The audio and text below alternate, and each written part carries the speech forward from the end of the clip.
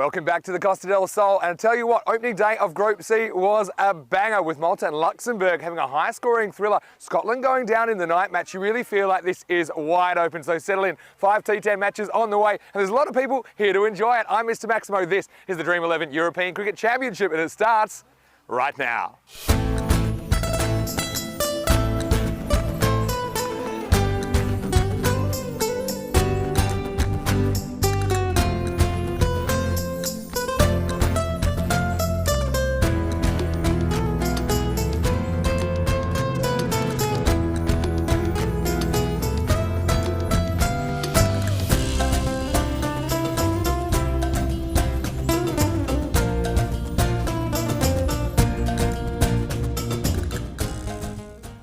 Good morning to you wherever you're watching from around the world. Buenos dias todos and bienvenidos a España. We are at the Costa del Sol.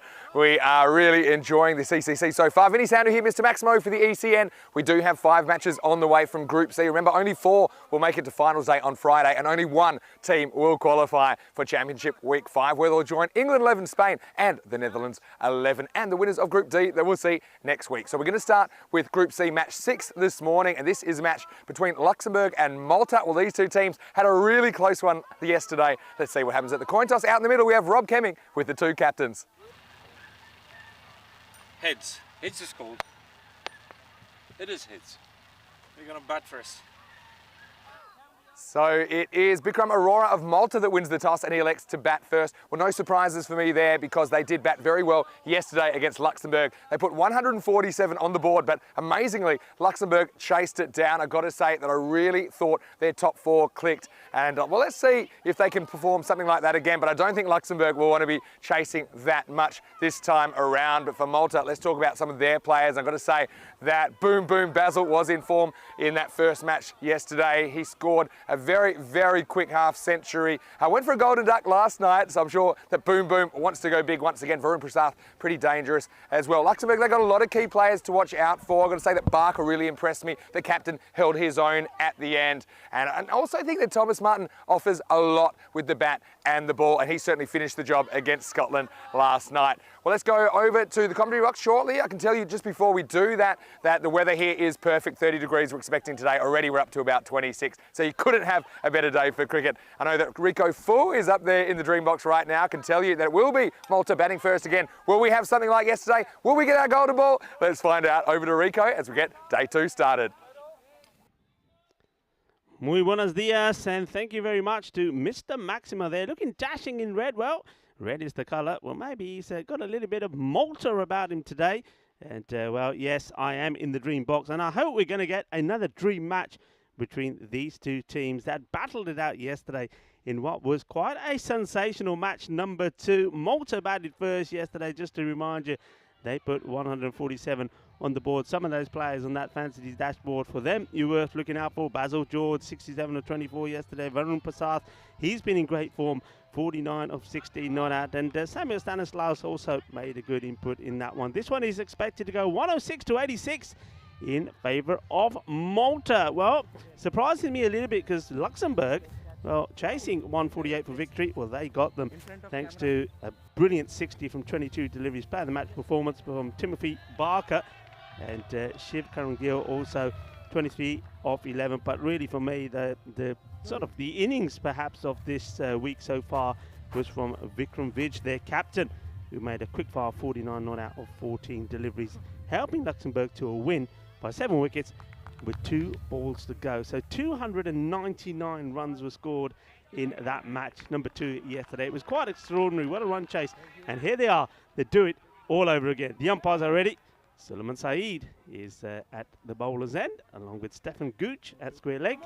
Patricia Constant, our partner, our official time partner, gives them the thumbs up, and we're ready to go. We're ready to rock once more. Good morning, everyone. Let's party. 5 matches coming your way, starting with this one. Luxembourg versus Malta. Malta having a bat. Starting with a wide, that's Dixit. He's bowling to Azim Sathi. Basil George at the non-strikers end. Basil George, I mentioned he's a great knock first time round, but got a golden duck in the second match against Belgium. But hey, what about that match? Malta, sorry, not against Belgium, against Scotland. What a match that was. Malta defeating Scotland. It was quite unbelievable. Swing and a miss. Well, somebody's liking it. Somebody's having a. I like it. I like it. I like it. Yeah, somebody likes it a lot. Has the first innings in mind. Has the first innings in mind. Have the first innings in mind, buddy. Slight change at the top of the order. You can see there, Azim Sathi didn't play yesterday, but he's been promoted up to the top of the order. And for the moment, well, he's got a bit of the jitters. Can't get battle to ball. Well, this time finds the edge, and well, he ends up almost stranded in the middle. If this hits, it would have been out.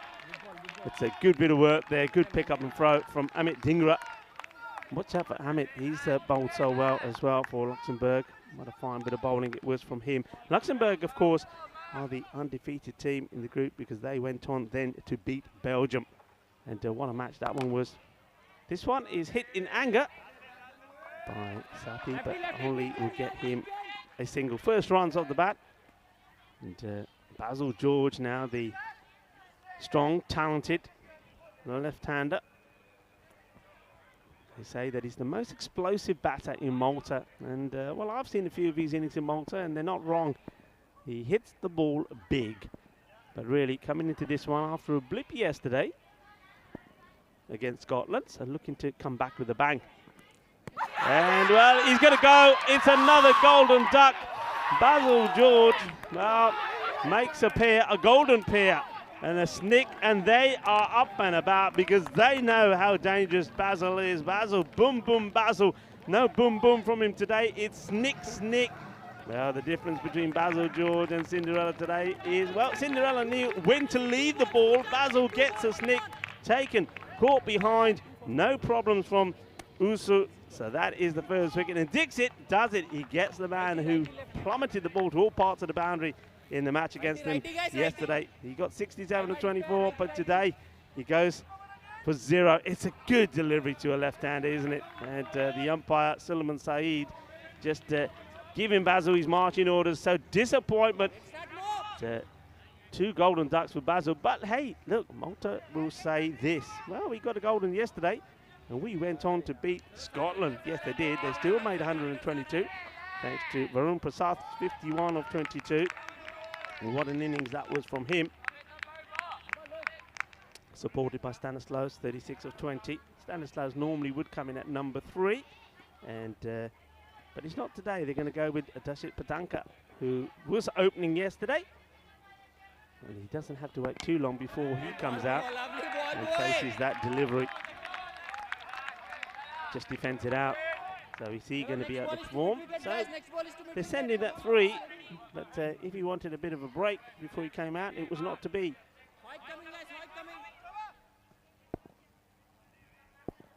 Good start from Dixit. This one he gets to swing away. And that will be the end of the over. What a cracking one it is. Just the 2 runs from it. 1 off the bat, 1 wide. And picks up the wicket of the dangerous Basil George. Good morning to everyone watching from Malta and also from Luxembourg. And Malta, Indigo Pereira, no doubt, has got his sides glued onto his screen, as well as John Grimmer and 1 or 2 others as well. Andy Nowdy will be watching as well. Let's have a quick look at some of the top stats here. Let's first focus on the Malta batters. Prasad, well, he scored 100 runs yesterday in the day. Fantastic from him. Basil George, 67. But that's just come off 1 knock. In the other 2, he's made 0. So Stanislaus on 56 as well. Across to the other end, Timothy Barker batted beautifully. But the captain, he was another man in great form. He was not out yesterday, 63. What an average that is from him. And Karen Gill is right up there as well. But one thing that both these teams didn't do is take a lot of wickets. Scored runs, but not take a lot of wickets. So that's one thing to bear in mind. That's probably why that was such a high-scoring, epic game yesterday. Well, this one swings a lot, but the umpire, Stefan Gooch, is saying no, this one is okay. The new bowler comes in. Yeah, it's a good delivery. I think that's spot on from Thomas Martin. Let the ball do the talking is what the talk is out there. And it is doing the talking at the moment. Both bowlers, Dixit and now Martin, getting it to swing around big this morning. This one probably will be called. Yeah, it just goes a little bit too wide this time. Yeah, I was talking about that match the Malta had against Scotland. Talked about the batting. They made 122 and then they restricted Scotland to 98. And it was Bilal Khan 2 for 10, Varun Prasad 2 for 17, and Justin Sharju 2 wickets, 2 runs. I mean, what a performance that was from Malta. Malta, that's a match that will go down in their history. Probably one of the biggest victories ever at international level. Huge swing from Azim. Just not there at the moment. He's been promoted up the order. I'm sure he's up there to give them a quick start. Not that Malta are missing big hitters, but at the moment, he's joining up the dots more than anything else. So feeling the pressure, gets the old Kleenex out and gives his forehead a little wipe. It is hot in the middle. It's going to be another warmer day here at Rico Full in the Dream Box. And now joining me, the one and only, the legendary, Mr. Maximo. Buenos dias. Buenos dias, Rico. As we see, little edge, one bouncer down to Amit Dhingra. He's been a good bowler in this series for Luxembourg. Yeah, good morning to everyone. And welcome back to Spain. This weather is amazing, I've got to say. Considering, I suppose this comes as autumn at the moment, or fall, depending on where you live in the world. This is pretty as a picture, isn't it? 30 degrees, we're expecting. Already we're up to around about mid-20s. Just happy to push this out and take the single. And, shy at the stumps, but I think he made himself home quite easily. At the moment, Sati, Vinny, he's out there to do a job, can't do it. All the runs that he's got so far being off the edge. Yeah, well, Sati, never easy coming in after sitting on the pine for a day. He's a player we have seen playing for Mudder Day in Malta domestically in European Cricket Series cricket. Nice to see him getting an opportunity at the top of the order, but considering the firepower they've got to come, even with that early loss of Boom Boom Basil, you've got Prasath in the shed. I think he's just going to try and navigate them through this power play. Time once again just places that to the man at third. Nice close cordon of players there in that sort of point, backward point area. 3 men just there for that particular shot. Mentioned about Malta, Luxembourg, remember, got their win against Malta. What a chase that was, chasing 148, getting to 152 with 2 balls to go, winning by 7 wickets. Then, well, said that Malta had a good win against Scotland. Luxembourg beat Belgium, and that was a fantastic match as well. Slightly over pitch, chance, and it just goes down, diving forward. Very difficult that for that is Jabberkill there, Elias Jabberkill. Diving forward, doesn't quite get it into the palms of his hands. I think the ball comes out, hits him in the chest as he rolls over. It's far away from us. I actually think that might be Oscar Whiteman there. He's a tall guy and comes in and does well to make it into a catch there, I think, Oscar. But does get grassed. So Malta, quite early doors, 7 for 1 after 2. Let's have a look at the state of play in Group C after yesterday's matches, and Luxembourg sitting pretty, the only team to take 2 wins out of opening day, Rico. Yeah, absolutely, and as I was saying, that victory against Belgium restricted Belgium, a very strong side, to 84 all out. They were all out the last ball, and then 86 for 3, winning with 7 balls to go, and that was all to do with the batting. I mean, great batting it was indeed from Thomas Martin. Came in at the end, hit the ball big, 18 of just 6 deliveries, and he took 2 wickets as well in that match. But it was actually Amit Dhingra who was the player of the match, though, for Luxembourg. He took 2 for 6, and I'm pretty sure that he's looking to do the same here again, as there he is. There's yesterday's player of the match against Belgium. In the action here, nice and early. He's a very clever bowler, very cunning, gets the ball to move around. He's going to love these conditions at the moment, the way this kookaburra is seaming around. No doubt about it. That away swing again, and both batters having a few difficulties here. I think I think you've called it. I mean, Malta have got a lot of strong batters here. These two have to decide, right, okay, let's get going. Yeah. If we're out, we're out. Let's stop chewing up these deliveries. Yeah, I think they're trying to. That's the thing. It's just some good bowling. Dingra's a bit of a third over specialist, isn't he? He's normally delivered a good last over of the power play. Firmly struck, but once again, cannot get it past the fielder. So this is where I think you have to be a little bit strategic if you are Malta, that you know you're behind in the game. Look, there's nothing to say we couldn't see a low-scoring thriller between these two teams. That's the beauty of ECN cricket. Yep. They both, what we saw, what was it, 299 runs at over 15 and over in yesterday's contest. Could be completely different today.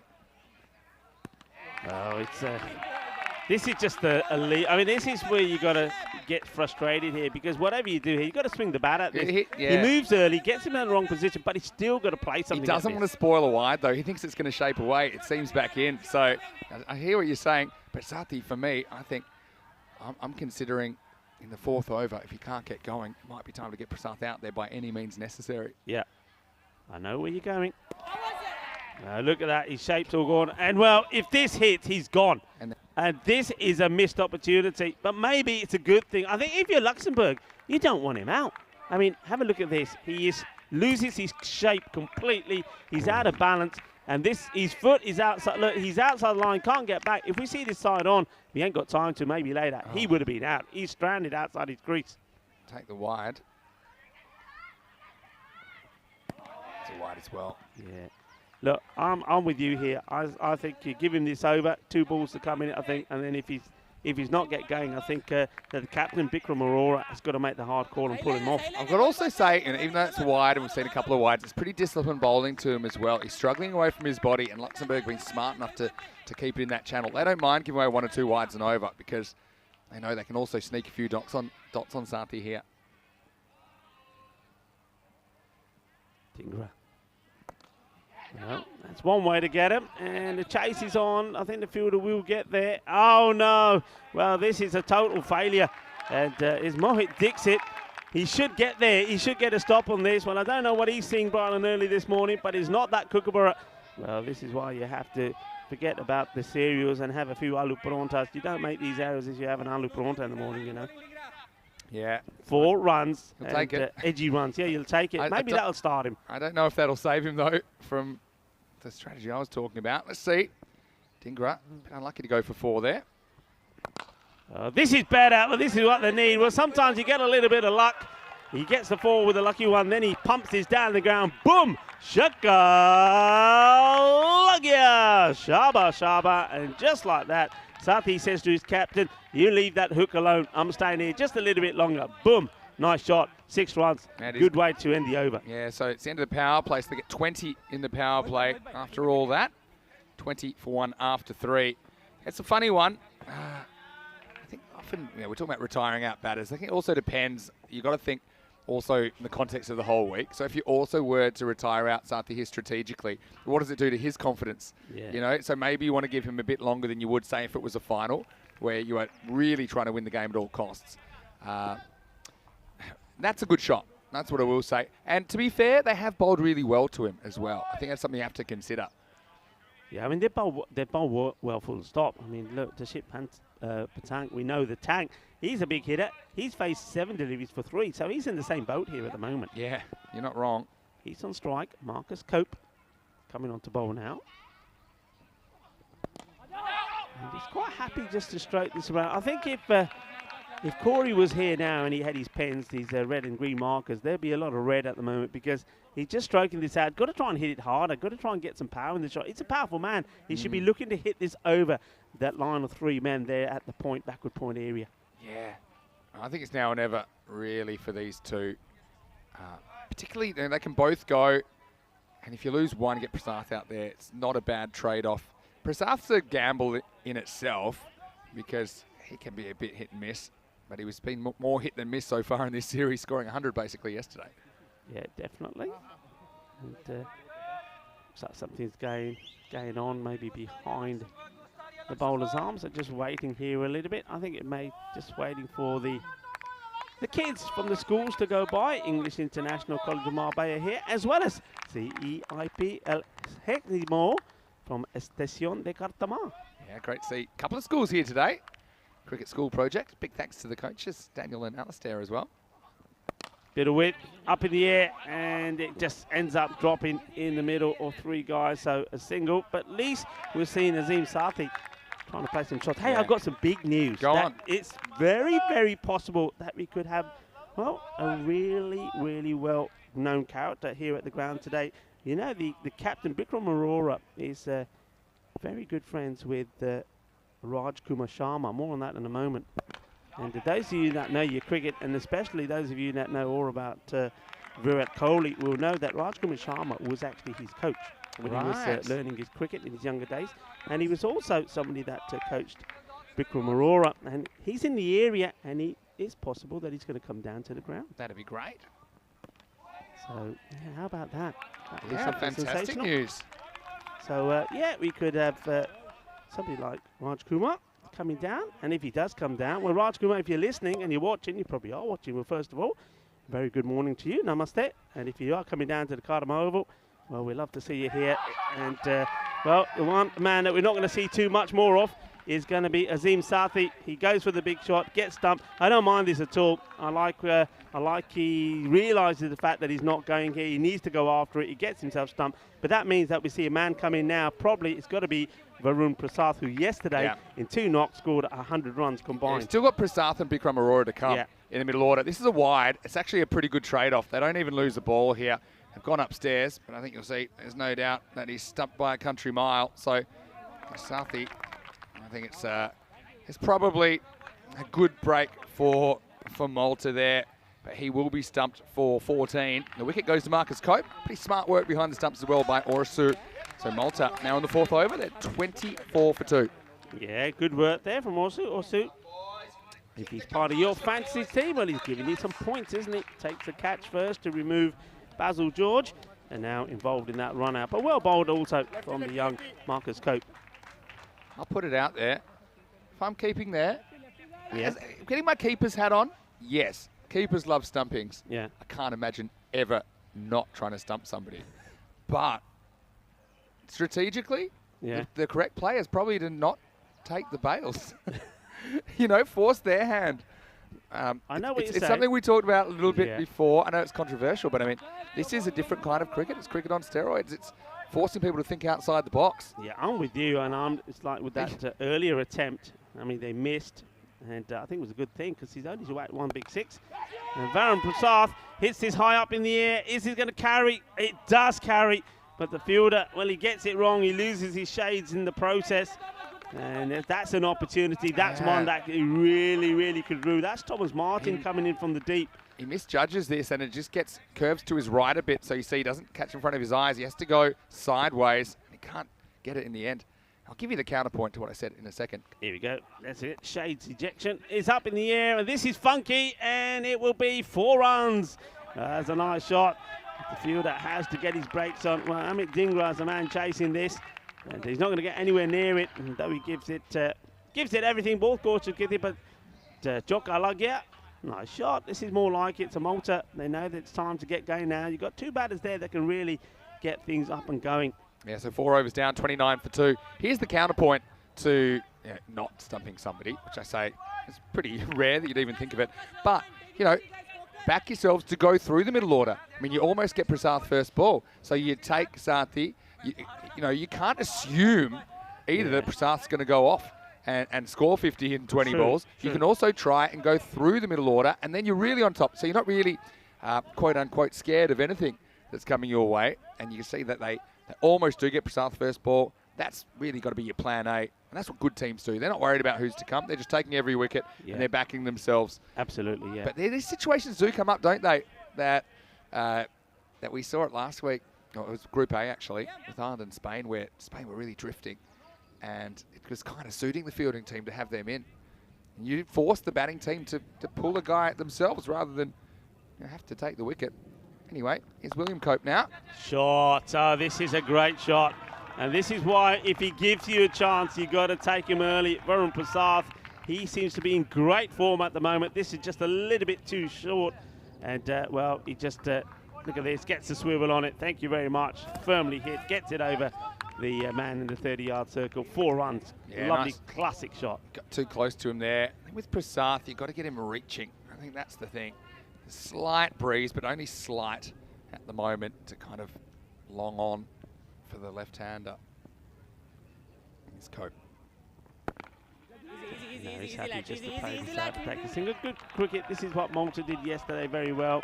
All their batters were prepared to come in and play these shots, and when the ball was there and the big shot wasn't on, take the single, keep the rotation going. The other thing is, I'm still trying to work out this Maltese batting order, and I think there's a bit of tinkering in here, and I think that's also smart to give people opportunities. Yeah. I just feel that you've got to get Aurora higher. That's probably what I'm gravitating back towards. This is hit well. Shouts to catch it. The case is, can you stop it? No, you can't. That's going to be 4 runs. I think that's the captain there, Vikram Vij, who's doing the chasing, trying to get to it, not able to. And not the best of deliveries here. It's wide, look, wide, full toss, outside the off. I think he goes for the slower delivery. but doesn't get the line right. And despite the efforts of the skipper there, Vidge, can't stop it. 4 more runs. So just starting to get the momentum going here now. Yeah.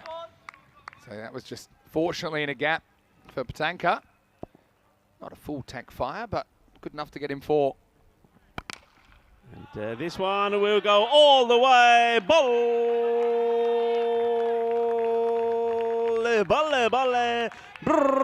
Shakalogyan. Just like that. This over is exactly what Malta needed. They needed something special. They needed something magical. And this over may go magical. Yeah. 15 from it so far. Now the tank does fire, doesn't he? Gets enough on this pull shot. Gets it out of the ground. Counter-attack coming now. The tank, he's used a lot of balls up here. He doesn't want it to be in vain. He'd love to get firing. Malta creeping towards that 10 and over run rate. Width. And gets an edge. It's going to be 4 more.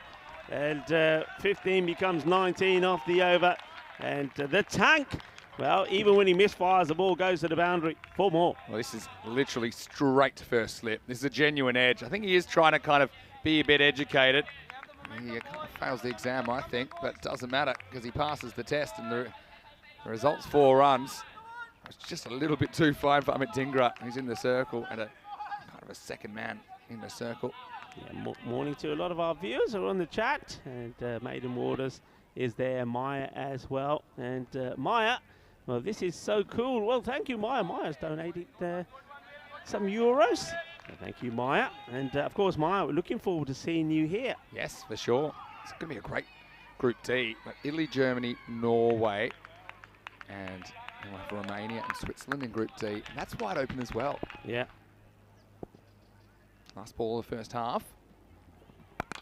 This is hit well, and I think it's going to stay hit. It does, and what an over this is for Malta. It goes magical. It goes for 26.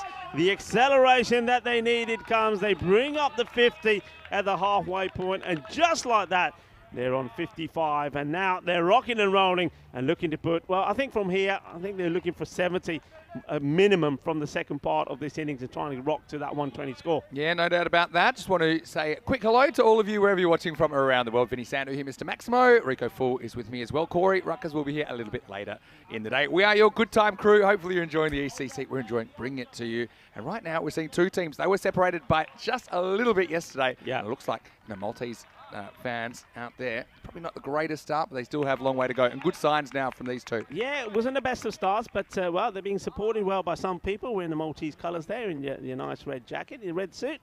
So, yeah. Well, sure. of course, ultimately, whoever wins this group, they'll join England 11, Spain and Netherlands 11 in week 5. That's when the top 5 teams come together. England 11, they qualified automatically by winning last year. In Spain, won Group A, Netherlands 11, Group B. Group C right now, there's 5 teams that can win it. Honestly, yeah. I think there's 5 teams that could win it, all 5 here. It's probably the most open group we've had so far. Here's Marcus Cope with his spin. Nicely bowled, tucks up Varun a little bit, but Varun, he plays that shot really well, doesn't he? Just quite happy to play this out. It's Vikram Vidge out on the mid-wicket boundary, does the fielding. So an opportunity now once more for the tank to, well, he's motoring now. Let's see if he can keep going. I'm just looking at the comment section. I'll come back to a few comments in a second, but a few hellos in there. First, let's see, Cope. Swings hard, work to do for the fielder, but he's not going to get there. And this is a nice looking shot. He knows that there's nobody really in that fine leg area. The closest man or the only man covering or patrolling that part of the ground is behind square on the boundary. And this is hit too fine, 4 runs. Yeah, and this is what you're hoping. You're hoping Petanka comes good after using up a few balls early, and that's exactly what's happening at the moment. They've still got insurance. I mean, they've got Stanislaus, Elos Matthew, and Bikram Arora, who's listed at 7. Yeah. You've got plenty of batting to come. Time to hit the go button, and that's what we're seeing. Marcus Cope changes the angle slightly. He does well, and the wicketkeeper not able to stop this. Well, this is a little bit too hot and spicy. Well, it's hot and spicy out there in the middle, and this one is one that's too hot for Osu to handle. So Anup Osu sees this go by, bounces over him. I think the bounce does him here. And it's 4 byes. It is literally the bounce, and it seems away a little bit as well. So the key here is he doesn't get his eyes behind the ball, so he's having to reach with his hands. When that bounces more than he thought, he just couldn't quite get the gloves in the right spot. His action going too fast, but I'll get to my hellos in a minute. First, let's see Cope to Petanka, who wants a piece of him. Rebecca places out, tries to get it past those two fielders, not able to. Nice stop, easy stop by Vig. All right. I want to say hello to Rahel Khan, who's watching from Sweden. I also want to say hello to Stephen Jones. I want to say hello to Maya. I think we already said hello to Maya. To Shrug as well. Asking if the England squad's been announced. I don't believe so. Not just yet, but keep an eye on the website. That's the place to go when it will be announced. To Maiden Waters watching. To Niraj Khanna from Malta. And Kate Holdsworth from the Netherlands saying it's been a long time since Rotterdam in April. Greetings from Amsterdam. Yes, Kate, hope you're well. And I bet you're excited that Netherlands 11 through to Championship Week. And, okay, Rebecca Lee, maybe my favourite comment I've seen so far. She said, after Vinny and Corey were talking about empanadas all last week, now she's making some in Perth, Western Australia. Wow, I tell you what, empanadas. This one has been smashed. Well, this one is out of here. Well, maybe there's been a few empanadas that Varun Prasad has been eating because he is smashing the ball everywhere. He's powered by empanadas, maybe. I know you're powered by empanadas as well. Yes, you're absolutely correct. And that was worth 6. Let's just say that is less than the amount of empanadas I had last night. Misses out on this one. Clever bowling. Good change of angles and line there from Marcus Cope. He's bowled well, the young man. Picks up 1 wicket and he goes for 21. You're set up for that. I know Corey, when Corey was talking to me the other day and we talked about, you know, what would you be happy with as the bowler going for? And he was saying if they go for less than 22, he's happy with it. Yeah, true. I'd say 20 is a round number, but yeah, you're not wrong. You can see there 21 for Cope. A bit unlucky at times. Has caused it 4 byes by doing too much with the ball, but you can't really hold him responsible for that. Yeah, just a little bit of a counter-attack, and I think that's good, considering Patanka in particular is a guy that had a sluggish start, couldn't get going in the power play, but he knows his role now. It's just to throw caution to the wind. I'd be interested to see who they put in next. Probably they go with Stanislaus next. I think they go with Bilal again. They seem to be giving Bilal whenever, like, the time is running out. I think Bilal is being sent out to just go and smack. Yeah, you can throw him in there and you don't lose anything if he gets out early. I still go back to one thing, that they can do that, and I can understand the reason for doing it, but they also do need to get 1 or 2 of those other batters out there to have a knock. Yeah, you're right. I think they've been quite strategic with their batting order here, Malta. And I think it's smart to be thinking about that at this stage of the tournament. Yeah. You know, like Sathi, open him up. Too right, yeah. He hasn't had a go yet. Bowling, buddy, it's not just about getting a go, to be fair. It's about getting a go because you never know who you might need in the final. So we saw that last week, even with the Netherlands, for example, losing some early wickets. But they had guys that had batted a significant amount of balls during the week, and that's important.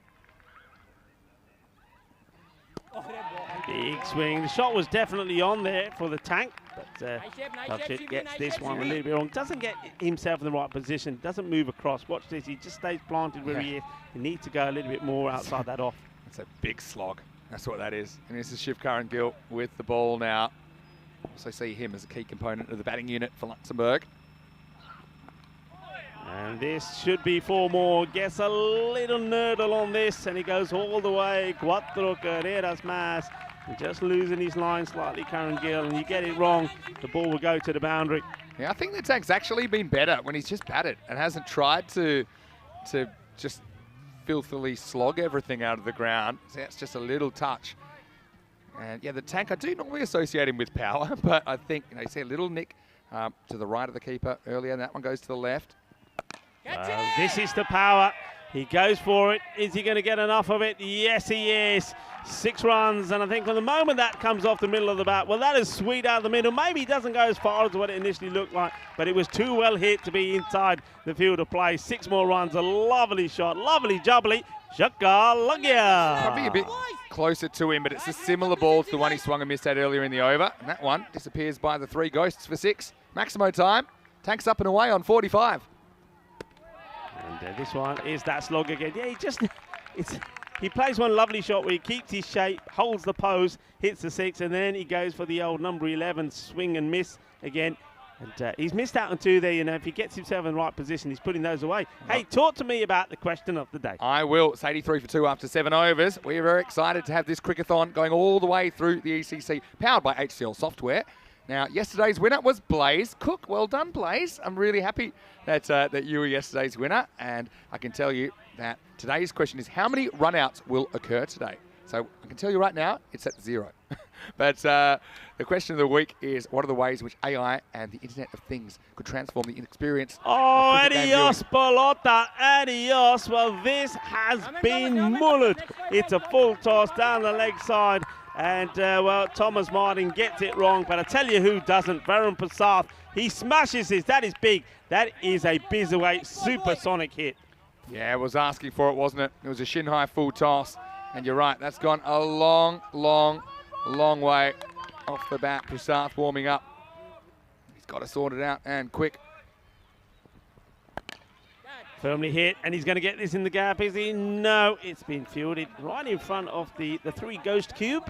Yeah, so I just have to mention with that Crickathon powered by HCL Software, it is free to register. Just go to crickathon.com, and if you answer the question of the week, if they like your answer, you could get an internship with HCL Software, a company that employs over 280,000 people. So if you want to be a sports scientist, maybe a software engineer, it's a good way to do it. This one's up in the air, and this goes all the way as well. Boom, shaka, logia, 6 carreras más, manos arriba, árbitro, porque eso es una 6. Qué grande, qué guay, qué genial. Cómo me gusta eso partido, cómo me gusta eso deporte. Cricket, tengo mucho amor por cricket. That was large, wasn't it? And so, yeah, the tank brings up his 50, and he brings it up off 23 balls, 4 sixes, 5 fours. He doesn't look like he's done yet. This one goes all the way as well. Bole. Well, that kookaburra is getting hungry, and it goes up the steps, and it's going to order itself a breakfast buddy, I think. Well, Thomas Martin, he's been taken to the cleaners here at the moment. And that's a beautiful shot, and that was executed brilliantly. And he is a different player when he's timing and striking the ball to when he's trying to hit the ball with brute force. What a knock. Mohd bataya apne darche patanka nu apni half century banali puri kar li, and the 100 also on the board here now for Malta. 1 or 2 for 2. This one's in the same area again, but this time it's a good shot played. There's a better delivery from Martin, but there is a fielder there who's able to stop this. So, gets the single, but it's not going to be over for Martin, because I'm sure that Varun Prasad is going to be trying to look for a boundary here as well. Got to get his line right here now to the left-hander. Left and right combination. It does work. This partnership is worth 79. This time it's Varun Prasad who loses his shape and allows Martin to finish the over with a dot ball. He goes for 25 in his spell, and the score is 103 for 2 at the end of 8 overs. Yeah, so the tank, what a good comeback it's been. And this is what you're hoping. You're hoping that someone that kind of uses up a few balls early, maybe doesn't hit as many of the big shots as you're hoping for.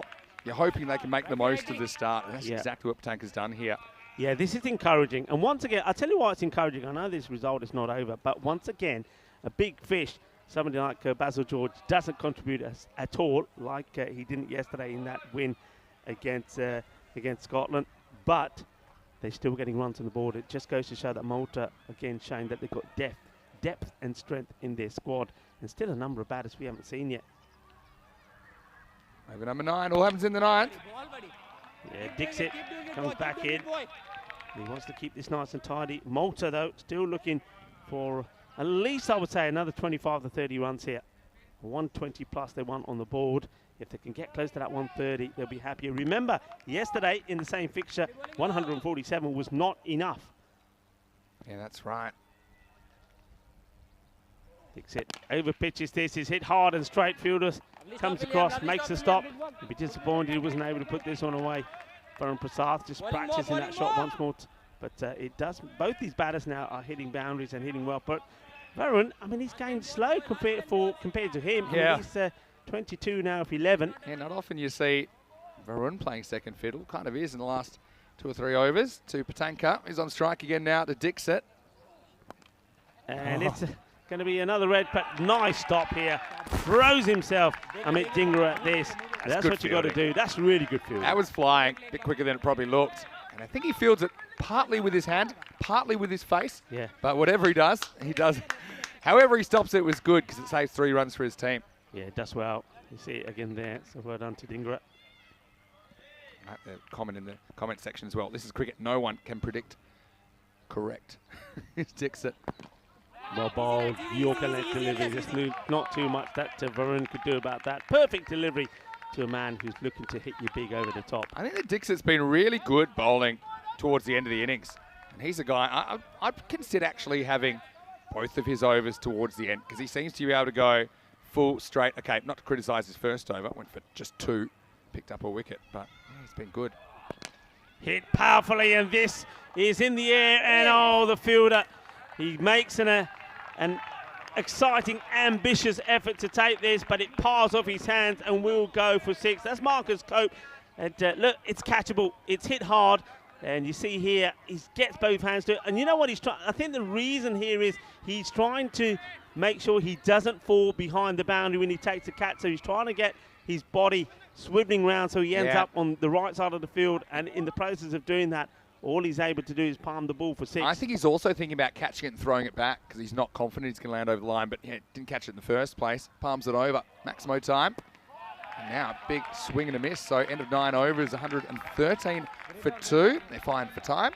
So there'll be no penalties regarding that. And yeah, Malta, 113. More or less, I think, what's the past score? I know that we'll probably get some information shortly, but around about 115 seems to be par. They should get a few more than that. Still, 147 wasn't safe yesterday. I think a lot will come down to how Malta bowl. And we know they blew that 147 yesterday. Last night they had 120 or something against Scotland. It looks like they might blow that too. Yeah. But Justin Sharjah bowled really well. I think Prasath as well. He bowled in the second game last night. He didn't bowl against Luxembourg yesterday. I'm sure we'll see him. Yeah, Prasath was the man of the player of the match in that one with that 51 of 22 and those 2 wickets. Well bowled bowled cleverly. Well bowled by Dixit. Went for that 6 that could have been out.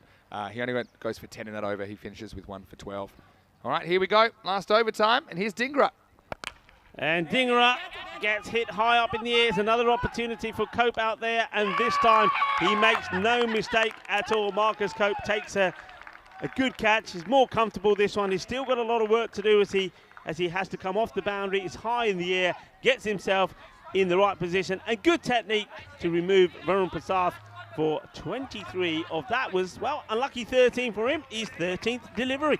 Yeah, well, it'll do. And Prasath, again, it's not a bad innings at all, is it? But he didn't have to do too much because Patanka fired. This is much more regulation chance for Marcus Cope. Makes good position. And I think he's a very good fielder. He's been tested. He's had some real tough ones to deal with in this series so far. But Prasath, pretty good contribution for him as well. I think he came to the crease at a pretty good time. 23 off 13. It's nothing to be sneezed at. Just 2 Maximos and a 4 in there. As he departs, 5 balls remaining, 113 for 3. Yeah, he's played his part in this, but now I think an important 5 balls come in. They do go with Bilal Khan to come out next. I sort of can understand that now with 5 balls to go.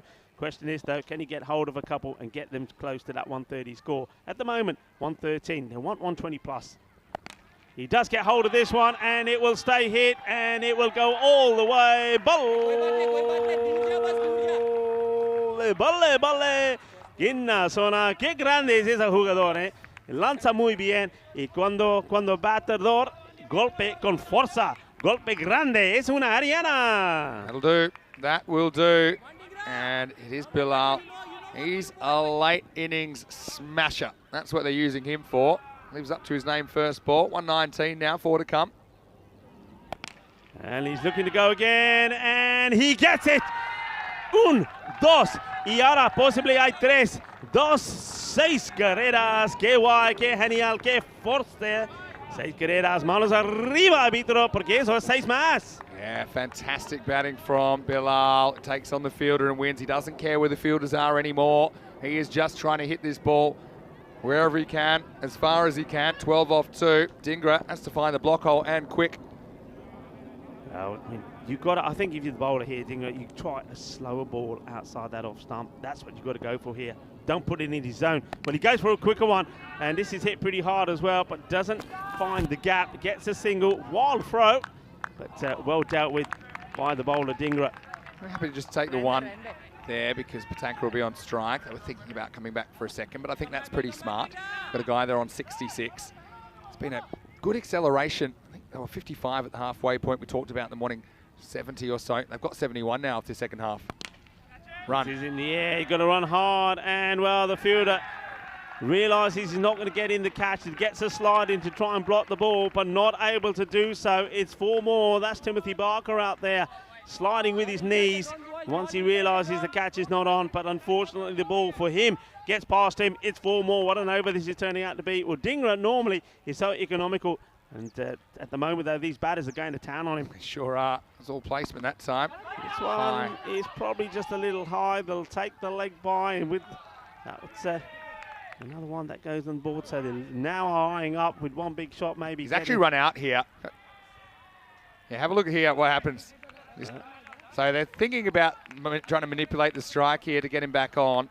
But actually what happens is Patanka comes back looking for a second to try and work out how he might be able to come back. And it just didn't work. I actually took my eyes off it like everyone else. But Luxembourg said, okay, we're going to run you out. It's the last ball of the innings, that's why, yeah. They do complete one. So, yeah, it's not really a huge deal. I think you're exactly right. I think Patanka will be run out for 71. So it'll be 131 for 4. But what a good recovery. I mean, they were 29 off 4, remember? Well, Rico is ready to go. Of course, I'm busy trying to get ready for the broadcast, but Rico likes to do a little bit of a dance just to get himself ready. Well, I'll tell you what, Luxembourg, they were ready. They came out firing, didn't they? And the first thing they had to do was get Boom Boom Basil out of the way, and they did that very first ball. Dixit with the big pole, and then it was Azim Sathi and Patanka, the tank. They had to try and go about it, but they didn't have a great power play, did they? Just 20 off the first 3. In fact, the run rate after 4 overs was just 7.25. But then they went crazy. 102 coming off the last 6 at 17 and over. And that's where they really made hay, Malta. When they lost Sathi, you felt it might not be a bad thing because Prasath came out there. He had a bit of a shaky start, but ultimately that partnership between Patanka and Prasath really was the foundation of this reasonably big score of 131 off their 10 overs. Yeah, that was a partnership that was so crucial, wasn't it? Those two out there in the middle, and it was Varun Prasath and Dashit Patanka. I think they'll be happy as well that Patanka has finally got going. The tank, we know he's a big hitter in Malta, and he scores loads of runs, and we saw just why he is such an explosive and destructive batter. That partnership was worth 89, and it certainly got Malta up and running after, as you said, Vinny, a very slow start, only 20 in the power play. But they had their chances, didn't they? They could have got Prasath out of his very first ball. It was Martin Thomas that wasn't able to take the catch. But Dingra, well, he was throwing himself around to try and stop the rot. Dixit, he bowled really well. And even though that one goes down, that over 10 came off it, but he bowled very, very well. His 2 overs, just 12 runs from it. So he was the star. The other man who's been pretty good for them has been Dingra. But Dingra, as we saw the wicket here, was a good catch taken to get rid of Varun Prasath. But then comes in Bilal. And Bilal Khan, we know him for his bowling, but we also know that he can hit the ball pretty hard. He can give it a whack, can't he? And there was some lovely jubbly hitting from him. A couple of 6s, first 2 balls he smashes for 6, and he gets his team to that 130 score that they were eyeing up. So very, very good recovery. If we have a look at the splits there, you can see that they've gone from 130, they've scored 131. It was 55 at the halfway point, so 55 in the first 5 and 76 in the second. A very, very good comeback there from Malta, just when they were struggling a little. Talk about struggles, you have a look at that batting order. Azim Sathi, he used 12 deliveries to get to 14, but he'd be far better for going out there and having a go, so he's going to be better next time we see him. Basil George, well, after scoring a magnificent knock the other day where, well, there was just no way of getting him out, was there? George was on fire with 67 of 24 against Luxembourg in this fixture yesterday, but he wasn't able to get going. He goes for another golden duck, so 2 goldens he's had on the spin, but it was all about the tank. Dashit Patanka, 70 off 31. What a good knock it was from him. He was run out of the very last ball in the innings. Varun Prasath, he played his part in that 89-run partnership with the tank. And then Bilal Khan, well, he comes out and fires a quick fire 13 to get that score over the 130 mark. 131 for 4. But one thing I will say is that they're still below what they got yesterday, and Luxembourg got them. Have a look at the bowling there. Dixit, I think, pick of the bowlers by far. Some good bowling, the good first over from Amit Dhingra, but they went after him in the second, didn't they? And we saw that Shivkaran Gill, surprised he didn't get another one, just went for 12 in his one. William Cope, though, and Malta liked his bowling yesterday, and they liked it here again today. Marcus Cope, the young bowler, he bowled very well as well, just conceding 21 runs and picking up that one wicket. So at the mid-match summary of the first match here on day 2 of Group C, you can see that it is Malta who have got the runs on the board, and they're hoping this time around to be able to defend that and try to restrict Luxembourg to a score less than 131. Well, if it is 131, 131, we may get that golden ball that we've been waiting for a while. Well, mate, that would be quite sensational. It almost happened in the match yesterday, but it was Luxembourg that were able to chase down the 148 they needed with 2 balls to go yesterday. It was quite an amazing match. This one, I get the feeling, is also going to be quite amazing. But who's going to win it, Malta or Luxembourg? Well, let me know what you think. But for the moment, it's time for me to say adieu just for a moment. We'll be back in 10 minutes' time with Mr. Maximo Vinny Sandhu. You're watching the Dream11 European Cricket Championship, and this match will resume in 10 minutes' time. Volvemos en 10 minutos.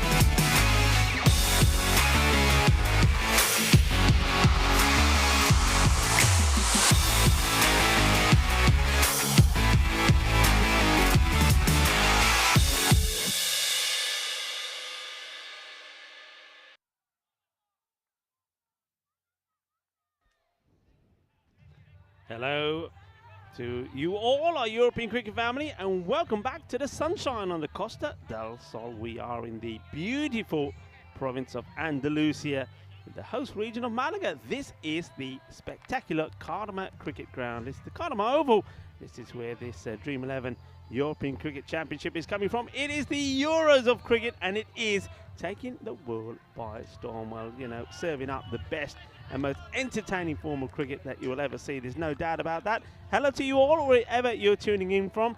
Namaste, salam alaikum, sasri akal, aibawan to everyone that's watching via fan code in the sub-Indian continent. Hope you're having a lovely day, and I hope a lot of you out there that are celebrating Navratri are having a very good time as well, and happy celebrations to you. Happy Navratri celebrations. And well, which one of these two teams will be celebrating after this match? Malta. They've had a bat, and they put good runs on the board, 131 to 132 required by Luxembourg. Their openers, Timothy Barker to face the first. William Hope is at the non-striker's end. And the first man that they've got to deal with is Bilal Khan. Bilal Khan, he came out there and smashed a quick fire 13, hitting 2 huge sixes. And gets the 1 single off the 3 balls that he faced to get his team to this score. Now he wants to be the one to try and pick up some early wickets. Give them the perfect start. In he comes. Starts with a short one, and this has been absolutely clubbed. Well, that is a smashing shot, and that goes into the killer python zone off the ground. That is big, and that is how you start a match. Well, this is a Bizaway Super 6. Well, watch out to those killer pythons out there, because I think it's a Kookaburra that's after you. That is a big shot. Well, what a start. And Bilal, who normally likes to get his Yorkers going early, goes for the surprise short ball, and it gets pumped out of here. What's his reply going to be? What a shot that is from Timothy Barker. Well, he had a good time against Malta yesterday. And that's a better delivery, good reply from Bilal. What Bilal will be looking to do here is get that early swing that we saw that Dixon and also Thomas Martin, as well as Amit Dhingra in the power play for Luxembourg. They were getting the ball to seam around a fair bit. So that's what Bilal will want. If he gets it right, he's got a really lethal, devastating Yorker. Very good morning to a lot of our viewers that are on our chat as well. So I hope you're going to enjoy a nice long day of cricket entertainment with us here today. Out there in the middle, around about 26, 27 degrees now, but will be the highs of 30. And very little breeze to talk about for the time being. I mean, the breeze was key yesterday for the players. At the moment, it's hot in the middle. And, William Cope gets himself off the mark straight away. Nice little shot, gets his foot to the ball. And gives the strike back to Timothy. Timothy yesterday in this fixture, he was the player of the match with 60 of 22 deliveries. It was an outstanding knock. I mean, it could have been either. It could have been him. It could have been Vikram Vij, their captain as well, who was the man who saw them home. 49 not out of 14. It was a great knock from both of those men. Bilal, good delivery. And that's one thing, that's the key for me about the play here of Barker. Well, they're taking him on here, and he gets the dive in, and he needs the dive to get himself home. And William Cope and Barker running hard. It's a very good 2, actually. Not too many teams would have taken 2 here. And you say, Varun, maybe a little bit sluggish perhaps in getting there, but they needed a dive to get in. Yeah, what I was talking about Barker's batting is his foot movement. He moves so quickly, and just watch. He knows what Bilal is trying to do with the ball. He knows about that the lethal swing that he can get. So he's trying to get to that ball before that swing comes into play. He's very quick on his feet. This time, he allows this one to go wide. This is full, straight outside the off. Gets it in the right areas as well. So a good dot ball there from Khan. Now he would look to do the same again and finish his over. Well, better still, maybe pick up a wicket, because Timothy Barker will be a prize scalp. Shot down the ground, and adios pelota, that goes all the way. Bowling vole, vole, vole. Manos arriba, árbitro, porque eso es 6 carreras. Bilal goes for 16 of his first. Once again, it's all about getting yourself in perfect position. And does that and then executes it perfectly. Big shot, 6 runs. And it's a good start from Luxembourg. 16 off the first over. Right where they need to be. 103 matches without a golden ball. That's the way it stands at the moment. Well, we, your good time crew, Rico Fool, Vinny Sander and Corey Ruckers, we're sure we're going to get one. We've never had a golden ball. That's when the scores are tied. We've never had a golden ball in a European Cricket Championship. And we're pretty certain we're going to get one this time round. Well, let's wait and see when it happens. And speaking of Vinny Sander, he comes into the dream box here once more. Vinny, you were having a good time with the kids there. I was. There's a lot of kids here. A lot of niños. they're very enthusiastic. We'll see them, I'm sure. We're just organising them for the toss for the next game. Yep. Just give a few instructions. They are having a great time. You know what's beautiful about the cricket school project today is we've got the English International College Marbella, so they're predominantly English-speaking kids, speak a little bit of Spanish. And then you've got the Colegio El Sexmo from Cartama, and they are predominantly, well, pretty much exclusively Spanish, ethnically Spanish kids who speak very little English. And so it's just like communicating was a little bit of a challenge, but it's certainly improving my Spanish. Your Spanish is getting better, especially when it comes to food talk. That is true. Ask the question and he's gone. He doesn't hang around. And William Cope does go, and well done to Wasim Abbas. And Wasim, he knows that he was under a bit of pressure. I know there was a lot of talk about his bowling yesterday. He was bowling a lot of runs. But we know that he's a top campaigner for Malta. And we're just having a chat with the captain this morning, Bikram Arora, and he said, he's had a word with a lot of his bowlers, including Abbas, and just saying, maybe not focus so much on the pace, but concentrate more on the line, maybe keeping the pace off. But he's got it right here today, hasn't he, so far this morning? The first 2 balls have been absolutely corkers, and the second one was too hot to handle for William Cope. He has to depart. He's got to go. Cope just for 1, so he'll be disappointed, I think. Oh, look, it's not the best ball, is it, from Wasim Abbas? 9 times out of 10, you probably swing and miss at that, but that's the one he gets a little feather. And credit to Cope, he walks. He knew he had a little bit of a snick on that. So 16 for 1 in the second over. Abbas breaks through. Yeah, well done to Abbas. He was in the wars a little bit yesterday, wasn't he? I think in both matches he played against Luxembourg and then also that one against Scotland. The batters did seem to like his bowling. So he's got a point to prove here today, the national team player. That's good areas as well from him. He's just focusing more, you can see, on outside the off stump rather than attacking the stumps, which means that he's eliminating some of the shots that were being played of him yesterday. So good, tidy start from him so far. Yeah, I see that Araful in the comment section talking about maybe Malta had a bit of a slow start with the bat because of some moisture, but you've got to remember that we are starting pretty much in the middle of the day, so it's not quite like when we were here last year where the dew was a factor. I think we started 11:30 local time, so I just put it down to the fact it was pretty good bowling and slightly lackluster stroke making, I suppose, from the top order of Malta earlier today. Yeah, the bowling was good, and they were getting the ball to swing around a lot as well, so it just took them a while as Abbas comes back in again. And this is a wild swing, this time from Timothy Barker. It's not a shot that used to him playing. Normally he would be getting his feet involved in this, but he doesn't. I think this is all about leaving that the man at long on inside the circle, so he's more mid-on. So you can see that Barker's thinking, well, if I make connection, it's going over him. But misses out on that one. Would he try again? And he does, and it's the same result. It's another swing and a miss. So Abbas here, a cracking over from him first up. Ball to go in it, just the 1 run and the 1 wicket. And this is exactly what Malta needed after the first one from Bilal. Goes for 16. This is why I think Abbas is good with the new ball and should maybe bowl out early, because I think he can get it to do a little bit and you can get away with not bowling Yorkers here most of the time. And that was a pretty good one to Barker. Barker's not going to miss out on this one. 3rd time lucky, and this one is another one that goes into the killer Python Park off the ground. It's a big hit. And at the moment, it's the Kookaburra that's doing all the damage out there. This is another one that the ground staff had to try and get. So he doesn't finish the over well. It goes for a boundary. Disappointment, really, for for Malta, because if that ends up being a tidy one, they're right on top of this game. But it goes for a biggie. It's 23 for 1 after 2. Yeah, Mar. That one was embedded in the side of the hill.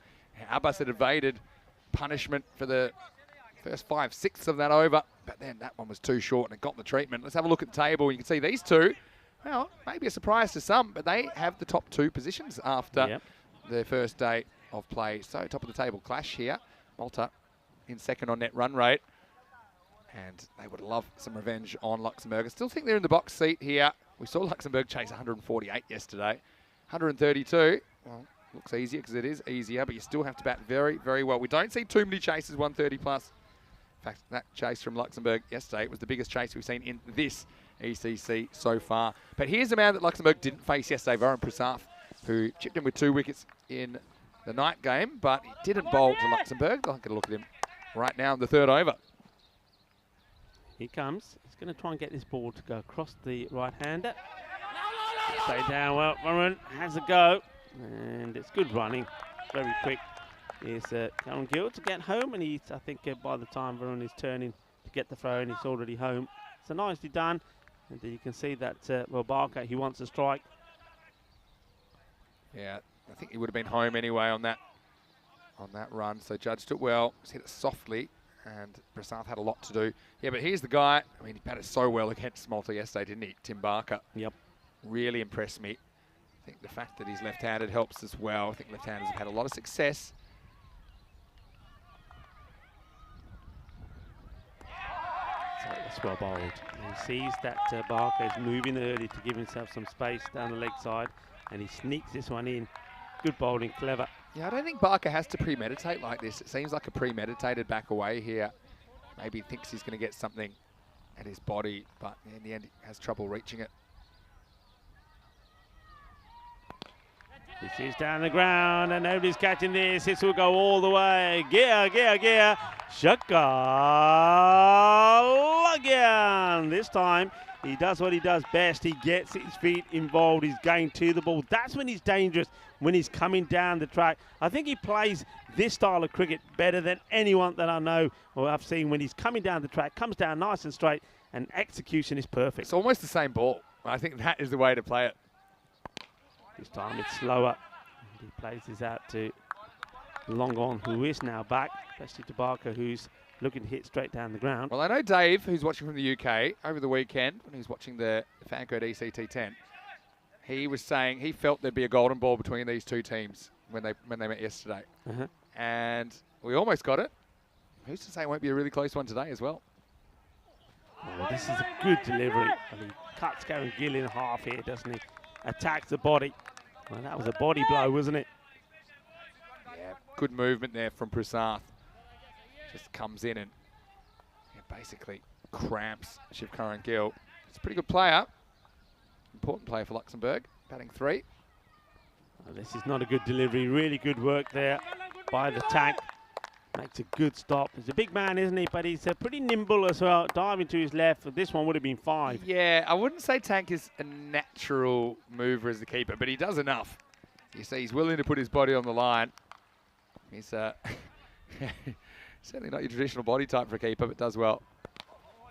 Cut shot played, but there's a sweeper out there. Yeah, that's the reason why they're leaving mid-on inside the circle, long on back, and they've got that sweeper out on the offside. So that's not a bad over at all. It goes for 10, and the score moves to 33 for 1 at the end of power play. So they're, at this point, they're 13 ahead of where Malta were. So they'll be pretty satisfied with that at the moment. They know that one big over gets them right back in the driving seat, though. Yeah, they might have won the power play, but I mean, they're behind as far as what they need. They're 13 and over, they're going 11 and over. Just have a look at Malta, the way that they really took off with an over of 26. That was William Cope's over in the 5th, where they hit 2 6s and 3 4s in that over. From then they never really slowed down.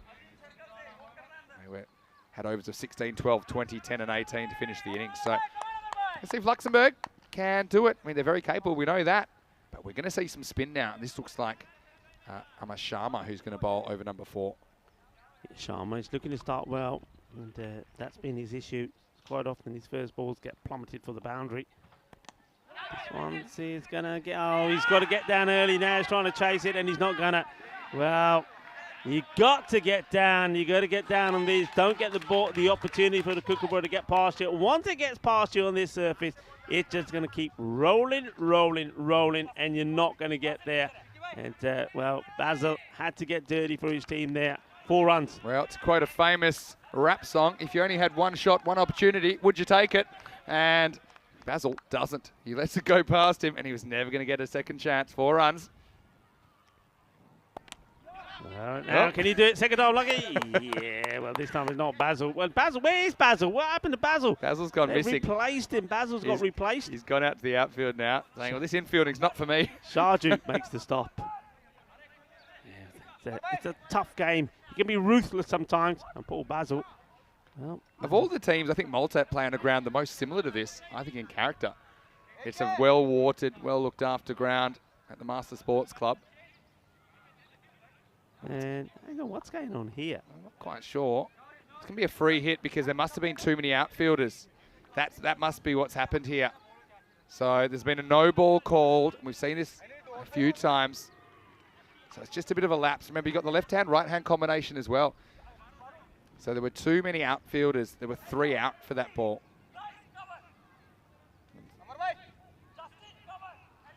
Yeah, so actually, hold on. We're in the power play, so it can't be that. Must be 6 outfielders. Yeah, there must be. Yeah, yeah. I'm just wondering whether when they moved Basil out, yeah, they forgot to bring somebody in from somewhere. I think that's what happened. So we've got a free hit coming up. And it's going to be Barker. The man you probably want on strike for it. Barker hits it up in the air and he gets it over, not only over the inner circle, but it goes all the way. That's quite a remarkable shot, really, because he hardly gets any power into this, you'd think. You think he's just trying to loft it over that infield, but look at that, from how wide that was to get enough power on this. That goes all the way over extra cover for 6. That's an amazing hit. It's a really good shot. You can see at Luxembourg, they're pumped. Way to cash in the freebie.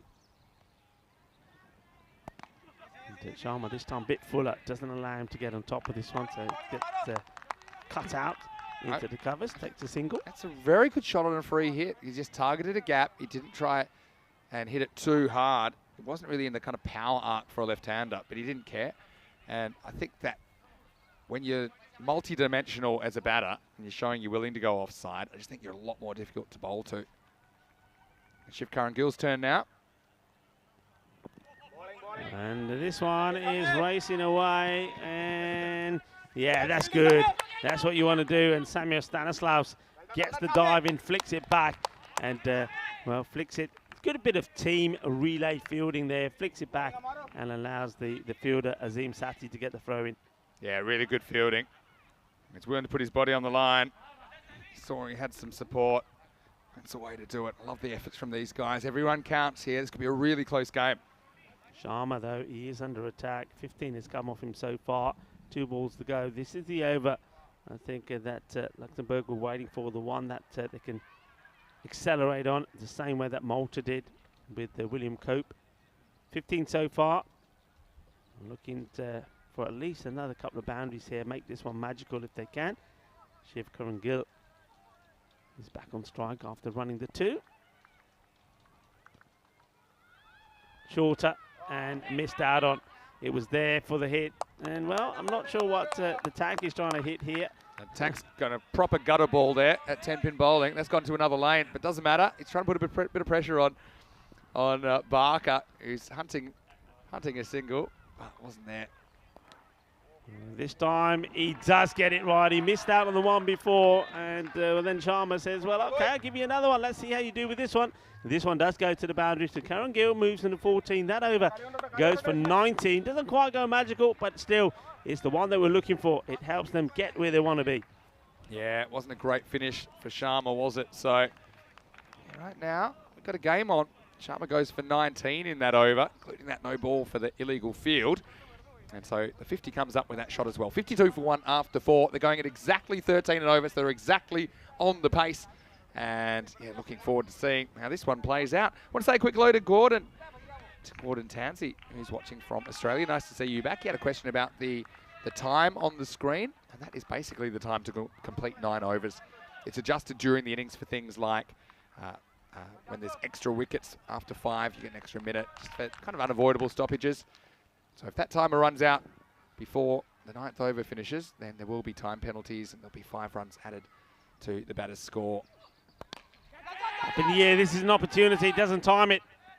And the catch has been really well taken.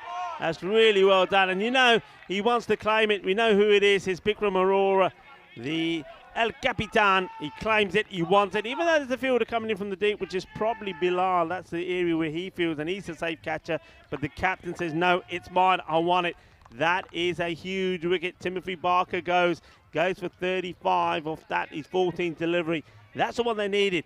But, well, they also know that it's probably going to be the captain, I would guess, here now. Vikram Vij, that's going to come in now. He's been pretty useful as well. I don't think he was out yesterday, Vikram Vij.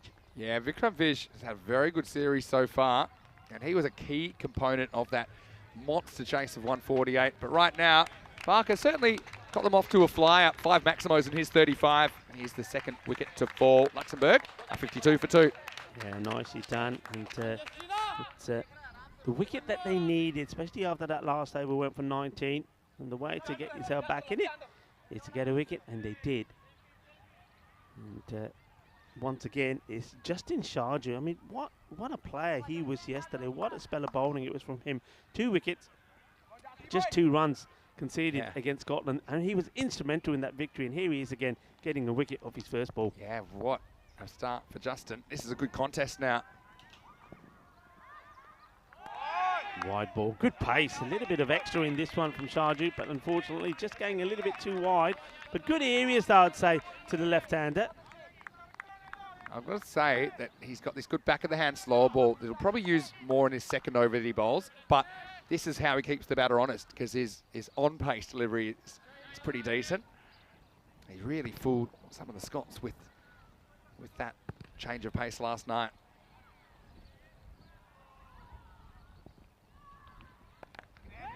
Hangs out the bat to this. He says no to the non-striker. Well, Gill wanted it, and he would have got there, but I think Vij is probably thinking, I'm on the back foot here. I don't think I'm going to recover quick enough to get to the other end safely. Turns it down. A question from Mike in the comment section. Has any team ever lost due to time penalty? Well, it's hard to say they've lost due to it, but it certainly has been enforced and has been an influence in some games. But I mean, all the teams know the situation. It's very important we stay on time. This is well bowled, and Vikram Vij at the moment, he seems to be quite content to, well, let this one go by. The ball before, he didn't want to take the single. Sharju is making things happen again. Yeah, starts a long way outside his leg stick, doesn't he? He's got a real back and across. Yeah. It's a bit of a Simon Caddick or David Boone type. Big, just call it a trigger movement, I suppose. But he does end up more or less in an orthodox position. Yeah, look where he is now. Just keep an eye on the movement here now. Watch for it. There he goes. Then he gets that little shuffle across. And he gets lucky here. He's going to get 4 runs for this. I'm not sure this is exactly what he played for. And I think when he hits this, he's in a bit of panic mode. But he gets 4 runs. It's lucky he gets enough on this, because this is one where he doesn't really go across as far in front of his stumps. It's a little teasing edge. 4 runs. Luxembourg important. They keep up the pace through these middle overs, because if that run rate climbs, or the run rate required climbs past 16, 17, it gets really tough to peg it back. Vij probably the least convincing shot he's played this week, actually, but it will get him 4. Yeah, it's, I think he thought he was in trouble when he played it, but he gets away with it. Sharju. Oh, that's a beauty. What a peach. What a seed this is. Well bowled. And well, Vij doesn't look at the moment like a batter that troubled so many teams yesterday. It's a good seed, though, really. I mean, I think it hits the seam and leaves the left-hander. So, Sharju getting the better of this contest so far. And I called it a big contest, didn't I? It's a form batter, form bowler, going head-to-head with the game in the balance. Last ball of this over. Can Vij get one back on Justin? He goes fishing again. And Justin, he's got the upper hand here. He knows what Vij is doing, getting the ball in the right areas. What a fantastic over this is again. And we saw the over before go for 19. What did the captain, Bikram Arora, wanted? Well, he ordered a good one, and he gets one. Yeah, no doubt about it. Anyway, I want to say a big hello to all of you, wherever you're watching from around the world. I know we're on many, many international broadcasters. This is the Euros of cricket with 21 nations involved. There'll be only one winner. I mean, we still have 5 teams to see. Actually, 6 if you include the England 11, who are reigning champions. And so, you know, kind of pretty much hitting the midpoint of this tournament. What an exciting couple of weeks we've had already. It's been absolutely sensational. Just to remind people that Spain were the winners of Group A. Then last week it was the Netherlands. They were untouchable, weren't they? Yeah. They were on form. So looking forward, I mean, already England, Spain and Netherlands, they're there in Championship Week. Who's going to be qualifying from this group? And then we've got such an exciting group coming up next week as well. It's only going to get hotter and hotter out there in the middle, no doubt, as we get ready for over number 6. And it's Prasath who gets drilled. And this was catchable height, but it was in the gap. So right now you see Shiv Karan Gill, a bit more responsibility on him, I think. And well done, Oris. I think she got a pretty good shot of that because that zinged past her into the fence and 4 runs to start the over. Yeah, she certainly did. In the firing line again, Diana Oris, the ECM photographer, putting some great shots out there for us all to see on the social media. And 1 or 2 videos as well. So a good hit. That was hit hard. And now they're trying to just plug that gap. Another man comes into that little cordon. So cordon of 3 now. In that area, so he goes to leg side. Not the best delivery here for Rune. I think he's got to decide what his line is going to be here at Prasath. Either he does angle it across the right-handers and gets the batter to be playing that shot outside the off, or he decides he's going to attack the stumps, to which he needs a different field. Yeah, you're not wrong there. Now, looks like he's trying to stack the offside here. That tells me that Tavic, he's wanting to go that wide hole kind of line. We've only got 3 fielders on the leg side. They're all on the boundary. There's absolutely no fine leg. Be tempted to get a bit funky here and go the deflection. It's too wide. And does go for it. Draws himself back. I think this is the case of where probably Bikram Arora has said to Varun, look, you know what Vikram is trying to do, so just try and keep that ball just inside that guy for the wide, but he goes too wide. Getting a fair bit of movement as well is Prasath. Yeah, but you can see his plan here. Doesn't want to get too straight.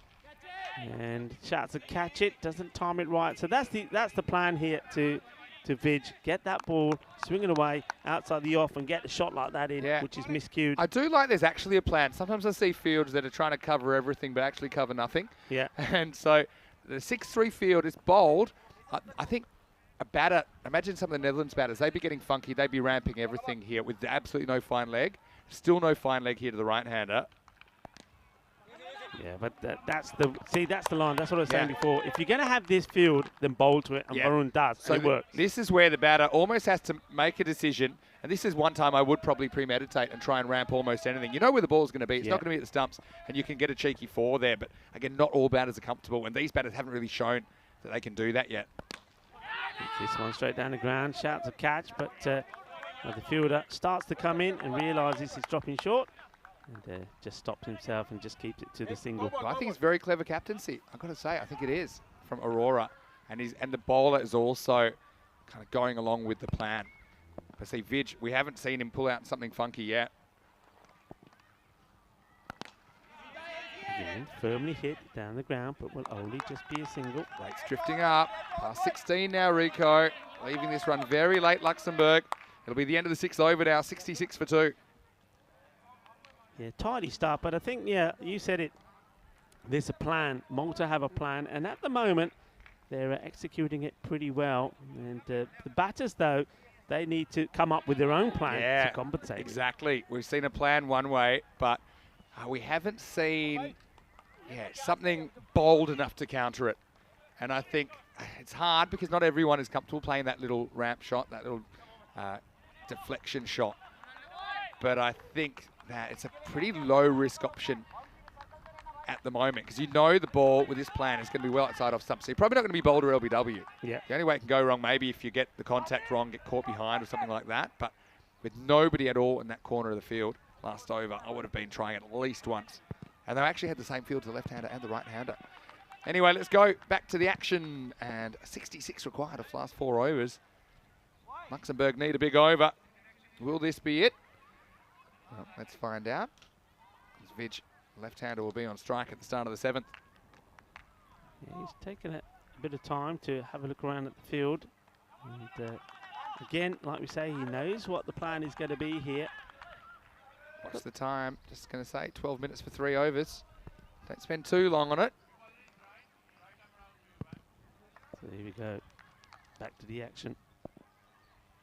Captain has got to get moving here now. And hits this fairly well, but straight to the field. He's going to have to run hard. two. Not the best of throws, thinking of two, but fielder backing up, does well, comes in. Yeah, couldn't turn quick enough there. When the bowler took something off this, I thought there was a chance to sneak a second. See, Shivkar and Gill's looking for it. But yeah, they both look for it, decide against it. Let's just have a look. Boundary drought going on at the moment, isn't there? We had one first ball last over. In this form of the game, 6 balls does constitute a boundary drought. Big time, big time. Matthew, here's the bowler. And, well, the line from the bowl, I mean, the improvement in the bowling from Malta today compared to yesterday, I think is huge. It's vast. I mean, the bowlers are getting the ball in the right areas. They're bowling outside the off stump. They're not bowling at the stumps. They're not bowling short stuff. I mean, it's really been good. I mean, when that first ball was bowled from Bilal and it was a short one, it was smacked for a big 6. I thought, oh no, here we go again. But Same plan though, 6 throw, put an extra man across. What I will say is Shivkar and Gill cannot back away. He cannot back away outside leg stump here because he's making these unreachable. So if you're backing away outside leg stump, you make it even harder to reach those balls. Slight technical delay here. Don't think this is on the fielding team. So I feel like there might be a minute added to the timer for this unscheduled delay. But yeah, they've seen that first ball. They had the fine leg. They said, okay, I'm pretty happy that Matthew's got this right. So we're going to put it another fielder over there.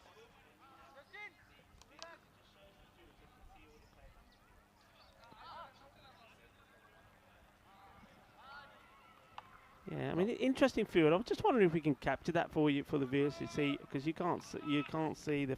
Here we go. This is what we're talking about. So just have a look outside the off stump. You've got those 3 men there, pretty close. Yeah. And on There's only 3 fielders. These are the only 3 fielders on the leg side. And that's all. But the bowlers, they've got to bowl to this plan. Matthew. Now bowled into Cameron Gill. It's been there a while now, hasn't it? 20 or 14 balls. He's got to start playing some shots here. Tries to get himself in the position, goes for it. It's up in the air and taken. That's the wicket. And Matthew, well, he does the celebration. He stands with his hands wide open. And it's Varun Prasath. We know he's the safe fielder out there. That's Prasath's zone. That's where we've seen him take a lot of catches every time we've been to Malta. And he doesn't drop those. He's a big man, but he covers the ground quickly. He's got long legs, doesn't he? He's like a giraffe. He gets there quickly, takes a catch. And that is the end of Gill. Look, I don't mind this so much. I was just saying before that ball that Gill is probably eaten up too many deliveries. And without really getting going, he does get to 20. But he did take 15 balls to get to it. He's out of his 16 delivery. And though he does hit 3 4s, they needed something a bit more from him. He's rocking back here, not able to get any power into the shot. Yeah. Nice catch taken. Disappointment. And that's the other thing. They've been so wide to him. When he finally did get one straight, he couldn't put it away. And they did have that outfield protection. So Shivkar and Gill, not the worst contribution, but he'll be a bit disappointed he couldn't go a bit quicker. He goes for 20 or 15. And the 3rd wicket falls. Top 3 back in the shed now for Luxembourg. It's 67 for 3. Yeah, well done to Eldos Matthew. He gets the wicket. I mean, I was a little bit surprised, I have to say. I would have thought I would have gone straight back to Sharju. I would have thought, right, get Sharju on here, another good over here, and you could basically kill the game off. But they take a bit of a gamble with Matthew. I think that's also Vikram Arora just thinking the captain, well, look, I've got plenty of runs. The rate is going up. If it does go wrong, I can always bring it back. Well bowled, and it's a wicket. It's hit straight into the hands of the man I'm talking about, the captain. No mistakes from Bikram Arora. It's another wicket, 2 in 2, and just like that, well, Eldos Matthew is going to be on a hat-trick. Well, this could be another spectacular moment. It could be another highlight for a European cricketer. Yeah, and this is a real big wicket because Martin came out and he banged them yesterday late, and Luxembourg relied on his late hitting. But right now, he gets one that I think it would have been a wide. He does get more or less middle of the bat, but he just pokes it to Bikram Arora. He takes a good catch over his head. So big moment in the game. Suddenly, you've got Matthew on a hat-trick and Malta well on top, 67 for 4. Yeah, Malta flying high. And now all eyes will be on Eldos Matthew. Can he get a hat-trick? This is the Hall of Fame of hat-tricks so far. We've had quite a few. The European Cricket Championship all started off by Mohammed Kamran of Spain. Yeah. And they just kept on coming. And the last one there was from Mohammed Azduzaman We're waiting for a Group C hat trick. How long will we have to wait? Well, Martin, well, he's just upset that he's so tall and he could reach that. Otherwise, it's probably going for a wide. New batter coming out, facing the hat trick ball from Eldos Matthew. There we go. And, oh, that's a beautiful delivery. And it was worthy of a hat trick, wasn't it? It was in the right area. Got the batter played and missed at it. That's the wicket-keeper batter, Anup Arusu. And, well, fortunately for him, it eludes the edge, but it's a dot ball. Great over this from Matthew. I say revenge is a dish best served cold. Not that cold out there, but it looks like Malta are going to get some revenge after blowing that 147 score against Luxembourg yesterday. In the air, but just gets it over the infield and wide off the man. Whoa. Who's, oh, well, look, there's no cheating. Leave the ghost alone. He goes into the 3 ghost cube. And then he's trying to steal an ice cream from the ice cube there as well. But the alarm will not go off unless it's a kookaburra that goes in there. But he comes out safely. Well, he's going to be haunted. That's the haunted house there, 3 ghosts. And I was a bit worried, well, I had to hurdle the chairs. Will be 4. Well, let's not call this one too early. Just looking at the rate required, it's gone up past the point of no return, I like to call it. But one magical over could bring it back. 71 for 4 after 7 overs. Well, I can't see it happening, Vinita Kendi. You know who's got a bowl. You've got Sharjah, who's got an over left. You've got Bilal Khan, who also does have an over left. So really, I mean, if they're going to do this, well, like you said, it is going to be the impossible chase. Yeah, from here, very, very rarely see it. But we've seen 68 off the last 3 to win a game before. That's the exception, not the rule. But in Luxembourg yesterday, they were the exception, weren't they? Not often you see 148 chases pulled off. It's the biggest chase we've seen so far. Need a huge over. It's hard to see where it'll come from, but here we go with over number 8. High up in the air, fielders running in hard, but batter's going to get lucky. He's going nowhere, no boundary. Looks like Sharjah is coming back to complete his bout. He's just been so good, hasn't he? Been so economical. Got to say, Malta, it's been great to see them playing with their normal kind of carefree attitude. I just think the big question was, will they be that brave enough in this tournament? I think we've seen it from them. They played some really good cricket. Same goes for Luxembourg, actually. Hit powerfully, and this will be a fantastic stop. How about that? That is great from Amar Sharma. It's a sensational bit of fielding. This is going like a thunderbolt. It really is. And, well, if that was a thunderbolt, well, this is a bit of lightning striking the kookaburra. What a stop this is. Well, this makes me want to bring in one hand, one bounce when I see fielding like this. Oh, look. That's right in the webbing between the thumb and the forefinger. Sharma does well. Throws it away, but they're not interested in a second. Vidge, he's hoping he can hit a bunch of 6s here to give Luxembourg a shot. Firmly hit, but just to the fielder will just be a single. Bilal does the fielding. He's probably warming up, ready to bowl the next over. Sharju's been great.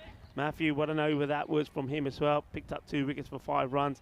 And well, it just hasn't been, I mean, the captain here from Luxembourg, Vikram Vidge, just hasn't been on song in this one, as he just hasn't been able to get the same rhythm that he showed yesterday. Yeah, timing's a funny thing, isn't it? Orsu, can he move the needle? Well, he tries. He gets a fair chunk of this. It goes all the way. Balle. Well, we saw the kookaburra go up there and get a cheeky breakfast earlier. Now it wants a cheeky Victoria. 6 runs. Yeah, why not? And Orsu gets a bit of a gift, and we haven't seen too many of these from Sharjah. Might have been the slow ball gone wrong. Sat up, asked to be hit, was hit. Luxembourg need plenty more of those. Still over 50 required here. Big hit from Orsu. That'll make him feel better. And then right on cue, he says, okay, I tried it. It didn't work. Let's go back to what worked for us. And he gets this one outside the off. This is the perfect delivery for me. Yeah, the perfect very delivery. Good. What we haven't seen too much of either is batters changing their position at the crease proactively. So we saw last week a lot of batters take a quick step well outside the off stump. We see that chain in the field again. Man comes across, leaves 3 on the leg side. So once again, 6-3 field. Last ball, the over. And well, you see the batter going for it, seeing the field movement, thinks, okay, well, I'm going to have a go. Does. He misses out. End of the over. It's 80 for 4. Let's have a look, Rico, what's coming up next. And I can't wait for this next game. It's the second game of the day, match 7 of Group C. Scotland 11 versus Belgium, two teams that won their first games, not convincingly. Both lost their second games where I think they lost to underdogs based on what we were thinking anyway on day one. So Scotland 11, Belgium, they're 1-1. And this is a big game because one of these teams is going to be 1-2. Yeah. And you would have been surprised if that was the case. Jack Hogarth comes in. I think a spin option is good. And Callum Garden also coming in for Scotland 11. We'll probably see Garden behind the stumps. Belgium, though, bring in Mohamed Suleiman. They bring in Said Shah as well. And Omid Rahimi, Prince Charming. So looking forward to that game. It's coming away in around about 25 minutes. Bilal Khan back into the action. I think his captain will just be wanting him to get 6 pitched up deliveries Just right up there. News from the toss. Scotland winning the toss, and they are batting first. So we didn't see them batting first yesterday. That's the thing. They chased twice. Once they did chase it, once they didn't. And Malta, of course, beat Scotland last night. And Luxembourg, you're watching out there, they beat Luxembourg. Beat Belgium last night. So anyway, topsy-turvy group. It wasn't quite there for this shot, really. I mean, it was quicker than he expected. Well, I think it is, but he think? doesn't execute it. He actually swings. You don't need to actually swing the bat at this. You need to just kind of hold the bat still and deflect. Corey will tell you that. He specialises in that shot. I think he was in danger of smashing it back onto his own stumps, to be honest. It may well have been, but at least he would have hit it. That could have easily been ramped onto his stumps. And Bilal bangs this one in short, asking the question. And it, well, the batter's saying, it caught something, but it was my shoulder. Let's have a look. Yeah. Well, you knew it was going to be shorter. He said, you're going to try and ramp me, I'll give you some of this. He said, sniff this. The umpire shaking the head, and you can see the batter saying, hey, that was on my shoulder, leave me alone. Everyone having a bit of a laugh, which tells you that the sting's probably gone out of this game. If that was earlier, I think we'd see a lot more remonstrations from the fielding team, but I do think it was a good call. Comes off the back shoulder of Orisu.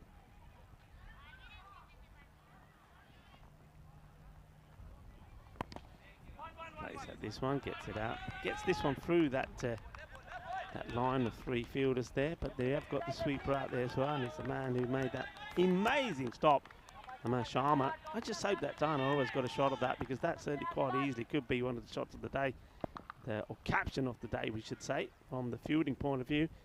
What a stop it was. Okay, Vidge, can he finally get something out of the middle of his bat? He tries, he doesn't, it's in the air. And it hovering out there, and the catch has been taken. No mistakes at all from the fielder. And that's another one that bites the dust. Nicely done. And, well, the man we were just talking about, who made a fantastic stop out there on the boundary, now comes in and takes a good catch. It's up there, it's a long way up. The sun is always going to be an issue. Beautiful clear skies here above the Cartama Oval. Not a cloud in sight, but there's a big yellow ball out there. So these are never going to be easy, but he deals with it pretty well. Nice catch taken, good technique. Yeah, it was good technique, wasn't it? Watches it all the way. He's owned that little patch of the Cartama Oval, hasn't he, Amar Sharma? So it'll be a 5th wicket down, and Luxembourg, they're going to fall short here in the first match of the day. 82 for 5 now. Yeah, well done by Sharma. Yeah, owns it. He's taken a bit of it home with him. I think he's got a fair bit on his gear, on his kit after that diving stop. But another one goes. Bilal gets a wicket. So he'll be happy with that. 1 for 18 so far. So a ball to go in this, the 9th. And that is in taking guard.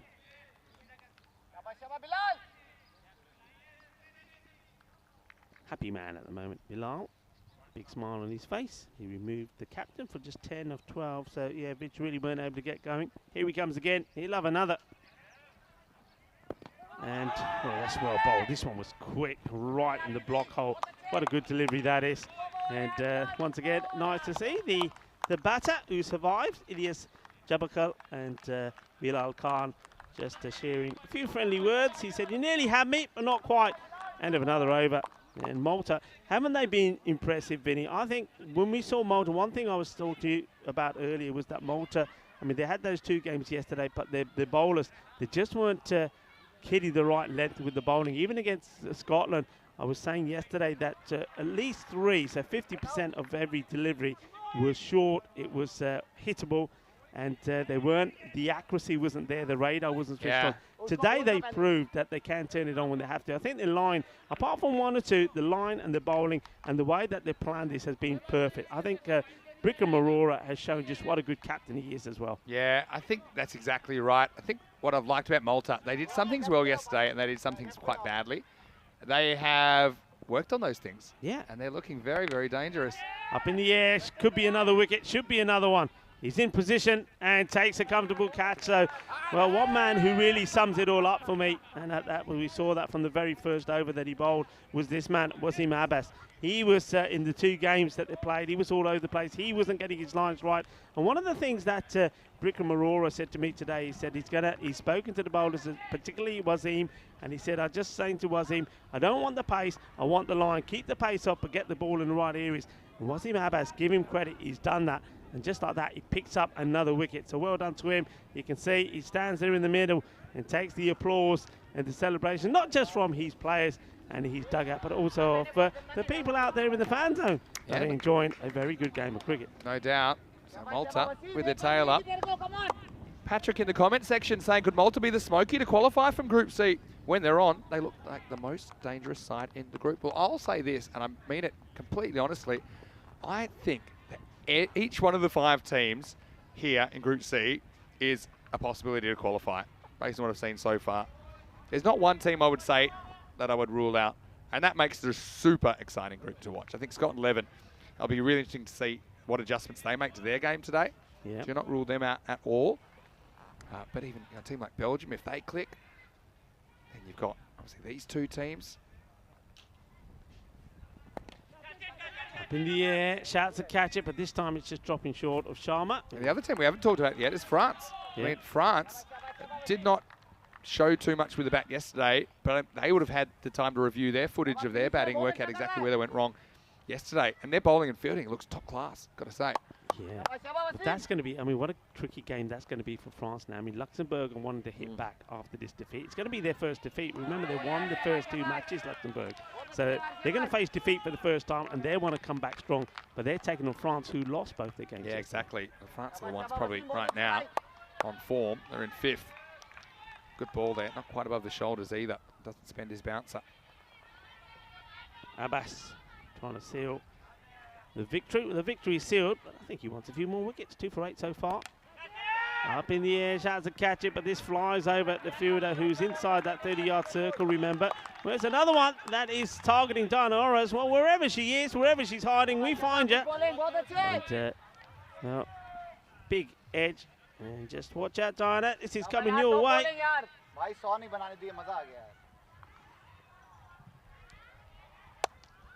Abbas won't like that. Let's see if he gets this one in the right slot. No, it's in the same zone, but it's clonked onto the stumps. And that's disappointment for Jabakal. It was pretty wide, but I think this is about pace. I think this is a slower delivery. I think he rolls the fingers on this. It's slower. Jabakal, his eyes light up. He thinks he's going to be crashing this away, but he doesn't. All he does is crash it back onto his stump. Yeah, slower delivery. Boom. Well, there you go. Chuck the defote, plays it onto his stump, and that's the 3rd wicket for Abbas. 3 for 12 so far. Well done by Wasim Abbas. I've got to say, it's a good comeback. Just updating this, just giving you some update information. Just the late mail we have is that Sherry Butt will be in the lineup for Belgium, batting 3, but they still do bring in Mohammed Solomon at the top of the order. So watch out for that game. Like I said, it's coming up in around about 19 minutes, so we'll be back in about 15 to sort you out with that one. So new batters now out there. Oscar Whiteman, he's just got 1 run off the 1 ball that he faces. His new partner comes out. He greets him. I mean, what do you say to a man who's coming out to face just 1 ball? There's nothing in this game. And Malta, I mean, this win and the way that they're doing this win, it will do their net run rate a world of good as well. And you'll probably find that maybe they'll be sitting at the top of the standings after this one. Well, the 2 batters go for a suicidal sort of run. Well, where does this one get thrown? Does this hit anything? Well, it keeps going, but it does get stopped. The batters will keep running and running, and that's going to be a crazy end to the game. It's going to be buys. I'd like to see when this throw is thrown, what does it hit? Does it just hit the edge of the pitch and, well, deviate sharply? Well, I think that's 3 they run there in the end. I'm pretty sure that's 3 runs. So crazy end, but, well, Wasim Abbas bowled so well, 3 for 12. He's thinking, well, I'm throwing this because it doesn't come on the bat, so whatever runs come off it, Not going to go down to my bowling figures, he says. Yeah, fair enough, but it's Abbas. I think when it comes down to it, he really came back well after getting a bit of tap yesterday. Lou did get a good wicket late in the day against Scotland.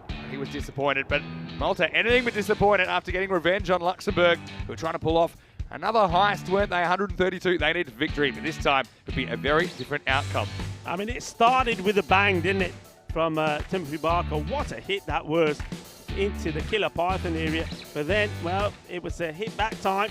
And it was nicely done by, it was Wasim Abbas. It was quite a wide delivery, wasn't it? But he got the batter chasing it and gets the wicket. Varun Prasad, he comes on the ball. We know how good he was yesterday. But he took a bit of tap to start off with.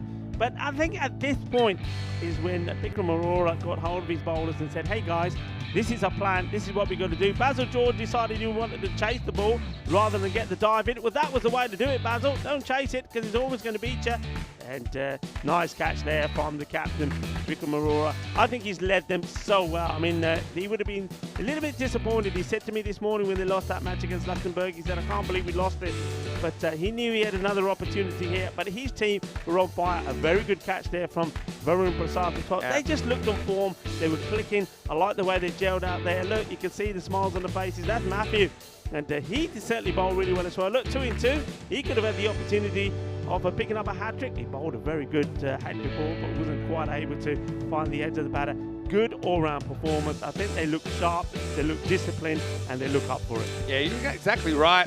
Almost lost fielder there to the haunted cube. But what I will say is, you know, a plan came together there, and it was very, very good captaincy. You mentioned it from Aurora, but I also think you need the bowlers to buy into that plan. Yeah, I think that they were kind of disciplined enough to execute the plan. And then the batters, I don't think they were necessarily brave enough early enough to try and disrupt that plan. We saw some of it, but later on, a bit of cat and mouse. But I think that Luxembourg, when the game was in the line, they tried to just kind of stick to their linear plan of how they were going to go about this chase. So late in the piece, you can see that they did try a few things, but by then the rate had gotten out of hand.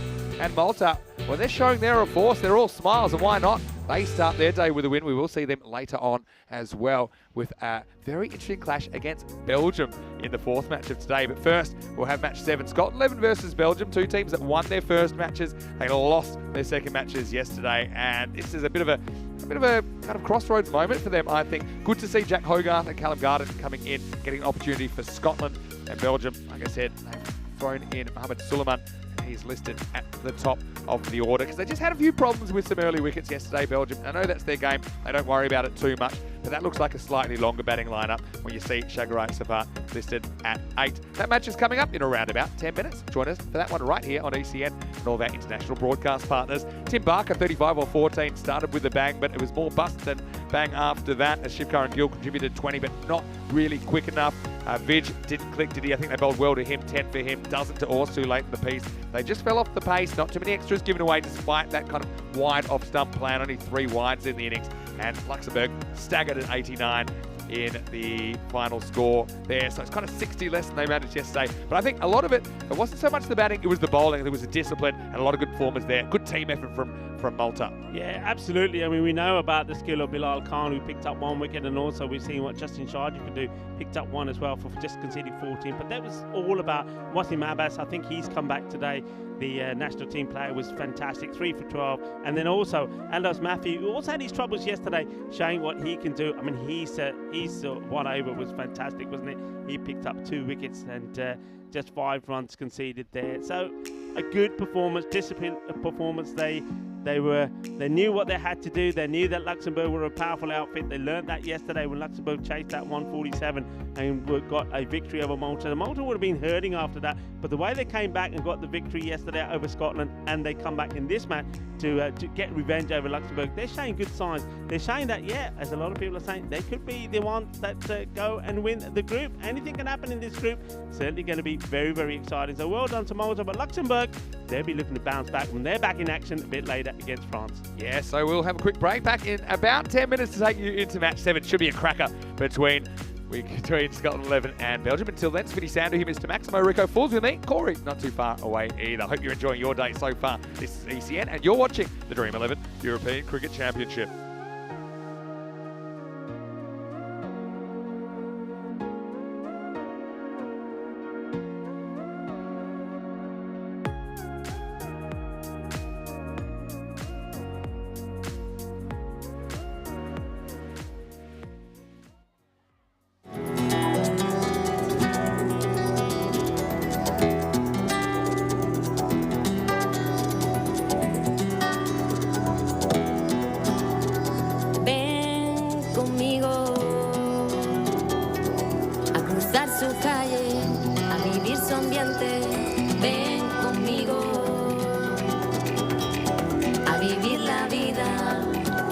intensamente.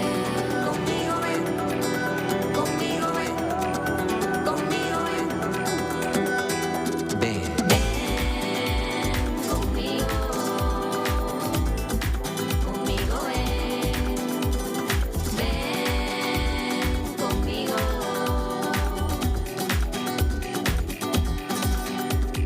Ven conmigo a hablar con la gente, conocer su calle, disfrutar su ambiente.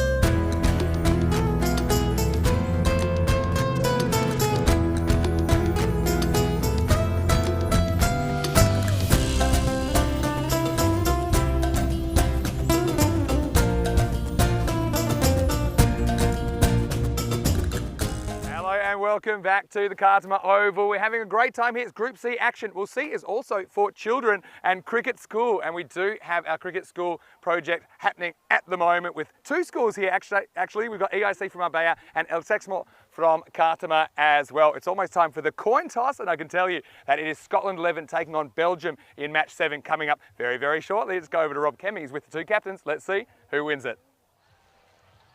Your call. Dream11. Dream11 is called. We'll have a bat. So it is Scotland 11 that have won the toss. They've elected to bat. Looking forward to see how these two teams bounce back. They both won their first games, lost their second games in some kind of surprising results, I guess. But I tell you what, I'm ready for some cricket. I think these kids are ready for some cricket. Let's go. Un, dos, tres, vamos! Over to Rico Full in the commentary box. Incoming, watch out, I'm loving it. And the kids from the English International College Marbella and also the CEIP El Seximo School in Estación de Cartama enjoying the festivities of cricket on offer here at the magnificent Cartama Oval. And it does look absolutely magnificent. Well, that's the lake end, but this week the action or the boulders all coming from the hill end. You see the hill there, the bottom left of your screen. But it looks an absolute picture nestled in between the mountain range of the Sierra there, Cartama. Nice to have you all with us. Hope you're having a fantastic day and hope you've been enjoying the cricket that we've seen here today already. It's been a great start, hasn't it? And those two teams, Malta and Luxembourg, provided us with a great opening match. This one, though, promises to be a spicy affair. Both these two teams have got a victory under their belt, but also they both faced defeat for the first time. Belgium beat France 93-76. But then it was Luxembourg that beat them, Luxembourg chasing down the 85 required with 7 balls to go. That was a famous victory for Luxembourg. And then Scotland, well, they just got to the 91 required with 4 balls to go when they played France.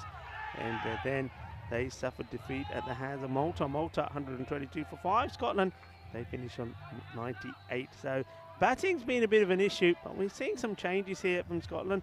There's an introduction to the team of Callum Garden, and he's going to be opening up. He's going to be the non-striker, Jack Jarvis, who batted very well yesterday, and he will be the opening bat. Jarvis was in good form, wasn't he, as he hit the ball well, 42 of 15, when Scotland made a cracking start against Malta. But once he went and Liam Naylor departed, they didn't really have too much more to offer. So those two are going to be pretty key. And, we know that it's a new captain. Adrian Neal will be leading the side as Angus Guy is, he's taking this game off. So behind the stumps we will see Callum Garden as well. So there's some of the changes there. Also going to see Jack Hogarth in the action, and maybe we're going to see Scotland also turn to a little bit of spin. Remember yesterday in both their matches we didn't see any spin from them at all.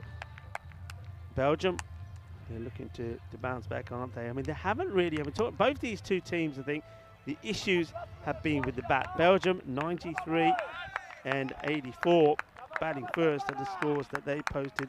Scotland, well, they've been chasing 91, enough to get them a victory, though with 4 balls to go, and then 98.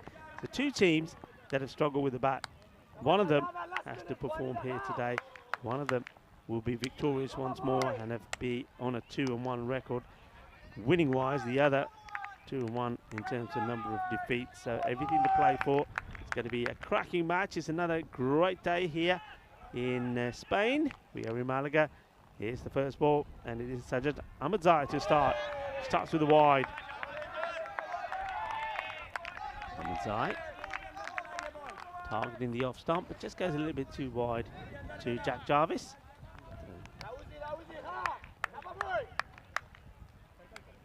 Umpires for this match, Stefan Gooch, and well, it's nice to welcome back to the Cartama Oval to Tyrone Peters, who's at square leg at the moment. Good delivery, good pace, no run.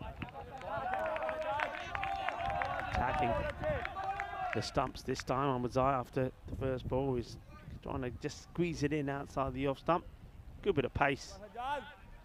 Yeah, just like, I think beaten for pace really. Just the line just straying slightly onto the pads, but I think just a little bit quick for the batter on that occasion to adjust and get a little clip on. No clip we got here. It's in the air and gets it completely wrong. Well, that is a big error from the fielder. That's Khalid Ahmadi. Oh, Khalid, big moment. He had a lot of time, and maybe that was the issue. Too much time. He thought he was getting into position and making it look easy, but he completely misses it. Look, completely misses it. It ends up being 4 runs. What a let-off. And Jarvis is not a batter that you want to give a chance to. He's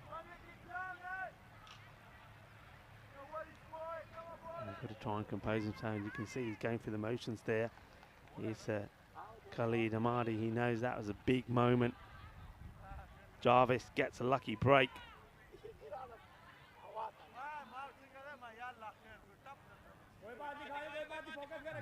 Slight delay here. I think there's a bit of a technical issue. And yeah, just wanted to check if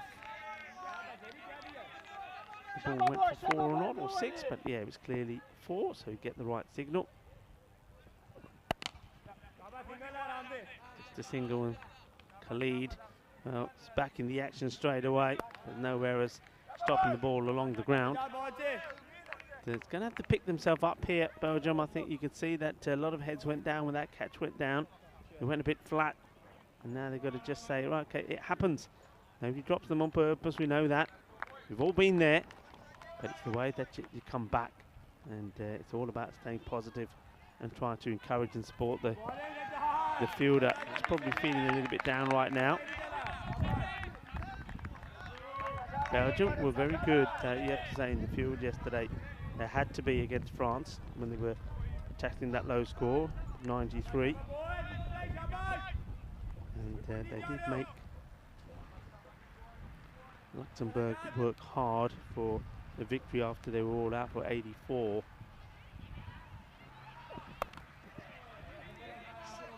Goes quickly to Adnan, who makes no mistakes. Sliced away to the man on the boundary at third. Adnan Razak makes the stop. Looking forward to seeing him bowl. He's the man known for not getting those Yorker length deliveries in and causing all sorts of issues for the batters.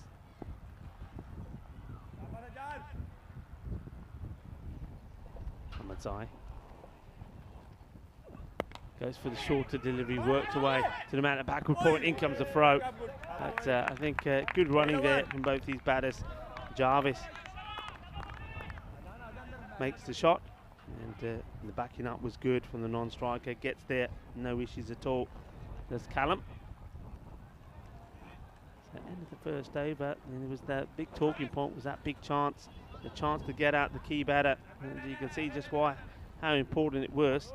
With Jarvis, you see he's behind Naylor as the top batter. Naylor 76 run scored for him yesterday. Jarvis 49. But nobody else really. I mean, Hinckley made a good innings yesterday, didn't he? When he, I think he probably was the last hope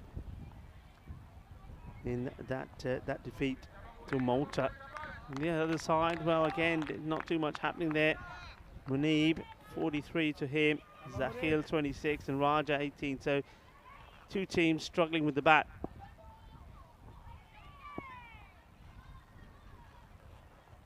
Going to spin. This is that nice. It started with spin yesterday, even opening up with this guy. He bowled really well, Murid Karami. Makes things happen, doesn't he?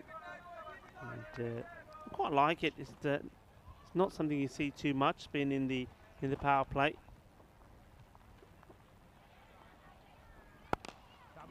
He hit straight to the fielder, and he's unfortunately wasn't able to pick it up first up, but he gets the throw in. It's a direct hit.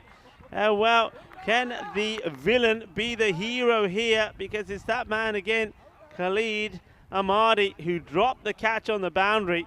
Well, could he get the wicket here in the end? It's a direct hit. I mean, that's for sure. So Callum Garden is, well, he's got his heart in his mouth here at the moment. They wait.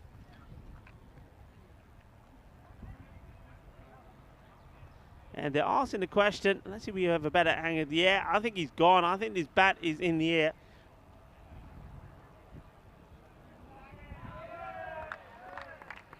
Well, great work there from our partner Spring Productions, and you can see there clearly that he has his man. Well, it's not the man that he dropped, Khalid Ahmadi, but he gets the partner out, so it's a disappointing start for Callum Garden. He gets an opportunity to go out there early, and he gets run out by a direct hit from Khalid Ahmadi. Look, he doesn't pick it up first time, so he was up against it, wasn't he? But though the ball does pop out, it pops out in front of him, picks it up, throws it in, direct hit. What a great bit of fielding that was. So Callum Garden, he will go run out. And Khalid, well, you see, that's what it's all about, staying positive. Even though he was under pressure, well, he was the villain and now a bit of a hero. But a lot will depend on just how many runs Jarvis gets to this, because that's the man that he did drop.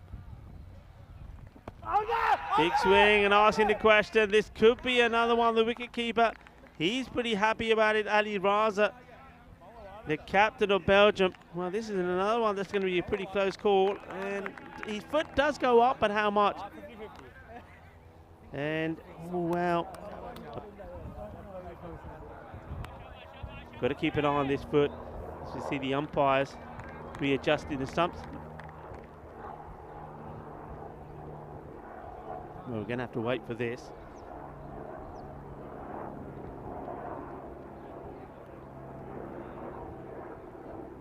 Well, I think from that he just manages to get his foot down. It does go up, but look, it's down at that point. Once again, great work from our production partner, Spring Productions. And not out is the decision. Very close, though. Very, very close. Jack Jarvis living dangerously at the moment. Well bowled. No run there. Full and straight. Liam Naylor is the new batter that's joined him out there. These two have been the main contributors for the bat for Scotland. Goes up in the air, but he knows that there's nobody back there, and this ball hits the deck and spins away from the fielders that are after it. So 4 runs. I suppose it's a good safe shot to play. He knows what he's trying to do here. He knows where the fielders are. Once he gets it over them, he knows that the chances of this being stopped is practically nil. And it was Sabir Zakir who was doing the chasing. Akrami wants to finish the over well. Slightly shorter this time. Once again, quick work from Ali Raza. But the batter, Jarvis, keeping his foot planted. So have a look at this again. Yeah, just keeps that foot down. That's that little moment where it just pops up for just momentarily. But it's down before those bails are whipped off by Ali Raza. It's got very quick hands. End of the second over. It's 13, but 13 for 1, courtesy of that great direct hit from Khalid Ahmadi. This is the way the table's looking. Malta, after that victory over Luxembourg, have done enough to have a better net run rate. So both teams on 4 points, but Malta, top spot, Luxembourg second, Belgium and Scotland, they're on equal points. Belgium, better net run rate. So looking to join the teams at the top there. Good work here by Razak, good hands. Gets his top straight away. Tension out there. Both these teams know what they're playing for. Both these two teams neck and neck, level of points. One of them wants to join the teams at the top on 4 points. The other will have France breathing down their neck. Short delivery, and this has been belted. What a big hit this is. This goes all the way. Not only are they taking it out on the Belgian players on the field of play, they're attacking their home as well. Well, this is going to the base. What a big hit this is. Bang. Smashes this out of the middle. What a top shot this is. And you can see that the Belgium camp, their home, that is under attack with that one. Being bombarded towards them. It goes for the short one. Tries it. But I don't think Sajjad Ahmadzai is going to try it again because, well, he gets his answer. Can he play the short ball? Oh, yeah, he can. Big hit. First Maximo of the innings. And now follows it up with a beautiful shot. 4 more runs. This is great cricket. This is what we saw Jarvis do yesterday. This is some of the shots that he played. I mean, he's got that shot of ease. It's almost like a short arm jab, isn't it? But it's the positioning, it's the placement that is so good. And the timing. Times the ball so well. Sounds so good when it comes out of the middle of his bat. 6 and 4, hungry for more. And he is hungry for more. It's an up and over, and this is going to be 1 bounce, 4 more runs. Clever batting, and basically he's hitting the ball now to all parts of the ground. He's got a good eye of knowing where the fielders are, and he's finding the gaps. Lovely shot, good execution, 4 more runs, and just like that, Scotland are up and running and putting the pressure on the Belgium, particularly on the bowler here. And Ahmed Zai, he's under attack. What's going to be his reply? Now Edge goes quickly to Razak, who once again shows he's got good hands. Keeps it to 1. Belgium just got to stay focused. You can see Ali Raza, the wicketkeeper captain, trying to keep his guys on their feet, trying to keep them motivated. It's going to be a little bit of a wrestling match, this, isn't it? Both teams are going to be spiraling with each other, looking to get the upper hand over each other. This one is swung at hard, and this will go all the way. Well, that's quite amazing. I think he knows he's beaten, he's wide enough, but he gives it everything, gives it the oomph. Razak is there on the boundary, and he's a few meters away from this one as it sails past him. Look, yeah, he flashes hard, and there's Razak in the picture there. It's going to be 6 more runs, so that is the over that they needed. And Ahmed Zai, well, he goes magical in that one. 22 come off it, and his 2 overs go for 30, and that is exactly what you need. Just what they needed there in the power play. It was 13 for 2, and then all of a sudden, thank you very much, it's 22 off the third, 35 on the board. So looking healthier, but Belgium will have to be focused. They'll know that these 2 batters are the ones they need to get. Once they get these 2, they'll be thinking, well, okay, now we're in territory that we haven't really seen anybody from the Scotland side really perform yet. But they've got to find a way to get these 2 wickets, got to find a way to break this partnership. Firmly struck, 4 more runs, 1 bounce as this hits the deck and bounces over the boundary rope. A powerful shot, and it is Jarvis once more. Wow, he's hitting the ball so hard, isn't he? It's a cracking shot once again. The sound of bat on ball just sounds absolutely beautiful. Scotland on fire is what Prashant is saying. Bandari, they certainly are on fire. But, just though, Jarvis just have to go back to that when he was dropped on 4. Khalid Ahmadi, every time this ball is being smashed to the boundary, he'll be feeling it. So raced on to 30, just of 14 deliveries. Sefat comes in again. And oh, this is just beautiful, absolutely beautiful. This is top draw from Jarvis. And this is quality batting, really is. We've seen that he's got the power, well, he's got the finesse as well as he places this in the gap. It's 4 more runs. And you can see that at the moment that Ali Raza, the captain, just starting to scratch his head a little and say, okay, where do you bowl to this man and what field do I want to set?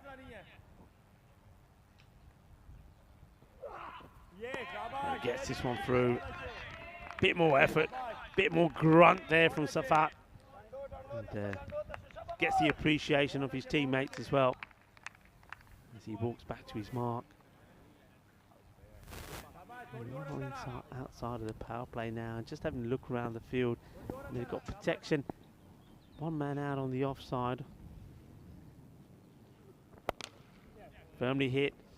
Should be stopped, and it is. It's actually the man that's at long off that comes across, makes the stop.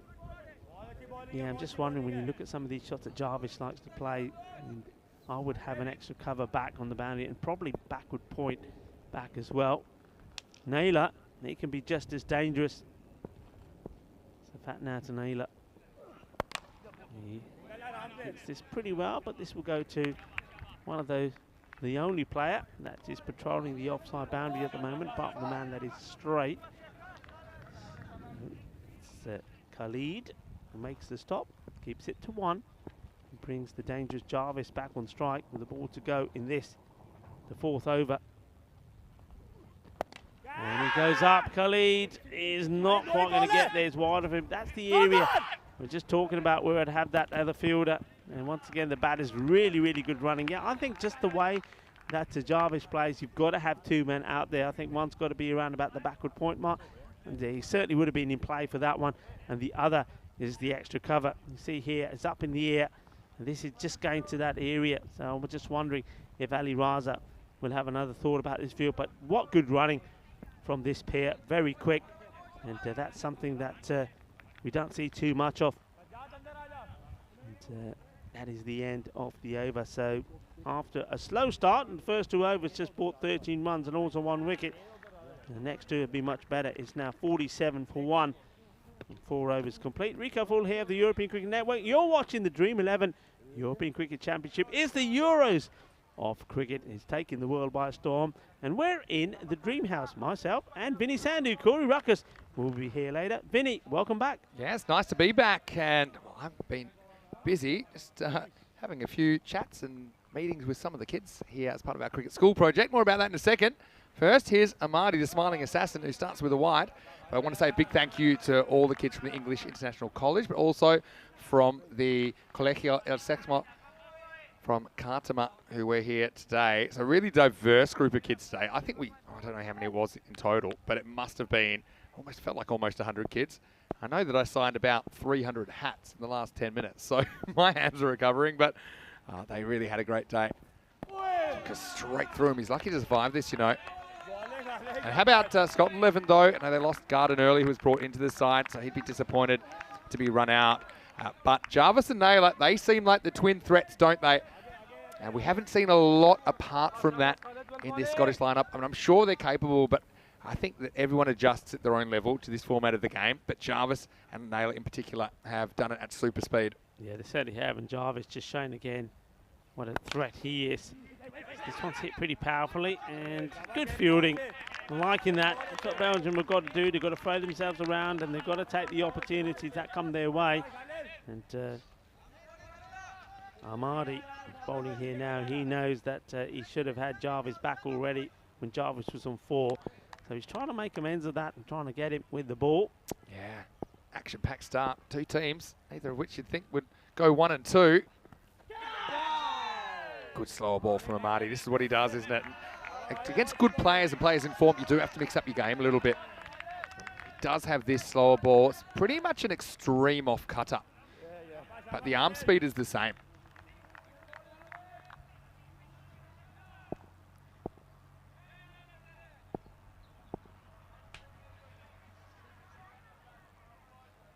Yeah, I like the variations from Amadi.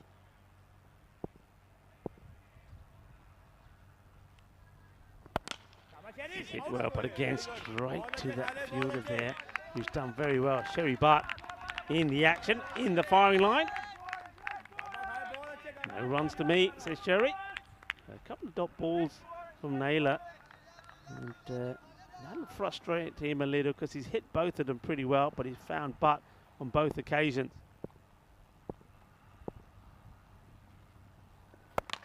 And this time he gets it through the gap, and he finds the fielder who's out there. That's replaced Khalid on that part of the boundary. And he does his job really well, and that's the fact. After bowling, he's over. So, good over this so far. Just a couple of runs from it. He'll be looking to finish it well. And remember the last 2 overs, it brings plenty of runs. We saw 22 that Amadi went for, and 12 that Safat went for. And now all of a sudden, this one is a good one. It's one they needed. And this has been worked away, but once again it will go to the fielder. Good pitched up delivery. Again, he just takes the pace off it, and though it's worked around the corner, it's just going to be another single. So a very good over from Khalid Amadi. Just 3 runs from it, and that single there brings up the 50 at the halfway point. 50 for 1. Yeah, the 50 does come up, and it comes up off the last ball of the first 5 overs. The players, because of the heat, will have a quick drinks break, and it gives us an opportunity to come to you from the Dream Box here at the Cartama Oval. It really is the field of dreams for these players. Definitely. I mean, one thing I really love is the diversity of European cricket. People have come from all sorts of different countries. Yeah. Sometimes cricket playing countries, sometimes not. We have some players that have learnt all their cricket in Europe as well. But some of these players, they would have grown up not even playing organised cricket, perhaps. Some players that have immigrated into Europe and have played on fields without grass, for example. The other side of the coin, some players will have had a bit more of traditional cricket upbringing in a cricket playing country, but they all get to meet here in the Euros of cricket in a beautiful atmosphere. Yeah, I think for me that's what the sensational story is from a lot of these sides. I mean, we've seen some of these players when we've gone to their countries the very first time when we brought the European Cricket Series to our viewers. And we've seen these players come into the fold. We've seen that a lot of them, and in some cases, none of them had actually played hardball cricket before. Yeah, that's true. Played a lot of tape ball cricket. And we've seen those players, in a matter of, 2.5 years, they're wearing the shirt of the national team, and they're out there in the middle. That is an amazing story. It's something very, very special. Amazing story. Yeah, if you actually dig into some of the backstories here, it is quite remarkable. Some players have come to Europe on foot, for example. We have some asylum seekers as well. But, I mean, cricket is a way that they can bond with the local community. And actually now we are seeing that integration starting to happen in real time, seeing, obviously a bit of a focus with our cricket school project. I mean, we had a bunch of Spanish-speaking kids today playing cricket, doing drills, seeing what it's all about. And I think that, for me, the diversity is really what makes European cricket, and actually is the glue that bonds everyone together. Yeah, nice. I think that's a key word, isn't it? Diversity, and there's plenty of it, and there's plenty of stories, amazing stories out there at the moment. And Belgium, well, they're looking to make this a little bit of an amazing story for them as well. We saw that Malta were victorious over Scotland yesterday. That was a surprise to a lot of people. Belgium, let's see if they can do the same. Been a good start. Well, both teams have been fairly happy with this start. I mean, Scotland, they haven't really, they're going around about 10 and over. So Belgium, if they can keep them to that and keep this score to the 100 mark, they'll be pretty happy with that. Scotland, though, I think they want to get the acceleration, and they know, though, and their camp will know that these two men out there at the moment are key. Jarvis has got off to a flyer. Liam Naylor, well, he's waiting to cut loose. Picked away, but again to the fielder. That's been the story sort of the last few times. See. Yeah, good. I like it. Yeah, I do. I'd like a blanket understanding you can run whatever you want, though, in T10 cricket. I get that he hits his bat so he doesn't take the overthrow. But, I mean, if that's the 9th or 10th over, you're probably looking to run on that anyway, even if it misses your bat. Hey, listen, if it's a run to win, you're taking that. Yeah, this is my point. Anyway, do like it from Jarvis, who gets to face the next one now. We'll just drill it down to deep mid-wicket for a single. This is Razak, who, I said it yesterday, he goes to bed, he's thinking of Yorkers, he's dreaming of Yorkers, he dreams of Yorkers at breakfast. He just wants to bowl Yorkers, Razak. Attempted Yorker, turns into a full toss. And they think of 2 on the slight fumble, but it's good recovery. Now they will take 2. This is what I'm talking about. Looking for every single run. That's really alert stuff from Jarvis, who gets through for the second. These two are quick. They're like little whippets. You give them an opportunity, they're going to take it. They've run so well at the moment. And, that's one thing really that I think that some teams can learn from the likes of Scotland, Ireland, England, even Netherlands to a degree. Is the running in between the wickets. And this is a good shot. Has he got it over the field? And no, he hasn't. It's a very good catch as well. I thought for a moment he's got enough of this to go all the way over. Naylor, he needed to get going. He was looking to go for the big shot. They had him bogged down a bit. I mean, he was 9 deliveries off 11, and he hits this one, and I think, well, maybe now he's going to get it aerial. He gets enough to get it over the inner circle, but not enough to beat the fielder on the boundary. It's a very good catch. Nicely taken. And Safad, I think, is the man. Well, he replaced Khalid Ahmadi out there and takes a good, handsome catch. Is one that sees the back of a very strong Liam Naylor, who on this occasion, doesn't quite find the right sort of notes that he was yesterday when he's hitting the ball to all parts of the boundary. Only the 1-6 to his name, trying to get another there, but a good catch from Safad. He goes for 11 of 10 balls. Yeah, so Naylor, it's a big wicket to get. He couldn't quite reproduce the heroics of the half century yesterday. So remember, this is the first time we've ever seen Scotland batting first. So there's no real target pressure here. That's trying to get as many as they can.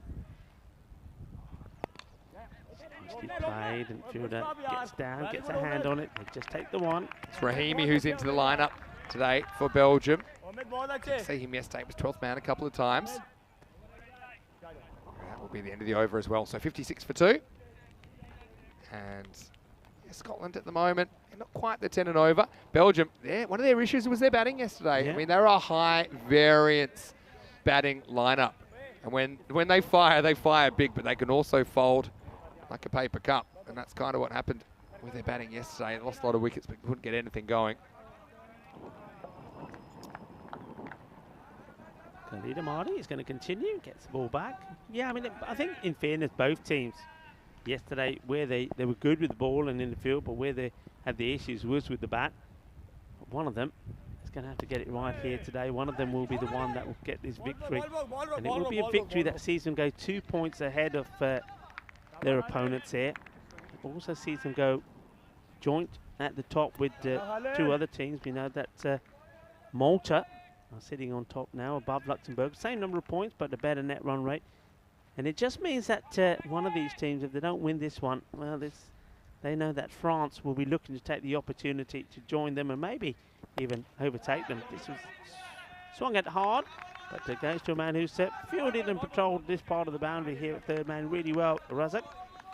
Not only does he get a good over in that last over, we picked up the wicket as well. It was a tidy over, 1 for 6.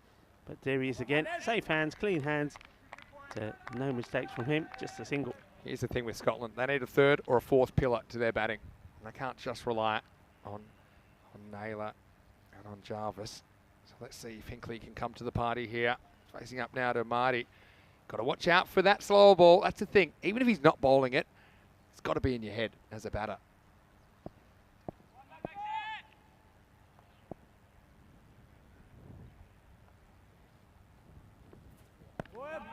To get funky, and Hinkley makes room for himself. But I think this is good from Amadi. He sees it, and he says, "Forget the slow ball. I'm going to fire it in quicker." Just that. I mean, sometimes bowlers start following batters. Hey, here's a radical idea. Why don't you just hit the stumps? You don't have to deal with those pesky batters trying those funky shots anymore. And if that's on target, that's out. Yeah. There it is. Pretty good slow ball, good change of pace. And Hinkley got a few things to think about now. It can't be easy going into this form of the game, having not really played any of it. Scott Levin learning on the fly. It's an uncomfortable form of the game, but that's why it makes such good viewing, I think.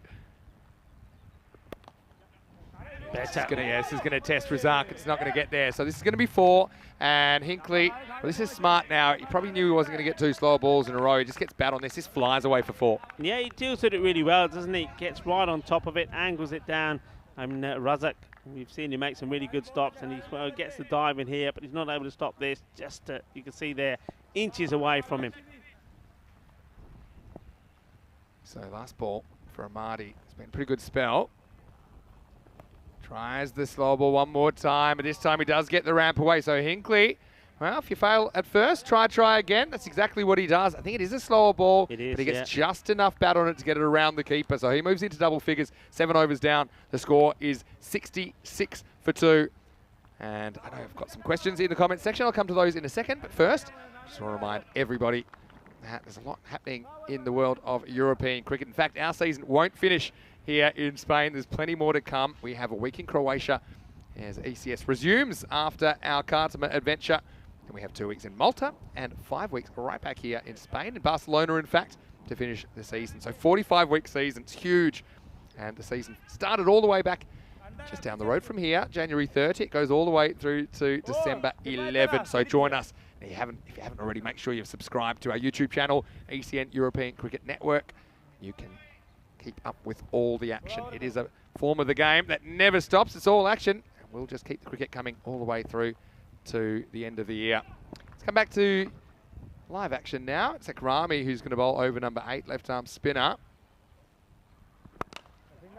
This will be 1 down to long off. Yeah, question in the comment section. What do I think about franchise cricket in Europe? Look, I think that business will sort itself out. I mean, if there's the kind of money to do that, if there's a gap in the calendar, that's possible. I know that there was a planned Euro Slam competition which kind of fell through amongst coronavirus and other issues. One thing I would say is the charm of the European Cricket Network is you're seeing different cricketers, and maybe not as polished cricketers as you would see in the franchise systems around the world, but you're seeing something that I think, in a way, it's a bit more relatable. He goes after this. Does he have enough? He sure does. Jarvis pumps him down the ground. Maximo!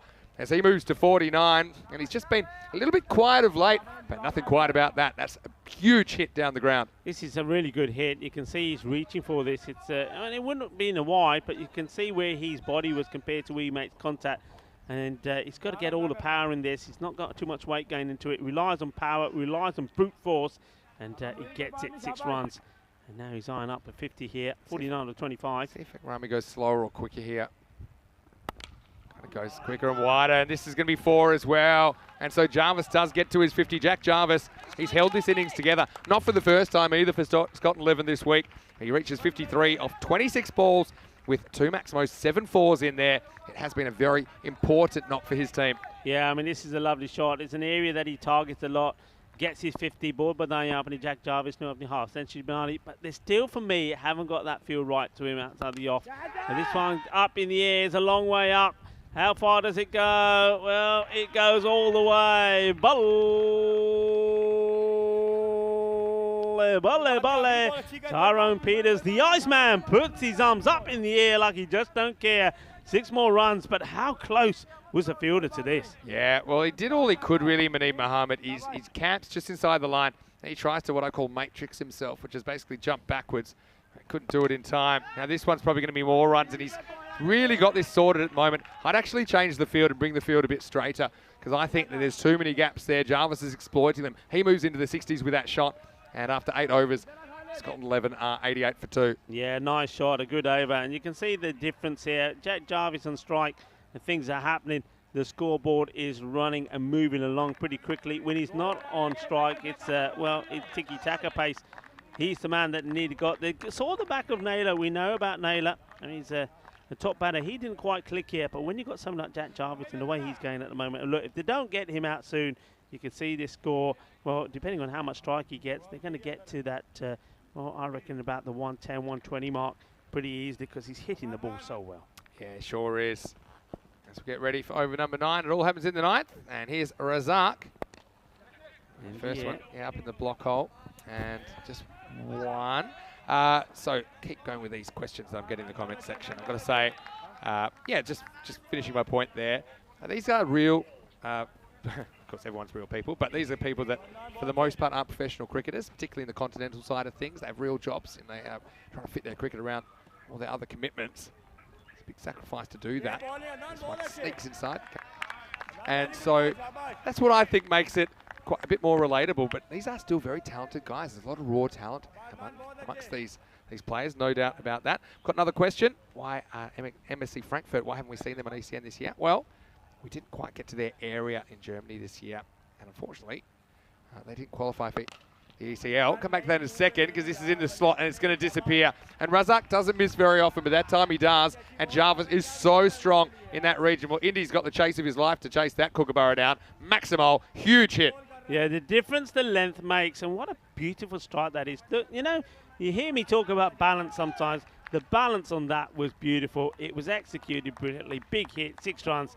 And Indy, that's one for you to chase. Go, Indy, go. Got to go back to plan A here, Razak. Misses again, but so does Jarvis. That time he's on 69. And that was a bit more of a cutter, I think, from Razak. Yeah, so MSC Frankfurt, unfortunately, they didn't qualify for ECL for all their supporters. Darmstadt CC qualified from Germany. And we will have the European, I suppose, Champions League of Cricket, the ECL, coming in March next year. Well, this is in the air. Now, is it a chance? Hanging a long time. Has to be caught. And it is caught. That's well done by Sefat out there. So Jarvis goes to 69, but he'll leave a little bit more than an over on the table here. But it has been a very important knock. Look, he scored 69 out of the 95 runs in this innings. It's been a one-man band show, really, from Jarvis, but he falls in the score 95 for 3. Yeah, good catch this from Safat once more. And he took over where Khalid Ahmadi was, and the opportunity that he's had, he's taken him. I think this is also a very good line. You see, Razak, he got it wrong once, and he got punished. Then he gets it right, and you see where that line is. He's got at a point where he's got Jarvis reaching for it. Jarvis just needs to get another step closer to that ball, so he needs to come down the track. He doesn't, so he's reaching, and because he's reaching, when he does make contact, the ball is going more aerial up in the air than distance. A good catch that needed to be taken, and Savat doesn't let his side down. And yeah, that's what I was talking about. If he's out there, then that 120 plus score is on. If he goes and you've got new batters facing the deliveries, then maybe I think here's an opportunity for Belgium really to turn the screw here and maybe even try to keep them to a score, maybe about 105, 110. Yeah, I mean, right now they're on basically 107 pace.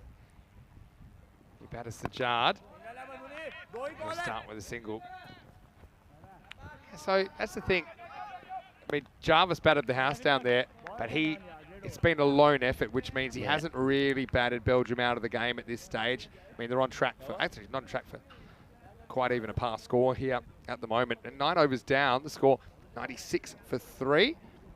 And Razak will finish with pretty decent figures of 2 for 14. He's bowled really well. Yeah, just that one, wasn't it? That one he gets wrong, and that's the thing. It's, well, the margin for error is so small. You get it wrong against a good batter, especially a batter like Jarvis, well, he's going to punish it, and he did. But when he did get it right, he got his wicket as well. So very well bowled from him as we go into the last over here to Scotland. One thing we're going to see from here, look, only lost 3 wickets, so they're going to go at this hard. They're going to really attack. I think they're going to try and push the ones into 2s. So Belgium, they're going to have to be alert here. Goes a long way up in the air. It should be a simple catch. He's got all day to think about it, and he holds on to it. No mistakes at all from the fielder. It's another wicket, but more importantly, I suppose, it's another dot ball. And no mistakes from Rashimi there, taking the catch. And it's another wicket. Another one goes down. So another batter that comes and goes, and not really able to get going. And it's Kes Sajjad. Just doesn't execute this well at all. And Safat, after taking a good catch on the boundary, comes on and gets himself a wicket. He's taken 1 for 12 now with 5 balls to go in the innings. Nice catch by Rahimi. He's the man. He had the magnificent hair. Some people were calling him Prince Charming when we were there in Belgium. Particularly one member of our crew was quite impressed with his hair. It wasn't me. But Sajjad, I mean, he had to go, didn't he? And falls on his sword for just a single. Scotland still creeping towards that 100 mark. It's 96 for 4. New man comes in, and it's going to be Jesper Davidson. There he is, the Prince Charming you're talking about. Yeah, he's got a good, nice head of hair, got to say that. This will be pretty close, will it? No, the umpire decides no, must be going down leg. So it could be a bit of the bounce, maybe a bit high as well, but I don't think it's the height. I think it's more where it's going. Let's have a look at this again. So, yeah, just drifting down leg. Tyrone Peters. Little shake of the head. Nice to have Tyrone back with us as well. One of our men in black. Firmly hit. Fielder gets down, makes the stop, and then he lies down like he's invisible, so you can throw it. Well, hang on a minute. No, maybe he's got a bit of an issue here, because as soon as he goes down, he stays down. Maybe a bit of cramp, nothing more serious than that. And looks like that Sherry Butt.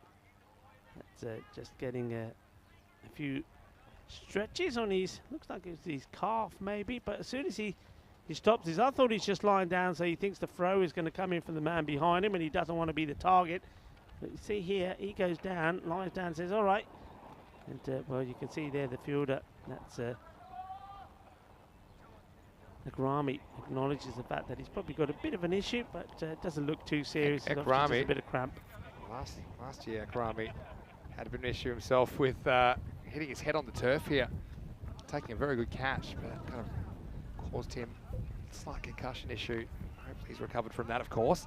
Good player is Ali Raza, who's leading Belgium this year, also behind the stumps. Can they lift themselves past this 100 mark? Well, not yet, because it's a full straight delivery, and Safat gets another wicket.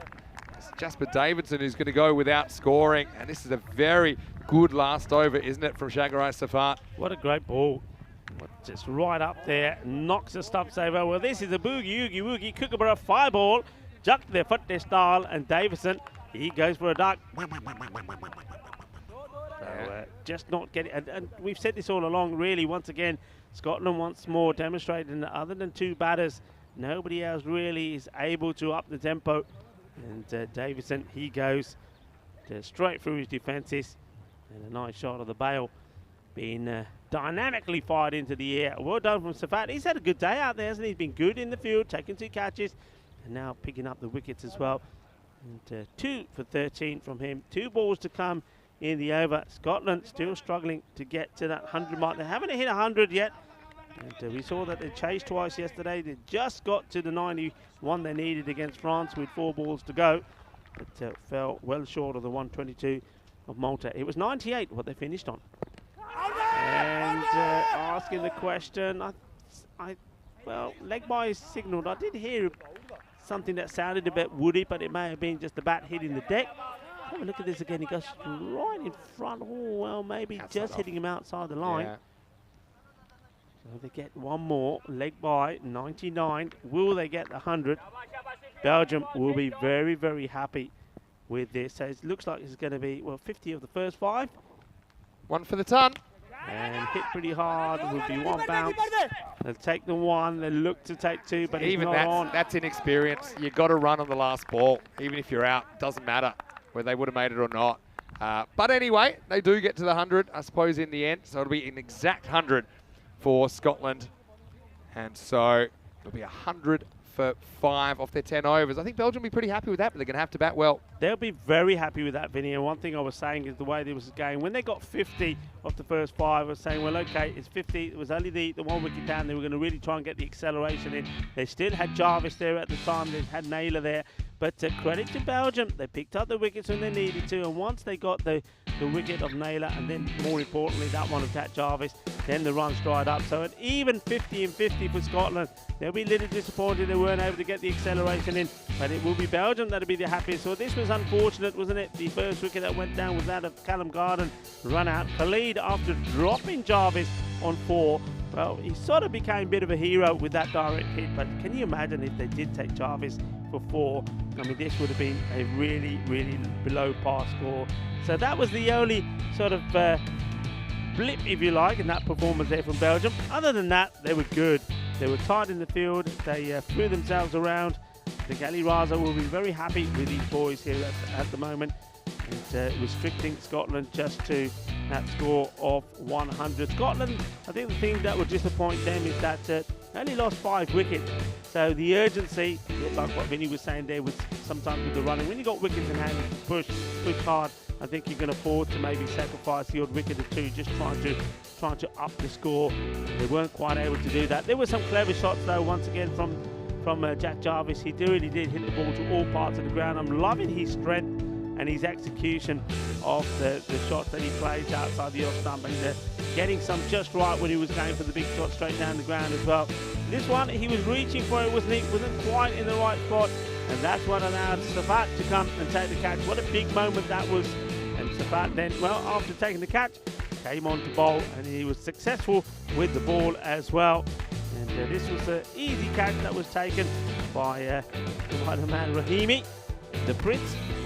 And then this was a great delivery right through the defences of Davidson. And just watch the bail here. Boom! A little bit of dynamite happening there on the old woodwork. Chuck their foot this style from Safat. So once more, beautiful aerial shot of this magnificent Cartama oval. Let's have a look at the scorecard. Belgium, they will be very happy with what they've done here so far. Really, it's you got to say just the one man that's been doing the damage. And Jack Jarvis, 69, very good knock of 69, 32 deliveries. But you can see there, no 2 other batters in terms of Naylor and Hinkley did get to double figures, but they chewed up a lot of balls and doing it as well. And that's why that score stays in 100. Only 5 wickets down, so once again, maybe needed a bit more acceleration. Well, Sajjad Ahmadzai, he was expensive. It was 1 over of his second that went for 22. But other than that, I think all the bowlers really bowled well. Akrami, well, he was targeted again, wasn't he, by Jarvis. But no, it was the bat that took the catch to get rid of him. He bowled really well, 2 for 14. 2 for 14 also from Adnan Razak. Just the one ball that he got wrong that got hit big for a 6. But other than that, nice, tidy stuff from Belgium. They'll be very happy with their performance. And I think their manager, Majid Mahmood, and also their coach, Abhijit Harikrishna Khan, will be very happy with the way their team have responded. Now, they've got to go out there and finish the job off. So 101 needed for victory. Rico Full here in the Dream Box along with Vinny Sandhu. Loving the action. Hope you're loving it as well. Well, join us in about 10 minutes' time when we come to the conclusion of this match number 7, Group C.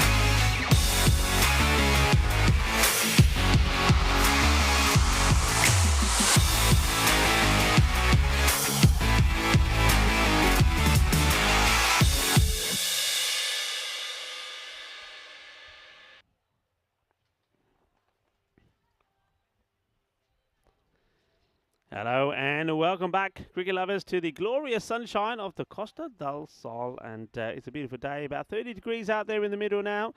And the sun is shining and the cricket has been pretty hot as well. Scotland, well, they found it hard to get going. They do get the perfect 100 on the board, 5 wickets down of their 10 overs. But I think Belgium will be the team more satisfied with that. But having said that, Belgium had the issues yesterday as well with the batting first against France. They got 93. It ended up being enough. They won by 17 runs, but it was a below par performance from them. And then batting first against Luxembourg, they were skittled out for 84. Luxembourg getting the win with 7 balls to go. That was a bit of a surprise, and maybe that was a bit of a wake-up call for Belgium as well. I expect them to be better here. I'm pretty sure that their coach, Abhijit Harikrishna Khan, had good words with them and has probably tried to get the batters on song here today. Well, let's wait and see what they bring.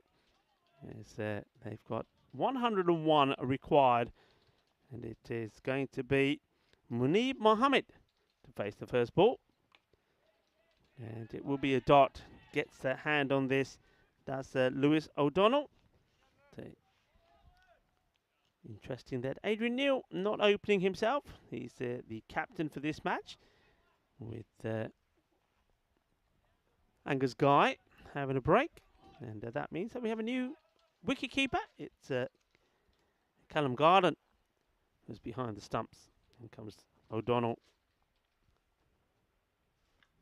Just flicked away off the pad. And Kes Sajjad will do the fielding.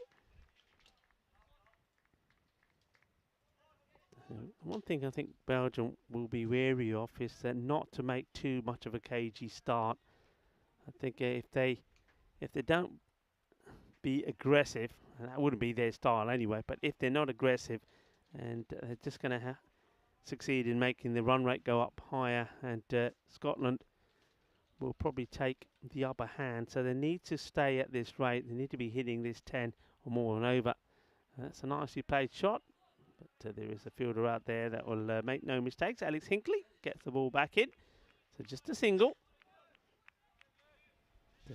Rico Full here, and alongside me, my partner in crime and commentary partner and good friend is Mr. Maximo Vinny Sandu. Yeah, we are good friends because we spent a lot of time together, don't we? Yeah, and I'm really excited to be back. And it's a very interesting match. Even 100 for Scotland. Jose O'Donnell's had a good week so far with the ball. Oh, yes, Ties up Munib Mohammed with this. Good, Lou. And you can hear very good Lou. And Scotland, well, it's a bit of a line in the sand moment for them, really. They don't want to go 1 and 2, but then again, neither do the Belgians, who were runners-up last year in the Euros of cricket. Yeah, good sharp delivery, that one from O'Donnell, but testing. But Mohammed not able to get enough bat onto it.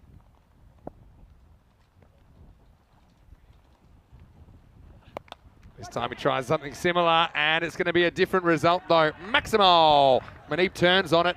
Just for a second, you felt that Hinkley was in the game there, a deep backward square, but it flew a little bit too fine and a little bit too far. And important runs for the Belgians, 6 of them. Yeah, important runs. I get a feeling that this is a trap that has been set. I mean, that's why you saw the ball before bowled in that area, and O'Donnell goes for the same one again. I think that's why Hinkley is back there, but this one was just hit too well and too fine. They do like banging it in, the Scots. I've noticed this a couple of times. There you see something similar again. It's called a wind down leg side. But I think what they're calculating is they feel that some of these continental players will make more mistakes on the back foot than the front foot. And you know Belgium, they just like to bang it. And quite a lot of time they like to bang it straight and that kind of mid-wicket to cover. So they're trying to take that away, even though it comes with an element of risk. And you saw the risk there as that top edge flew for 6. But let's see if they persist with it or they change it up last ball here. This one is going to be, well, there's no reaction from Stefan Gooch. Well, it's an interesting one for me because it seemed like he missed it by a long way, but then what's it hit? And I guess the only thing it could have hit is the body because it certainly takes a deflection. The keeper had to go a long way there, Callum Garden. This will be a really interesting replay. Yeah, that's off the pad. Yeah. That's off the pad. But then, is the LB close? Nah.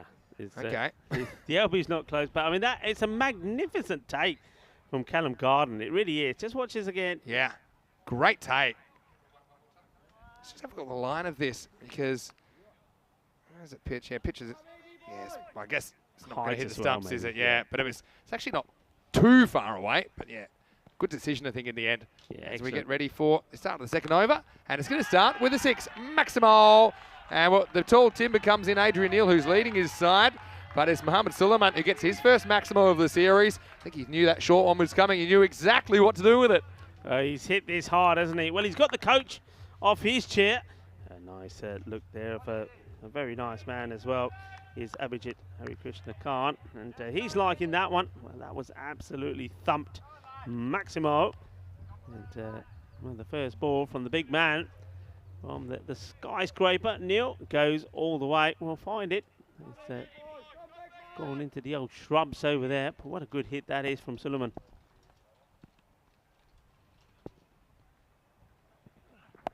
This time, yes, more pitched up, and it's gone. Maximo, 2 in a row, and as Suleiman's been brought in, you can see what he's been brought in to do. Well, this is just such a lovely pickup.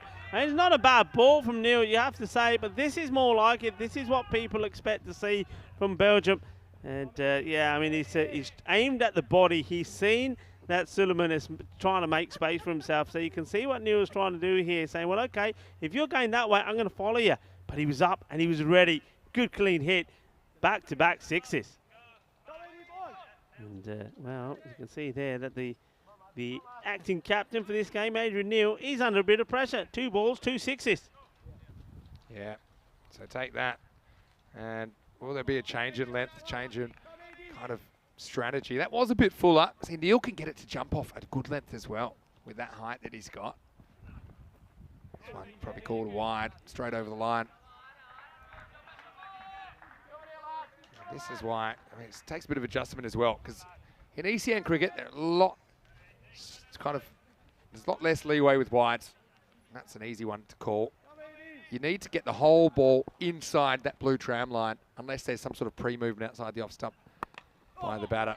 Time Suleiman pushes and runs, and so when you're chasing 100, it's important to get off to a good start so it doesn't start to look like more. At the moment, this is turning out to be a pretty good start in the power play for Belgium. Yeah, absolutely. That's exactly what I was saying, that Belgium, they don't want to think that it's not a big score. We don't have to be too aggressive. You still want to play your normal game. So that's exactly what they've done. And that means that when it comes to the later stage of this game, rather than going at, say, 10 and over, they can bring it down to something like 8 or 7. That's what they're looking to do here. Neil. Now the left-hander. Oh, he cracks it through the covers for 4. Well, that's a really good shot. And it hasn't seen too much full stuff from the Scots, and maybe they won't be bowling too much more of it after that shot from Muneeb Mohammed. Classical cover drive from the left-hander. Oh, this is such a good shot, isn't it? And you can see the body language of Adrian Neal tells you a story. He just almost slumps as he walks back to his mark. It's not been a good over from the captain, has it? 18 off it. Well, this time, gets something that he felt he could get around the corner. He does. Not quite the contact he wanted, though, just a single. And Belgium, there's 2 ways to approach a 100 score. You can see that's a little bit less than average. Funnily enough, the average score's all up, 11.5 last year and this year now. So 115 really is the par, I think, on this ground, all things considered. So 100's slightly less than that. Now they're going to go for it, and this one really should be out. And it's been dropped. Well, and now even worse, it's going to go for 4. Well, that's a calamity out there on the deep cover point boundary. That's Majid out there. He makes a meal of it. And in the end, a bonus 4 to Belgium.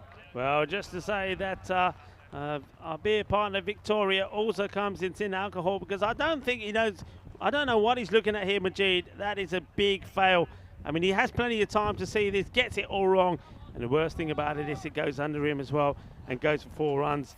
As we have a quick look at the tables here. Malta and Luxembourg, they are the 2 teams at the top, both on 4 points. Malta, though, after getting the win over Luxembourg, they're better at net run rate. These 2 teams, well, they're neck and neck. One of them will also join Malta, Luxembourg, and 4. The other will have France breathing right down their neck. Yeah, well, France, they've got a crunch game coming up.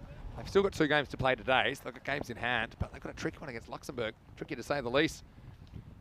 We go to over number 3, and it will start with a single. So they are going back to Lewis O'Donnell here. I think that makes sense. They just need to try and remove this partnership. Yeah, but I was going to say, this game happens so quick that it's hard to get a sentence out sometimes. But 100, you can either approach it like you're chasing 150, or you can chase it like you're or you can approach it like you're chasing 50.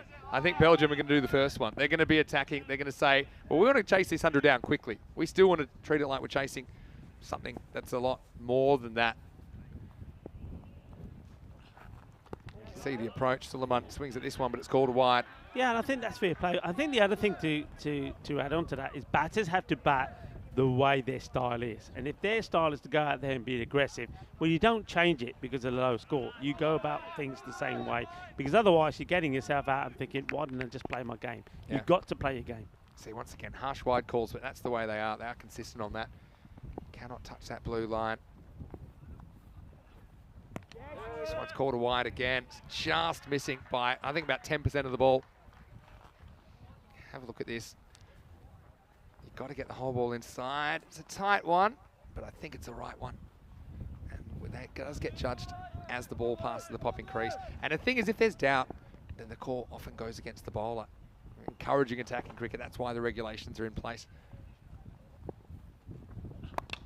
He's forced to go straight up, and this time he's going to go for 4, and it was almost in the range of Majid, but he couldn't quite bring it back into his orbit. Suleiman's away. He's 22 off 6. Magical start for the opener.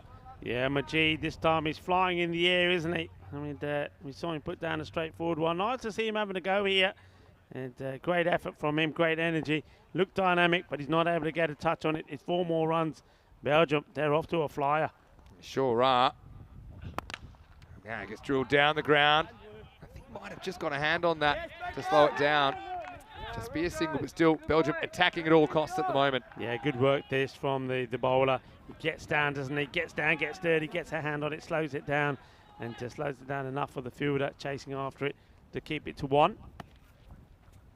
Well, this is a real test of character, this, isn't it, for the Scots? It really is. And I think we're going to see some spin after this over for the first time as well. Just got a feeling we might see Hogarth introduced into the attack. Good feed from O'Donnell. Still got a couple to spend though, because it turned out to be quite a long over. That's the other thing. Scotland have run really close to the clock a couple of times. I think that's because of the fact they have gone all pace so far, but I know they have brought the leg spinner, Jack Hogarth, into their side today. I just feel, especially with this start, when the field goes back in the 4th, we'll see some spin. This one is ball that was headed down the leg side. Manute goes after it anyway. Gets away with it, hook shot for 1. Luckily for Scotland, it goes to the man in the circle. Otherwise, that was running away for 4 as well. Yeah, the line hasn't been good here. The accuracy is not good. I mean, O'Donnell, he's got good pace about him, but the line he's bowling to the left hand, it's all wrong. He's the ball before that one was probably the first one he's got in the right area. He's got to be going, have the look at his field. He's got to have the left hander playing to try and play shots out to the off. He's bowled too short, too leg side-ish. This is clipped away. Suleiman goes on the hit, but there's no run there. End of the power play, pretty good one for the Belgians. It is 41 without loss after 3. Yeah, Belgium doing what we expect them to do. They're not hanging around. Like I said, you want that rate to be going down and bat your normal game and try to bring it down to around about 8 and 7, and that's exactly what they've done. So good power play to Belgium. Question is, what is Scotland's approach going to be here now? Do they go with that spin? Well, I'm saying, yeah, for me, that will be the call. Go for the spin, take the pace off, and see if that is going to get you the breakthrough against these 2 hard hitters. Yeah, you got to do it. Got to do it now. And so we have seen spin have a very important part to play in this T10 format. It's funny, even the T20 format, when that first took hold, kind of, what is it, about 15 years ago now. It's hard to believe it's that long. But everyone said, well, this will be the end of spinners. There's no place for them in the game. They're just going to get smashed. But we've actually seen them, certainly in our cricket, be probably more effective on the whole than pace bowlers. This is Jack Hogarth. Plays for Forfisher, that we'll see at the ECL next year, the Champions League of European Cricket, after they won the Scottish Championship this year. So we've got the leg spinner bowling to the left-hander, Muneeb Mohammed. Big moment in the game. Pretty good ball first up, good length, and as a leg spinner or any spinner, you don't have too much margin for error. That's a good confident start from Hogarth. Yeah, it's always good when the first one comes out right, especially if you're a wrist spinner. Get it right, and he does. So confidence. This is clever bowling. This one doesn't really turn back, and it's a weapon. I haven't seen Hogarth bowl too much, but what I will say, if he can bowl that wrong one or even a top spinner, just to keep the left-hander guessing. So far, he's bowled a very good first 2 deliveries. This one does turn back a bit. So essentially, strike 3, 3 dots. And where's the spin been so far for Scotland? Yeah, well, we were saying yesterday when we saw those 2 matches, no spin. They had to go to spin. They have. And, well, so far, it's rewarded them with 3 dots. So this time, it could be a chance. Well, I think he's caught that, you know. Majid down a deep backward square leg. It's probably worth a look, but he feels he gets his hands under the ball. I can't say I've seen anything to contradict that. They'll have a look, but Hogarth looks like he's got his man here. Yeah, for me, it's a clean catch. It's right to the right of us. I think he scooped this ball underneath. Majid, when he got the one before he went for a catch, completely wrong, didn't he?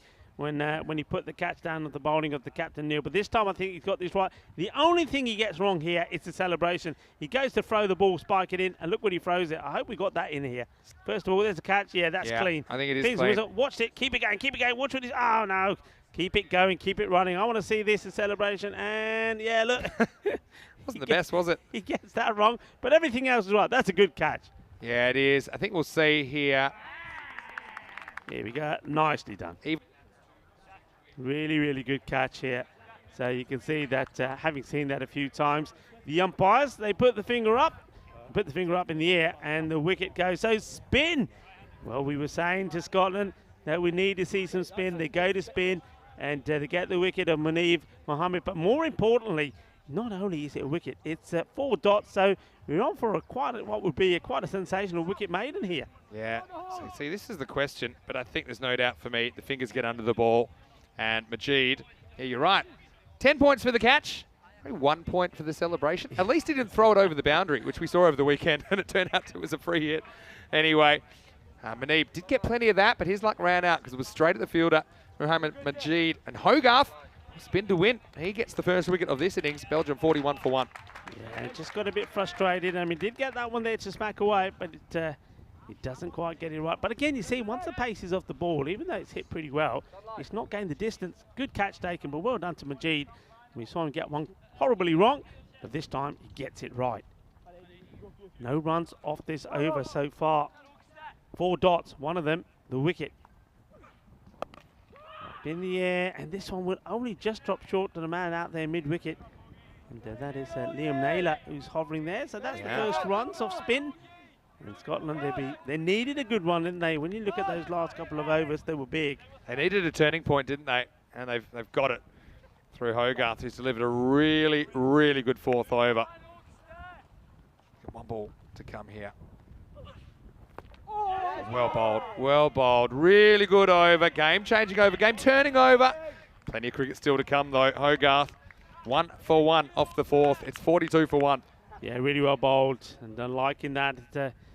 I'm liking the energy that he puts into it as well when he's running in. So that certainly is something that can also throw the batter. You just don't know the pace in which the ball's going to come, but he gets it right. And just that one short one, but it does result in the wicket. So well bowled. So all of a sudden, Scotland having that wicket. Then wants another good over in here now. I wonder who's going to, I think they might be going to Jack Jarvis perhaps to bowl this one. Yeah. So again, this is why I'd just be fitting as many spinners as I could. If they're good spinners, you can't just come up and bowl trash. But I just think it forces the batters to do something different. It disrupts the rhythm of the innings, especially against a team like Scotland or a team like Belgium even. Doesn't matter.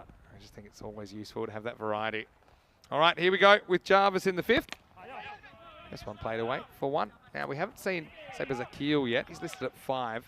Got Mohammed Suleiman out there. He plays his cricket for the Ostend Exiles, who they were the team that represented Belgium at the ECL earlier this year, the Champions League of European Cricket. We also saw them playing in the ECS recently.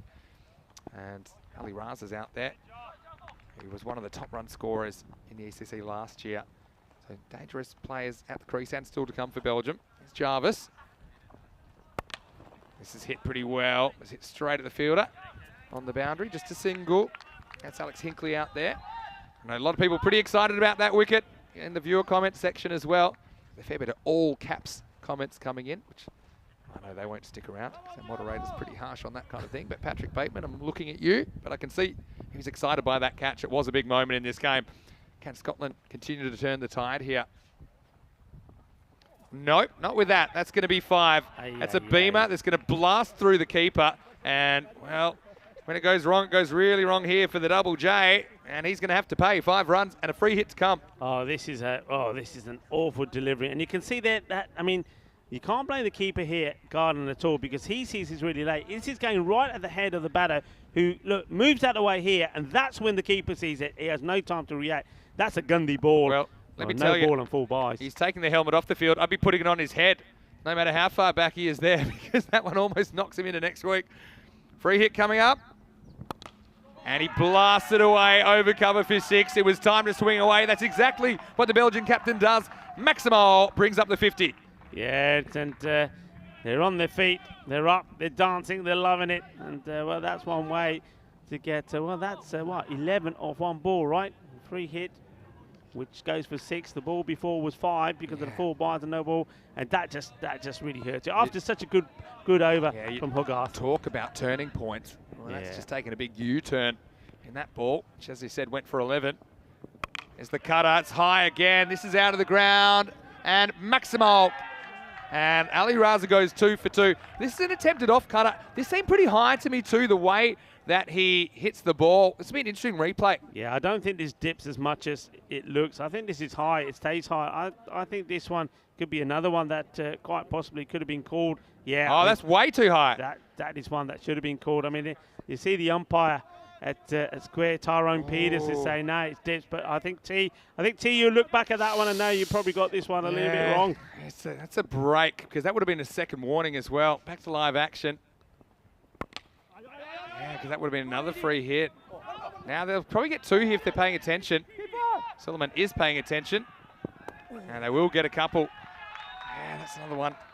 Tyrone, it's good to have him back. That was a bit of a rusty call. I've got to say that one from Tyrone. The wheels here, though, are coming off the bus. Hogarth came back with a fantastic 4th over, just 1 run from it and a wicket. But then Jack Jarvis, it's all gone wrong in this one.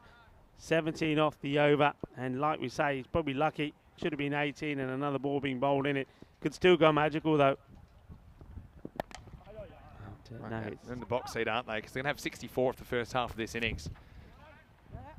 And so, 64 for 1 after 5 overs. And time for Scotland to pause in thought. And we'll pause in thought as well right here in the Dream Cube. Vinny Sander here, Mr. Maximo Rico Full with me. Hope you're having a great time so far. We're at the Cartama Oval, and these pins, we have a lot of questions about these pins. Yeah, there we these go. were given to us. Get a bit closer. Give them a bit of a look at that. Yeah, it's a bit there you higher. go. There you go. It's not as easy as you thought to get so close to the camera, but I can tell you that they were given to us by Jorge Gallardo, who's the mayor of Cartama, and we really appreciate the local government support as well to get this on, because obviously cricket is a developing sport, but I think that kind of support from the officials has been really important in putting this on. Yeah, I mean, the support from the province of Andalusia, which is where we are, and also here the host region, Malaga, has been great. And of course, Costa del Sol has been promoting cricket so much here as well, as we are at the Costa del Sol Cricket Club, and this is their home ground, the Cartama Oval. A big shout out to the whole region and the sport for cricket. I'm just loving that. I mean, when we go back to our base as well, our hotel partner, Sunset Beach Club. Yeah. I mean, a lot of the people then they know us, they know about the cricket. Yeah, they it's follow great. it. It's on in the restaurant and the bar there. It is, yeah. So we need people who probably have never watched cricket before are watching and say, yeah, we've seen it. We've seen yeah, when cricket. Rico goes back, he has to wear a wig and a fake moustache and dark glasses so that he doesn't get mobbed back at the hotel. Sneak right? in through the side door. Actually, yeah. in all But it's great. seriousness, last year when you went back, I think you went to go visit some family in England, right? That's right. After the ECC, and you couldn't even get out of the airport. You were getting your luggage, and you were trying to catch a taxi, and people were going, "Are you Rico Full? Are you Rico Full?" It is. happened. That's It Mr. never happened Bale, to Bale, you? Bale. Come on. On occasion. On but, occasion. But what I will say is we're just really excited about the development of European cricket and the fact it is going in the right direction. Our subscribership has gone up 5%. It's a big massive. bump in just a couple of weeks this year. So if you're new to us, then find out more about us, European Cricket Network. You can find us also on YouTube. We have cricket all the way throughout the year. And if you love cricket, and even if you're new to cricket, there's a home for you here. It's a community that is growing all the time. Yeah, all the time. What a community. What a family. We are a growing family, and it's so nice to know that there's new people. I mean, obviously, this is being broadcasted to places where our family is going all the time. So hello to you all. Hello to everybody, all our viewers, wherever you're listening in from. It's absolutely fantastic. And I hope you're enjoying the cricket as much as we are right here, looking out there from our dream box. Right now, Scotland would enjoy it a lot more if they can take a couple of quick wickets, because Belgium, they are also known for the odd collapse because of the way they play. They're going to keep being aggressive. And right now, just need 37 off the second half of this innings.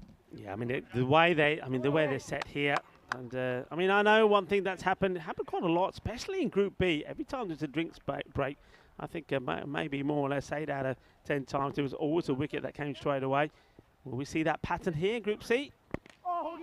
Not straight away. It's spin comes back into the attack, just losing his footing slightly here, but he's okay. He goes down. Hogarth bowled a great first over.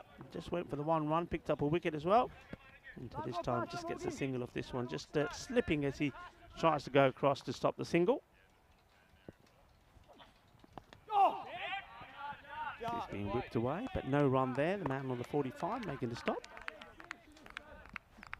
Yeah, so this becomes a big over. What I will say, if Scotland can pull it off from here, they'll feel like their tournament has really begun. They'll feel like this was a kind of coming of age moment potentially, but they've made it real tough for themselves.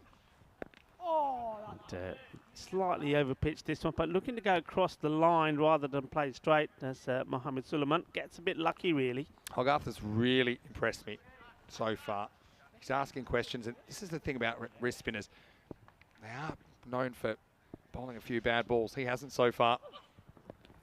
This one is in the air, hanging a long time. Fielder goes back. It does well to pull that in. Gets a bit of help from the fence, bouncing back into play. Very good stop that by Jasper Davidson. Yeah, this is good work, isn't it? Really nice. I mean, he's alert. He's got the awareness.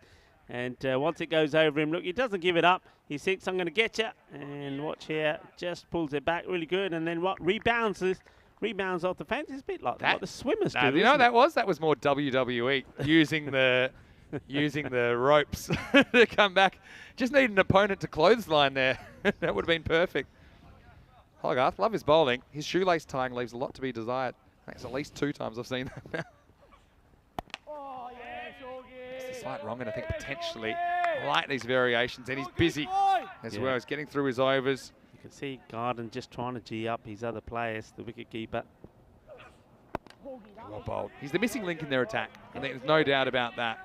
I think one thing they'll pick up from this, Scotland, whichever way this result goes, is they do need another spinner. I don't know if there's another one amongst their camp here, but one thing they'll learn pretty quickly, and they'll pick this up from what some of the other teams are doing, not just in this group and the groups before, is taking the pace off the ball does work. It also helps you out big time with the time. No doubt at all. So you can see they're not really in big time trouble anymore.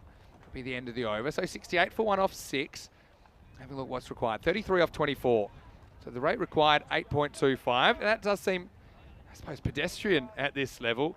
But what I will say is that one good over here, that can go up very quickly. Hogarth with 1 for 5 off his 2 overs has been outstanding. And to be honest, a bit like Jarvis carried their batting, I think it's Hogarth that's carried their bowling here. At least give them a chance here, Scotland. Superb figures. What more can you say about that? I mean, when you think that only 5 runs been conceded out of the score of 68 from his 12 deliveries, that's quite remarkable. But they need somebody to back it up. The problem what happened last time, he got them in the game, and that over from Jarvis took the game away from them again. They need another good over. That's what they need here. All right, here we go. Over number 7 becomes a big one, doesn't it? And it's Davidson. He's going to start with a wide. Again, bowlers, if you're going to flirt with the blue line, occasionally you're going to get blue burnt. That's kind of what happens here. That one, in fact, misses line altogether. Yeah, no doubt about that. I mean, Davidson just, you can see what they're trying to do. All the bowlers, all the seamers have tried to do. They just squeeze that ball in, that guideline for the wide, but they haven't been able to nail it. It's Davidson again. This one probably would have been a wide as well. Instead, it's hit away over cover, and fielding's done. Very good fielding. A good throw off balance as well to keep it to 1. Just want to clarify the wide thing quickly. Yeah. So batters are allowed to move towards the ball, and that won't move the line as long as the movement is once the ball's delivered. So we want to encourage batters, obviously, to still hit the ball. But yeah, the wide regulations are pretty harsh on ECN. And you can see why, with only 60 balls in the innings. I want to give the batters every opportunity to, obviously, play some balls that are in their general vicinity. Again, this is a wide that's spoilt by Ali Raza. French cuts it for 1. Speaking of the French, they'll be up again in match 8, which is coming up in around about 35 minutes. We're not too far away from revealing the teams for those 2 games. They're taking on Luxembourg, which will be an interesting one. Yeah, Luxembourg. I mean, again, looking to see what France can do better with the bat. I was excited seeing them in the field and with the bowling, but it was the batting again that let them down. Goes after this, and he's going to get runs. How many? Well, 4, I think. It's just inside. It's just inside the boundary as I saw it. And so anyway, Suleiman, it's either 6 or 4. Let's have a look on the replay. I think it's a 4. I think it just drops inside, does it? Oh yeah, it does go all the way. Oh no, it doesn't. No, just inside. Inside. 4 runs. You'll see that the umpire will probably just, yeah, I think he's just going to get the message. It's one of those ones that live, it looked, I think he might have gone on the fielder, signalled the fielder, might have signalled 6, but I think there's no doubt it's 4 in the end. No, fielder said 4. Oh, did he? Yeah, okay. fielder said 4 runs straight away. That was Kes Sajjad who turned around and said, yeah, it's 4 runs, and he was in exactly the right place for it.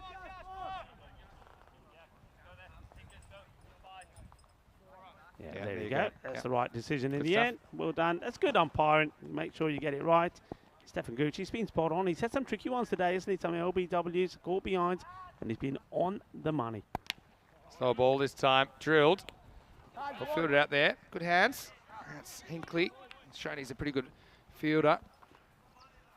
But, yeah, right now, Scotland staring down the barrel, aren't they? They lose to Belgium here. They've got a tricky one against France in the night match tonight, match 10. You know, they didn't have too much success at night. Last night, the Scots. A couple to come for Davidson, who's bowled pretty well. This one's called a wide as well. Again, this is the thing. It's a game of fine margins. And we'll see it here on the replay once again. Raza swinging away anyway. 6 wides now, and that's 11 extras in total with that 1 no ball and 4 leg byes. That's something that Scotland will have to improve on. So he moves about a stump outside off, but it misses line by at least that, probably 2 stumps. So yeah, you've got to be brave here, I think. You've got to bowl a bit straighter and hope to take some chances and create some chances, I think. Scotland 11. Slower ball, pretty well bowled. Hoiked across by Ali Raza for 1. So it's cruising at the moment, Belgium, but still have that runs required above the balls remaining. I always feel like there's a chance for the fielding team there. You're only just a few drop balls or potentially a wicket or 2 away from getting back in the contest. Last ball for Davidson. He's only conceded 10 here.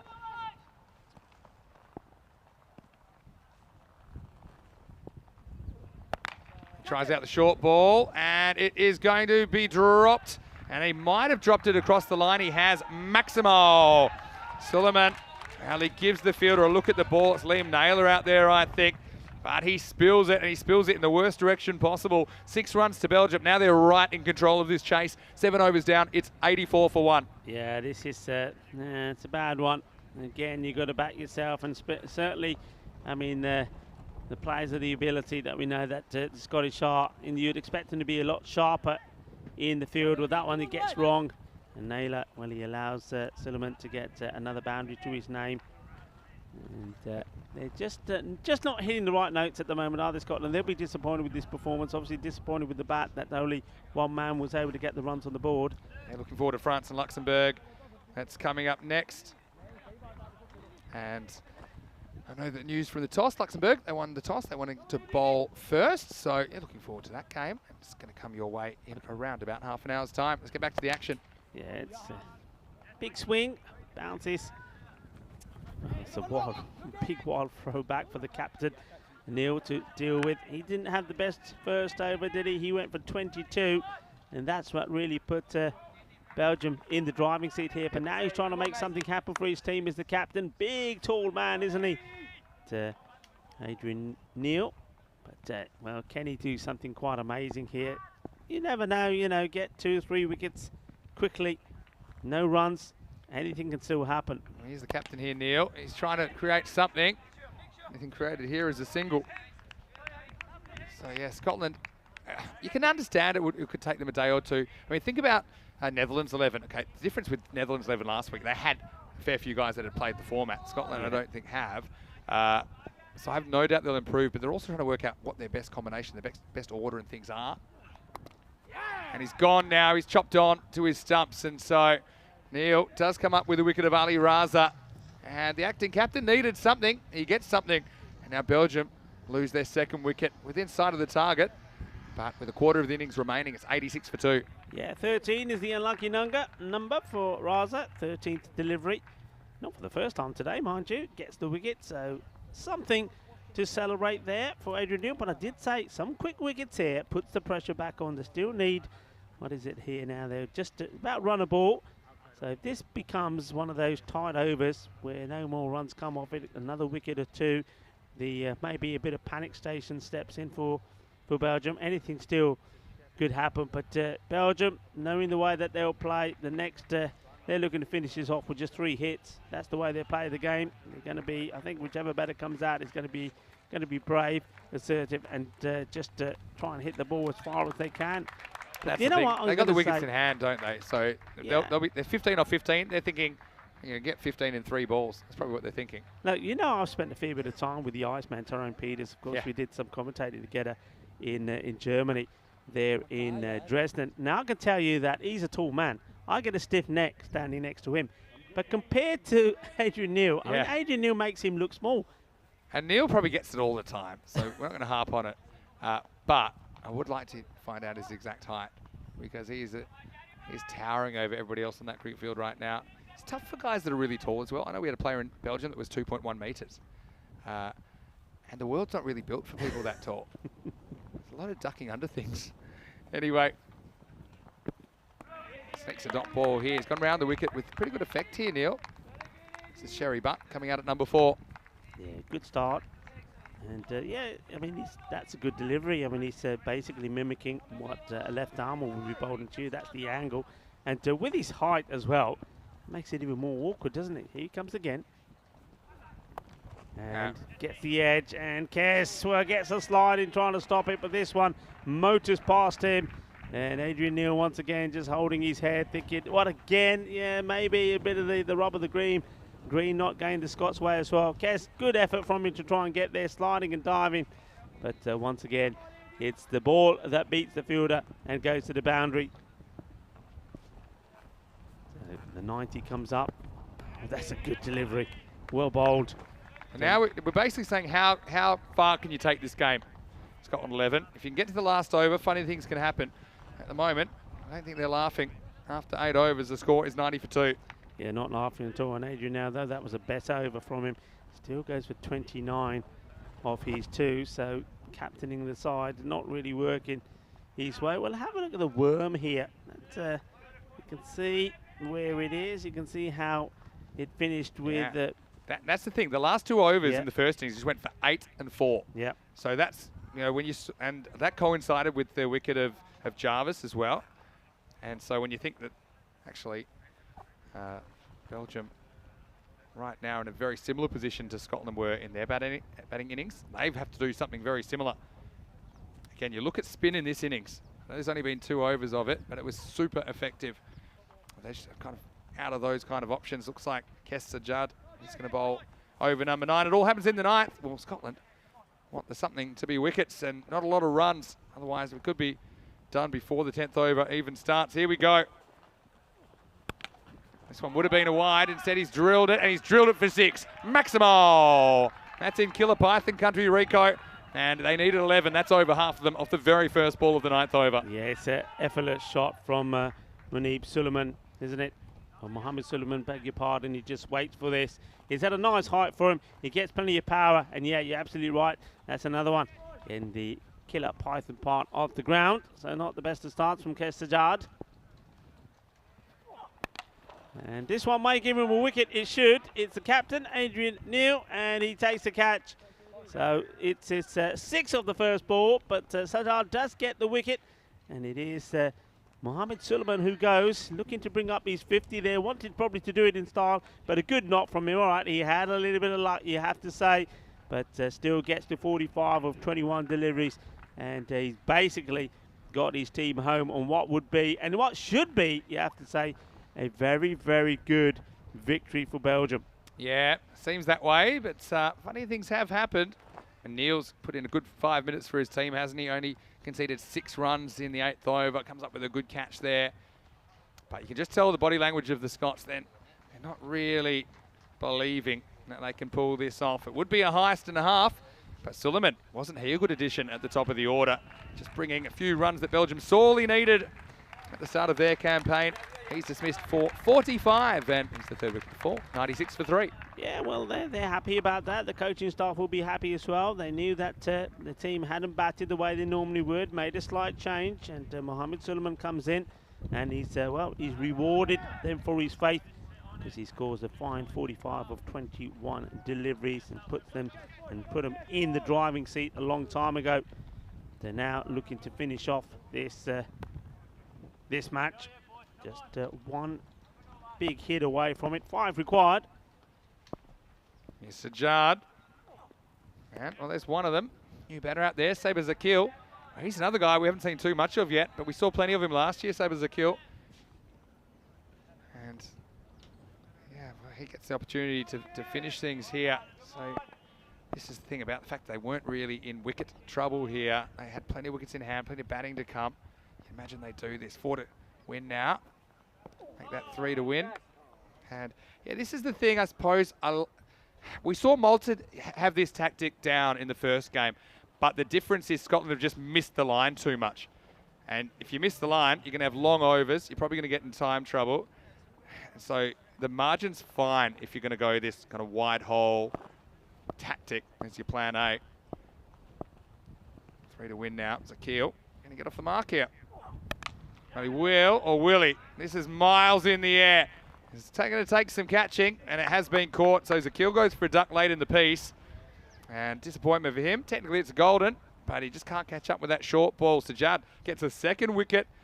And if there were Wilson Phillips song, Scotland 11 are holding on here in the ninth, 98 for 4. Well, Michael English comes in from the boundary. This ball goes a long way up in the air, but takes a very good, comfortable catch. So another nice moment there from Sajjad. And Belgium needing just 3 for victory.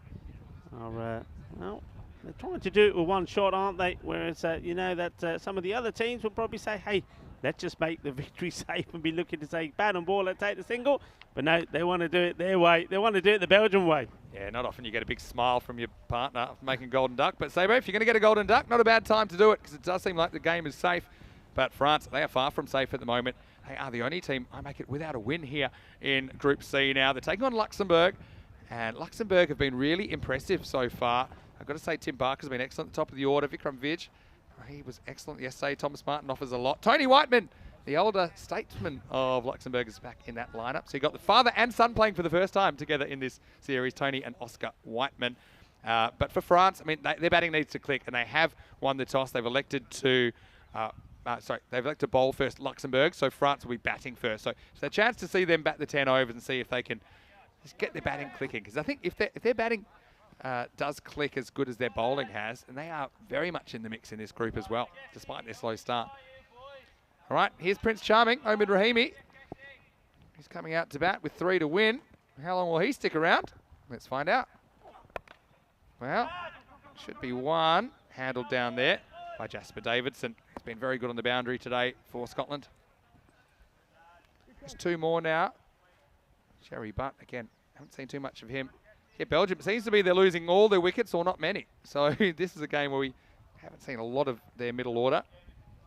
You can see the time's just run out here as well. So that could be trouble. Because if we do get to the end of the 9th over, the game might be over. So that's not great either. I'll get 1 here. Well, now get more than 1 because it gets through the field. It will be game over, so it won't matter. And Belgium, they will do this, and they do it with 7 balls to spare. Scotland lose 2 on the spin, and they've got to go soul-searching now before their match a little bit later on against France. But the Belgians, they've been a bit hit and miss so far, but they hit more than they miss in this chase, and they do get there, chasing down this target of 8.5 overs. Yeah, I mean, it's they do it with 7 to go, and it's all about the start, isn't it? It's all about the power play. And that 41 that came off it, which included 22 that came off Adrian Neil, who, well, yesterday he was superb with the ball, but being the captain here today, they went for him, didn't they? And he went for quite a few in his spell, and as a result of that, got off to a flyer. And they just didn't, I mean, the bowling of the spin, I mean, have a look at Jack Hogarth. He bowls 2 overs, just concedes 5 runs and takes 1 wicket. If you take that away from it, really, Belgium would have done this far easily. So one thing that Scotland will learn is that maybe taking the pace off will be to the benefit. Can they find another spinner? But Belgium, as you can see there, that they were pretty happy with this performance. They needed to bounce back, didn't they? Needed to bounce back with a bang, and they did. I mean, there was that early moment there when that was a big chance. Yeah. And wasn't being able to nudge. Majid couldn't take it. But he did take one good catch. I mean, there was him flying through the air trying to make amends for the one he put down. He wasn't able to that time. Yeah. He does get another chance, and he did take a good catch. But, I mean, Scotland, I mean, we see a couple of catches go down from them, and really, well, that's the one he does take. Yeah, It's a it was great a good catch. one. But there was some that went down, and we also saw one, wasn't there, from Naylor as well, when he put a catch down. And they're better than that, so they need to up their game. Well, this one was a gundy ball. Yeah, this one blasted past 2 wicket keepers, Ali Raza, who was batting, and his own keeper, Callum Garden. But yeah, Hogarth brought them back into the game, but then they kind of lost it with that 11 off one ball effectively. Yeah. And look, Belgium, they are quite experienced this form of the game. And despite those kinds of efforts from Davidson, you just knew they weren't going to ever go too defensive in their approach. They knew the odds were in their favour if they kept going for their shots. And just look, a few things going away from Scotland 11. That's an example. Liam Naylor on the boundary, just spilling it over the rope. And it wasn't their game. In Scotland and France right now, they look the two kind of out of form teams, if you want to call it that. I mean, we don't have a lot of form to go on, but they'll meet tonight in match 10. That will become a really important game, I think. France will see them for the first time today in the next match against Luxembourg. But when the rubber hit the road, even with these late wickets, Belgium had made the running. And Scotland, I think, in the end, they just don't make enough runs. When you look at their batting, Jack Jarvis, without him, they would have been in a world of trouble. Who knows what they would have made. So they just need more contributors across the board. They just need to find a way to score more runs, and I'm not quite sure how you do that. But I know that they've got a lot of talented players. They just need to keep making that adaptation to this form of the game. Belgium, though, last year's runners-up, they were pretty impressive there and calculating in that chase as they chased down the target of 101 off 8.5 overs. Mohamed Suleiman started at the top of the order. He was brought in for his first game, didn't let the team down. Had a bit of luck, but you make your own luck, I suppose. 45 off 21 balls from him and innings. They had 4 maximos and 3 fours. Apart from that, you saw Ali Raza with 22 off 13. Mahinib Mohammed, 14 before. He was undone by the leg spin of Jack Hogarth for 14 at a run a ball. Sherry Butt and Rahimi got them home. Zakil got a first baller. He didn't mind too much because he was on the winning side.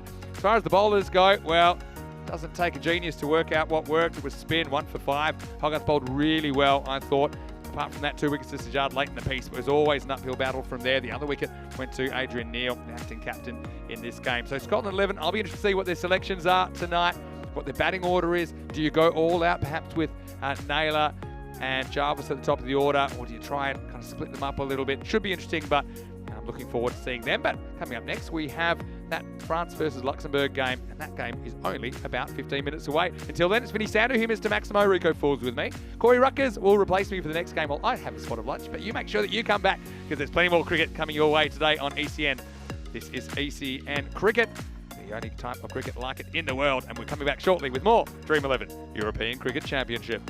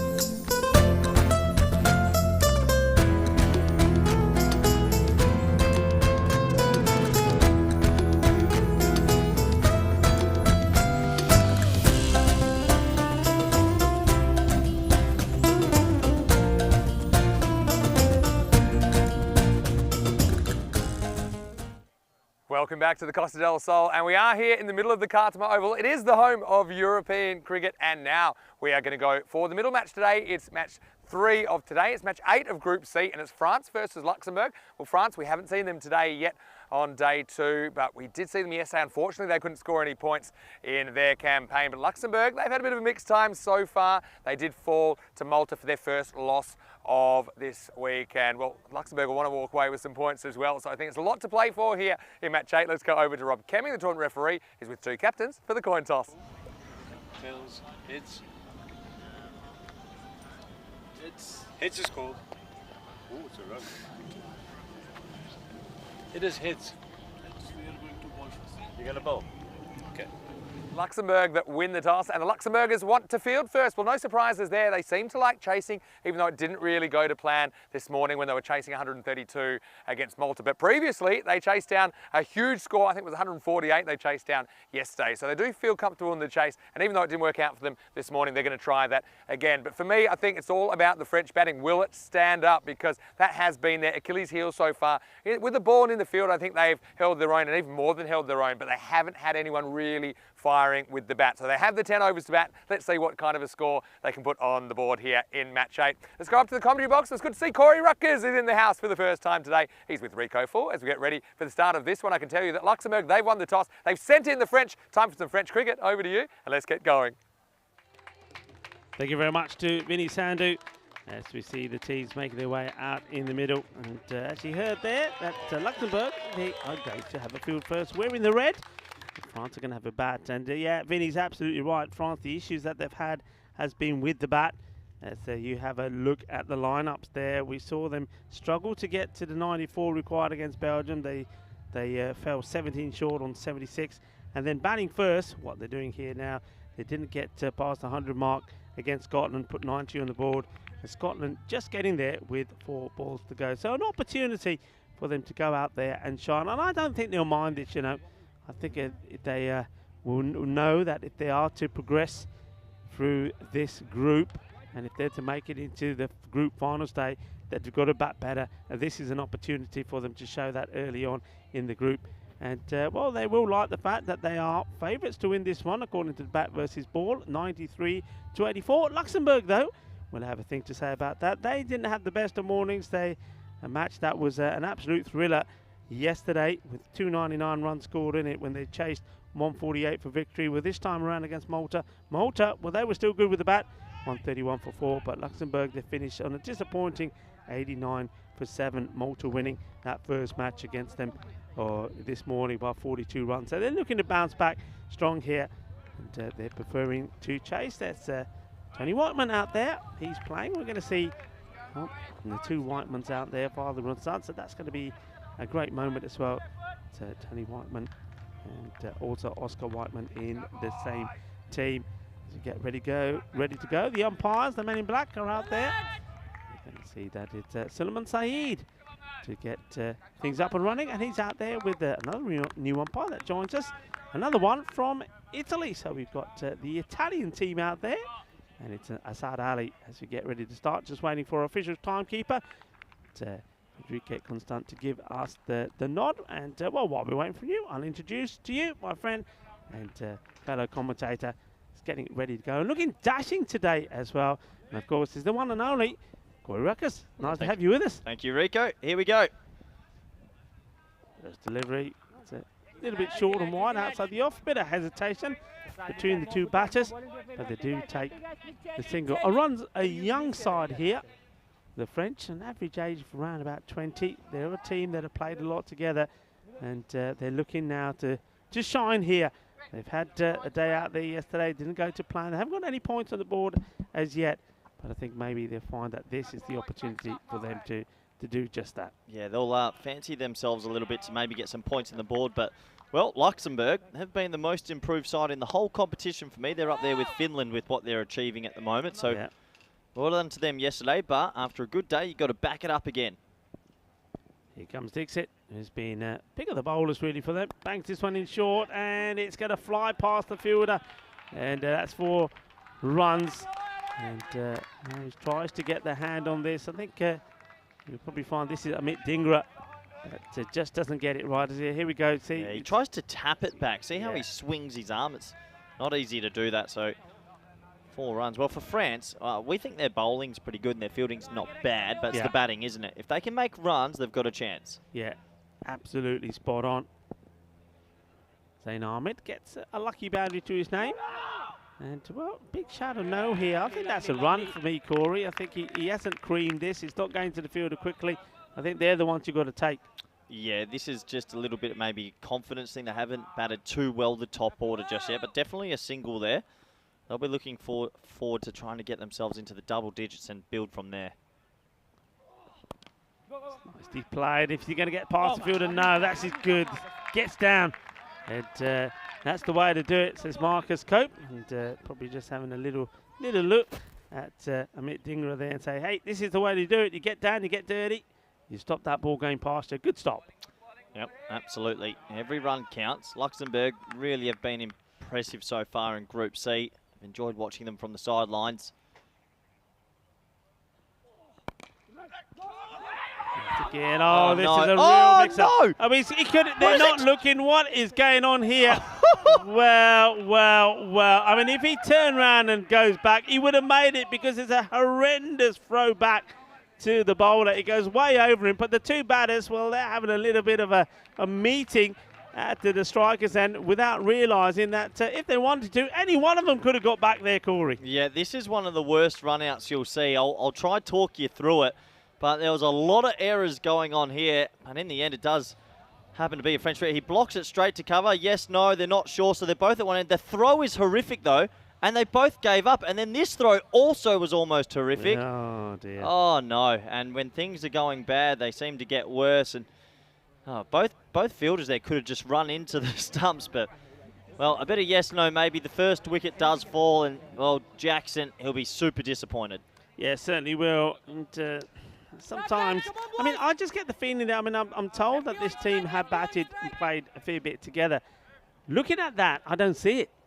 I see that two guys that probably never batted together before. I think the confidence just might be a little bit low in the French camp at the moment. Bit of a baptism of fire so far in this competition. As it takes us to the last ball of the first, an early wicket for Luxembourg. Up in the air, but he gets it in the gap, and he's going to get 4 runs. So, though it's that disastrous run out, it's going to finish on a bit of a high. I mean, that boundary takes the score to 10 on the first.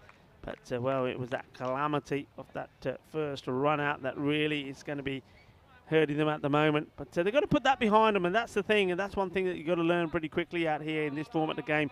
No matter what happens, you know, you've got to put it past you and just focus on what you've got to do out there, and that's just to attack. As you have a look at the top batters for France, I mean... Yeah, that's the worry, isn't it? I mean, you look at the second highest run score is 19 runs over 2 games. So there's no issue with their bowling, Rico. If some of the batsmen can click, maybe even get themselves to 100, then they definitely have a decent bowling attack. Yeah, they certainly do. Whereas on the other side there, it's a lot better from Barker and Vidge there, the captain, and Cameron Gill also getting in the runs as well. But Barker, I mean, he just looks a tremendous player. And I think just something tells me, Corey, that he's going to score a lot of runs. Well, there's a bit of a dust storm happening here at the moment. Look at that. It's swirling around all over the place. Doesn't that look really dramatic out there? It wasn't on our cameras as that one's pushed to where it was. That was back home in Australia, we call that a willy willy. It's a mini tornado. Just sort of hit the players area, and you can see the tents blowing there. That was full on. I'm not too sure if we got that fully on camera, but yeah, look, there's dust has gone. There it goes on your camera now. That has just swept all over the fans and the players. Oh, no. If you sat there and you were just having your lunch, well, it's all going to taste the same now. Well, I think your Victoria Cerveza's got some sand in it. I've never seen that before. That was sensational. Yeah, absolutely. What do you call it? Back as that's pushed into the leg side. So obviously got a tornado and a twister. In Australia, when a smaller one's called a willy willy. Okay. That's not made up. That is, I swear, check it on Google. Yeah, there you go. A willy willy. We just had a first willy willy here at the Cartama Oval, and it was quite dramatic. When everybody there is going back to the bar and saying, "Can we have new beers, please?" And well, if they order those burgers are going to taste a bit sandy now as well. Martin, in the meantime, is doing the bowling, unaware of what's going on there in the fan zone. I would have wondered what happened if that hit the field then, because you might have seen a few players stop, drop and roll. I feel bad for the fans out there. They just copped it badly. Oh, well, Numan Amjad is the batter that's joined Zain Ahmed out there. Martin. Just straight down the leg side, and it's not a good delivery, but it needed to be punished, and Ahmed is unable to get anything on this. In fact, I think he takes this in the gut. Yeah, and then he sort of gets stunned a bit because he doesn't want to run. There's probably a single on there if you go straight away. So France just a little bit stuck at the moment. I mean, big game for Luxembourg this. After the loss tomorrow, if they win this and go 3-1, they'll feel pretty good about themselves. They certainly will. Martin. And he hits the top of the stumps. Well, that's where you like to see it, Corey. And fine bit of bowling, though. I have to say that he just didn't look right, did he, Zain Ahmed? And he's probably still, that run out is probably still playing around in his mind. But this is a bit of a nothing shot. He gets beaten first up, the ball before he takes one in. Takes a body blow, doesn't he? And then, well, Martin comes back, Thomas Martin, and finishes him off, hitting the top of the stumps. And that's disappointment as another wicket goes down. Yeah, perfect delivery. We talk a lot to bowlers about if you're not going to bowl the Yorker, that top of the stumps length, because the batsman isn't sure to drive or pull. He goes for a pull, but it's not the right length. It's perfect bowling. And Luxembourg will be pretty ecstatic with this start now. And for France, well, their batting troubles continue in this tournament. Yeah, they certainly do. Well, those two batters are going to be reunited again back in the dugout. I think they're going to have they might have a word or two about this. Well, we saw one sort of willy-willy already. Now we're going to see another storm, maybe. Yeah, maybe. But Luxembourg, yeah. For me, after looking at the teams in the first 3 weeks, I think Finland definitely are a team that can be in second place for most improved from last year. But for me, Luxembourg take the cake. They have improved out of sight from a year ago. Yeah, they certainly. I mean, remember a year ago when I was talking to Tony Whiteman about this, he said that they didn't really have a lot of preparation time. They couldn't come with the main team because a lot of the players were involved in another tournament that was happening at the time. But this time around, they're ready. He said to me, ready, and we're going to be better. And he was absolutely right. They have been better, and they are ready. And this man here, I certainly like the look of Thomas Martin, and he was unfortunately not able to perform with the bat in that first match against Malta. He went first bowler, hit the ball pretty well. It was a good catch taken by Bikram Arora to remove him. But I think he's a classy player, and he's certainly going to make big inroads in this championship. Absolutely, as it does take us to the end of the over. France, well, they are struggling once again. They're 13 for 2, but it does look like there's a few new faces for Luxembourg. I've known them for quite some time. When I was coaching in Belgium, the Luxembourg team play in Belgium's league, so you meet them quite a lot. Lovely bunch of men, and quite happy that they're doing well and showing everyone that cricket in Luxembourg's growing. Yeah, and I like the way that they play the game as well. They're very, very positive, very happy, friendly. And well, when they're out there in the middle, they get the job done as well.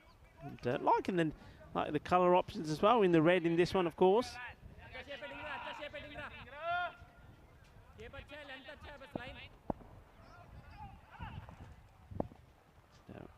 Amit Tangra once again. Just gets this one to shake away. Gets the ball to talk, doesn't he? We've seen him do it all the time when he's come on to bowl. Gets it to come in, gets it to move away. Took a little bit of stick in his second over against Malta. But other than that, all the time we've seen him bowl, he's been there and thereabout. Yeah, they don't have express pace to the Luxembourg bowlers, but just a little bit of swing. This one just wide, and well, quick work from the wicket keeper, Anoop Orsu. Just trying to catch the batter napping. Just managed to get his bat back, Numan Amjad. Yeah, I just want to clarify that. What do you call a person from Luxembourg? I'm pretty sure it's a Luxembourger. I honestly think you're coming out with all the sayings. I don't know. Today. I've been sitting here on the side just all excited. But I want someone in the chat to tell me. I think it's someone from Luxembourg. It's a Luxembourger. A Luxembourger. Okay. Sounds you delicious. Find that on the menu. Shot, and this has been picked up beautifully. I think you might find this goes all the way. They're just going to check on this. Yeah, nice shot. Really nice shot from Amjad. I think that is 6. We'll have a double check. Maybe it hit the rope on the full Rico. Yeah, he picks it up beautifully. Look, that's more like it, a positive shot. Let's see where it goes. Yep. Yeah, hits the rope. That's going to be 6 runs. So put them up like you just don't care. Come on, the Italian stallions are out there. Both the men in black are from Italy. There you go. Put them up in the air. Seis us. That's a nice shot. Well, that certainly would give the batter a bit of confidence. Numan Amjad, nice shot. Yeah, nice shot. Really nice shot. Can they get a few more away in the power play? He has a go, but this one is in better areas. Gets the radar right again. Get this one outside the off stump, and it's a swing and a miss from Amjad. Why don't they do when it hits the rope, it's a 5? Why can't they just meet us in the middle? I always wonder that. Why does it have to be a 6? It hits the ropes. You haven't cleared the boundary. You've hit the boundary. Give it a 5. Yeah, but then what do you do if a catch is taken and the player's touching the rope? 5. No, but the player could say, you know, meet me halfway. Maybe he could, well, this one is hit beautifully straight down the ground. He's going to take some stopping, and he can't stop that. That's a lovely shot. Nicely played. He's just out of the reach of Dingra, who's trying to stop it. Just misses the stumps. Well, it just goes to show, if you hit nice and straight and clean, you're going to get rewards, and he does. 4 more. Yeah, nice shot from Amjad. He's come out with some real intent in this game. In the first few matches, he threatened to hit a big score. He looks hungry this time. You sort of feel for the Luxembourg team that they'll need to get him early, unless they'll be chasing something big. Oh, this one goes right through. This is like a nutmeg. Nutmeg's the batter, and how this doesn't take the stumps, I've no idea. Yeah, unbelievable. He just angles this one in. There's no swing on it at all. Amjad a little bit lucky this time. Well, Dingra wants to finish well. 12 off the over so far, 25 for 2. Hit well, and he's trying to get the gap again, and not this time. Good fielding. Looks to take the second. And you can see Amjad say, I'm not coming back. Let's just keep it a 1. Let's not get greedy. That will be the end of the over. So the power play complete. 26, 2 wickets down. So that's not a bad over. 13 from a bowler like Dingra. You'll take that.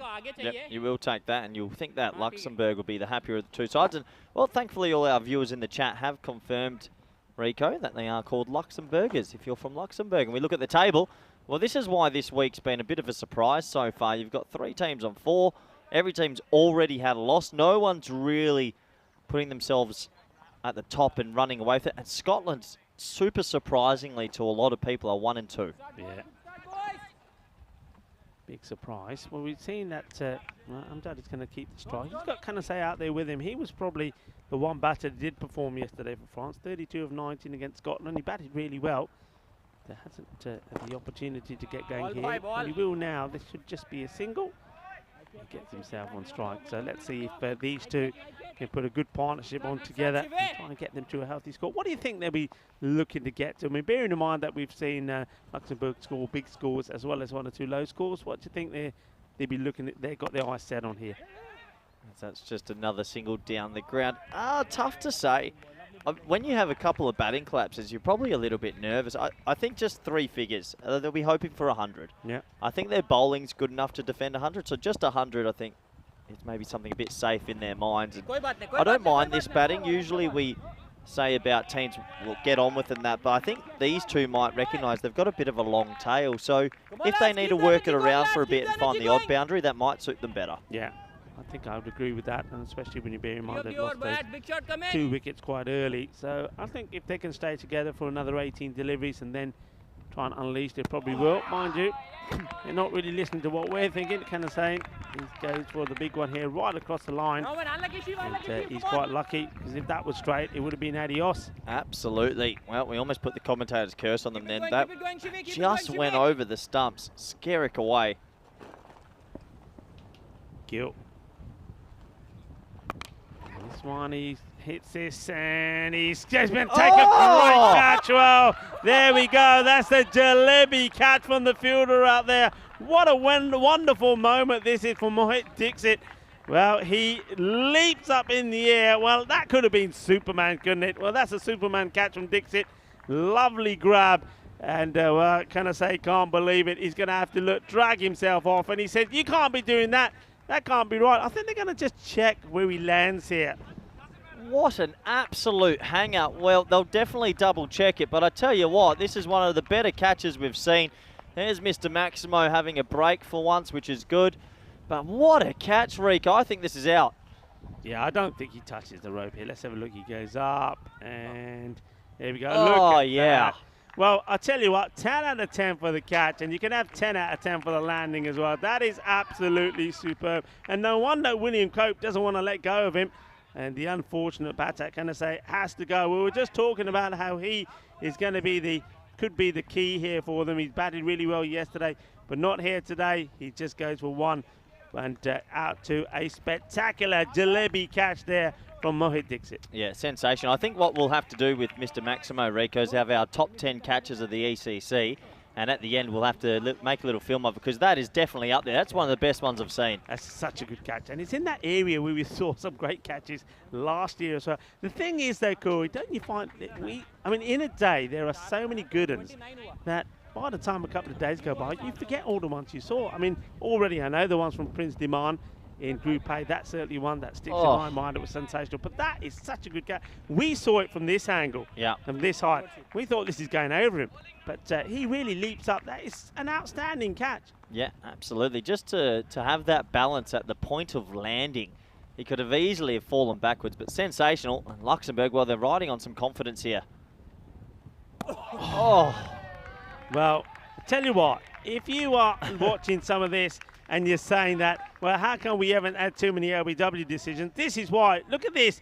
If this hits the pad, you think, oh, it's going to be out. This ball is hitting. How does that not hit the stumps? And Gil, he's not bowling with any pace. Just some bounce, extra bounce, and this is why it's hard to get LBWs on this pitch. And well, 29 for 3 after 4. And one thing, Rico, I mean, knowing a little bit more about Luxembourg and Belgian cricket and whatnot, Luxembourg's win yesterday over Belgium is probably the biggest win in their cricketing history. They play in their local league, and they don't let the team Optimus, they play in Division 2. They won't let them promote to Division 1 even though they've won, because they're like, no, you stay in Division 2. Really? So Luxembourg beating Belgium yesterday, they would be on such high confidence, and they fully deserve it. Yeah, they certainly would be. Whipped away. Be one bounce who goes to the fielder here. Just a little bit too short with that first delivery there, Marcus Cope. But I'm liking the look of this young man, Marcus Cope. Yeah, he has a nice up and over action, so he actually gets it to dip and gets it to spin quite a bit. Obviously not easy to be a right arm off spinner in this T10 format, but he's pretty effective. Goes for the straight shot down the ground. Fielder will fancy himself to get there. I think he was just a little bit slow getting to where he needed to be here. Didn't really see the sprint on when the man comes in to take the catch. I think it could have been a better effort there from Timothy Barker. I think the wind just held it up because he was sort of just jogging. It's an opportunity missed though. This one is a big swing and a miss. Yeah, so Amjad becomes the key for the French here. And he's on 16. We know he's capable with the bat. You sort of feel he has to make a big score. Umpires just putting the bails back there after they got dislodged by the wicket keeper. Orsu. Cope to continue. Amjad has to go big for his country. And he tries to go big. He whips this up in the air, and well, he's not going to get anywhere near. This one is Dixit. We saw him take one marvellous catch, but now he's got to jump over the fence and bring this one back. Good hit, clean hit. That's what they need. They need Numan Amjad to be positive and just keep hitting the balls the way that he is. That's a good shot. Yeah, really good shot. Really good shot. There's not much time left in this innings. Still need to get on with it. You don't want to only make 60, 70 or 80. It's good batting from him. Yeah, the captain leading by example here. And, slices this one away. Man, that's square. That's the fielding. So interesting field for a right-arm off-spinner. There's no 45, no fine leg, and he is bowling straightish. If you've got the little paddle sweep in your locker, this is the time to bring it out. You almost guarantee a 4. Yeah, Sathi Kumaran is the man who's joined the captain out there. And he's played and missed quite a few. And you can see that Amjad is just wanting somebody to stay there with him. And at the moment, none of the partners that are coming out there are looking like they're going to do that. And once again, it's our opportunity to say it's hello to the world that's watching. Rico Full here. And well, it's time for me to be with Corey. Corey, good to have you. Thanks, mate. Liking the look, loving the colour on the shirt. Yeah, well, I thought I'd pull out the maroon today. So, Maroon today. yeah, did the washing last night, ready to go. I'll be with you for the rest of the evening. Yeah, that'll be great. Well, you won't be with me with the rest of the evening because after this match, I'm taking a bit of time off. I'm going to go. Well, you've been in the fan zone. Is it buzzing? Yeah, it's actually a really nice day. There's a couple of supporters that have come in from Tasmania and around the traps that have heard about European Cricket Network. Excellent. And great to have people coming in and supporting the company. Yeah, I'm looking forward to going out there, mingling with some of the supporters, some of the viewers, and that's what I love about this. I mean, we've seen far more viewers coming in to watch the supporters, if you like, in the fan zone, and I think the concept of this day-night game is really working. I think for me, I think a lot of people come in for the last two matches, and that night match. Well, the night matches have been really absolutely buzzing, haven't they? Yeah, the night matches have been quite fun as well because they've been super close. I swear every night game's been close, but I think for finals week, when all the teams are there and all the fans in the fan zone, I mean, if you're watching this, come to Cartama, fly into Spain and get yourself here definitely for finals week. Yeah, look, and if you want to know where exactly the ground is, because it is a little bit of an oasis, we know people that have been lived here for tens of years, and they don't know about this ground. So if you take the road from that goes from Cartama to Coyne, the 87059, and it's just on there. You can't miss it. You'll see the European Cricket Network flags out there. So come on down, join in the fun, get yourself in the fan zone, and well, plenty to eat there thanks to our food partner, Purple Pepper, and thanks to Victoria Cervezas. There's plenty to drink as well. Yeah, plenty to drink as well. And I know if you're going to the fan zone later, I bet you treat yourself to a couple. Maybe just the one or two. I mean, my job is done. I'm going to leave it to you and Vinny. But first, we're going to see the conclusion of this match. And it is France that have got it all to do. It's 38 for 3 at the halfway point, so they really do need to get some acceleration in here. And trying to attack the Shiv Karan Gill, who bowled a very good first over. So just 3 runs from it, he picked up 1 wicket. Yep, so Amjad's still there though. He is the barometer for the French.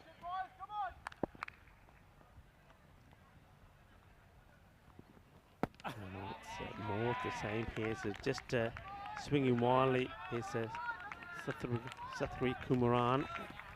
Yep, I'll let you say that. I don't think I've got that one on my tongue. Better on this one. After playing and missing, Gill says, well, I wonder what he'll do with the straight. Well, when he plays it pretty well, and he does the important thing, which is get a single and gives the strike back to his captain. Yeah, big ball here. He's 24 off 15. You feel like this could definitely be 6 or out. Big moment in the game for France.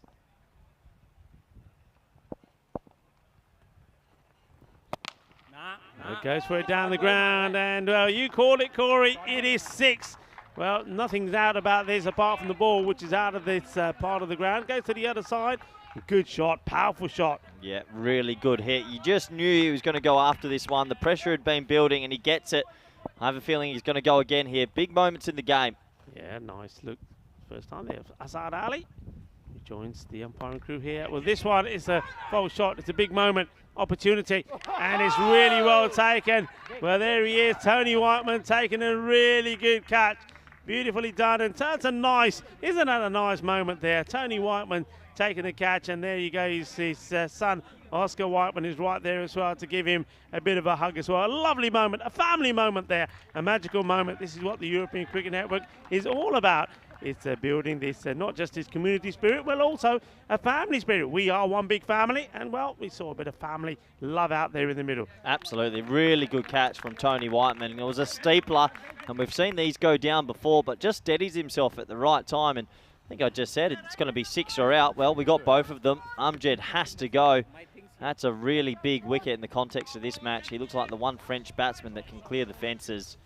Good little innings from the captain though, 30 off 17, 3 sixes, 1 4, and striking at 176. Yeah, the question is now, with him gone, and he scored 30 of those 46 runs, who can carry on from where he left off? Somebody needs to, otherwise this is going to be a below par score. I mean, they're looking here, I would say, to at least to find another 60 runs minimum from somewhere. Yeah, you're right, Rico. Someone has to come out and play a little cameo, maybe a 30 off 10 ball somewhere. I mean, might as well throw the bat at it, try to keep your shape as much as possible and clear the pickets. And Junaid Ahmed is the man who comes in. Easy, lads, easy. Just intelligently plays this round the corner to get himself off the mark. Yeah, that does take us to the end of the 6 other. Well, Luxembourg, they're ahead in this one. The score is 47 for 4. Yeah, good spell of bowling there from Gill as well. I mean, he doesn't try to do anything special with it. Shivkaran Gill just gets the ball right up there. He's picked up 2 for 12 with that single coming off the last ball of his spells. You just have a look at the bowling figures there. So really nobody has been sort of taken apart there. I mean, Amit Dhingra, he'll come back better. I mean, he's gone for 13 off his first, but it's not the worst ever, is it? Nah, it's not at all. 13s are okay. You've got an opportunity to come back. If you start getting in that 15 territory, then you might be a little bit disappointed. Marcus Cope looking to continue. Cricket delivery outside the off. Gets a good bit of bat onto this, but again the sweeper comes across, and good running from the two batters here. That's better. A little bit more urgency. They take the 2.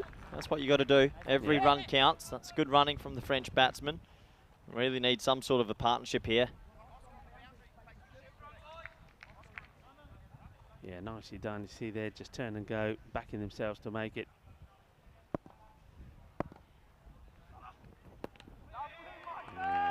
Big swing and a miss. I'm liking the way that Cope is able to push the ball through here as well, and he gets it in the right areas. That's the thing. I mean, he doesn't bowl too many.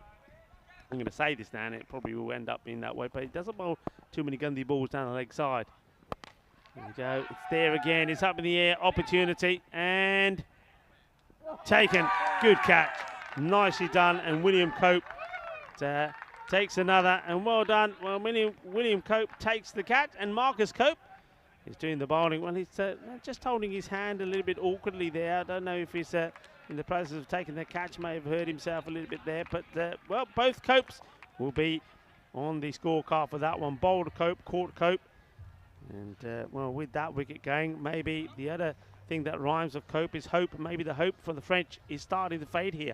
Yeah, absolutely. He goes for the big slog across the line, but nice catch, and that's one thing Luxembourg do very well. They pride themselves on their fielding. They're one of the better fielding teams in Group C, I think, and that's not an easy catch, not when it's swirly conditions.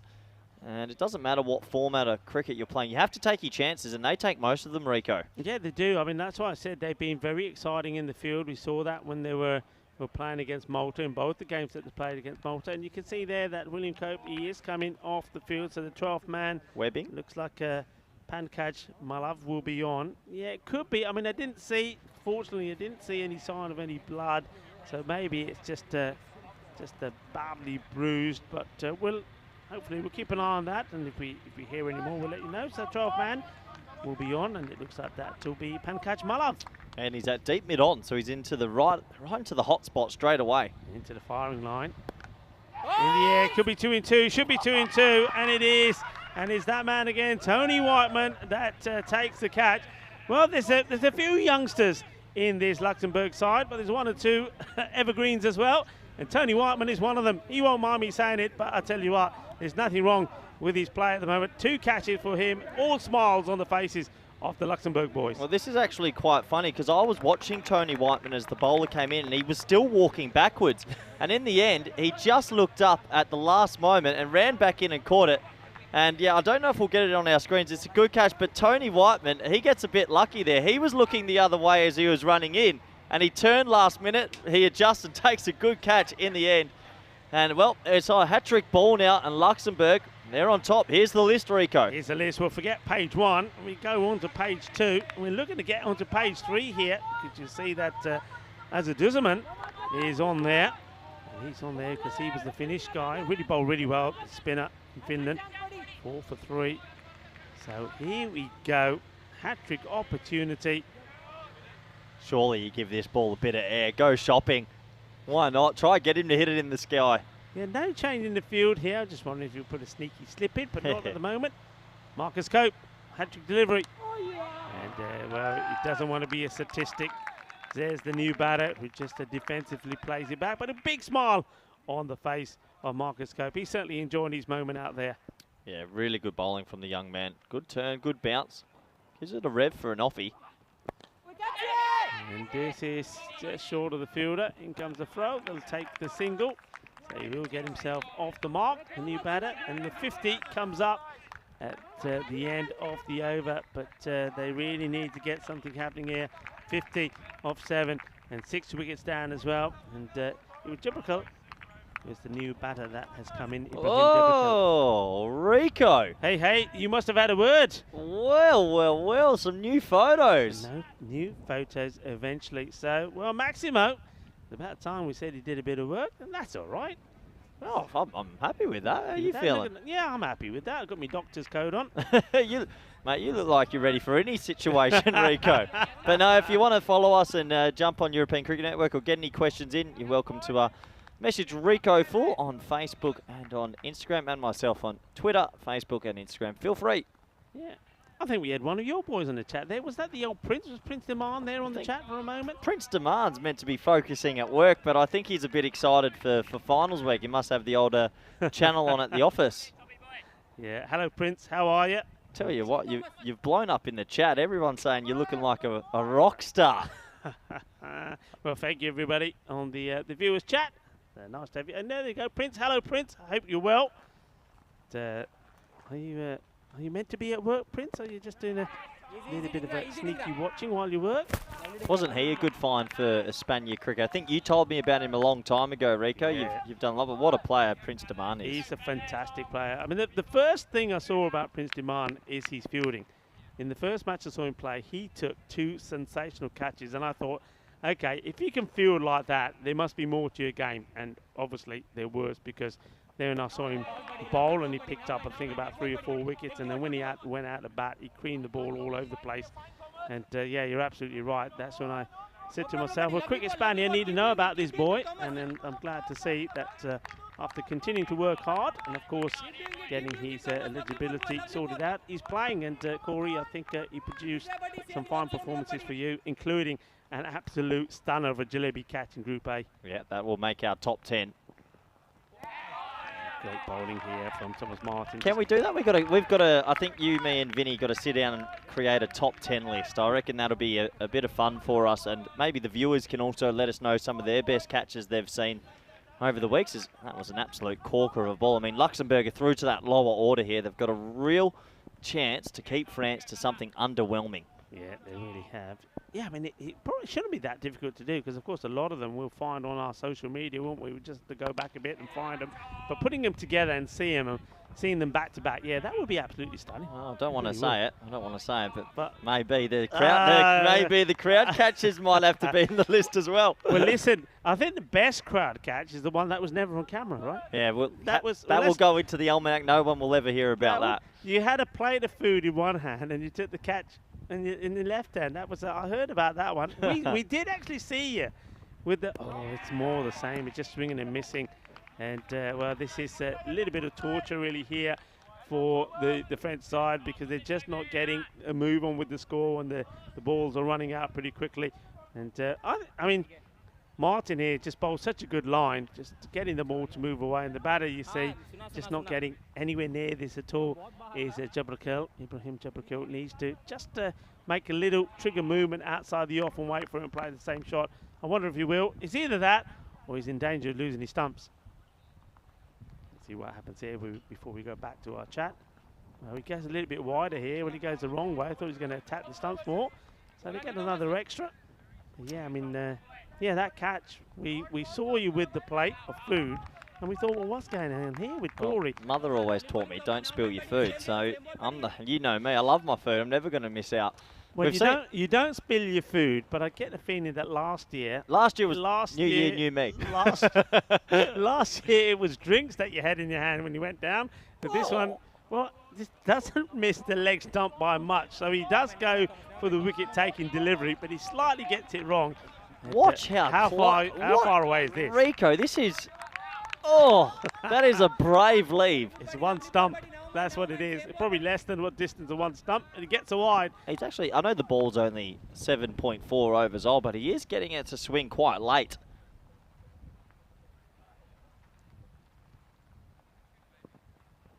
There's more of the same, swinging and missing. So, well, the only runs coming at the moment via extras. Nothing's coming off the bat.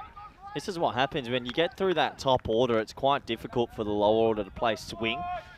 And yeah, Adrian Pickles in the chat asking how is that a wide. Actually, the rules in the ECN, anything down leg side, even if the batsman moves, is still a wide, just to so that you're aware. So correct decision by the umpire. Yeah. Oh, wow. Okay. Now, all right. What do you do here? 6 wickets down and 12 balls to come. You've just seen Jabra Ibrahim swing, miss, swing, miss, swing, miss. Do you leave him out there or you say, hey, buddy, you've had to go, come back, send somebody out there? It's a tough one. You probably just need to have a chat between each other and talk about keeping your shape and getting some bat on the ball. It doesn't have to go for 6. You can also hit 4s. You might get an edge for 2. It doesn't always have to be the glory shot over deep mid-wicket, and that's probably where the French players let themselves down. They're always thinking deep mid-wicket. Yeah. Not once that over did he think, I could hit a ball through point or through cover, and if they start using the whole field, they'll get more bat on it. They might get an edge for 4, but if you've got one thing in your mind, it just never works. Yeah, spot on there. You've got to, there's more than one shot you can play, and there was quite a few deliveries there that was pretty wide, pretty cuttable. And when you have a look at this field, I think that's a better option, trying to hit over the top of the 2 men inside the 30-yard circle. Here we come. It's Amit Dhingra to come back onto bowl. And, it's very much the same. So different batter, but same result. Right shot option, though. I don't mind that. That's not a decision error. That's just an execution error. Amit Dhingra went for 13 off his first delivery of his second. It's the dot ball. Sathihira Kumaran has to get bat on the ball here, but I think he's probably thinking boundaries rather than singles. And, this will be a wide. So there's a lot on the line here. I mean, so Luxembourg last year didn't win a game, right? We all know that. Yeah. This year, as we take a look at that, was a wide. If they win this one and France goes 0-3, they almost put a foot in Friday. And that's a huge thing for the country. And I see Tony Whiteman down here at deep third man. He's absolutely pumped. The Luxembourg fellas, they're a good team, good bunch of men. They've got a real opportunity here. It's more of the same. Good delivery. Because if you get yourself to Friday, you get there Friday, let's say you finish third, you just have a good day of cricket. You have a good day of cricket. Before you know it, you're in finals week. You never know. Yeah, absolutely. Well Tony is listening, and he's pumped up for this, isn't he? He keeps giving his fist bumps. And Dhingra once more. That'll be a wide. Yeah, I mean, like I said, all the runs that they're getting at the moment are from these wide. There he is. There's the man we're talking about, Tony. Give us a wave. Look up. Yeah, you're almost there. So he's playing with his son today. Father-son combo. You don't often get that. No, it's amazing. And taking 2 catches as well. I think he's about 42 years old these days. I think he's dropped 10 years.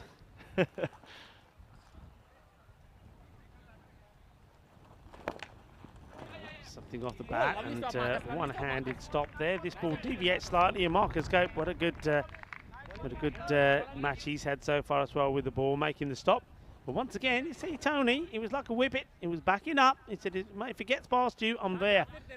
Like I said, they pride themselves on their fielding, and fielding goes a long way in the T10 format, in any format, really.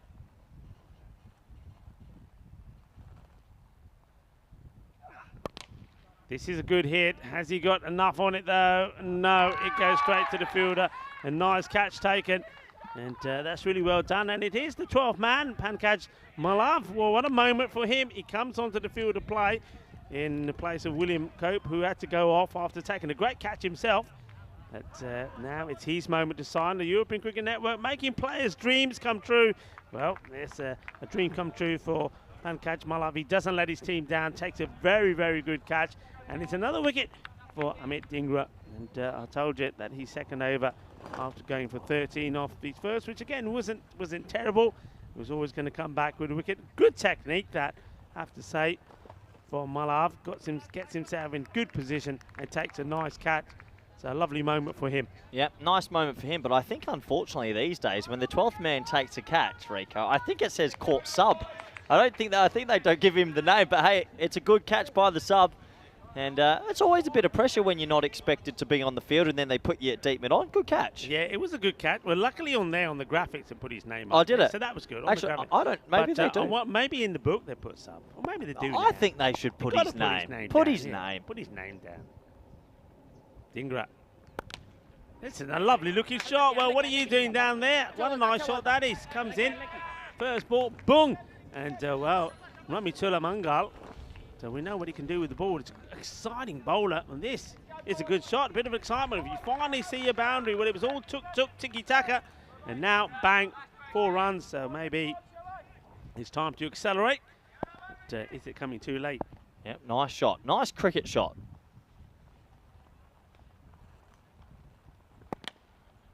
This time he goes down the ground. But don't mind that, he gets another single. And what I like about it is he'll also take the strike, end of the over. 21, Dingra goes for off his spell. The score moves on to 64. And with 6 balls to go, I mean, there we're looking certainly maybe it's going to be, perhaps it can get into the 70s. If it goes magical, well, grady 80s, that'll be something. But they're going to have to bowl out of their skins, aren't they, if they're going to end their run of losses so far, playing the third match, and have lost 2 out of 2 so far, and they don't look to be getting to, and we're saying if they get to 100 score, it's something that can defend, but they're far from that at the moment. Let's see how many they can get of this.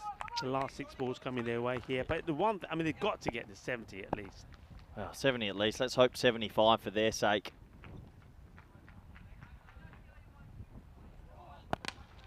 This is hit well, but straight to the fielder. It's another good catch.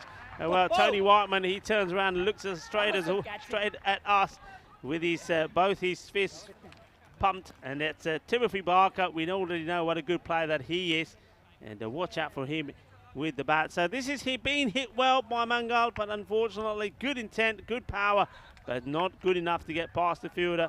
It's a very happy team out there in the middle, Luxembourg. Yeah, well, it's a game of inches and, well, sometimes metres, and credit to Luxembourg. They've caught maybe 3 right on the rope, and on another day, if they spill those and they're 3 sixes, all of a sudden France are on about 80 or 85. So credit to Luxembourg. We've touched on their fielding. And they might be a little nation, but I tell you what, they can play the game of cricket. And I've been really impressed with their fielding, Rico. Really impressed. Yeah, I mean, I've been impressed with just their whole attitude. Your fielding, as you said, has been good, but the whole attitude, I mean, you said they're a small nation. Well, maybe if you're a small nation, then you're closer. And, well, they're certainly closer. And they're certainly, as we would say, stronger together, because they've shown that they didn't have a good run out here last time. They played 7 matches, lost all 7. The only points they got was from 1 no result. So they were up against it, but they won the first 2 matches. All right, it didn't go the same way as it did the first time round against Malta this morning. They lost to Malta and losing that first match by 42 runs. But it looks like they're coming back here stronger. I know it's only a halfway point, but really you would think that France haven't got enough runs on the board here. 5 balls to go, 64 for 8. And Dixit, well, I think this is a quarter ball opportunity. We could have another player that's going to go on a hat-trick. We will do. Dixit takes the catch. And just like that is another wicket that goes down. There's going to be 9 down here now. And are we going to finish the innings with a hat-trick? Dixit, well, he's been good, hasn't he? 2 for 10. And, well, he's got a hat-trick opportunity here to finish the innings off here. Yeah, absolutely. And, well, not easy to catch any out of this big blue sky. But he took that pretty simply in the end. Technique-wise, not too 100% sure, but it doesn't matter how you catch it. You just got to catch it in the end. And well deserved to him. Good bowling again in France. Well, getting a bit of a rude awakening to this T10 format. And that batting group just looks a little bit below par. And the opposition teams are finding them out at the moment. Yeah, they certainly are. So, well, a nervous moment for the number 11 who comes out. Well, if you were ever going to get a hat-trick, number 11, he has to go for 6. This is it. Get it at the stumps. Yeah, here we go. We saw that it was Tibrikel who got the duck. Hat-trick ball, and here comes Dixit. Oh, goes through him. It needed to be straight, didn't it? And the new batter, it's the other Mangal that comes out. It's Rohiula Mangal. Yeah, he'd be disappointed he didn't get that on the stumps. He had every opportunity. Good bowling overall.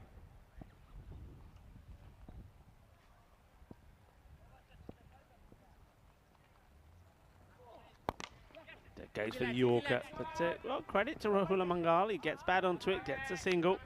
And it does mean he puts Sathira Kumaran back on strike, who, well, he's played and missed a few himself, so it's not like he's been explosive, but he's been there longer. He's seen 10 deliveries. Let's see if he can put a couple to the boundary and get them to that 70 score.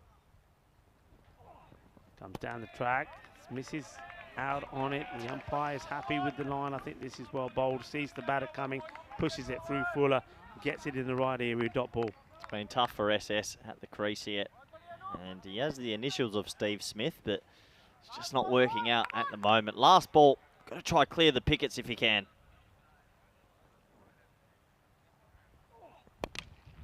Gets back onto it, but this will be a catch, and it has been taken. So just like that, that is the end of the innings. It was the last ball, but I think it's always nice when you know you've bowled a team out, and that's exactly what Luxembourg have done. France 65 all out of the very last ball there. Well bowled by Dixit. Dixit finishes with figures of 3 for 11. Well bowled to him. But you got to say, it's well bowled to all the bowlers. Bowled really well, and they were backed up brilliantly by the fielders as well. And, well, they took all the opportunities that came their way, including what was an absolute brilliant catch from Dixit himself. So at the moment, well, all the highlights will be about Dixit, and he'll be hoping that his team can go out there, knock these runs off, but not just knock them off. It's a great opportunity, as you would say to me, great opportunity for them to really improve the net run rate. Absolutely, improve their net run rate and maybe put a foot in for finals Friday. If they win this and have 3 wins and France don't have one, you never ever know. Yeah, well, we'll have a look at the highlights, and there weren't too many if you're a French player or supporting the French, unfortunately. I mean, they got this one that went past them, so a little bit of luck, and that was an early misjudgment from Amit Dhingra when he wasn't able to stop this one. But there weren't too many more highlights that came their way. I mean, this was a disastrous start, this run out. I mean, the batters, if they were alert, they could have probably, you can see that, you're waiting forever for the stumps to be broken. That's how much time the batters did have to come back. Well, then we had this, the bit of the willy-willy. It was, so says Corey. And if I'm getting that wrong, you can blame Corey, not me.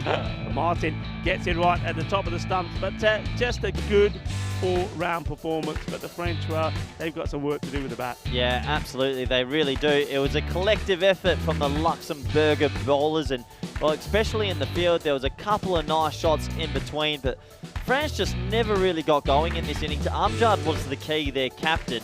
But once he went, it was all over. But this was the moment. What a catch this was, Rico. Yeah, look at this. Sensational. And he takes that in the tip of his fingers. And good work there from our production crew, Twin Production, just slowing that down for you to be able to appreciate just how good it was. Well, this one just doesn't quite carry to the man coming in diving there, Timothy Barker. But Barker does take a good catch later on. There was some good catching as well. This one just over the fielder. We saw a good one taken by William Cope, but he does hurt his hand in the process. Let's hope he is okay, because he's going to be one of the key batters. We've seen him out there doing the opening at times as well. Well, there's Tony Whiteman, and he was loving his moment out there. Well, that was one of 2 catches that he took. And Mr. Evergreen just helping to keep the morale and the spirits high of this Luxembourg team that are flying high at the moment. Well, that was a really good catch. That was the one that was taken there. Now, we don't really know what the issue was. Once the catch was taken, I think he had a bit of an issue with, I think, his left hand. It could be the webbing. It could be that it just hit the bone part of the hand pretty hard. And there he is again. And Mr. Whiteman, when you caught him going the wrong way, caught him napping, but he was able to wake himself up, come forward and take the catch. Well, maybe he was having a little bit of siesta. We are in Spain, but he woke himself up in time. But, well, the 12th man, Pankaj Malav, he had the opportunity to come on while William Cope was off, and he got in the action as well. And at this point, as we see another catch taken there by Barker, Luxembourg just couldn't do anything wrong. No, absolutely. You've got to take all your chances and create 10 moments, and that's what they did. It was a sensational quarter bowl by Mohit Dixit, who ends up with 3 wickets. It brought us right to the back end of the innings. This is how he took that catch. Doesn't matter how you catch him, you've just got to hold on to him. And then off the very last ball of the innings, they bowled out France, which you don't see every day in a T10 match, but credit to Luxembourg. They've been the surprise packet of Group C, and they are just moments away. If they bat well, they could be 3 wins in their first 2 days. Yeah, they'll take that any time, bearing in mind the performances that they had last time around. Just have a look at the scorecard. Very, very disappointing. Numan Amjad, the captain, the only one really to do anything else. The only other player that got to double figures was Zain Ahmed earlier on, before he was bowled by Martin. Amjad, he was eventually caught by Tony Whiteman off the bowling of Shukran Gill. Gill bowled really well early on as well, but just look at that collapse. I mean, really, 65 for 10. France have got to try and get that batting together. But when you look at, I mean, everybody's been out there, everybody's gone out and had a hit, but nobody able to come up with the goods. The bowling figures, Dick's hit was sensational once again. He opens up and causes problems. And 3 for 11 from him. Gill, I thought, bowled really well, very clever. And 2 for 12, as did Marcus Cope. The youngster, 2 for 12 from him as well. All the bowlers picking up wickets. Thomas Martin, 1 for 9, and also 1 there from Amit Dhingra. So a very good bowling performance. The bowlers bowl well, but of course, you can bowl well, but you need the support from your fielders, and Luxembourg did that brilliantly. Yeah, they fielded really good. They were a complete side there, and well, it's going to be tough for France to get back into this match, but do join us back in the next 10 minutes for the all-exciting run chase. Thank you.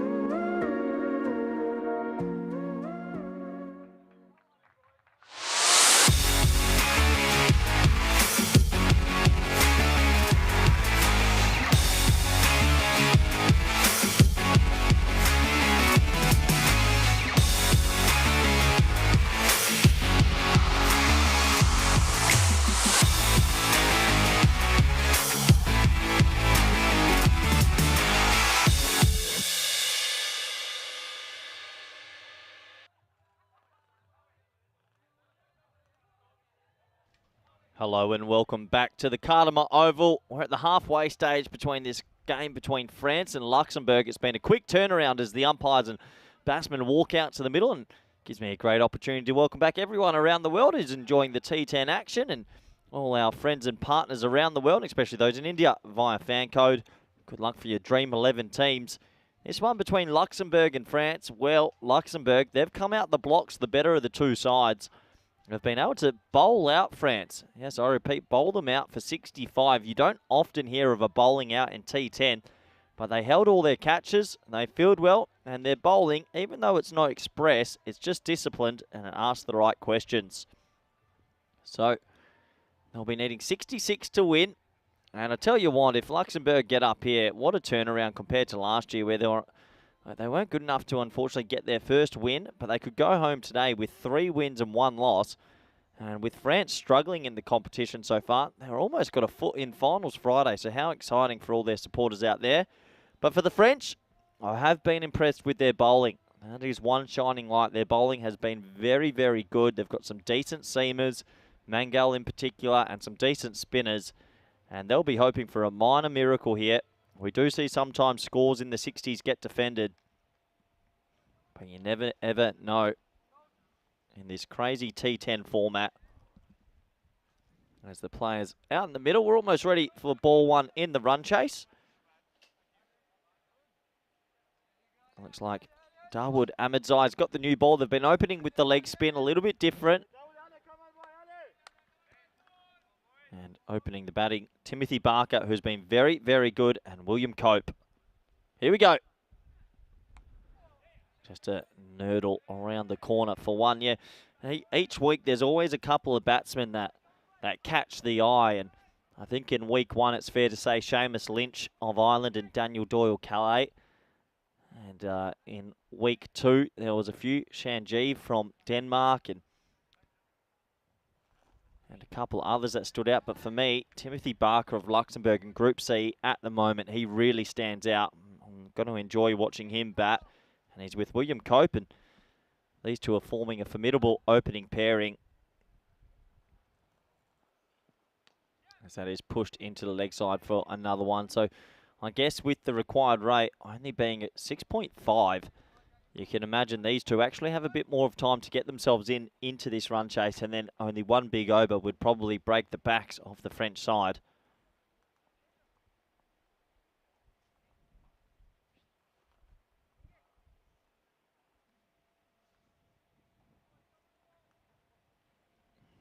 Can France get a couple of early wickets and try and make a game of this one?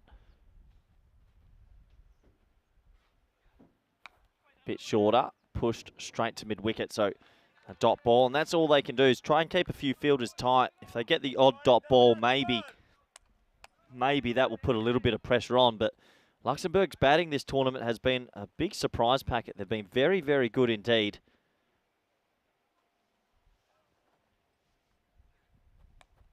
As this one is defended.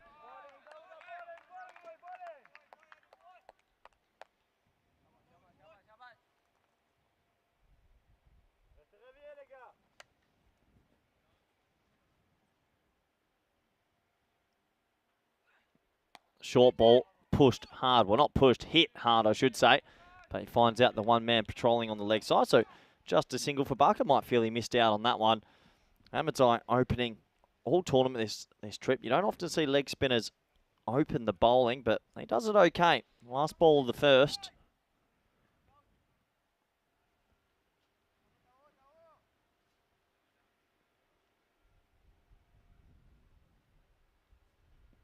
Goes for the sweep shot and he gets it. It's a nice looking shot. It's going to be a lot of work out there for the fieldsman. And well, he does well. His foot does touch the rope though, so I reckon they might have a double check of this. And I believe that's Mangal out there. Mangal's been really, really good this week with the ball. Let's have a look here. As he taps it back, I think his foot slips. Oh, that's really tight to tell. Well, they need to save every run. Has he saved 2 runs for his country here? So he gets his hand on it. Yeah, well done. I'll give him benefit of the doubt from my eyes, but it'll be up to the third official. Gets it off his hand, and then he touches it. So I reckon that'll only be given 2, but it'll be up to the third umpire. And that does give me a good opportunity to welcome back good friend, co-commentator, Rico Full. Rico, 105 games since the Golden Ball. What is happening again? Yeah, what is going on here? Well, we keep saying that it's coming. It's got to come sooner or later. But hey, look, what a good bit of fielding that was. And great work again from our production partner, Spring Productions. And, of course, shout out to all our partners, of course. And, well, don't forget that HCL question of the day as well. I'm sure that you're all working on it. And the question was, remember, how many run-outs would there be today? Well, we saw one very comical one in this match already, didn't we? I reckon a good guess at that would be maybe 5 games a day, 7. You're going for 7? One a game, and maybe you get the odd game that has 2, because right at the back end, the keeper always gets 1. That's always, yeah, the 10th over always brings something. And talking about bringing something, well, this guy with the ball always brings something as well. It's Ramatullah Mangal.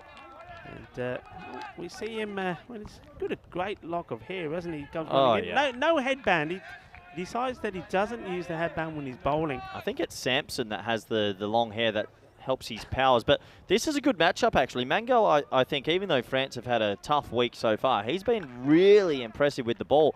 I think he took 3 for and 3 for yesterday. Yes. And now he's coming up against a batsman who's been very impressive as well, Timothy Barker. So what a matchup this is. Yeah, Ramatullah Mangal in once more. And shot. A little bit short. And look, it's just, this is what good batters do. You know, the margin for error is so small, because once you get it wrong, these guys pick up on it so far. Barker has been in such good form. I mean, this is such a good shot. Yeah, when you play shots like that and you're pulling it so far in front of the wicket, you're actually seeing it like a football. And he looks like he's in a rich vein of form. If Luxembourg are to go deep in this tournament, he really is the key. Mangal once more. This time goes full out to the but look at the running here. He backs himself to get there. Well, this will be close. Well, what do you reckon? I reckon this is closer than we think. I think this could be out. I'm giving it out from up in the commentary box. I was only a bit of a guess from where we're standing, but Mangal does really well because he taps the ball downwards and he taps it down onto the stump. So this could be close. There was never a single on there. Yeah, I mean, they go for it. They back themselves to do it. I mean, it's risky. When you look at the rate required, I don't know why they're taking this on. But look, he wants it. He goes straight away. And let's keep an eye on this here now. Oh, that is very close. Oh, this is going to be tight. Does he just get there? Yeah, so slow it right up. And tell you what, I reckon he's going to be out by an inch. Bale's gone. That's out. That's out for me. And this is going to be a big decision in the game. Oh, no. What's happening here? Well, what have they done here? That was out. Well, I think what they've gone here with is they're saying it's probably too close to call using technology, gone with the on-field decision. Yeah, I'm a bit surprised myself with that, but... yeah, well, they get a bit of luck. They get a little luck. Well, I tell you what, that is the last thing you need if you're a French player. Are we watching something? That looked out to us. That was out. Yeah, that was out. But, I suppose they're going with the on-field decision. Yeah, that was out. I think the bat wasn't even on the line, and even if it's on the line, it would be out. There but you this go. one is out. Well, okay, Cartama? the world has levelled. The world has gone back to where it should be because he was run out 2 balls ago. For some reason, was given not out, but he's caught a couple balls later. So, okay, well. The universe has a beautiful way of evening out. Doesn't it just? Doesn't it just? So well done. So it is Mangal who gets another wicket. Like I said, he is the guy that has been on fire. Yesterday, he was the one doing all the damage. 3 for 6 he took against Belgium. And against Scotland, he was in the wickets once more as well when he took 3 for 14. And he picks up his first here. Well, they'd love him to pick up another couple here and really start to put a little bit of pressure on Luxembourg. But a big moment that. Well, there we go. We're saying that's all about the Cartama. I think, we're not supporting anyone. No, of course we're not. We want it to even out. We just want things to be fair. Yeah, that's all. And maybe that is a bit fair. But Timothy Barker, he's a talented player, but he has to settle for 7. 7 for 8 he goes for. He'll be disappointed. A bit of a loose stroke. And not when you're chasing 60, I don't know you want to get on with it, but he's better than that. And Mangal, well, he continues his great tournament. He is taking wickets for fun. Certainly is. Yeah, but interesting that, I mean, I know things happen so quickly, but why would you go for that risky single in the first place? Yeah. That was really quite crazy. Good pace again for Mangal. Once again, they're taking him on. This time, I think, well, that's good.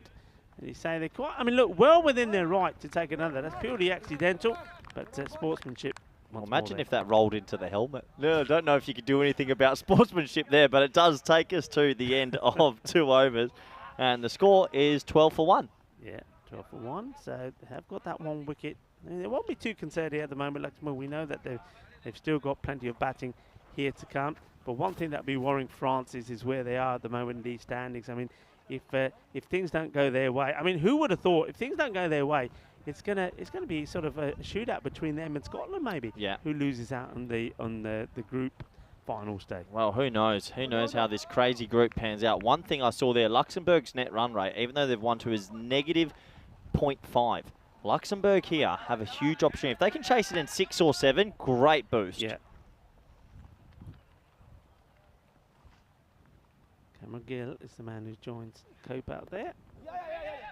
Yeah. It's a shout. Chase is on. Got to get down. Got to get dirty. Oh, well done. That's really good. Very, very good done. Well done there from that Sanitha Hirakuruman. Good work. Chases it down on the Iba style. And Sanitha Hirakuruman just gets the hand on this just at the right time. Flicks it back. And, good bit of team fielding there. Yeah, absolutely. Good start here from France. Slightly shorter from Mazai, just allowing the batters to get the room. And the wicketkeeper a little bit frustrated here because he knows if this is picked up first time, there's an opportunity. Yeah, a little bit of nerves from the Luxembourg side at the moment. Just hitting it straight to fielders and running. If he had to pick this up cleanly, it was an easy bounce for him. That would have been very tight indeed. You see the keeper frustrated.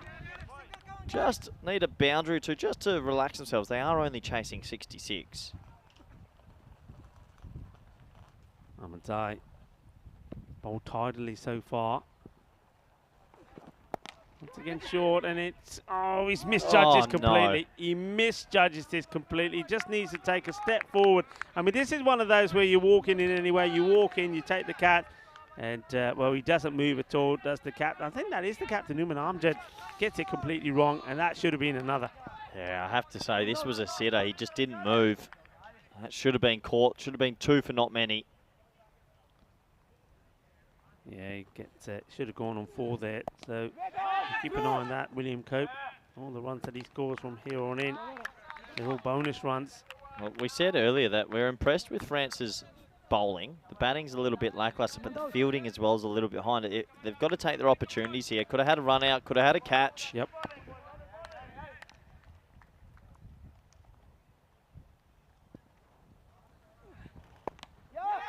He played in the gap, and yeah, you've got to try and get down to stop it. He does. The fielder, काफी कोशिश की the ball पकड़ने पर चौका लग गया. Nicely done, 4 runs. That would just take a little bit of this early nervous pressure on off Luxembourg. They just needed a boundary to get one here. Yeah, yeah, they looked a little bit twitchy so far. Best Yeah. way to describe it, but I mean they're up with the rate. They've got 9 wickets. Surely they're not going to mess this chase up. But yeah, they've looked a little bit nervous so far in the start of the run chase. He allows this one to go through. Well, just Well, like what that. shot's that, Rico? Oh, I think all he wants to do is drop a little bat on this and give it a little tinkle down to third man, but he doesn't. So, I mean, I'm just thinking that maybe the reason why they're taking some of those sharp runs is because they're thinking about the net run rate, thinking, all right, Yep. let's put the pressure on, let's try and get these runs quickly. But then leaving a ball like that doesn't make any sense. Yeah, potentially. I mean, we know how much net run rate plays a part in these groups and the group standings. I think last week we had 3 teams finish on 8 points. It went right down to the wire who got the double chance. So Yeah. I remember in Group A with Spain, we had to beat Austria or keep Austria not chasing our score to the 6-point second ball. It was the last game to make sure we got the second chance. So Yeah. net run rate always plays a part in these sort of tournaments. This is a really big opportunity for Luxembourg. Yeah, it is. Hello to Grizzly. Grizzly is on the viewers chat as well. I need some more helmet covers, Grizzly. while you're there. I didn't know if I could I say just it or saw a not. light bulb go up in your head, and as soon as I met to Grizzly, he looked at me and said, "Shall I?" And I thought, "What's Corey thinking here now?" All right, Grizzly, have you got that? Well, give us a thumbs up. If it, well, here we go. Back to a bit more spin. Yeah, I was thinking, should I say it or not? But I need more helmet covers for the Spanish team, Grizzly, if you're out there. I know that Grizzly will be back for finals week. Let us know, Grizzly, will you be back? And to James Stewart saying Luxembourg can wrap this up quickly with net run rate. Yeah, that's exactly what we're talking about here, James. James Stewart and Wazza. Hello to you guys out there, doing a great job. And keeping the chat going and keeping it lively, and of course keeping it clean. That's what we like to see. Absolutely. It's a boundary or 2 or a half decent over will get them well ahead, and then the net run rate can help. But at the moment, credit to France for bowling some decent lines and some decent lengths. Yeah, I mean, bowlers take nothing away from what they've done so far. Well, just as you say that, this is a Gundy one. It's short. It gets Matt. Corey, you did it, not me. But what I was going to say is, yeah, the bowlers up until that ball have bowled pretty well, but they have been let down a little bit with the field. Yeah, absolutely. That one was down the leg side. Nice shot from Cope. Just had to help it round the corner. That's exactly what he did. Adjusted to the line and 4 runs. Yeah, and well, a boundary, every so often they pick up a boundary or 2, they're going to make, they are going to chase these downs pretty quickly already. They're closing up to the halfway point of that score. Better line and, well, and ambitious.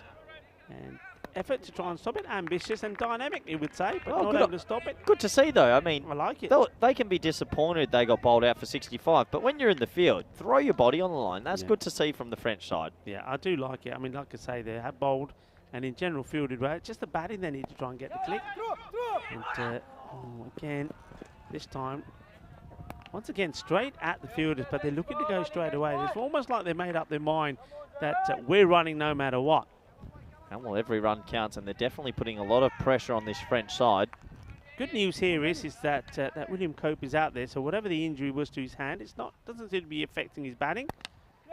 Another one go for a cat, and well, this time round he's just showing off now. He just wants points, doesn't he? Can I say? And well, this is good dive, but I reckon he dives after the ball gets past him here. Yeah, good efforts from the men at cover, diving down but getting past him, and just the one in the end. So after 4 overs, Luxembourg, they're in complete control, 29 for 1. Yeah, have a look at this. Do we get the dive in here? Surely he dives after the ball gets past him. Yeah, look. Can I say? Who are you trying to pull? What do we call that? What do we call mayo. that? Mayo. He put some mayo on top of that. He put some mayo on top of that big time, didn't he? Yeah. And there's nothing wrong with adding a bit of mayo when you know the camera's on you. Yeah, it isn't working with you. My vocabulary really does pick up. I mean, mayo, then we got willy willy. Well, I checked it out just to make sure I wasn't a bit wrong, but a willy willy in Australia is a dust devil, and that was a dust devil earlier in this game. That was a big time dust devil. Yeah, I reckon there was a few complaints after that going back to the catering. Nothing wrong with the catering, of course, but everybody's food had a bit of dust in it, and everyone's beer tasted a bit dusty as well. But anyway, that has passed. The sun is back, but that was really weird. It came from nowhere. Yeah, and well, Luxembourg have come from nowhere this trip. Let's be honest. Hamjed with the ball. And got him. What a lovely delivery. Well, the ball will make its way down past the boundary rope, but never mind about that because it crushes into the stumps first. And William Cope, he has gone and he's been done by Star. What a lovely delivery this is. This is what they need to do. They need to believe. If you keep believing, anything can happen. Well, Numan Amjad, he was guilty of not taking a catch earlier. Well, he's made amends, hasn't he? Because, well, it was Cope that he led off the hook when he was on 4, and he's only added not too many more, and Amjad has got him with an absolute beauty. Yeah, once again, that top of the stump's length. So top of leg stump, and well, credit to France here for not bowing down and ducking those heads. Another wicket goes. We've been mighty impressed with their bowling all week, and it does put a little bit more nervous energy into that Luxembourg camp. Yeah, it does. I would imagine here, I mean, they've got options. They could go with the captain. It looks like they have. The captain will come out there. The other man they could have gone with is Martin. Thomas Martin, who didn't have a good knock last time round. Maybe the captain would have thought, well, okay, Tom, you can go out there, get a bit of a knock. But the captain himself he stayed out there for a while, but he really couldn't get going. He wasn't really going or flowing the way that we saw him yesterday. So an opportunity for Vikram Vij to get in the runs here. Battle off the two captains. And, well, that's a bit of pace there from Numan Amjad. I'm liking this. He's been sparked by getting that wicket, and he comes charging in here. So the two captains are going to do battle. The battle of bat versus ball here in the middle. Good delivery. And France are right up for it. I can hear them all over the effects mics at the moment. Still think they're miles behind this game. I think next over I'd be going back to Mangal. I'd be going for a bit of the jugular at the moment. Bowl all your spearheads at the top and hope somehow you stay in the game. Yeah, why not? There's no point saving him back for anything, is there? Numan Amjad.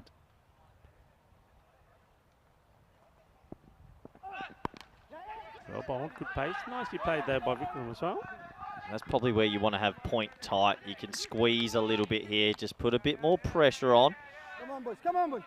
I mean, what they've done here, France, they're not letting Luxembourg boost their net run rate either. They could have chased this down in 5 overs, but definitely won't be one of those games. It's not going to be one of those at all. I mean, that's one thing that I think last week, that not that they needed to, because they won every game, but Netherlands was so good at that, weren't they? Yeah, they always took their opportunities, and if they did get a sniff at a big win, they did it well.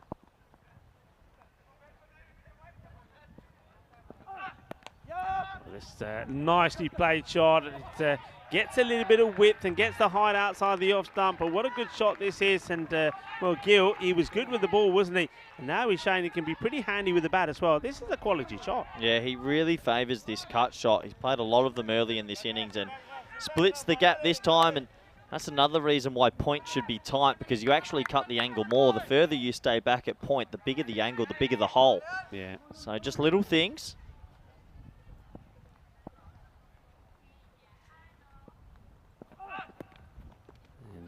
this one takes, I think, a bit of the pad on the way. Oh. If this hits, this is out. Well, I mean, really, there should be a run there. I don't know what the Captain Vidge is thinking. It's a tremendous stop from Jackson. It really is. But, I mean, they should have completed the one already here. Why they don't, I don't know. Takes a bit of the pad. What a stop this is. Just have a look at this. Excellent stop. I mean, the ball's not even anywhere near him. And, well, you can see that Gil has committed. Captain Vikram Vidge doesn't move out of his crease. Yeah, very good from Jackson, the keeper. He's a bit of a live wire. Wow. Well, this is tremendous. Well, we've got a flying wicketkeeper behind the stumps there. Well, that is sensational from Hevit Alauddin Jackson. What a take this is. This is fantastic. Talk about action. Well, they don't get any better than that. Sorry, Miss Jackson. Ooh, I am for real. That is an unbelievable stop. That is amazing. It's not a bird. It's not a plane. It's Jackson, the French keeper. Yeah, Superman's got nothing on him. What a stop that was. Okay, come on, Captain. Back on the stumps. And he does get it right, but nicely played as well. And it just doesn't pick it up cleanly, the fielder, but it doesn't hurt them. It's just a single. It's a good fiery over there from the captain. Numan Amjad does well. He goes just for the 7 runs. But really, unless they pick up some wickets really quickly, this one is in the bag for Luxembourg. We're already on the screens. Hello, everyone out there, and I hope you're enjoying Group C action. And yeah, Luxembourg ahead in this one, but a huge credit to France. It's their first tournament, first T10 tournament. Yeah. A lot of teams would have only hit 60 odd and bowed their heads. They're giving this a red hot go. Yeah, absolutely, and you'd expect them to. Look, they're a team, and I've now mentioned this before, they're a team that have come into this after playing a fair bit together.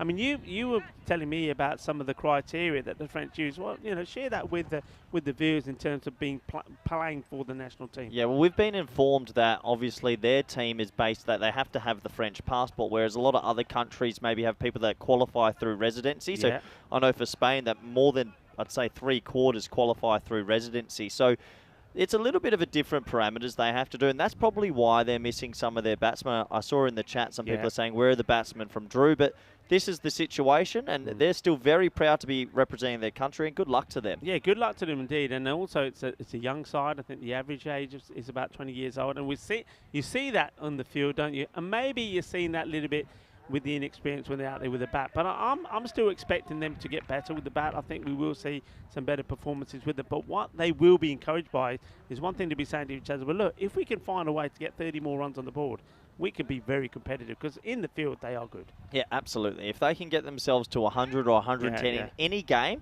they have one of the better bowling attacks. I mean, their seamers, Amjad and Mangel, they are very, very good. Yeah, pretty sharp, and they're making things happen. And they've got the spin as well. So I think they've got, in terms of what you need in the field, they've got everything it takes. They've got the seamers, and they're quick. They've got good spin bowlers. But they need to find somebody, a couple of guys that could be a little bit consistent with them with the bat and get some runs on the board. Spin is what we're talking about, and spin is what they turn to here.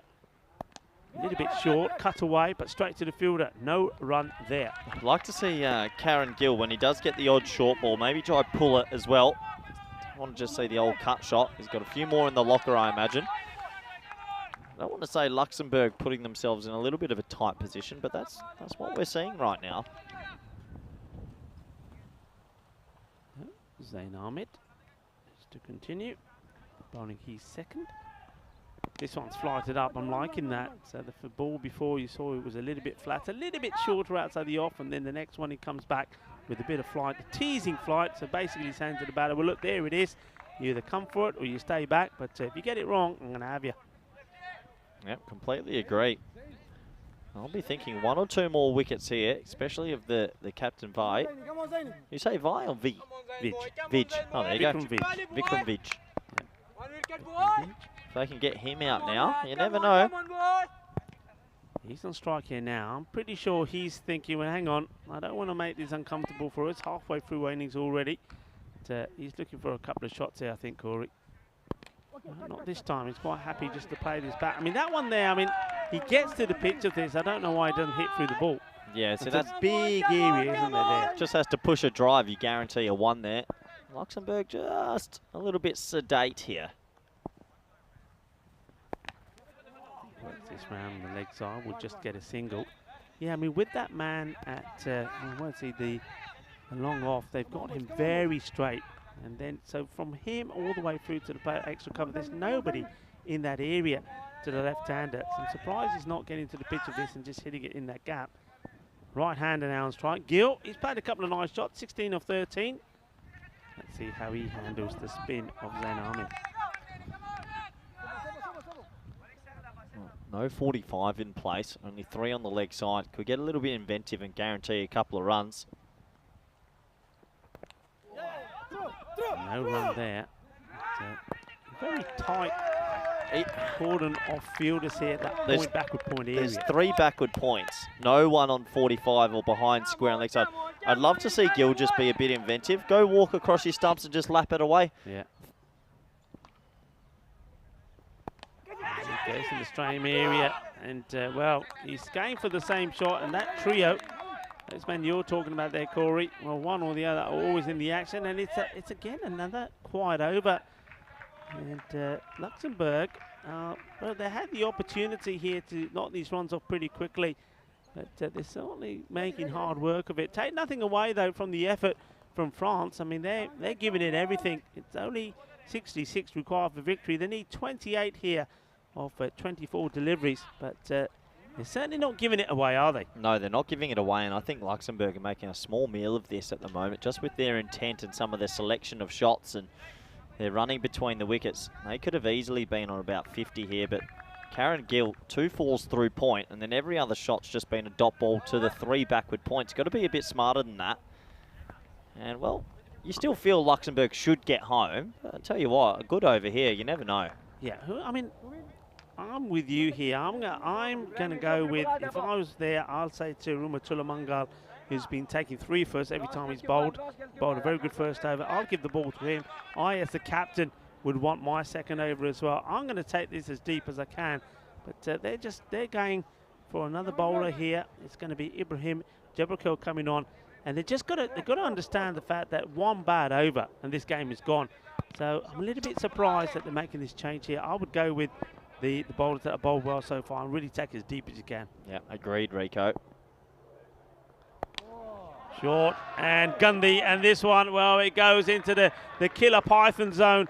That is 6 runs, and it's probably the biggest hit that we've seen today out in that area. And of course, the left-handers will target killer python zone. And well, the Kookaburra is in the action. There's a tussle between the Kookaburra and the pythons out there. Well, you just called it, Rico, and that just releases all the pressure. They could have gone. Well, you could have gone Mangal this one, and then maybe another one of your spearheads to try and get ahead of the game. But if you go to a part-timer, now that's it. This is just a pressure release. Luxembourg will be licking their lips. Yeah, and one man who will be is Vikram Vij. He's probably been waiting for this. And this time he just fights his way. He will run this time, and Gill will get an opportunity also to have a go at Jabrakel. Yeah, good running. Yeah, that 6 just, you could just feel the pressure release for them. Tactical awareness just missing a little bit for the French side. Okay, Gill's facing a right arm off spinner. No 45, no one behind square leg. Get inside it and just tap it for a couple of runs. Yeah, he's being focused on the cut, and that's what they expect him to go for again. And yeah, he does. But at least this time he does get in the gap and he takes a single. Yeah, he doesn't want to take that risk, does he? But I would think with the bowling he's getting here, it's a safe shot to play, isn't it? Yeah, it is a safe shot. It's more about just telling batsmen that if you do that shot once and you hit it for 2, then they will drag someone from the offside there, and then it opens your cut shot back up. Yeah. Same ploy here to the left-hander Vij. And he goes for, I think, attempted sweep. Don't mind that. So that's not a bad shot, because if you get the top edge with no 45, you're fine. Yeah. So it's actually quite a safe time to sweep when there's no one hovering behind square. So good from Vij. It's over, just releasing a bit of pressure. 9 off it so far.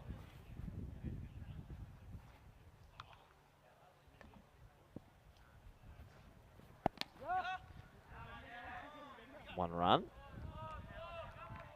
Got to try and get out of this over. Yeah, and what we're seeing is that trio. There you go. Watch them all run across the screen. From one side to another. There you go. There you go. So they're all going across, and there's the big hole that you're talking about, Rico. Absolutely. You can see the number of bodies. Look, 3 of them almost. I mean, it's almost like a slip cordon there at backward point. And that's why they're there.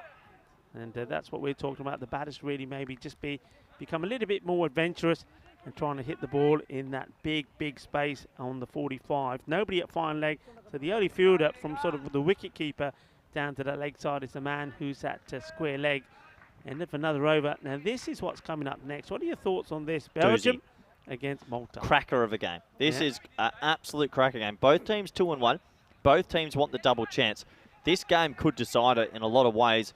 Both teams T10 orientated. Both teams with power hitting, decent bowling. Cracker. Couldn't tell you who's going to win. Looking forward to it. I'm looking forward to it. I think keep an eye on Basil George. I mean, he's had a pair, a golden pair. So he's due some runs after scoring 67 on their first match. And, well, I think, and you'd love this one to be a golden ball, wouldn't you? And it has golden ball written all over it. Well, if I look at the sweepstakes, yes, I would. Yeah, I bet you would. 48 for 2. And it will be the captain, unlike in this, coming back. And good running, good backing up there from Vikram Vij. Well, they've got an over from the captain. We know how good he is. Bowl Mangel the next one. So you know the next 12 balls of this game's your 2 spearheads. Yeah. One thing Luxembourg, you don't ever take a game to the last. If you take a game to the last, chaos ensues. So I tell you what, I'm pretty impressed that France have taken it this deep. Yeah. Keep it tight. I mean, it's now bowling to the left-hander. Vikram Vij will be looking to latch onto anything that's down the leg side. And he hits this pretty hard, and I think he's going to get his boundary. Yeah, it was just there. It's in what we call the swing zone, wasn't it? Just doesn't go full enough. He gets a good bit of contact, and when there's only just 3 bodies on the leg side, well, if you don't get the execution right from the bowler, you're going to be in trouble. He goes and attacks the stumps. The length is wrong. 4 runs. Well, cricket education for France here. They don't have a deep mid-wicket in place. The swing zone, what you called it, and nearly every other team in the competition has had a man at deep cow. I think it's a bit crazy not to. And this one will go all the way. Balle.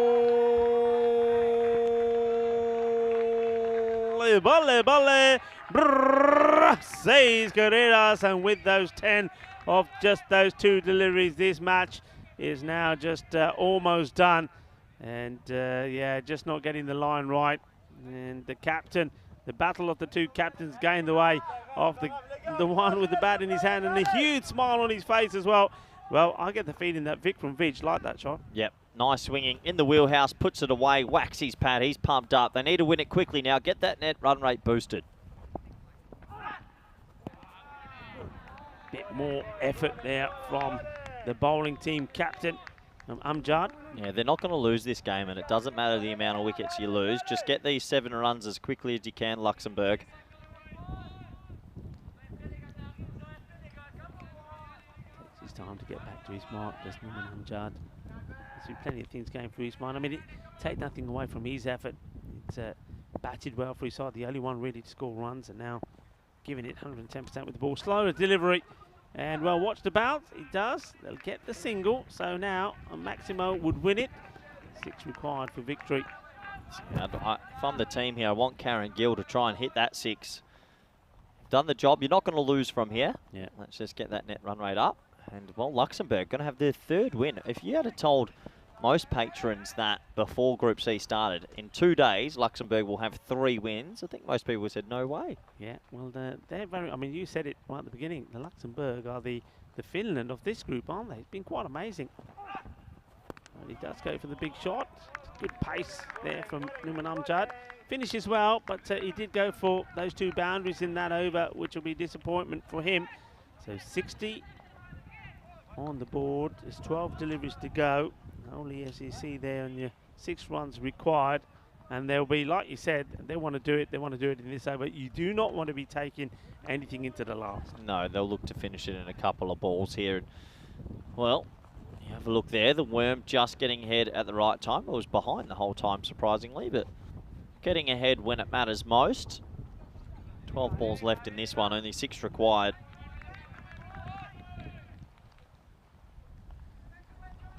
Once again, it's been a cracking day of cricket. Great weather as well. See that wind just slightly picking up, blowing from, as you look at it on your screen, from left to right. They do go with Mangal again. He's been good. just been tucked away by Vikram, which is good. I mean, he wants to try and get something off every ball here. I mean, even 6 singles and he won the game. They'll take that with the bowling of this man, Rahmatullah Mangal. Yeah, he's been sensational all week in a team that hasn't won a game. His bowling's been mighty impressive.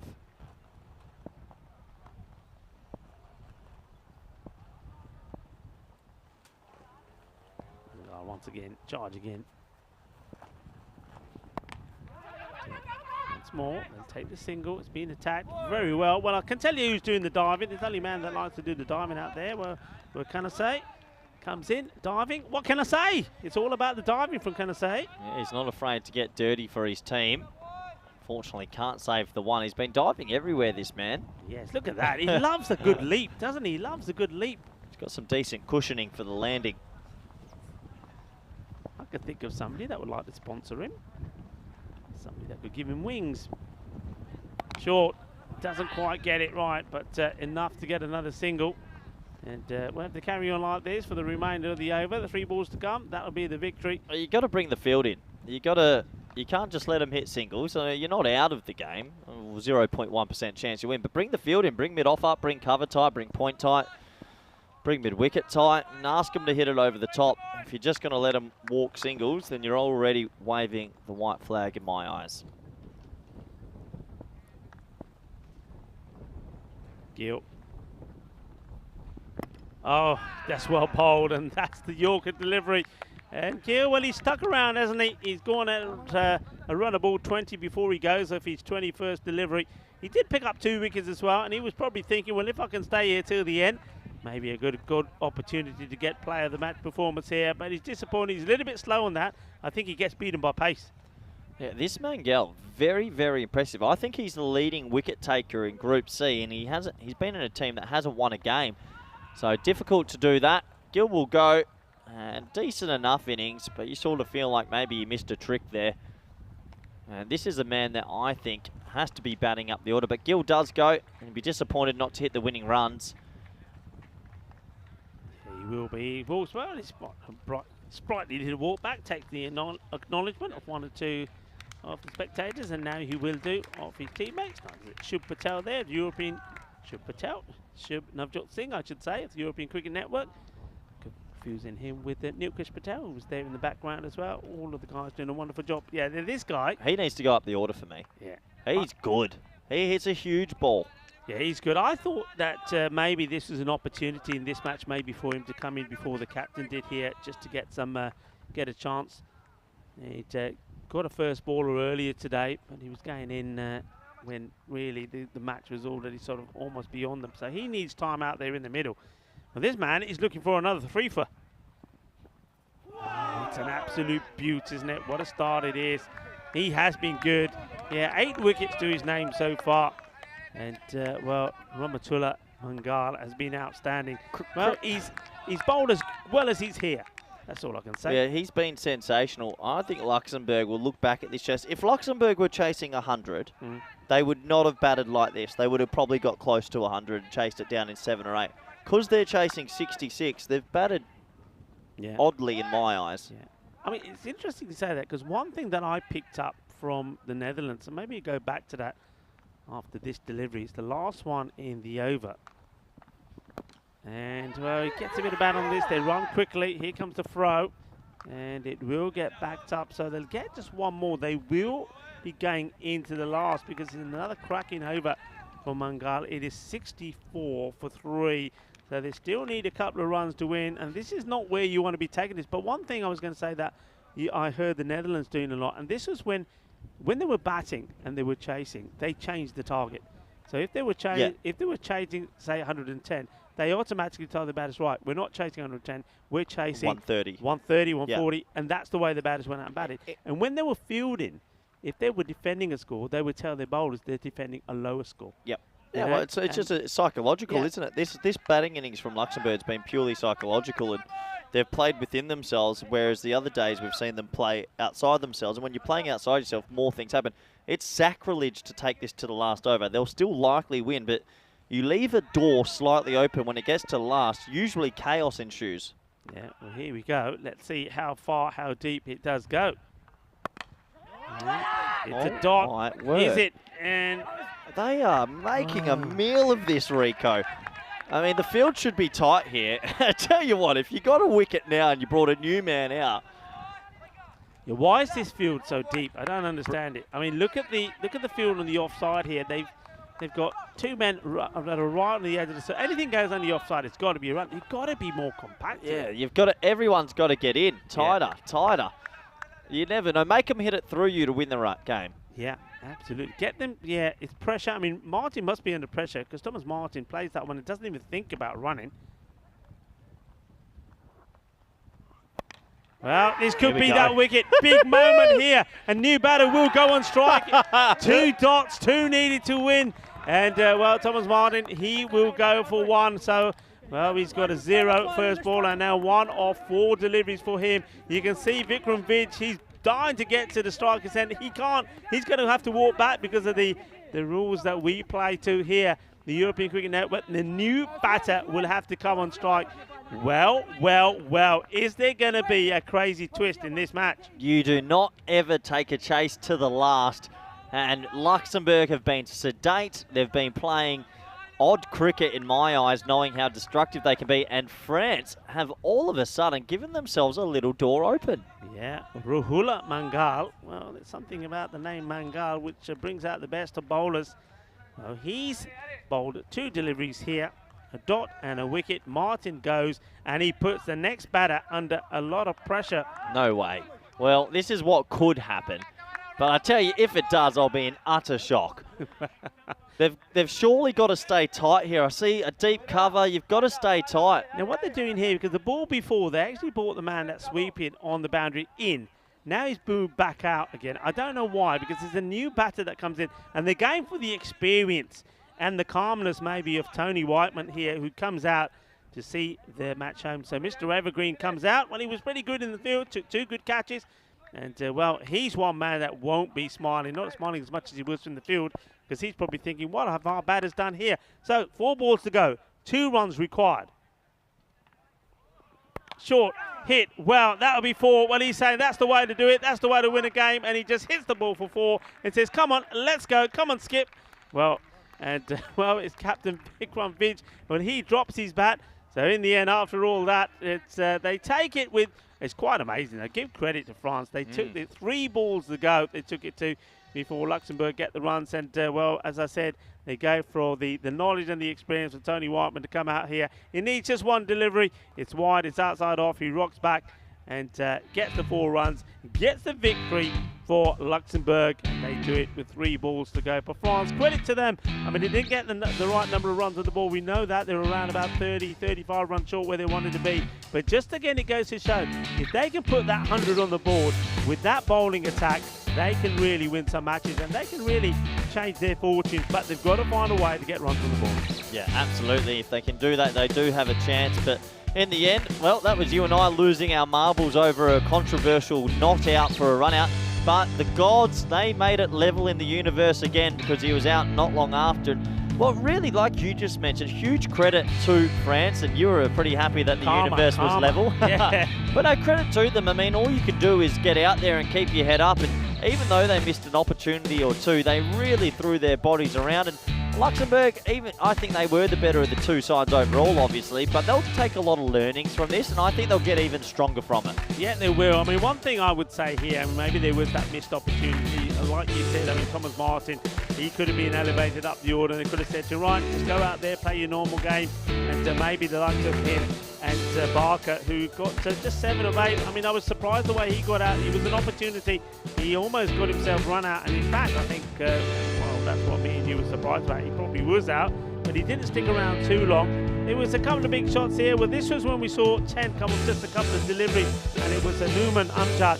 That's the captain who came back into the attack to find himself under attack. But even that, I mean, if he didn't bowl, if he got that tighter, and maybe go back to what we were talking about, if you use those key strike bowlers a little bit earlier, who knows where this could have gone. Yeah, absolutely. It's always a game of margins. They took it very, very, very deep.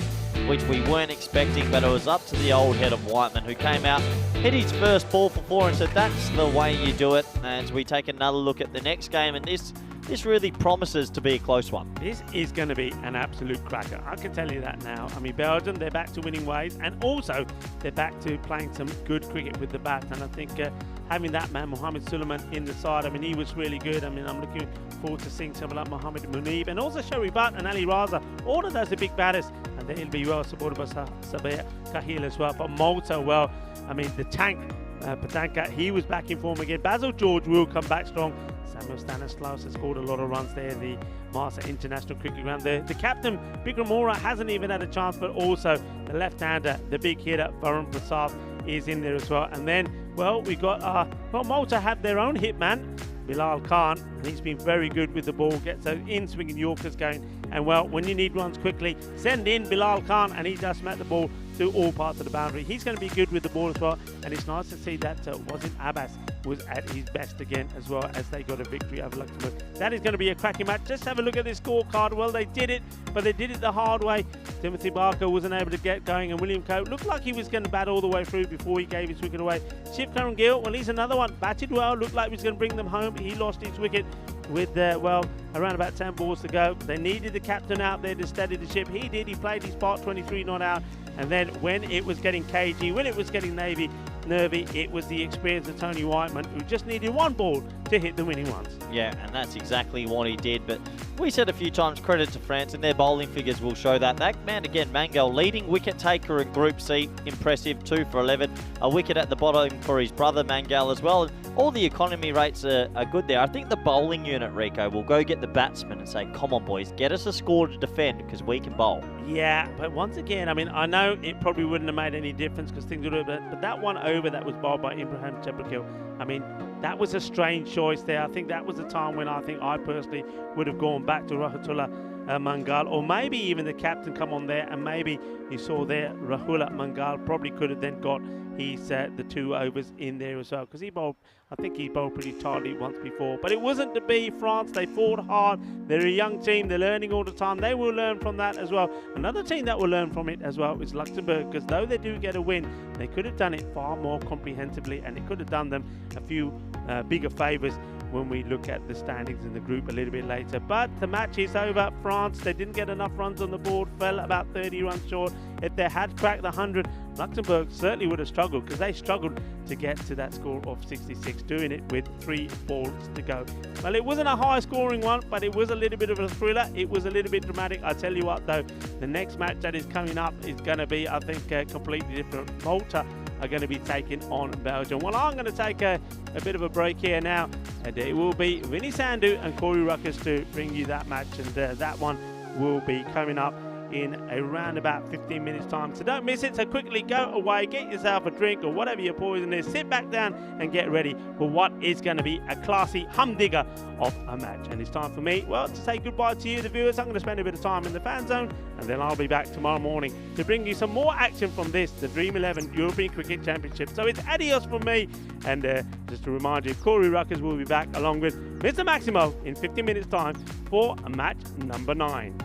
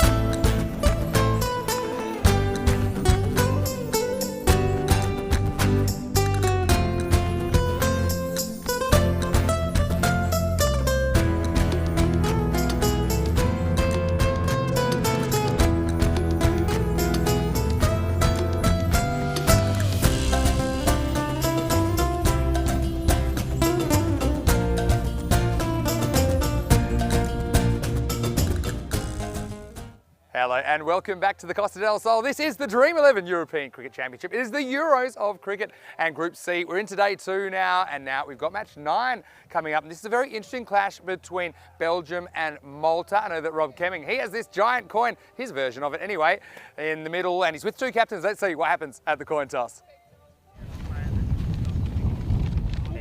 Thank you.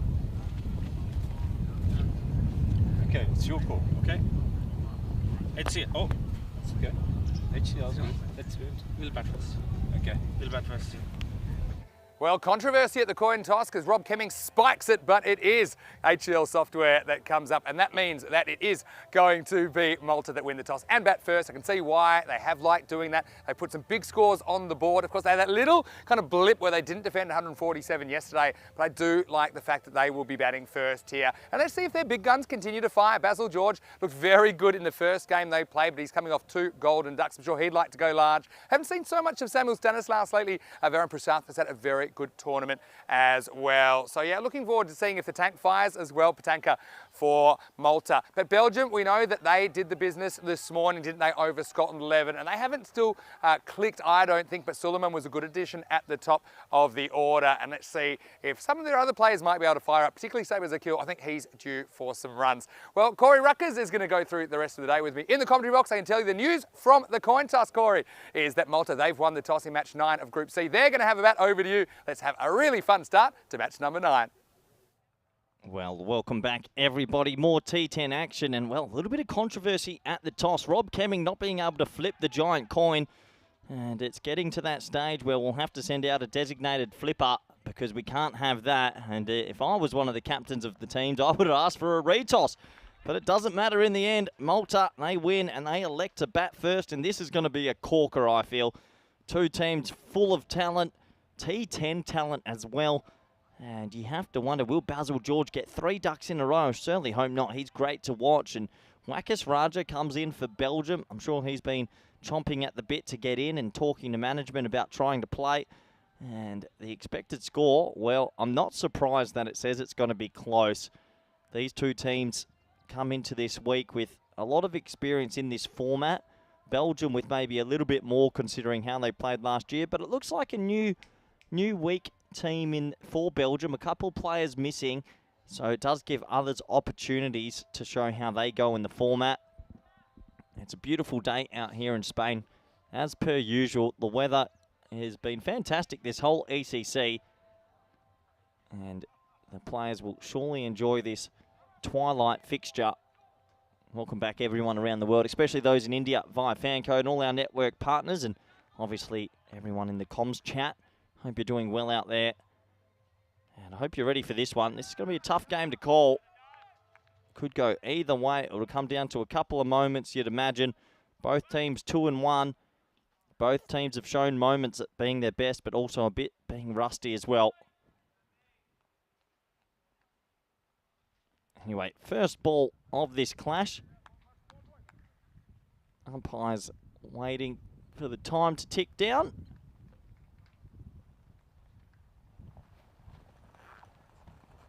Looks like deep cover, and third man are the 2 boundary riders.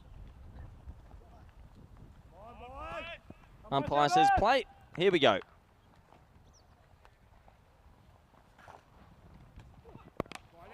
It's a good ball, blocked straight to cover, and tell you what, oh, he doesn't slide his bat at all.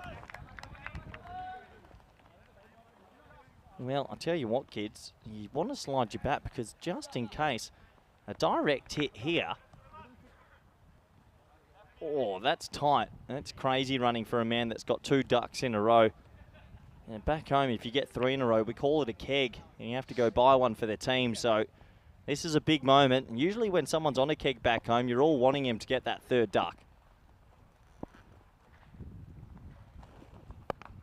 And he doesn't. He gets off the mark with the single. I'll tell you what, that could have easily gone to hand. But B. George, that's Basil George. He's off the mark in this one. Ahmed Zai. Looks like a nice, steady young bowler as I welcome back co-commentator, good friend, red suit wearing, Vidhi Sandhu. Nice to be back. I've had a couple of Red Bulls, Vin. Thanks to Red Bull. They have provided a few complimentary refreshments for us. Good to see that you've got into them. Might have got into a couple myself at the lunch break. Anyway, let's get back into it. Here's Ahmadzai. And his edge, and he's gone. And so Stanislas promoted to the top of the order, but he just plays down the wrong line here. Healthy edge through to Ali Raza, and a good start now for Belgium. Malta, 2 for 1. Yep, good start for them. Nice delivery. Little tickle through to the keeper. And he takes a nice, safe catch, Ali Raza. That's an easy one for the keeper. And a disappointing dismissal there for Malta. It's a disappointment for Big Samuel. Can't give it a whack that time. Just an outside edge. He's got to give credit to the bowler there, I think. Sajid Ahmadzai was a searching delivery. Maybe just straightens a touch off the seam. But, well, first wicket is down. Malta lose it early. Stanislas, well, he hasn't wasted too many balls either. But he's an early victim, 2 for 1. Yeah, trying to power hit that one straight, but making an error at the feather edge, and the double S, Samuel, Stanislas, will have to go. Yeah, Malta obviously had a good win earlier today, and a bit of revenge on Luxembourg, but Luxembourg, they certainly were fairly comprehensive through the first half of the game against France, laboured on their way, but still did get the points in the previous match. Luxembourg, surprise packet so far for a lot of people. Team that didn't win a game last year, but we know their team is probably a bit more specialised for this year. New batter comes out there, and it's the Dasha Patanka. And he gets an edge, flies away, and this is going to be 4. Well, that one just kept getting faster. It's Rayhan Fires down there. He couldn't quite deal with it. The first boundary of this match. Yeah, he's probably a little bit square there, and, well, an edge for 4, and that's the first boundary for Malta. Doesn't matter how you get them, you just got to get them. And a couple of extra runs. Yeah. Good game, this one, Vinny. Sure is. I mean, to be honest, they're all good games, aren't they, at the moment? Not necessarily. Potentially. Okay, potentially, yes, I agree. Even you thought that Luxembourg could have gotten that with their eyes closed, but France made them work for it. Here's Ahmadzai searching for a second wicket. Straight up. The tank pushes, runs, gets there. Tanks don't always move fast, but runs fast enough. Yeah, Basil George, though, I was just going to say quickly, gets through the first ball, and every time he's done that, he's got big runs. Yeah, that's very true. Yeah, this is going to be, can Malta's dangerous batsmen handle the good bowling of Belgium? What are your thoughts on Belgium this year, Vinny? A little bit slower to start. Yes, although they were a bit hit and miss in their group week last year. I suppose the thing to note this year is that only the winners of the week go through. Last year, the winners and the runners-up went through. So they don't have too much margin for error. I remember them blowing 149, I think it was, against Sweden in the game that we called the Impossible Chase last year. So it's too hard to say how things will be on Friday, because I think there's a lot more twists and turns before then. His last ball, the over. A little bit short. Basil doesn't get too much bat on it, but he gets enough. So he'll retain the strike. 2 singles for him in the first, and Malta at the end of 1. 8 for 1. And Corey, I know that you were a big fan of updating our social media shots, and here you go. If you'd like to, you can get us on social media. Tell you what, and hold on, have you fixed the... You have altered the height. No, that's the way it Reshoot, reshoot. So that is not okay. You can get me at Mr. Maximo, and you can get Corey at Correct C Rutgers. Hey, great time to send me a message at Mr. Maximo if you'd like to.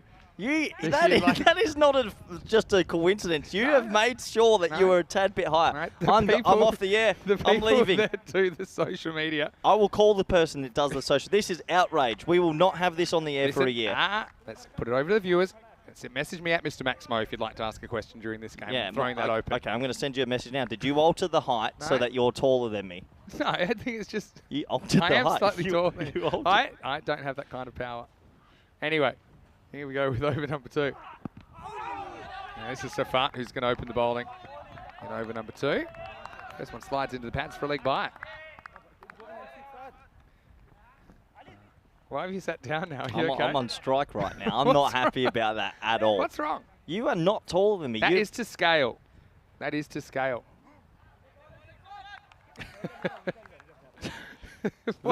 That's going to be on the air for a year. I know you. I'm not happy. Listen, put a lot of work into the graphics, and let's just give big thanks to the graphics department. Do appreciate that. Yeah, but messages on Instagram or Twitter or Facebook if you like, at Mr. Maximo. And I will read them out during this game. Also, you can get in the comment section. A ball by Safar. Belgium keen to impress here and get Malta on the ropes early. Yeah, they're getting the ball to move early, and that's always helpful. And Malta not really getting going just yet. And, well, if they do keep this dangerous Malta team down, Belgium do have the batting to chase it. Yes, a bit of controversy early in this game. The googly from Rob Kemming at the coin toss. What do you think of that? Wide. Close, but straight over the line. Yeah, that is a wide for me. He's getting it to swing away and just not controlling it that time. Plenty of swing, though.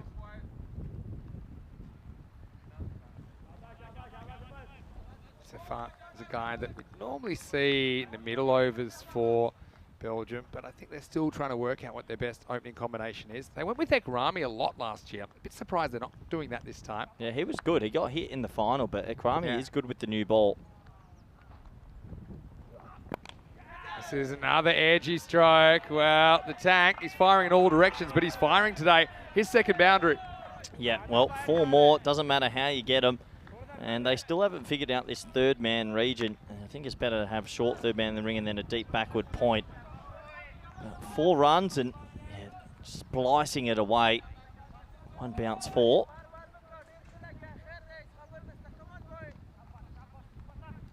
Right now, Malta trying to make something of this power play. 14 halfway through it. They have lost Stanislas early. Still plenty of batting to come.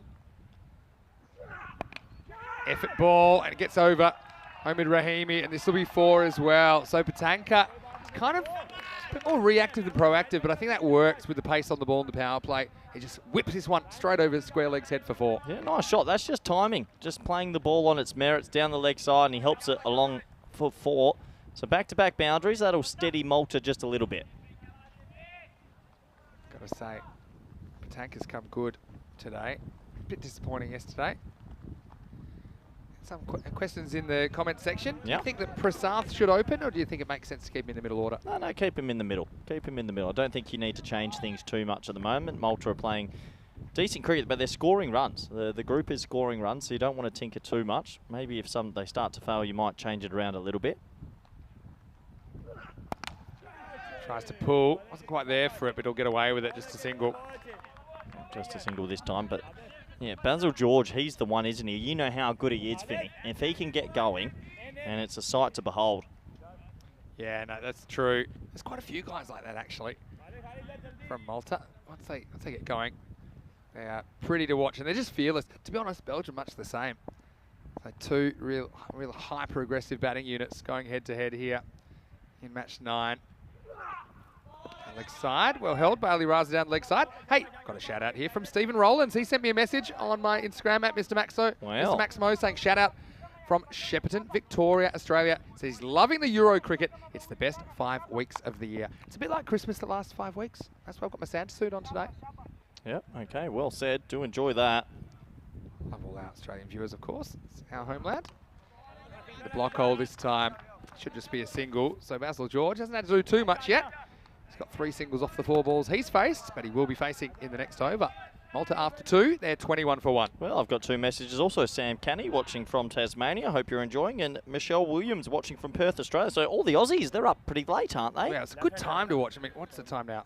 On the West Coast, it's about 20 to midnight. And on the East Coast, it's probably 20 to 2 in the morning. But that's a good time to flick on some European cricket. Look at this. I mean, this table could get real tight real quick, and it's France that are in big trouble at the moment, aren't they? Yeah, and Luxembourg missed a trick there. They're 3-1, but they're in the negative net run rate. They could have had an opportunity there to boost last game. France versus Scotland, they'll play the final game tonight, and so that could be a huge one. Now, this is going to go miles off the bat, and how about this from George? He just carved this way over the third man region. Maximo Basil off to the races with his first. You know who that reminded me of? Sanith Jayasuriya. Oh, yeah. That really reminded me, just the back view of it. Yeah. You're not wrong there. What a shot. Stays very still. What I liked about Basil George's batting yesterday, when we saw him last more than 1 ball, was that he is pretty uncomplicated and he will play the ball that's bowled to him, not necessarily try and over-premeditate. Yeah. And that's what he does there. Stays very still and he just slashes and slashes hard. Yeah, that was an impressive shot. He got the width on offer that the Belgian bowlers haven't given too much, but that time they do. Yeah, There's plenty of bowling stocks in Belgium. They'll be wanting to impress here, that is for sure. This is Sajjad Ahmedzai coming back for his second over. Basil looking dangerous. This time he is on the charge. He cracks it through cover. Well, what a shot that is. And that'll also run away to the boundary. So 6 and a 4, and boom, boom, Basil is hungry for more. Yeah, what a shot that is. He's not threatened by the sort of short, skiddy bowling. He looks comfortable. Does make me think where the tall bowlers are. Ashikula Saeed gets a bit more out of this pitch. Yeah, true. Yeah, it's just a bit skiddy there. Basil, when he's on, looks good. Yeah, it really does. He's fearless. Ahmedzai, will he make an adjustment? It's like a slightly slower ball, and he's mistimed this. Now the keeper's going for Ali Raza, and he will take the catch. We made sure that he was the one to take responsibility. So Basil, I think he's outdone by a slight change of pace here from Sajjad Ahmedzai. And so that's a second wicket for that bowler, and Malta lose a key man, 31 for 2. And that's what good short bowlers will do. They have to change their pace, I should say. So that was a real big slower ball, and he didn't pick it at all. You said he plays it on merit. That's a poor shot. Yeah, I think maybe just gets a bit carried away. And even batters that they've got concentration issues, I think, even in this short form of the game. Basil just gets on a heater, and he just doesn't want it to stop. He was trying to hit every ball to the boundary. And you see he's annoyed with himself. It was just a mental lapse. And on this occasion, it's caused him to lose his wicket. Malta, they lose, boom, boom, for 13. And they are now 31 for 2. Yep, 31 for 2, so the rate's okay, but the wickets will be a little bit of a worry. He's annoyed, isn't he? But that's the way it goes sometimes. And Malta, still plenty of batting to come. 31 for 2. Well bowled by Sajjad Ahmedzai, who held his composure in the face of getting a bit of a pasting the last couple of balls. He was brave enough to try that variation. It paid off. So that's the first time I've been in the box with you today. How's the day been? What have you been up to so far? It's a good call with Rico in that Luxembourg versus France game. Yeah, we enjoyed ourselves. A bit of fun.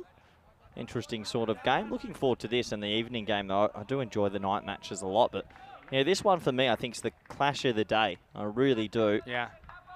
Well, it's two teams that, I suppose, a team on the rise versus a team on the slide, in a way. But let's see how it pans out. Wow, hits him full, and he's gone. Well, Matthew comes out, and he plays all around the ball that looked like it was low. And we'll have to see the exact line down the line, but I don't think Tyrone Peters had any hesitation in giving that one. So suddenly Ahmedzai's on a hat-trick. He's got 3 now, and Malta are 31 for 3. He's just come out and absolutely kicked it. His foot went right across the line, and it was full, it was straight, and that is plumb. That is so plumb. Absolutely plumb. And, well, I think Matthew knew it as well. And now we've got a hat-trick opportunity. So that one thing we haven't had so far in Group C, Corey, is a hat-trick. We had 4 in Group A. We had just the 1 in Group B. You see them down the bottom of page 2 of our hat-trick Hall of Fame. We're searching for hat-trick number 31. Right now, Safat with that opportunity. Yeah, he does have a big opportunity. That one full up, straight up, and pretty poor batting from El Hose Matthew there. He planted his foot right across the line, and that always spells danger. Just gives it the old Shane Watson special, doesn't he? That was a proper first ball. I'm not seeing the ball and just plant my foot right across.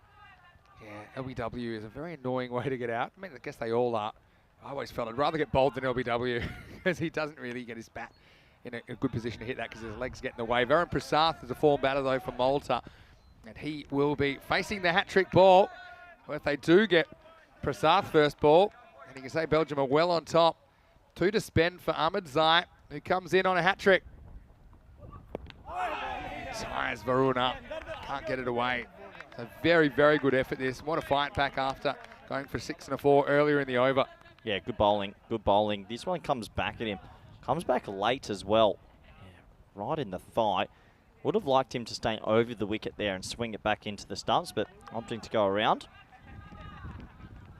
You can see that Malta, they've got this kind of all-out attack approach as well, don't they? They're not overvaluing wickets. They know they've still got insurance down there. I mean, Bikram Arora still batting in the middle order. He's a guy that could quite easily be up the top.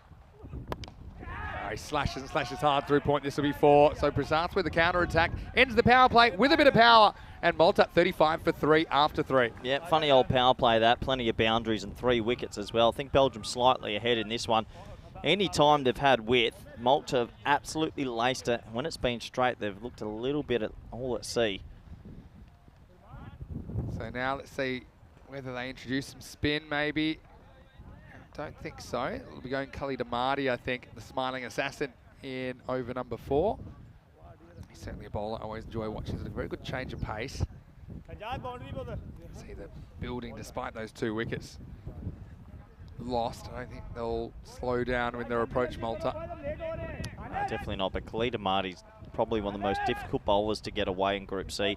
He's a very talented bowler, and I enjoyed working with him personally a lot. Nice guy, really good guy of Belgium cricket, few and far between. Yeah, well, guess what? He's not going to bowl anyway because he's throwing the ball to Rayhan Fires now. So we gave him a wrap. Well, sure, we'll see Khalid a bit later on. We'll see, yeah. I thought they were definitely Khalid then. He was at the top of his markings on it, but it'll be spin instead. I think it was the old bait and switch there. Yep. Everyone was ready for Khalid, and then someone piped up and said, okay, actually, we're going to go with some spin. So it will be the off-spin of Fires coming on to bowl now. 5 fielders allowed outside the circle because we are outside of the power play. It'll be the tank on strike. Pitched up and he just goes high. This is a real teaser for the fielder and he is not going to get there. 6 runs, Maximal. Running out of real estate was Rahimi. 6 runs. Oh, Vinny's lost his voice there, and glad to see you've grown up. But yeah, 6 runs. He never really knew where he was on the rope, and he catches it well, but he catches it about a metre behind. Yeah, he didn't feel the rope, did he? Will fly in my throat. So I just thought that maturity was hitting you at a ton of bricks. Oh, it's coming. I've got to say that's smart batting. Didn't try to overhit that, got just enough. Now he's straight to point and runs. Well, if this hits, it's gone. Well, Ali Raza as well is complaining about the throw, but I tell you what, a good keeper takes that on the half volley and takes the stumps off. I guess it was thrown so hard that he didn't feel he wanted to get in position. If you he's beside the stump. Here's the biggest issue: his angle here is wrong. What's he doing there? I mean, I know it's thrown hard, but you got to try and take it. I think the issue initially is his position. He's beside the stumps where he needs to be behind the stumps compared to the throw. That's an opportunity, though. That's a massive opportunity. Probably not wrong there, especially with Prasath. He's no Usain Bolt between the wickets. No. So it'll be an interesting battle, though, with some spin against Varun Prasath, who I think wants to probably take him over mid-wicket here, and the wind's kind of going in that direction. I think Fires, if he's smart, will stay away from Varun. Try and get outside that off stump. He does. But Varun goes nicely through cover point, but straight at the fielder for a single. Yeah, and it's a big moment in the game here because Belgium are causing opportunities, but they need to make sure they take them. Sabres a kill. See him on screen. Shame that he can't bowl. He's a good bowler, Summer. Just to tell me, he's probably going to get some shoulder surgery in a couple of weeks. Yeah, it's not good. Saw him kind of exacerbating that injury in the ECS Belgium recently. Turned around by Patanka. Just speaking to Darsha Patanka, I think he has said, I've watched a lot of my footage back, and I think I looked a lot better when I wasn't trying too hard to, in his words, slog. I think he's being a bit smarter with the shots he's playing, and looks a lot more in control of his game. Yeah, that's fair enough. Well, he's on 22 off 9, so if that means he's being controlled, that's good. This should be interesting. Here's Prasath. Gets a full toss, and he pounds it, and that one is a top bin into the cube. Maximal brings up the 50 for Malta. I had a feeling when they had Khalid Amadi at the top of his mark, I mean, you're on top, you probably want your spearhead there to really reinforce it. They took a little bit of a gamble going with the spin, and it's gone for 15 with the ball to go. Yeah, not a good ball at all. I like the way he goes through the line. Resist the urge to hit across it. Now he gets one that he has to wait for, and he sweeps. And Malta recovered from a slightly auspicious start, but the score after 4 is 51 for 3. Yeah, I think now that over tilting Malta's way, they'll be pretty comfortable with where they're at. They've got a chance of a decent score, but they're going to need a decent score against this Belgian side. A few changes to their batting lineup, but you still think they're pretty dangerous in the T10 format. So now we will get Amadi in over number 5. The cat just poked its head out of the bag. So yeah, I think when you're on top, keep your foot on the neck, and Khalid, for me, should have bowled the 4th. Yeah, but I mean, no one planned for that over to go so many with a spinner. It's an interesting one. Often you do see spin in the 4th. Anyway, here's the smiling assassin in over number 5. Starts with a ball that, well, should have been a wide. And then here's the issue you've got. Got a fielder there who's really struggling to throw the ball over arm, so he's just forced to to underarm it in, Zakil. Yeah, so they keep Zakil at point, but yeah, with that shoulder injury, not easy. Can't throw it overarm. Khalid Amadi, he's one of the better bowlers in the Belgium country. He's very talented. Yeah, exciting guy to watch. Also can hit a long ball. This is the pace on delivery. Because he's got a bit of a zip about him, it makes that slower one even more effective, doesn't it? And there's no perceptible change in arm speed with this slower ball. Well, the thing is, when he goes his load-up bin, his arm goes behind him, so people can't tell when his change-up's coming, and he gets his slow ball to dip. So it's a very effective ball, and I'm sure we'll see it in a moment's time. This one takes off. Prasath in 2 minds, can't catch up with it. Yeah, be disappointed not to get any bat on that third man and backward point in the ring. Opportunity missed. Ali Raza, tell by how far back he is that. There's a bit of pace about Khalid Amadu. Bit of a haircut since last year, but he's still left a fair bit on top. Yeah, he used to Khalid. have the old long locks, didn't he? This one cramps Prasath for room. This is running. good running. That's what you need to do, because when you don't really know where the ball is as a striker, if it just hits you in the pad or you block it away, or if it's off the edge, look up your non-striker. He'll look after you. The non-striker will know where the ball is. And Prasath, he doesn't look for the ball. He looks for his partner. Yeah, you got to listen to your partner a bit there. It's good running. Every run counts. Yeah. It also changes the striker, so left-hand, right-hand combination in operation at the moment for Malta. 2 to come from Marty. Short. Gets through Patanka before he knew too much about it. Well, that's just genuine extra pace. I think so far from what I've seen, him and the French bowler Mangor, they're the 2 quickest I've seen in Group C so far. Yeah. He's got that load up that you talked about. He's got a powerful shoulder, doesn't he, Amadi? I just think the batter doesn't get a good look at the ball. It's been a really good over, only 3 off it. But can he get out of it without any damage? Well, maybe, maybe not. Short. Patanka takes it on. Finds the fielder on the bounce. Rahimi takes care of that. It's the end of the 5th over. And time for a quick drink for the players. 5 overs down. It's 55 for 3. Nice to have your company no matter where you're watching from around the world. Vinny Sandu here, Mr. Maximo. Corey Ruckers with me. Rico, he's going to spend the rest of the day at the Sunset Beach Club. Oh, really? He has earned it. And, well, right now we're seeing probably the most even group that I can remember in ECC history. Yeah, well, it's been a little bit topsy-turvy from what we expected, but what we're seeing on the field is a lot of close contests, and it's coming down to moments. What team's going to have the moments to get the win? Yeah, you're not wrong. And I suppose France, they're struggling, but they're going to take on Scotland 11, who you can just tell they're still trying to work out their game, Scotland 11. They need some of their bats to fire. I think a lot of them just struggling with the slightly different pitch conditions and obviously the different mindset required. We've only really seen 2 batters fire for Scotland. So, I mean, that should be a very interesting one when the lights come on later on as well. Well, the lights always add a little bit of a variable to it, and a lot of it's who adjusts better. So France might be thinking that's an opportunity, but I still expect to see Scotland get a little bit better throughout the week. Yeah, you're not wrong there. Here's Wakas Raja, who's coming in now. And he gets pumped out of the ground, and that's gone a long way. The tank fires him. Well, that's a proper bazooka job. Maximo. And what a start to Wakas Raja's tournament. Well, that is absolutely mowed. He crunches that. What a shot. And that sort of undoes Khalid Amadi's over. Khalid bowled a great over, but that 6 releases the pressure. Yeah, how about that for a shot? And so Wakas just misses his spot. Welcome to ECC 22. Wakas gets the right of reply. This one not quite as full. Patanka is annoyed at himself. He just tries to hack across this one. Yeah, be disappointed. He got a length to work with, actually. Just over swinging that time. But yeah, Malta, they've batted well this tournament. The bowling's been a little bit iffy, but their batting's been good. But their bowling was excellent this morning against Luxembourg. They set a field, they bowled to it, and the captaincy was very clever. I think you would have enjoyed it. But you're right, they blew that 147 yesterday. But they operated quite a lot of the time with a 6-3 field and bowled that wide hole. They operated without a fine leg, and Luxembourg this morning probably weren't brave or just didn't have that little dink shot in the bag to deflect. And not many teams do that. Very effective.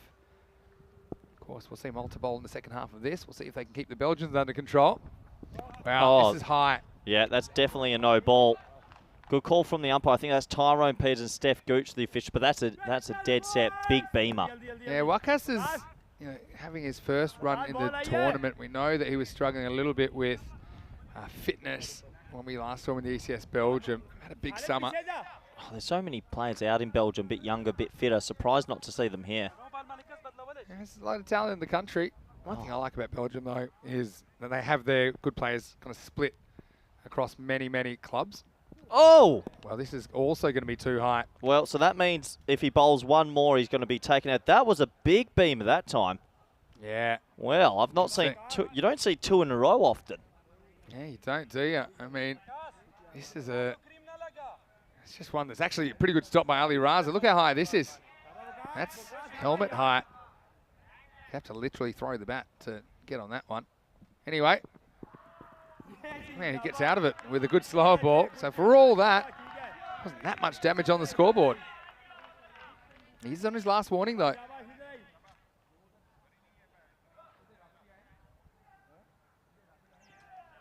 So Wakas, he's just trying to get his rhythm going here. And Prasath, I don't know if he's shaken up or not, but regardless, he's facing up to Raja. This time he does find the pitch, and must be one. Round two. Player that came in this morning, Ahmed Suleiman. Saw him at the top of the order. Batted pretty well. But yeah, keep the messages coming. I'm enjoying them. I know that I've got viewers all around the world. Sometimes we like to see who's the furthest away viewer. Probably someone in New Zealand might have it at the moment, considering where we are. Oh, this is such a good shot. Such a good shot from the tank. I mean, that one is 3/4 of the way up the bank, over point and over everybody. Maximo finishes that over with a bang. Raja goes for 16. And at the end of 6 overs at 71 for 3. Yeah, what a shot. That shot of the innings for me. Unbelievable hitting. And, well, pretty poor over from Wakas Raja, who two gigantic beamers, and the second one, oh, I've never seen a ball so high. Must have just slipped out. He can understand on a full toss. You'd hope so. Might be trying something. But, yeah, regardless, not quite the start of the tournament he was looking for. 4 overs to go. So where could they get to here? I mean, they're more or less 12s, so 120 for a start. And we haven't really seen Prasath get going yet. Just looking at this, the timer as well, under 12 minutes, which is where I start to get nervous when it becomes below 4 minutes and over required. They need to bowl 3 overs in 11 and a half. They still might go 1 over of spin, which you'd imagine will help. Maybe. They haven't always bowled fires a second. I think they're going to bowl 18 balls, though, in 11 minutes, Vinny. Say that. I mean, 4 minutes and over is about par. That's what we've kind of recognised here now. They're going to go back to the smiling assassin, Amadi. Well bowled. That was a good one first up. Well, yeah, that's a really smart delivery because he goes the slow ball first up, and batsmen don't usually think the first one will be slow. Yeah. And, yeah, Amadi's the shining light of this Belgian bowling attack right now. Bowling beautifully. Yeah, no doubt about it. Right on the money. And would you double down that slower ball? The obvious thing, I'd say, quote unquote, would be to spear in a quick one now, maybe at the stumps. Does go quicker one. Prasath just completely loses his shape there. And Prasath is the ultimate kind of Jekyll and Hyde with the bat. When he's good, he's really good, but he's also the kind of player he can bog down when it's not his day. And right now, and he has got to 15, but you just see he's struggling to pick what Amadi's delivering here.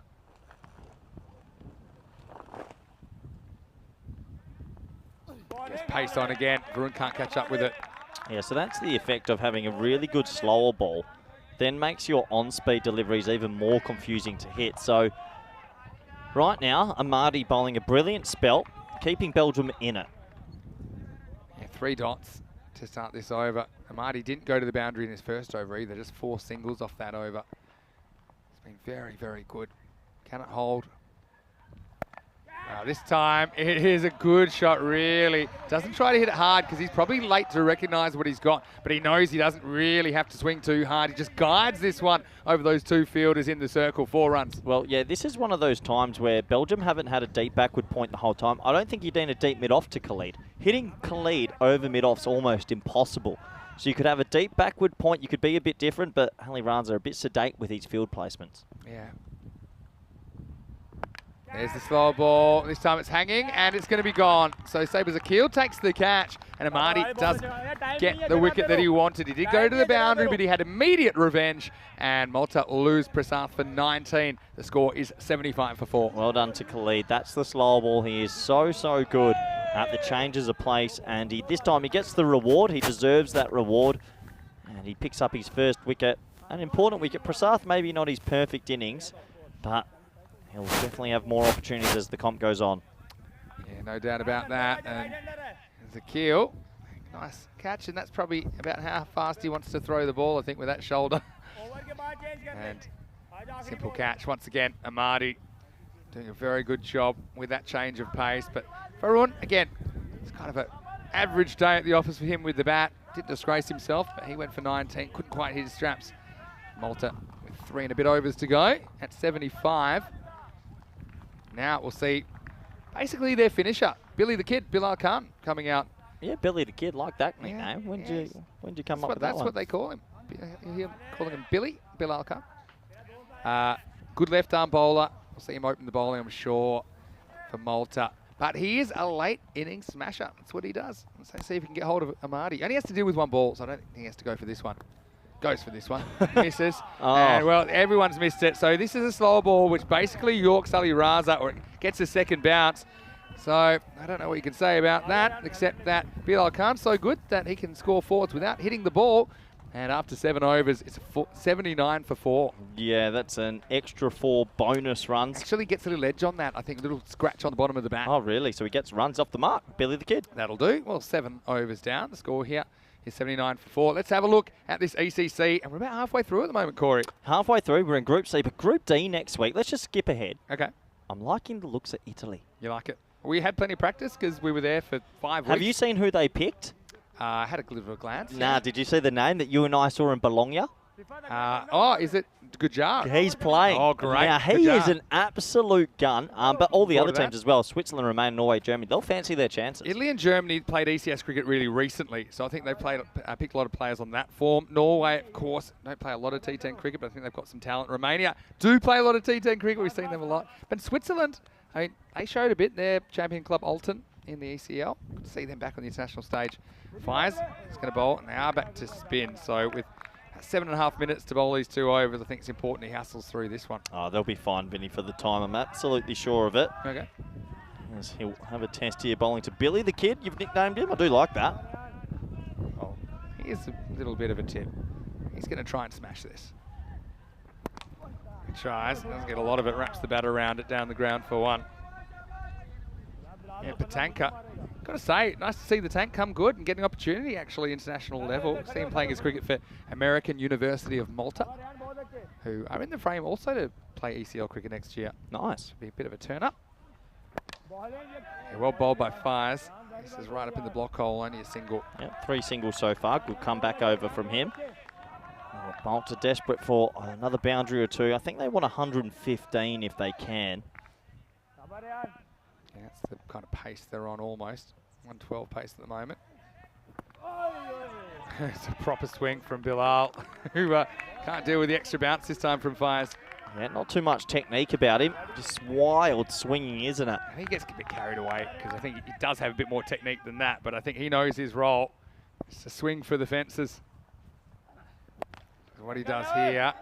Finds the gap. 2 fielders converge eventually.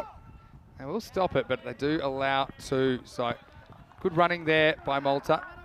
Yeah, good running. Every run counts. So one thing that's I found quite interesting is the captain Bikram Arora, who is a class bat, but he hasn't batted too high. He's giving a lot more opportunities to other guys. He either shows supreme confidence that he can jump up when required, or he's just wanting to give a few more of the inexperienced guys a chance. Now this one, speaking of chances, should be gone, and he's just drilled that straight to long off. Sherry Butt, he's not going to miss that. So Billy the Kid, well, he shoots, but he missed Fires. He'll be gone for 5, and Malta lose a 5th wicket now. 7, in fact, for Bilal Khan. The score is 84 for 5. Yeah, he gets caught easily there. Just didn't look comfortable at the crease. Good over from Fiaz here, who's come back into the game well. And Malta, they'll probably want a couple more boundaries at this back end, just faltering a little bit. Yeah, right now Belgium, what are we looking at? Chase of maybe something in the 100 to 110 range. It'll be an interesting chase. And Malta really bowled well to their plan this morning. Doesn't look like they'll have as many to play with. Sherry Butt just gets a simple shoulder high catch. So Bilal will get the right of reply with the ball in probably about 15 minutes time or so. But right now he is dismissed at 84 for 5. Yep, 84 for 5. So a couple of important deliveries coming up in the context of this one. Malta still want to get that 110 to 115, you'd imagine. Belgium has a very good top 5, but don't bat as deep this year. Yeah, that's certainly true. Yeah, just a few people just not there. End of the over, 84 for 5, so it's the tank on strike for over number 9. He gets a ball that's in the block hole. Sefat is back on. Can't get it off his own bowling for a single. So Bikram Aurora, the captain, does come to the crease at number 7. Do you think just he's putting himself a little bit too low? Well, yes, but I think it might be strategic because I think in their best team, I think he's batting in the top 3. So, yeah. And do you think it's a bit too early to be that strategic? You want to get ahead, don't you? Yeah, but I mean, they're doing pretty well. I think as he's saying, well, also they're doing a pretty good job. So I'm just going to leave it right now. Now, this isn't going to help because he's going to be out first ball. And he just tries to push, but he hit it too well. It's a 30-yard push, and it's caught on the circle by Wakas Raja. So Bikram, well, unfortunately, he comes and he goes almost as quickly. Sefat with the wicket, and the captain goes without scoring. It's 85 for 6. It's one of the great blocks of all time. He blocked it all the way to deep cover. Would have liked to have seen what happened if he actually tried to hit it. Yeah, I mean, Aurora's class. But again, yet to see the best of him. He's trying to guide that. That's an impressive block. It's one of the longest block shots you'll ever see. Unfortunately, Wakas is on the edge of the circle. He was prowling. Bikram will be annoyed that he would go in that fashion. Number 1 on his back. That's how many balls he lasted, 85 for 6. That'll give Wakas a bit of confidence as well after bowling it to the moon a few times. Early days, I suppose, for some of these players. Anyway, Aurora, 85 for 6. Sefat breaks through. Patanka's still there, 40 off 20. Patanka's been the standout batter of the day for Malta. Yeah, Malta just at this back end have struggled to get the boundaries away a little bit. Good bowling from Belgium. Here we go with Gaurav Maitani, who comes into the side. I think this is the first we've seen of him this week. I might have played one game. I didn't see him batting or bowling previously. He's facing up now to Sefat. Just turns this away. And Gaurav Maitani, he's 29 years of age. Saw him playing for the Bujiba Blasters in Malta last year. I'm looking forward to the ECS in Malta coming up in late October, early November. We'll see 10 teams there, and it's good to see their cricket going in the right direction as well. A few more teams in the previous seasons. Of course, I'm hoping, I haven't seen the team list for Malta yet, I'm hoping we get Gozo. Because the Gozoans, they are the most improved team, I think, in Europe, considering they got bowled out for 6 in their first game. You have room for improvement there. You'd hope so. It's pretty hard to get bowled for 6. You'd imagine you'd edge 2 for 4. Yeah, they didn't. Slow ball, well bowled. It's a good finish for Belgium here. And right now, it's no gimme that Malta will even make the century. Yeah, just struggling to get it away at the right moments. And yeah, they're going to sneak away under the timekeeper as well, Belgium. Yeah, I think you're right. Good call, Corey. An extra minute for that 6th wicket as well. This one gets a bit too big for the batter, and so Belgium with their tails up as we hit the last over. It's 87 for 6 after 9. Yeah, 87 for 6. They've hit the skids here. At one stage, they were looking at 115. Now, they might be lucky to get to 100. Yeah, there was 71 off 6 overs. The last 3 overs have been 8, 5 and 3. So that's not even run a ball pace. 16 runs off the last 3 overs. And they're going to go back to Wakas Raja in the last. So let's see if he can find his radar.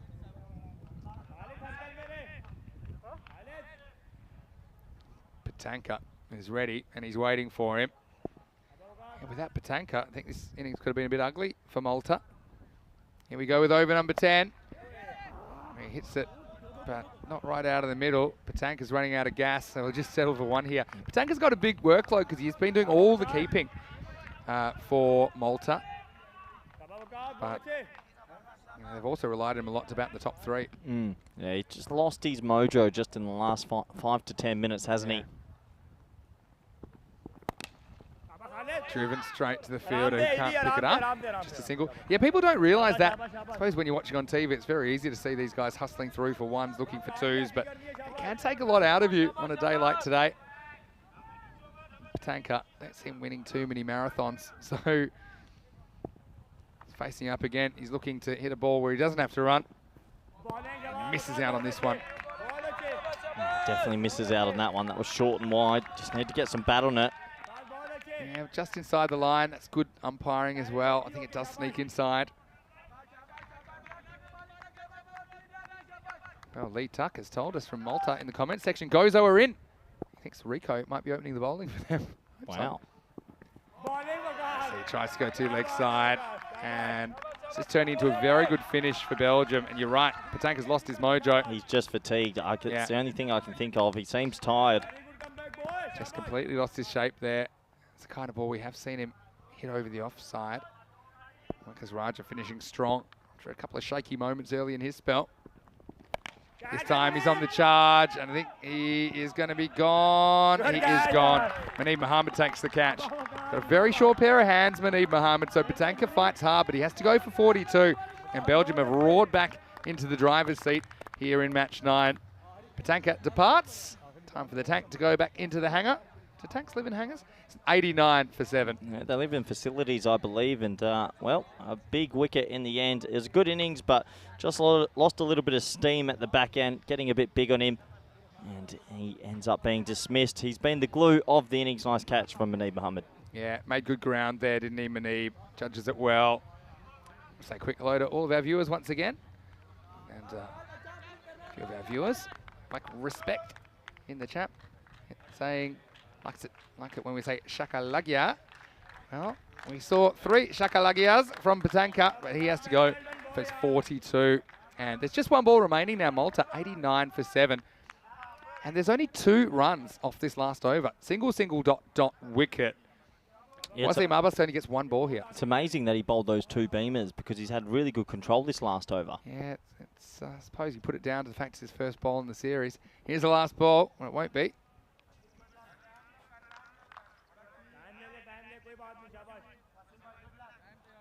Here we go with Abbas. He gets 1 shot at glory. Determined look on Wakas Raja's face. Slower ball, makes him reach for it. Well, you might as well go for 2 here. Well, or not. So it will be the end of it. Malta end up with an even 90. And I've got to say, it was a very good second half from Belgium. In the first half, Malta scored 55. The second half, they only get 35, so slowing things down. In fact, we didn't see a single boundary in the last 3 overs. And Malta, they'll be disappointed, Corey, I think, to walk off with only 90 runs. Yeah, they'll be super disappointed because they had a good platform, but they just couldn't get the ball away when it mattered the most. Yeah, you're not wrong. Let's wind the clock back to the start. And it was Belgium versus Malta. Malta have been pretty impressive, but they lose a key man. Samuel Stanislaus went very early in the piece. They gave him an opportunity at the top of the order. And then Patanka came in. He's been pretty good behind the wicket today. Saw him a little educated edge offside. Went leg side as well. Boom Boom Basil looked like he was ready to party. As he went 6 and a 4. He looked hungry for more at this stage. But then they lost the Boom Boom to 1 shot too many. And a nice catch by Ali Raza there to take care of Basil George for 13. And then Elders Matthew came out and had his pads blown off. Very first ball. Just watch this one. It was full, it was straight, it was plumb. And then you thought, well, at this stage, Belgium were well on top. So there would be a bit of a counter-attack, and it came off the bats of Patanka when he was joined by Varun Prasad. Yeah, absolutely. And they came back pretty well, did Malta in the middle stage. They got after the spin of Fiaz, and this was a gorgeous shot from the tank. One of the shots of the tournament so far, over extra cover. And Malta, well, they were sort of thinking maybe about 115, but then the wheels start to come off a little bit at the back end. Nice safe catch by Sabah Sakil, a very easy one for him to hold on to. This was well caught as well, down the ground by Sherry. And in the end, Malta just lost wickets right at the back end. And when you lose wickets, it's hard to get boundaries. And they'll be really disappointed that they didn't get to 100. And And it's a good effort from Belgium to bring it back because they really did look like they were going to get up to a more than competitive total. In the end, they're going to end up about 20 under par, you would imagine. Manib Mohammed, probably the best fielder in Belgium, wasn't going to miss that. He's very, very good, is the young man. And, well, Malta, they'll still feel like they're in this if they can get a couple of early wickets. But it's not so easy to do in this T10 format. We have a look at the scorecard. The Tank 42 of 25, 19 off 16 for Prasath, who never really got going. And everyone else struggling a little bit. And Malta will be disappointed with that scorecard because it had the potential to hit a decent sized score. And in the end, only 90. Probably 20 under par, we feel. 110 is around the right mark.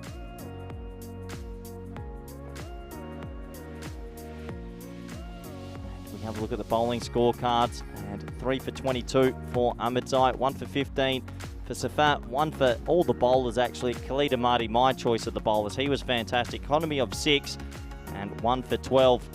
So they did a very, very good job, and they'll be pretty happy with that as a bowling unit. So that does take us to the halfway stage. They'll be chasing 91, and we'll have to see if Malta have the skills to stop this dangerous batting lineup. Join us back in the next 10 minutes for the all-exciting run chase. Thank you.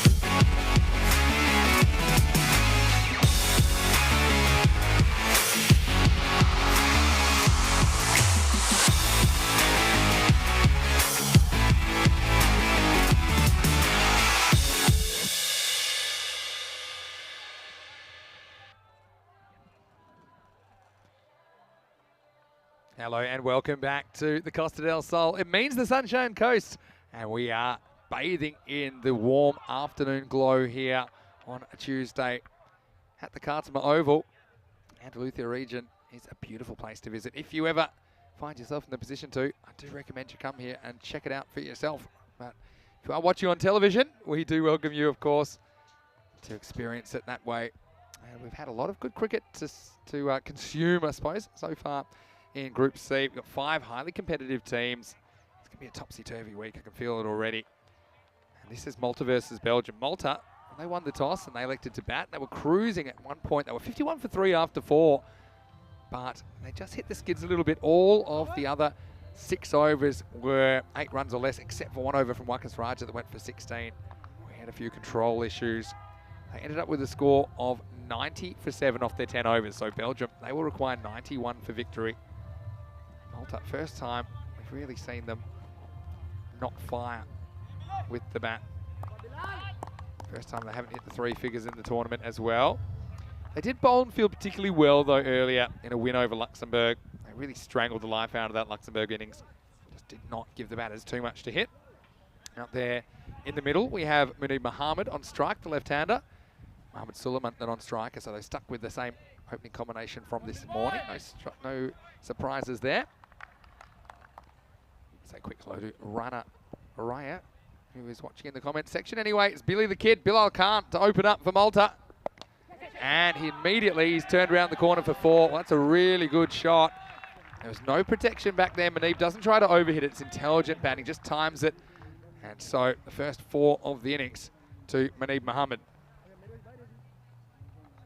can see here a little bit of shape, but Munib was waiting for it. I think the line was probably the thing there. Length a little bit short, but I think if that's a couple of stumps over, it's more difficult. So Munib Mohammed off the mark.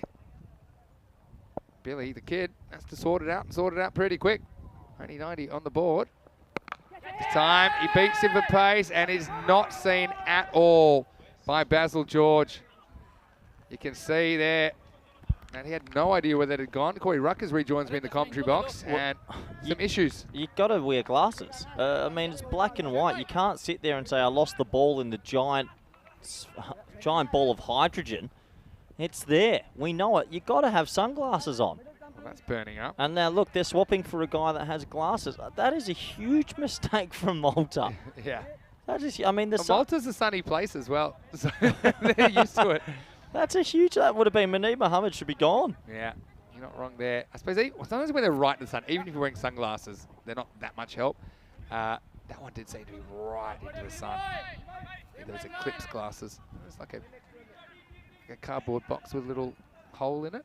Yeah, I mean, there's no excuse for that. It's a big let-off, especially when you're not defending much. We've seen some big sunglasses in the ECC as well at times, haven't we? Some real face coverers. Yep. Could have been useful on that occasion. Anyway, Mohammed Suleiman faces up for the first time to Bilal. Again, line's not quite there. Not quite getting that natural movement, straightening down the line at the moment. Bilal, I think one of the strengths that he's got, and probably a weakness, is his unpredictability. I think that you get some left-armers that you pretty much know what you're going to get, and they'll swing it consistently. But Bilal, some go, some don't. So it can be a bit off-putting for the batter, but also it means that he'll bowl a few bad balls.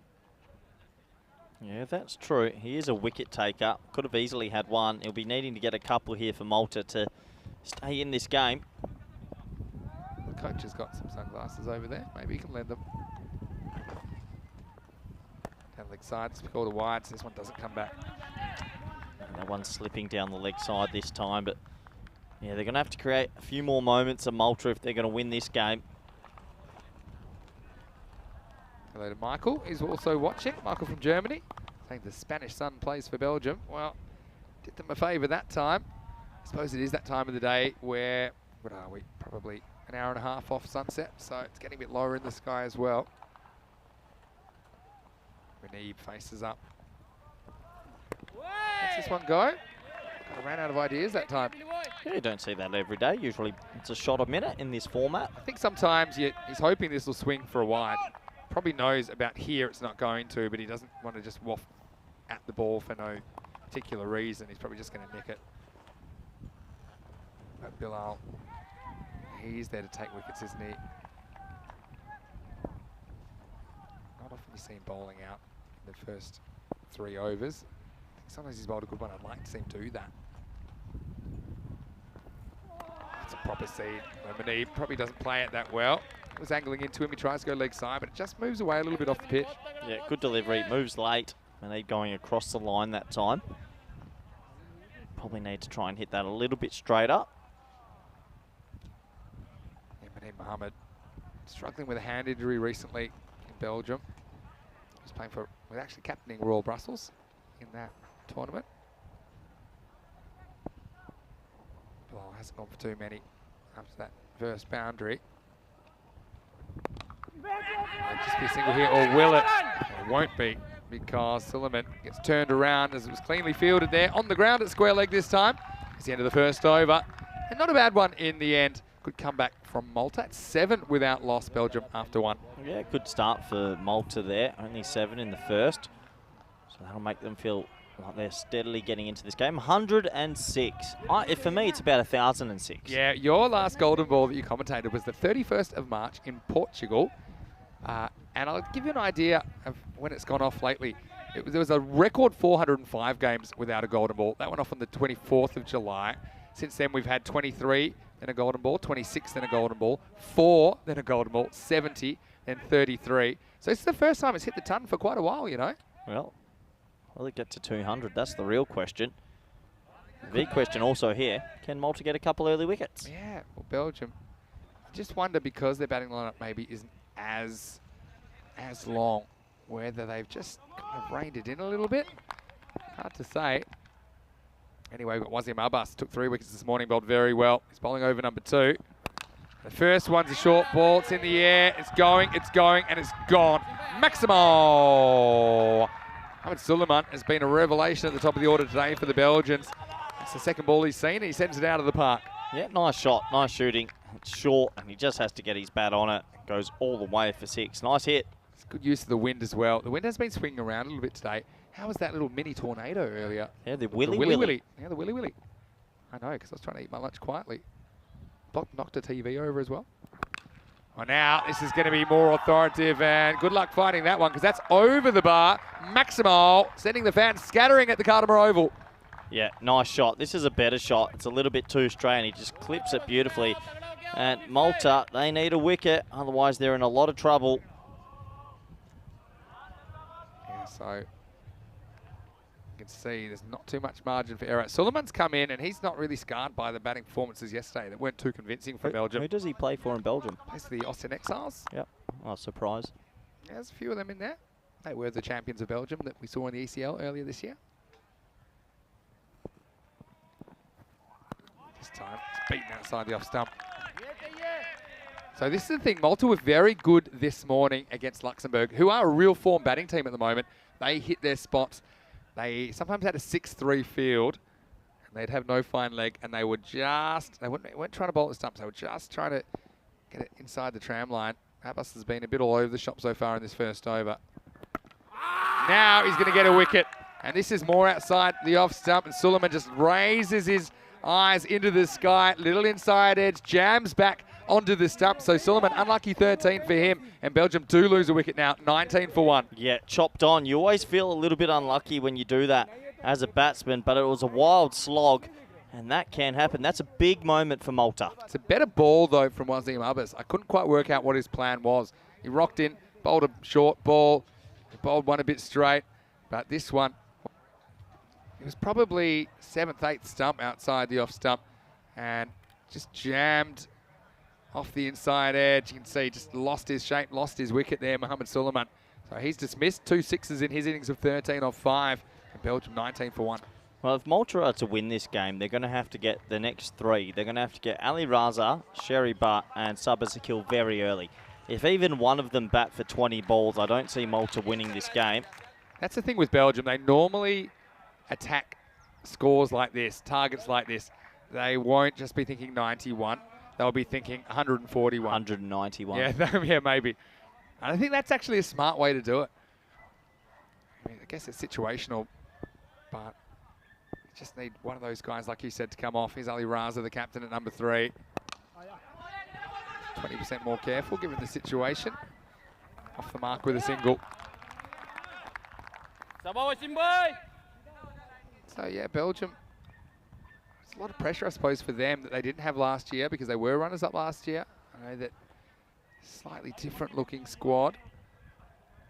But still, they do enjoy this form of the game. You can't doubt that. Well, they'll be wanting to win it because, yeah, if you finish second, well, second's as good as last. They want that trophy. Every team wants that trophy. They've got a decent chance if they can get themselves through this group. Yeah, no doubt about it. Last ball, the over from Wazim. Drag to leg. And a single to finish the second over. Belgium, they're 21 for 1 after 2. Yep, 21 for 1 after 2. And Manib just dragging this one to the leg side. Malta, they'll be okay with this start if they can keep the third over of the power play down as well. They're still in this game. They sure are. Let's have a look at the table, and Malta or Belgium will go to the top of the table if they win this game. Luxembourg, not often you see the top of the table team with a negative net run rate, but that's the situation.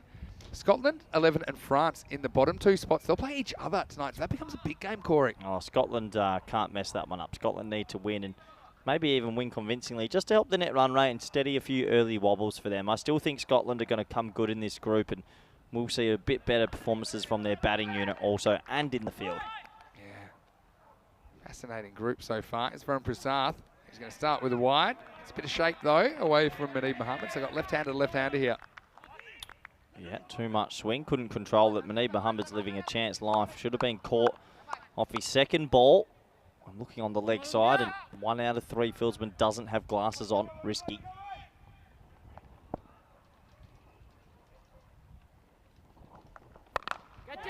This one's in the air and it's caught. Well, this time we see a ball. That's the one. He's the one guy without the glasses, I just said, but he didn't have an issue. He caught it cleanly. Yeah, we must have seen it all the way. So Manib got lucky earlier in that area, but now he's going to go. Prasath does the trick again, and Belgium lose another key wicket as Manib Mohammed makes 6 but makes no more here. 22 for 2. Yeah, he hit it well, but flat and straight to the man, so he'll be disappointed to be dismissed there. Prasath with the big wicket. Manib Mohammed can be very destructive, especially when he gets going. Nice safe catch this time. Probably because it was flat, didn't go into that big ball of hydrogen. Yeah, I suppose. You either see it or you don't. Unfortunately, I think it's Manib Mohammed that'll be seeing red after giving a couple of chances in that innings, but he does go for 6. 22 for 2. Malta just trying hard to stay in touch in this game. They still have to get through a few more hitters, no doubt about that. Yeah, they'll have to get a couple more wickets now. You'd have to get Ali Raza, Sherry Butt, who's in now, and I sort of think Sabit Zakil is due a score. So if they can get through those 3 and they're still on less than 50, then you might have a chance to steal this back. Yeah, you're right. It's going to take a bit more time before we see this is going to be a close one or not. Aaron Prasath, though, is an important player, isn't he?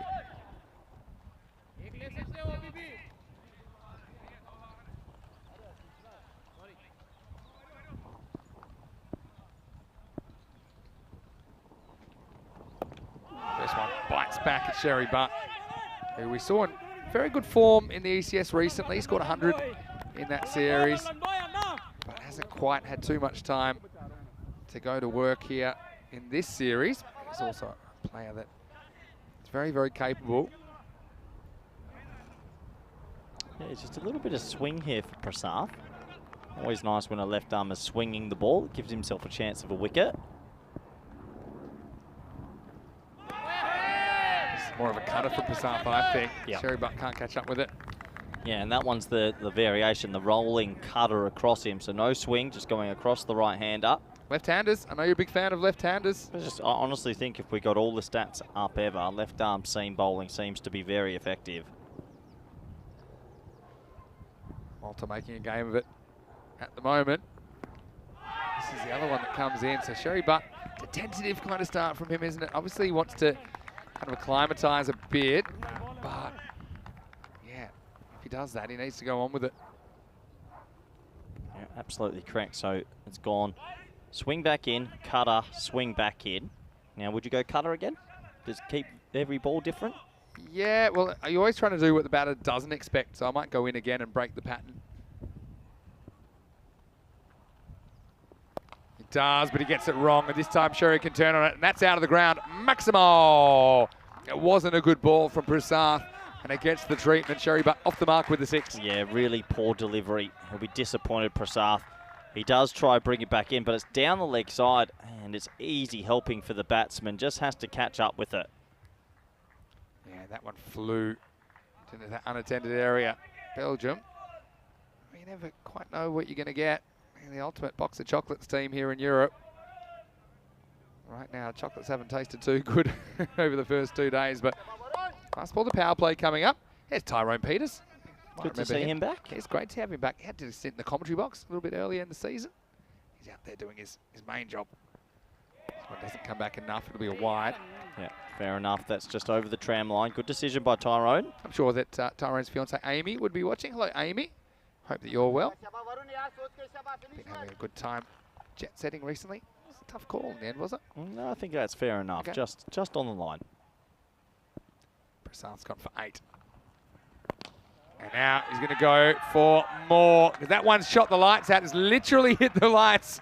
And it's going to be Maximo 6 runs for Sherry Butt, who gets 2 6s. And that's all he gets, but it counts.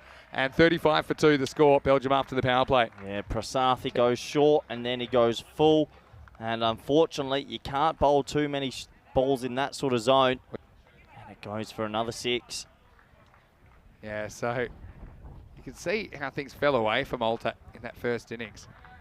Yeah, the lights, for some reason, the lights at that end are down at the moment. They haven't been cranked up.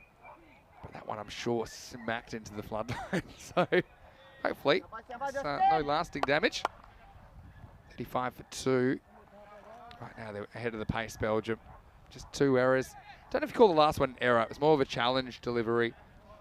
They challenged the batter to drive it down to the ground, and he was up to the challenge. So 3 overs down. 5 outfielders are allowed from this point forwards.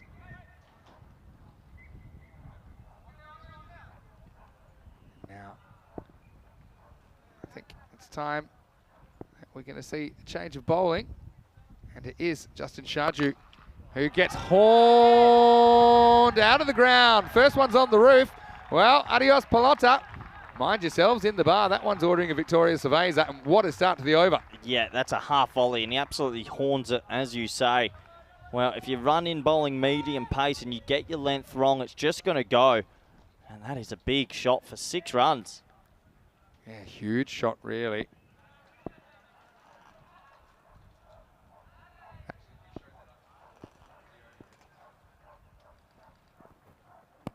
Swing and a miss. This one's called a wide. Sharju's been really good with his back of the hand slower ball. And that's been his go-to. Yeah, you've got to be brave here as a bowler and see if you can pull that out and take the risk. You know, Ali Raza's only thinking one thing, and that's probably deep mid-wicket. So it might be a gamble, but I think Malta's got nothing to lose here. Changes of pace and just be brave. Now this one is cracked off the bat, and watch that Kookaburra fly. That is out of here. Maximo. Ali Raza takes that off a length and gives the ball some treatment. Yep, once again, he picks it and he absolutely mows it. And for Malta now, they're on the ropes. I think that was the slower ball, but just picked. It's the wrong length again, unfortunately. I feel like the slower ball is pretty pickable from Sharju, but it's one thing to pick it, it's one thing to hit it. I think that he's been a little bit too short with it so far in this over. Yeah. When he's done it better, it's kind of pitched up. So the batters often will see it, but it's another thing to kind of time your shot correctly. Shakalagya, no one could catch that. Going to come to a moment in a second, though. It involves you, Corey. And I'll come back to that in a second.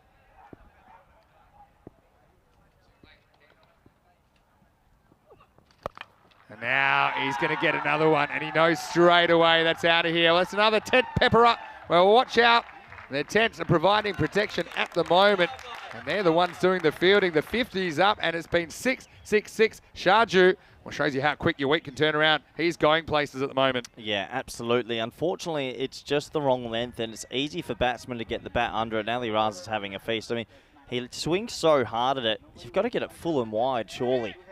Yeah. Think about that shot from Ali Raza. He hits it, doesn't even bother to see where it goes.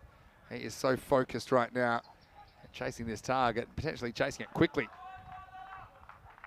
That ball will have to be checked to see if it's all right. Have a bit of hurt on it. Shaju had a very, very good game last night against the Scots. Now he's going to go around the wicket. Anything that pitches outside leg stump here, Ali Raza's going it. This is dangerous.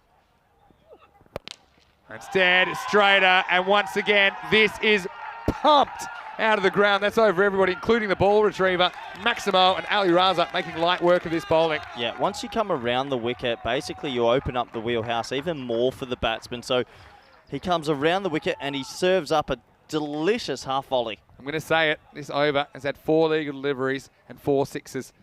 There's been a wide as well. There's been 6 wide, 6, 6, 6. We're still on for 6 sixes here.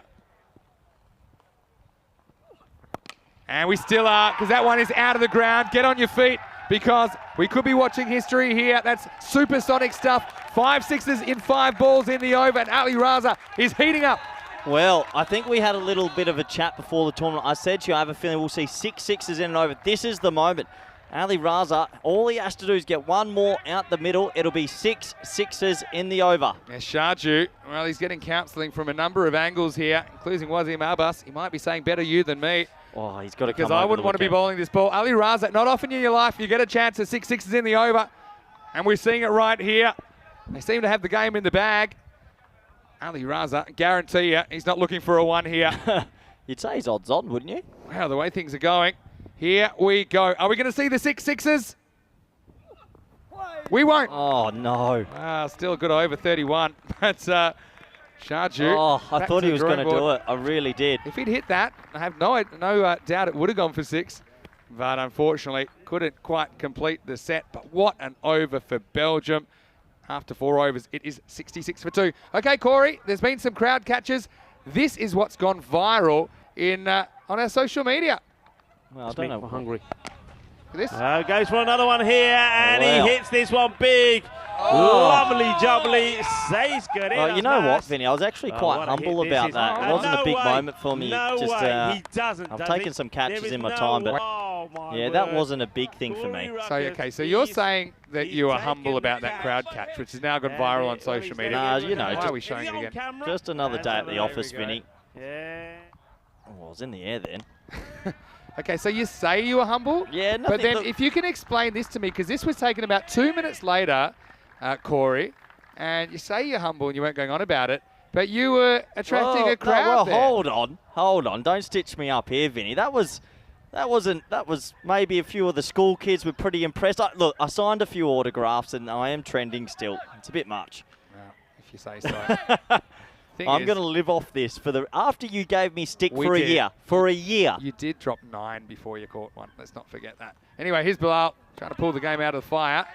And meanwhile, at the other end, Ali Raza is trying to set bat speed records. And right now, Belgium, you can see, they want to make light work of this. I think we've mentioned net run rate a couple of times, haven't we? Luxembourg maybe missing a trick. They did get the points in the last game, but because this group is so even, it's not unbelievable to think their net run rate could come into it. Remember, top 4 qualify for Friday, but top 2 get the double chance. I'm not ready to change topic, Vinny. Okay, we don't have to. You gave me stick for a year, you and Rico, about dropping catches, and then I've taken catch of the tournament. We can talk a bit more about your fielding in a second, because I know you want to talk more about it. So we see Raza hitting this into the gap. They'll only get 1 though. Oh, but despite the fumble, they'll get 1.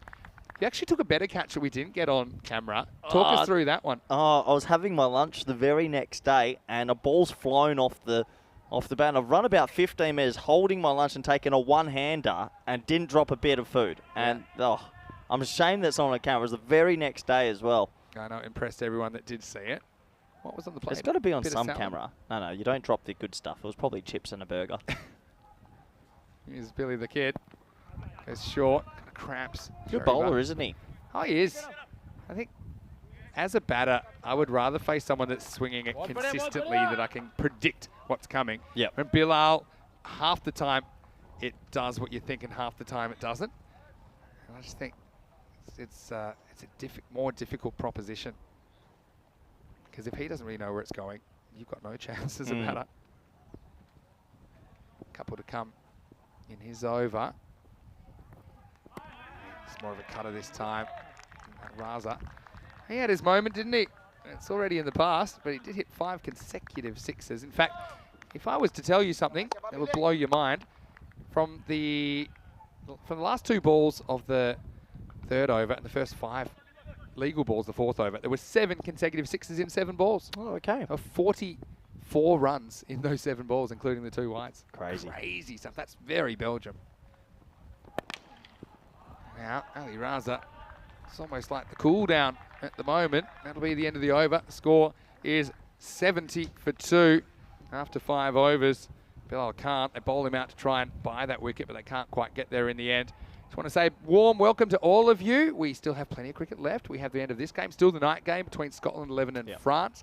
My question with that is, can probably all of the French team and all of the Scottish team outside of a couple of their players find some form with the bat? Because that is what they've struggled for. They've struggled for runs, both those 2 teams. Yeah, for the Scottish, I think so. I think we're going to see a few other more batsmen click. For the French, I don't know. I think a few technical issues there. They look like a good bowling team. Their fielding's improving, but the batting I'm a little bit worried about. Yeah, for sure. And you wait, stay tuned for that one. It's coming your way before too long. Right now, we're going to see another ball. It's going to bang into the side screen. Maximo.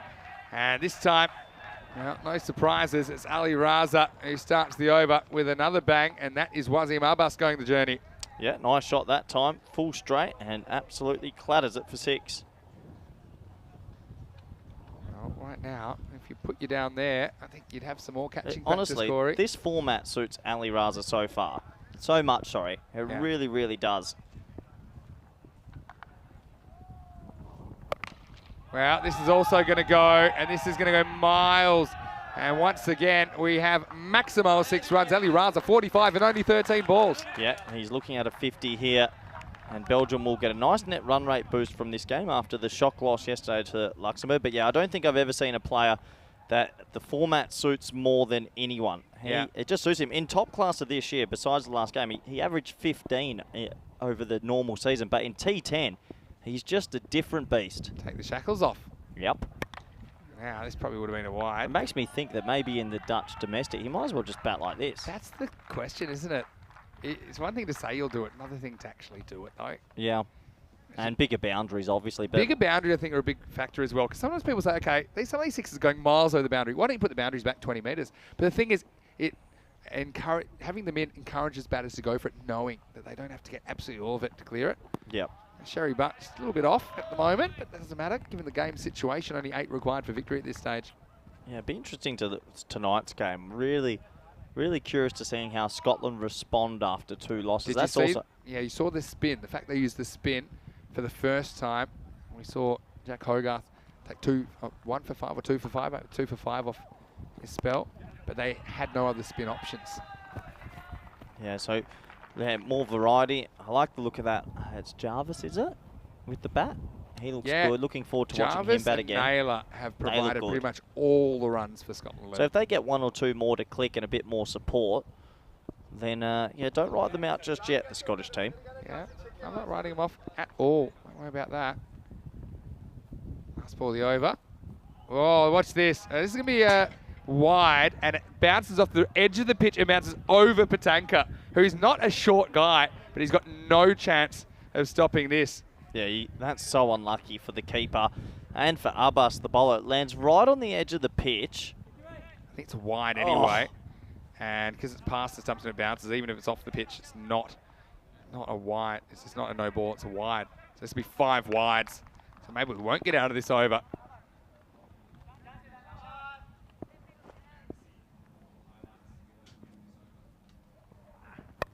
Now this is in the air. Is anyone catching this? Maybe, maybe not. Fielder comes in, can't reach it. And they'll just take the 1. This will tie the scores at 90. So we do go to the 7th, but I don't think this game has a lot more left in it. It is 90 for 2 after 6 overs. Yeah, miles in the air and gets a little bit of luck this time. Lands perfectly in the gap. Yeah, straight between the 2 men. Yeah, so what I will say, I wonder if Ali Raza will go to bed just dreaming about hitting the 6 sixes and be annoyed that he didn't. But he is on strike on 47. So if he does hit a boundary to win the game, he will get his half century. I think more importantly, he'll be happy with the win here, Belgium, who will go home with, I suppose, a fairly successful day. having put away Scotland 11 earlier and then beating Malta. So 4 points out of 4. Can't do much better than that. Who wants to bowl an over that might not last very long? About to find out. 20 for 2 after 6. And they're going for Eldos Matthew. Any score wins it. Wow. It's going to be... There's no call. It did seem to kind of dip at the last moment, but if this is over the waist, it'll be the end of the game. Well, but it's not called at square leg. I think it's not being called. Let's have a look at Must this. have been close. Well, we might never know, judging by this replay. Probably, judging by the very small look I had at that, it might have been okay. Anyway, no one likes to see a win on an extra. So let's give Ali Raza the chance to get his half century. He needs a boundary. Oh, he actually knocked over. Well, Matthew with a late highlight. And talk about your anticlimax, Raza.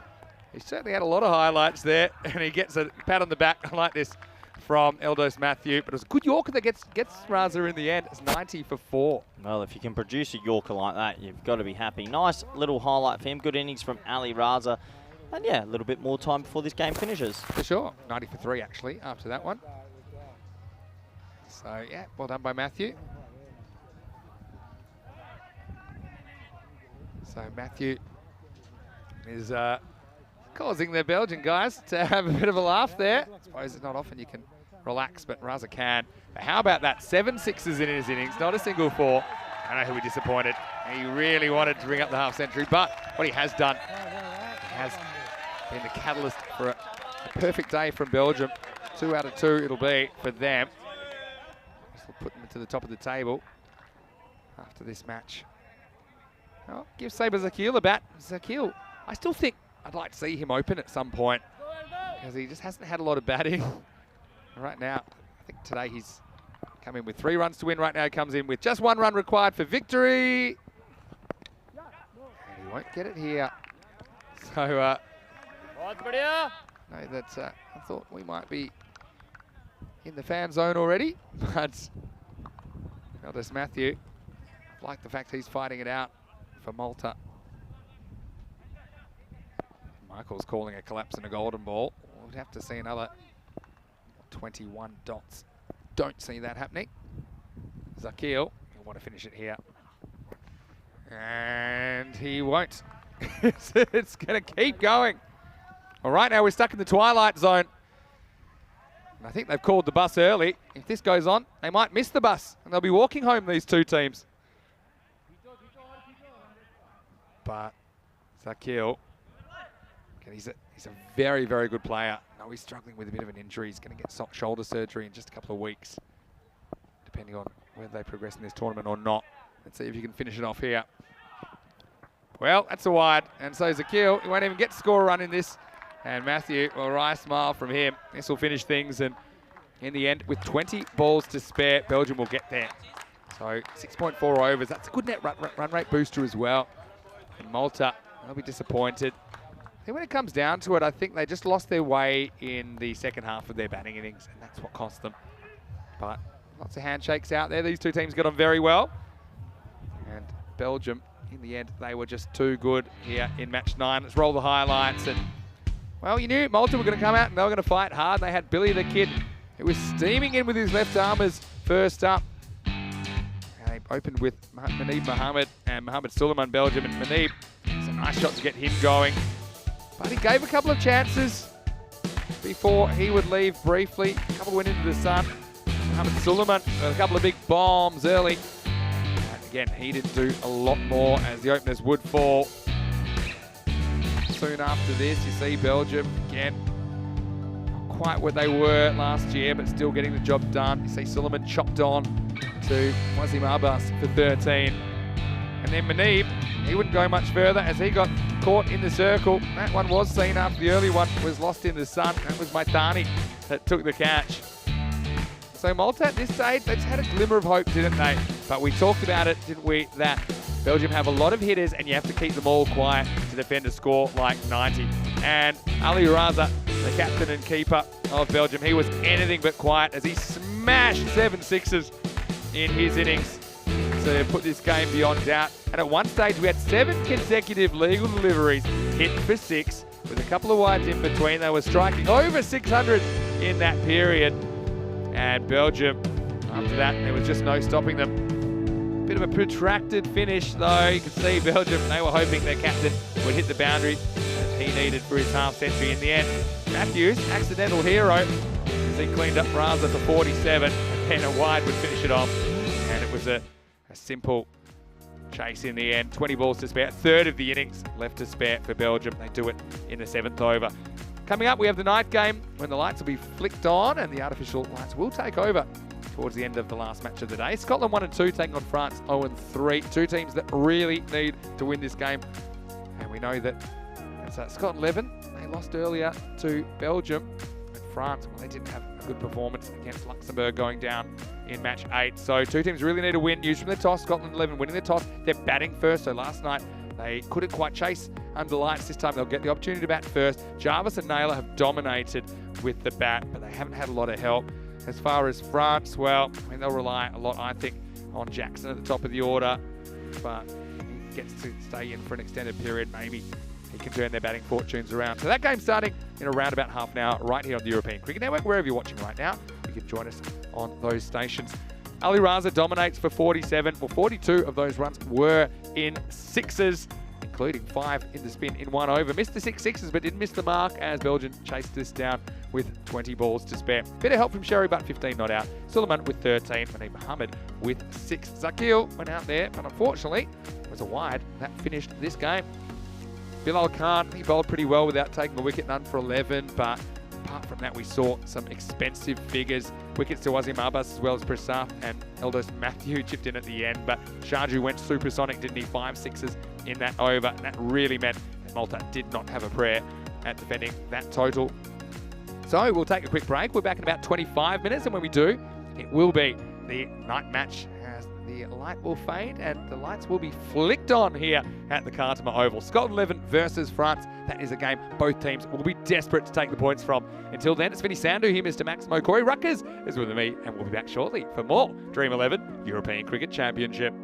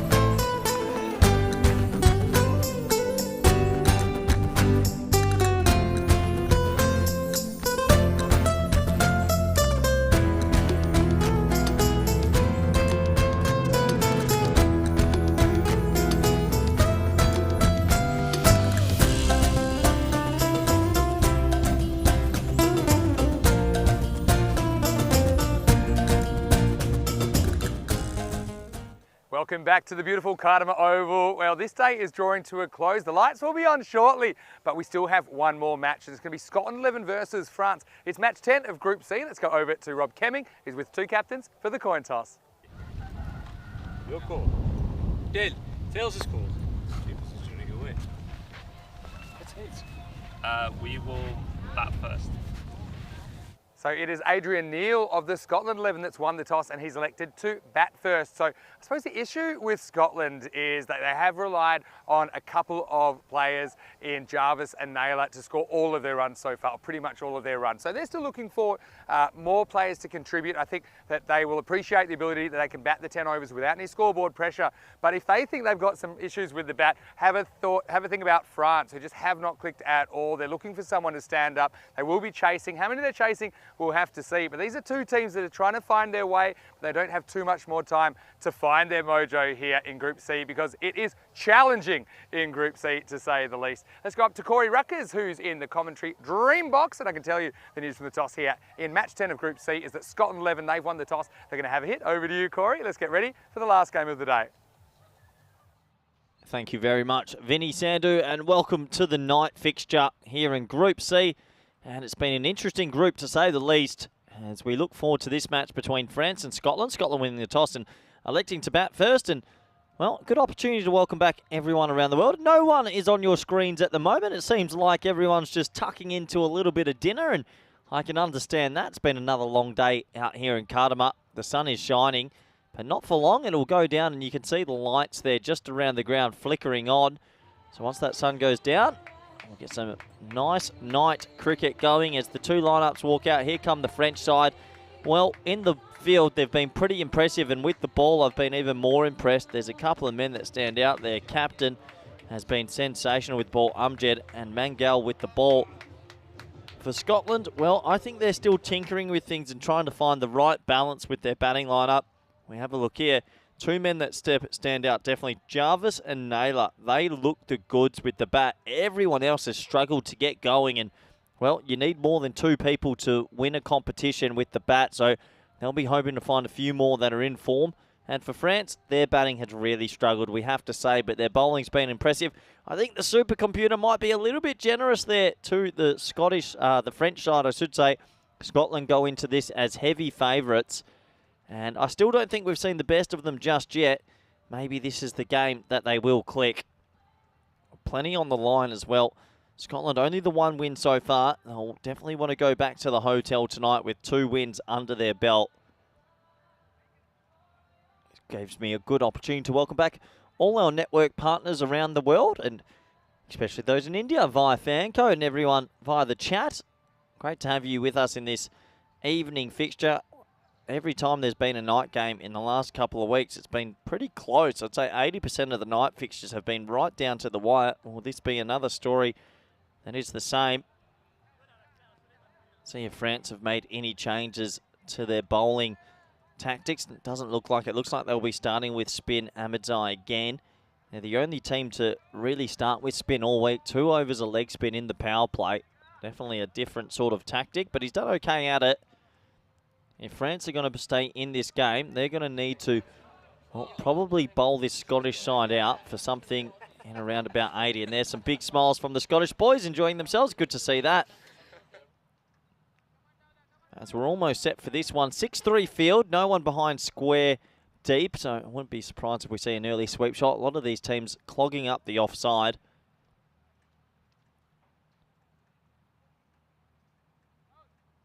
And the man on strike for Scotland, he looks a player. Jack Jarvis, he hits it extremely hard. Exciting man to watch. Let's see how he gets on with it in this one. Almost ready. Ball 1. Here we go. And that's a nice way to get yourself started. Just a single off the leg stump, and Jarvis gets himself going. Looks like we're seeing a change to the order, and it looks like they definitely are tinkering with things. Kes Sajjad is going to open now. He's a big man. I reckon he's been sent up to get on with it.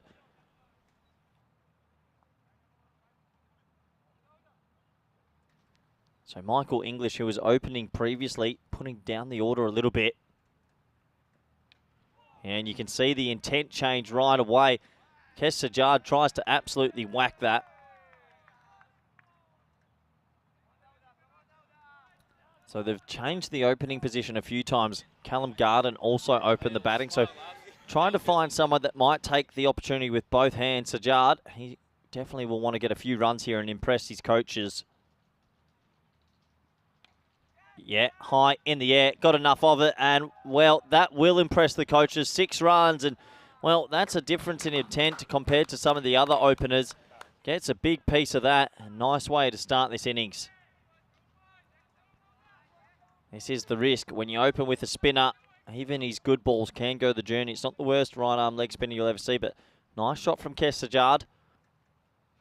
Shorter, doesn't get all of it, but there's no one there, and he'll get a single in the end. He'll be disappointed to miss out on sending that one over the pickets. So I do like that the Scottish 11 are, well, changing their order, trying to find the right combination. Very important indeed.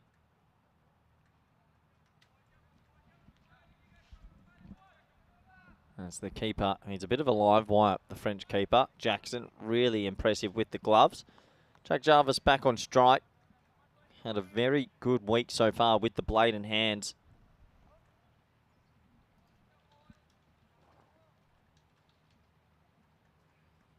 And that's a nice shot. And I mentioned no one behind square. It's basically a freebie. If you can get down and sweep it, you're guaranteed runs. And they'll double check to see if this is 4 or 6. Nice looking shot. And that's 4 runs. Just short. And you can see Scotland will be pumped up for this. I really think we're about to see them start to click in this format. And as that one will be signalled to 4. I imagine just falling short of the rope. And just double checking it, definitely 4 runs. So last ball of the first over. Nice start this for Scotland. They'll be a little bit disappointed that they lost the last 2 games versus Belgium and Malta. I'm expecting a big response from them here.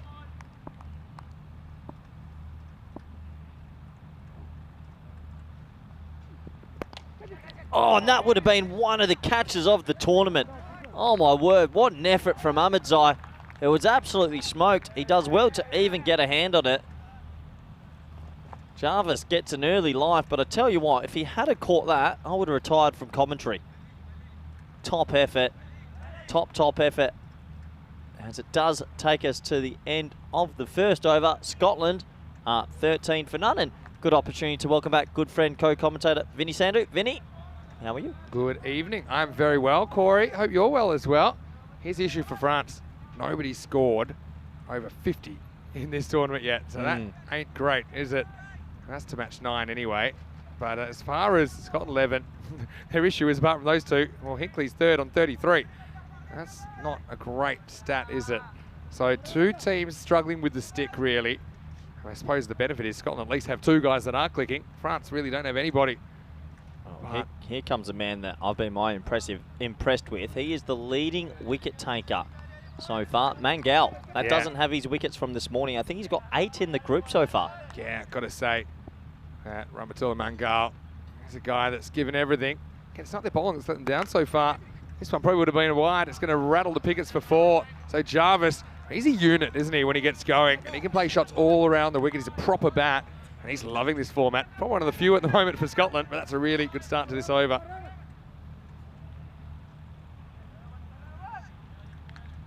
So Rahmatullah Mangal just errs a little bit in line.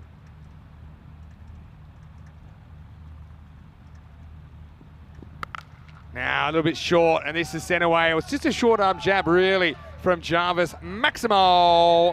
And he is one guy that is having a good time out there. He goes 4 and 6, pick up sticks at the start of the second over. Vinny, each week we've sort of seen some players of top calibre, and well, I think in week 8, I think Seamus Lynch and Daniel Doyle K8, they really set the standard, didn't they? In Group B, we saw Sanjeev from Denmark, and well, a couple of the Dutch players. Sikander Zulfikar was sensational. But Group C, right now, this man is setting himself apart, isn't he? He looks like a complete batsman. He does. He looks organised, doesn't he? What's the comeback here from Mungal? Wow, he hits this, but how well? Not well enough, and he's gone. It's a big moment early here in match 10. Corey's put the kibosh on Jarvis, good and proper there. He'll go for 16, but that's all he'll get. And Scotland 11 lose a key man, 23 for 1. I've never built someone up more in my life to bring them down. That is the kibosh and a half. He actually hit that pretty well. Top catch from Amjad. And how's Mangel? He just takes wickets for fun, Vinny. Yeah. He really does. Huge wicket. France, they'll be happy with that. Yeah, this is the thing about this format of the game. It's unforgiving, isn't it? Noman Amjad takes an important catch, and tell you what, Rahmatullah Mangal, he was fired up. Unfortunately, the coat hooks have to get hung up here for 16 off 6. Noman Amjad takes the catch, and he'll be back to the Hall of Mirrors after that, but it does mean his teammates are going to have to step up. Score now 23 for 1. So Rahmatullah Mangal, Corey is exactly right. He's been taking wickets for fun. And it hasn't been the bowling and fielding that's let France down. I mean, even when they only had 60-odd to play with against Luxembourg, they still fought all the way, took it to the last over. There's Sivanthira and Santhira Kumaran hovering. New batter here is the other danger man, Liam Naylor. He gets one, just catches on the hip. Well, has to throw off balance. He really throws himself off his feet there as well. I'm loving this energy from Rahmatullah Mangal. But a bit of an uncomfortable moment early in the innings of Liam Naylor. See there, he's kind of cramped himself more than anything. But yeah, France. They also suspect that Scotland are a little bit susceptible with the bat. I'm sure they've been following this series very carefully in the games they haven't been playing each other. These two teams met yesterday. France put 90 on the board. Scotland chased it down. Big swing and a miss from Kes Sajjad. There's no doubt he's been out there, put out there for a reason. In that game, Scotland chased down the 91, but it took them all the way to the 10th over to do so. They won that one 5 down with 4 balls to spare.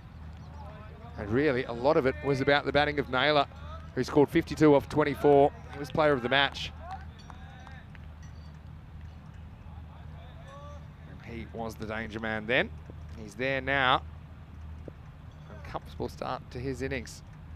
Spoil the over coming up from Rahmatullah Mangal. Run rate pretty good for Scotland 11. 131 pace early in the piece.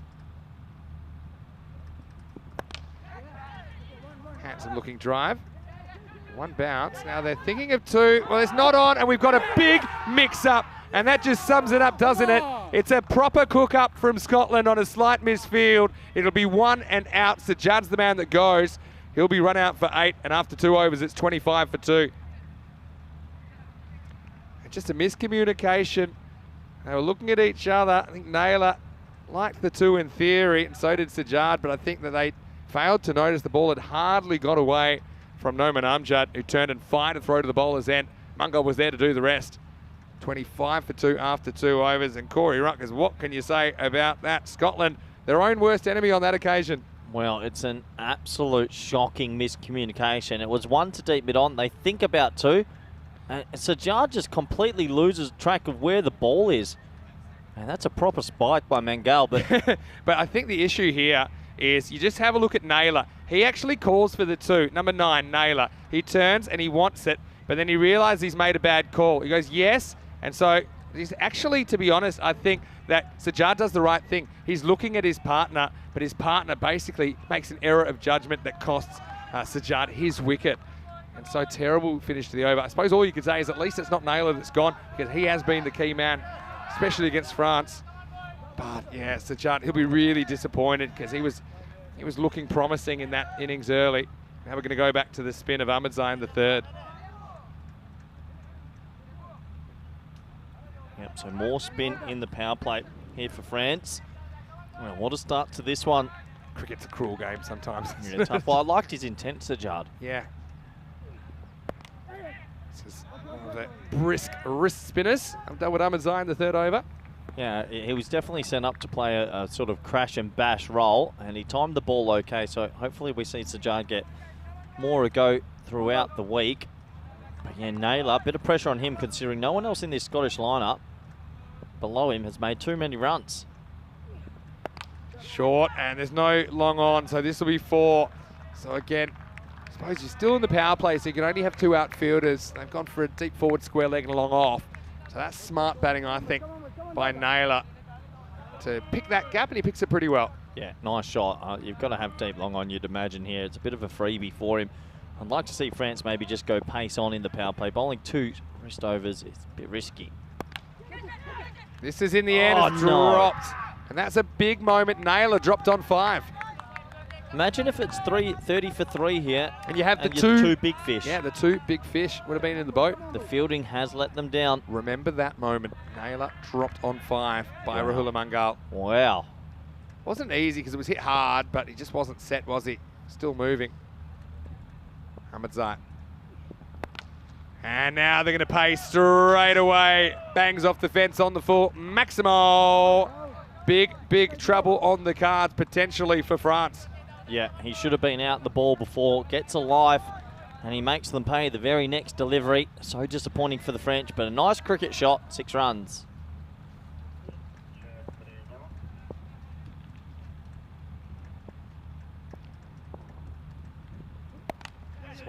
It's like top spinner, and it will get through the field. So immediately Naylor gets back to work. He was at the pearly gates, but he was sent back. He's 15, and Scotland climbing to 40 in this power play now. 40 in the power play. It's a good power play.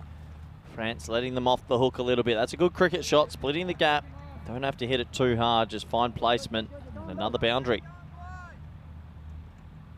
There's Callum Garden, who's getting an opportunity here at number 4. We saw him coming into the team today. Missed out, he was run out, in fact, in the first match he played. Plays his cricket for Forfarshire. He'll be in the ECL in 2023.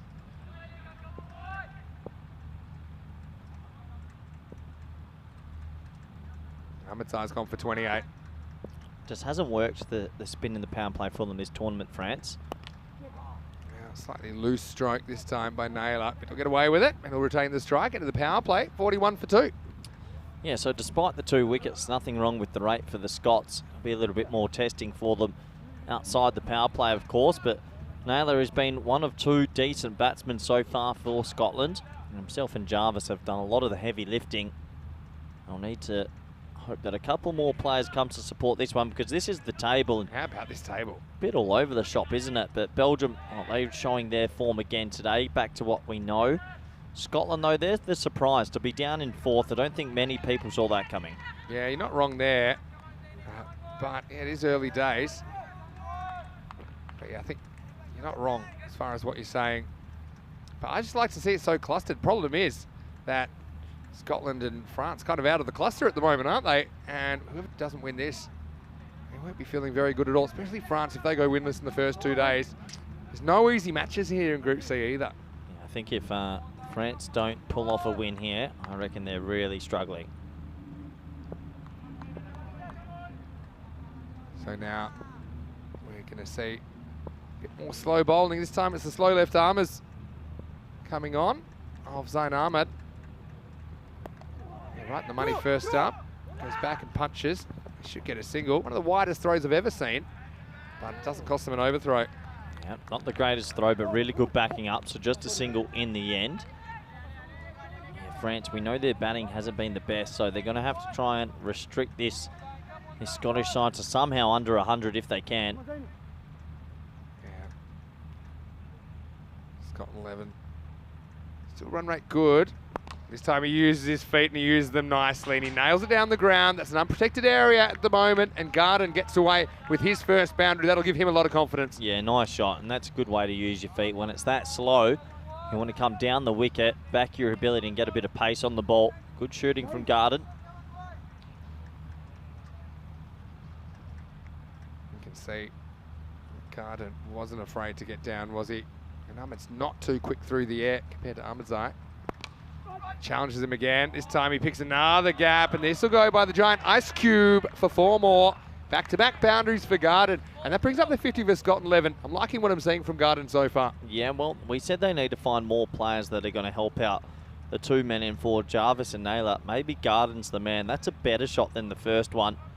Once again, when you skip down the wicket and turn it into a half volley, you can do what you want with it. And this time, he splits the two men on the offside. No one likes getting run out. I mean, if you're not sure about that, just ask Sajjad, who just got run out, but it was Garden run out for just 1 off 3 back in match 7. So this is only the second time we've seen him bat. Right now, I've liked his footwork. Let's see if Ahmed makes a bit of an adjustment here. Not really. This time he challenges him and he gets him out of the ground. Maximo!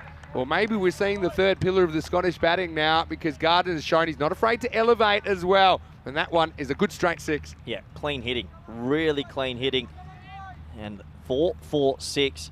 Yeah, we've been waiting to see this Scottish lineup be a little bit more reliant on other players. And you're right, this could be the third pillar they're looking for. Let's just see. So Ahmed still challenging him with the pace off here.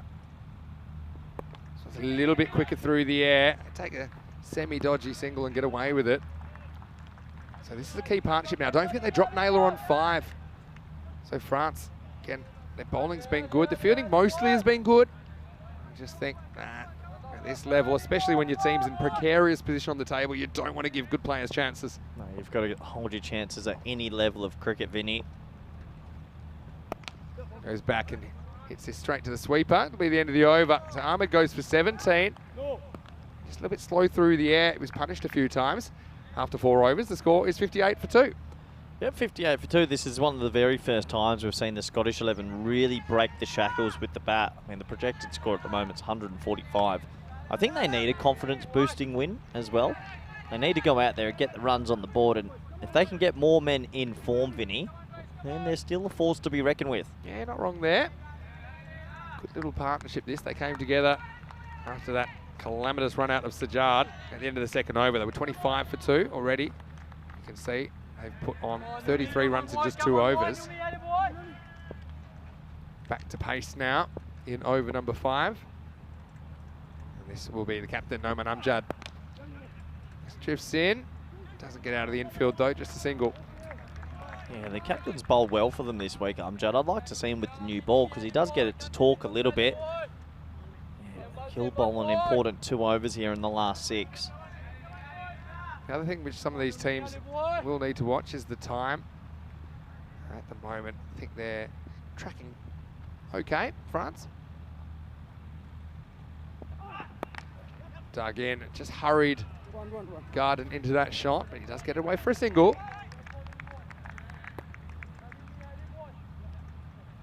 Just the sun going down behind the mounds now, so no more shadows over the pitch. Lights starting to come into effect. Yeah, sunset. Give it an exact sunset time. It's apparently 19 minutes. It's just gone behind the trees though. That's why completely in shadow now at the Cartama Oval. Drives on the up. Well, they might get 2 now if they were watching. They would have got it that time because the fielder flicked it to open space. Again, slight lack of awareness there from Scottish 11 not to take the double. Yeah,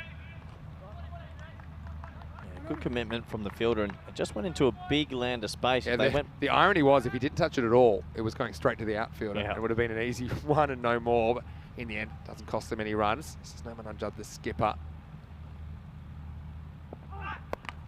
Just bites back a little bit towards Garden, and I think he slides back in time there. Yeah, I think he's back even with the direct hit. You see both players, good sportsmanship, good fielding there, like Zayn Ahmed. Yeah, good dive though. Good players know how to dive. I mean, you think he had to pull it out this occasion? Yeah. Had a feeling he was just back. You don't often see both players dive down right next to each other. Had time for a little chat, had a little moment there, didn't they? It was a very big moment. If they had much to talk about. Again, this is back into the hip. I And can't imagine a Scottish accent and a French accent fully understanding each other, Vinny. well, we'll say that the French guys, obviously, a lot of these players have amazing language skills. That's one thing I will say. I really respect people that live in Europe, how they pick up languages. But the Scottish accent is one that some people that are not native English speakers do find a little bit tough. Of course, in France, Obviously, they speak French, so there's not a lot of English spoken there either. Still, last ball of the over. It's a really nice shot. Good hands, isn't it, from Naylor? He just hardly swung the bat at that. It's just a little flick of the wrist, and he gets it behind point for a boundary. He's looking dangerous as we're halfway through this inning, 66 for 2. Yeah, let's talk batsmen we've seen so far. I put him at the calibre of Seamus Lynch, Daniel Doyle. Name me some in Group B that you thought at this level. Yeah, Group B.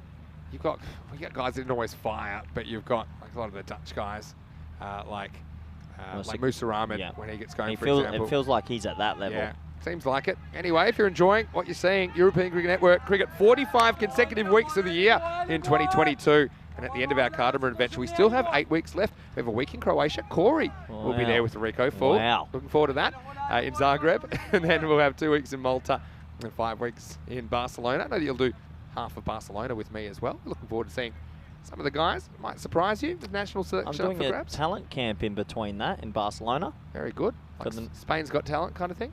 Yeah, you can come if you want. What is it? Is it a... It's on the... We're going to do it on one of the Sundays. We're going to do a senior one and an under-19s one. And what's that? Is that mostly drills or games? What do you No, play? they come down and I just monitor. I ain't running anything. I'll pick up a few beauties in there. So talent camp, what is it? Juggling? Anyone that makes me laugh, automatic selection. You do get a bit grumpy when you're coaching, don't you? Hey, whoa. That's not true. Hashtag fake news. Well, we saw you last week. I was too angry to commentate, wasn't I? Little angry, Corey. Well, this is hit straight, and it's out of the ground. Well, Garden shows the power because that wasn't anywhere near the middle, but he does still take it over long off. Maximo time as Scotland 11 swing into the 70s. I think you've called it pretty well. They might have found the third pillar here. Garden looks good. So I like his zones, and he's got himself going here. Nice shooting. 24 off 10 now. Taking the game on.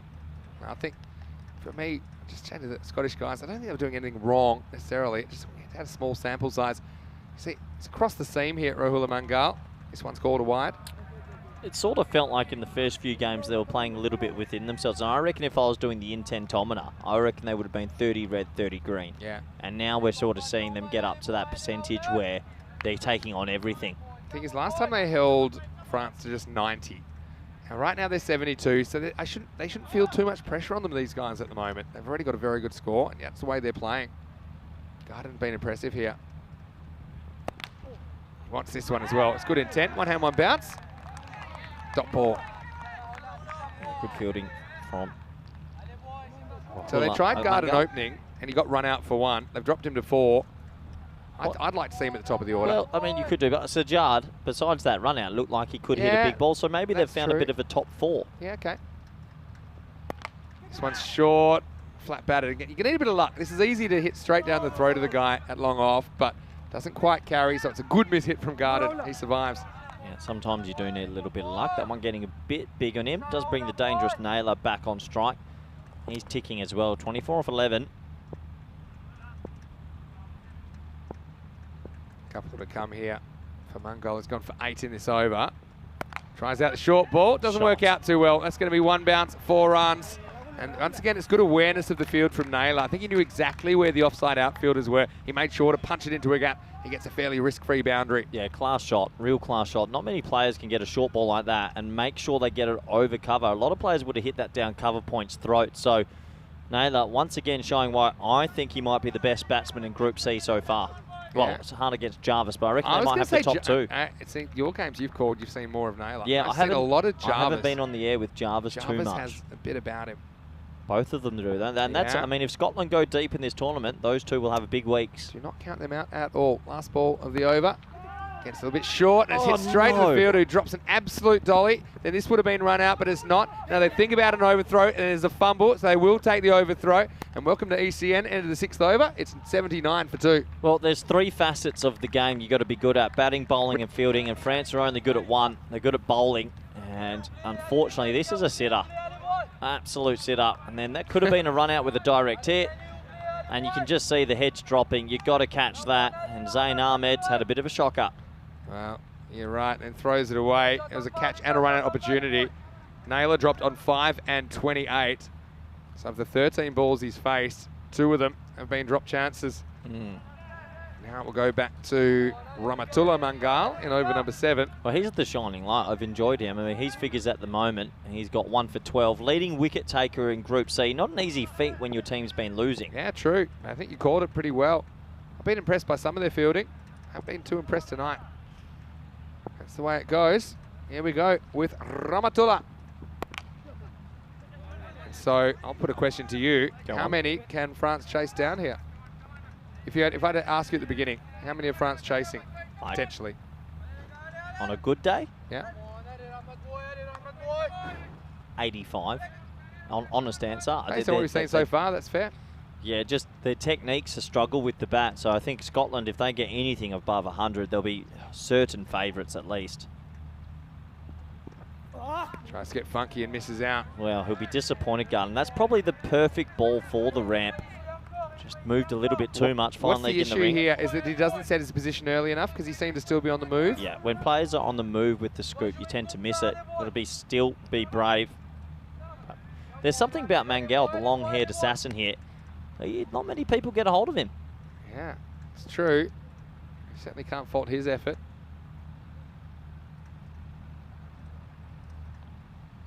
Steamy into Garden. This time he stands still, tries to hit straight, doesn't quite get it. Will be a single. Yeah, one thing about the Scottish, they're quite a technical team, so they look to hit straight a lot. We don't really see too many sixes picked up over backward square or mid-wicket. Always trying to go straight. Yeah, that's a good point. You would expect that.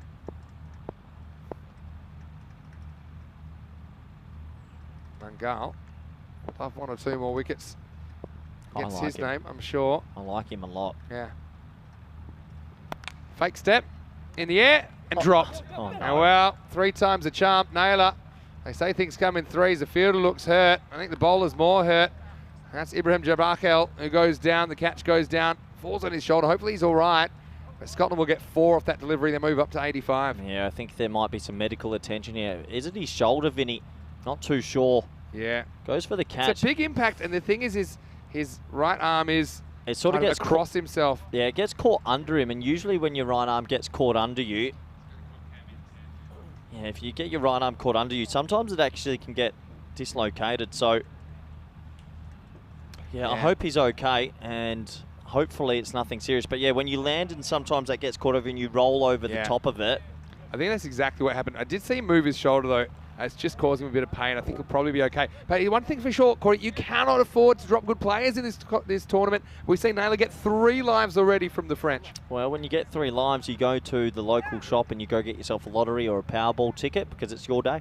Yeah, it seems like it at the moment. And he was the man that hurt them. I mean, he's no stranger to the French. He's the one that blasted 52 of the 91 runs they needed to win in match 3 yesterday. So I think that one really, really hurts. Well, that's a good sign. He's back on his feet. Maybe it was one of those. Yeah, look, he's a bit of pain. Maybe he took the wind out of himself. It's hard to tell now. Oh, shoulder. Yeah, I think the way he's stretching it, again, probably didn't want all the attention, did he, after he spilt that one? And what's worse, it went over the boundary. And here's the Mr. Invincible facing again. And the thing is, every time he gets dropped, he seems to hit the ball better. The next ball, that's cracked down along off for one. Some days, it is just your day. And, well, for Naylor, getting a little bit of luck here. Nothing wrong about Garden as well. Garden's been batting really well. So that would have been another week for Rahmatullah Mangal. He just has the 1 now. They stay that way. But this has been a key partnership. Now the partnership is worth 61 in 29 balls.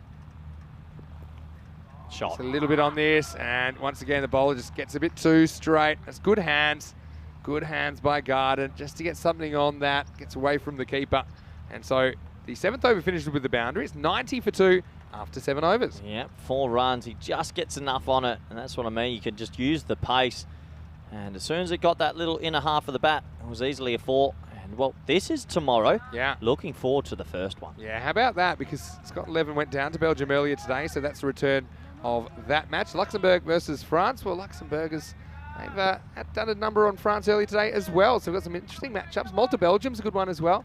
In fact, they're all good ones, aren't they? So join us 9:30 a.m. GMT, 11:30 Central Europe. It's 3 p.m. in India for day 3. It's moving day in Group C. Pitched up and driven. This time Naylor just takes the one.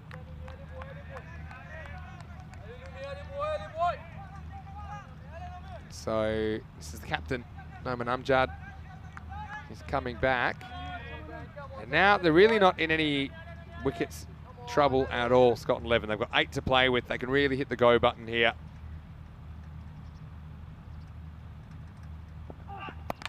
That's what he tries to do. Amjad always seems to get a good bit of movement back off the pitch, and that's why it's not an easy one to catch up with. Once hit down to long on for another single. Yeah, good bowling from Amjad. He's a bit quicker than most people think, and he hurries onto the bat. And you can see the French side that I can hear them through the effects mic. They're still right up for this. One thing they've been good all week, their team spirit's pretty lively, the French, even though they haven't won a game. I love their keeper, Action Jackson. This is in the air, and it's going to get over the fielder. Once again, it's silky wrist, isn't it, from Naylor, who is just having a night out here, and that takes them to 96. Naylor moves to 40. Yeah, you get some players that are brute force and look to clear the ropes. He's a timer of the ball. He doesn't look to overhit it. He just times it into pockets of space. So, gorgeous batting. I mean, if you offer a player of his caliber width, he always puts it away. Yeah, he's having a reach there, isn't he? And I think that when you have to play away from your body and your eye line like that, it takes a lot of hand-eye coordination. But I think the key with that shot, he doesn't try to overhit it. Cheeky little shoelace here.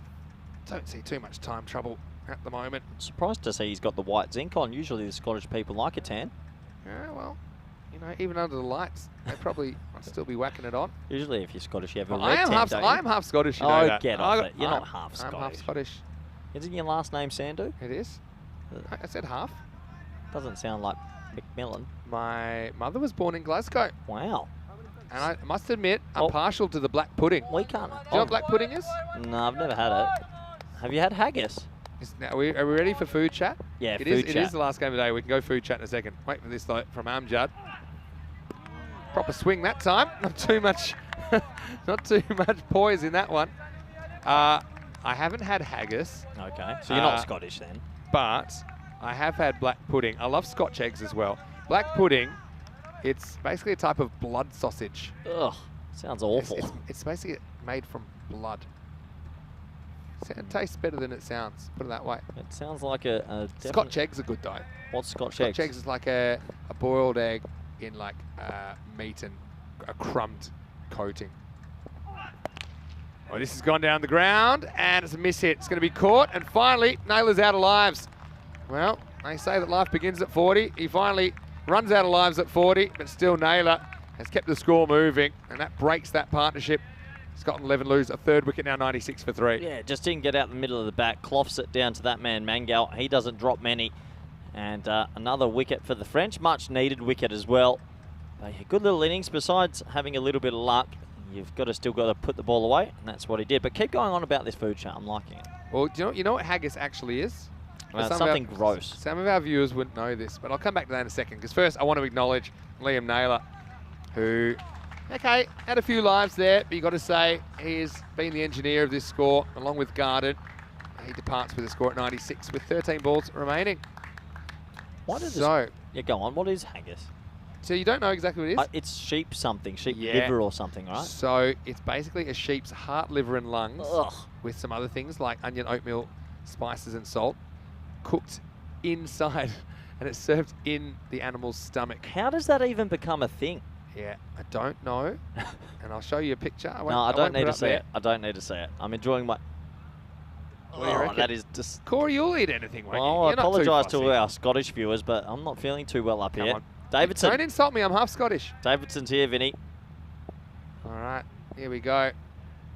And it's going to be Davidson to step in, you're right. Oh, first ball, I think he jams down on this. No, that was surely his toe. Must have been going down leg because no one appealed. Yeah. He beat him for pace, and I don't think Ben Davidson saw it. Yeah, I'm Chad. He had one to spend and spent it pretty well.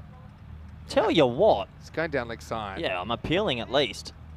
It's a proper sand shoe crusher, wasn't it, to finish the 8th over. Davidson knows he's alive. 97 for 3 after 8 overs.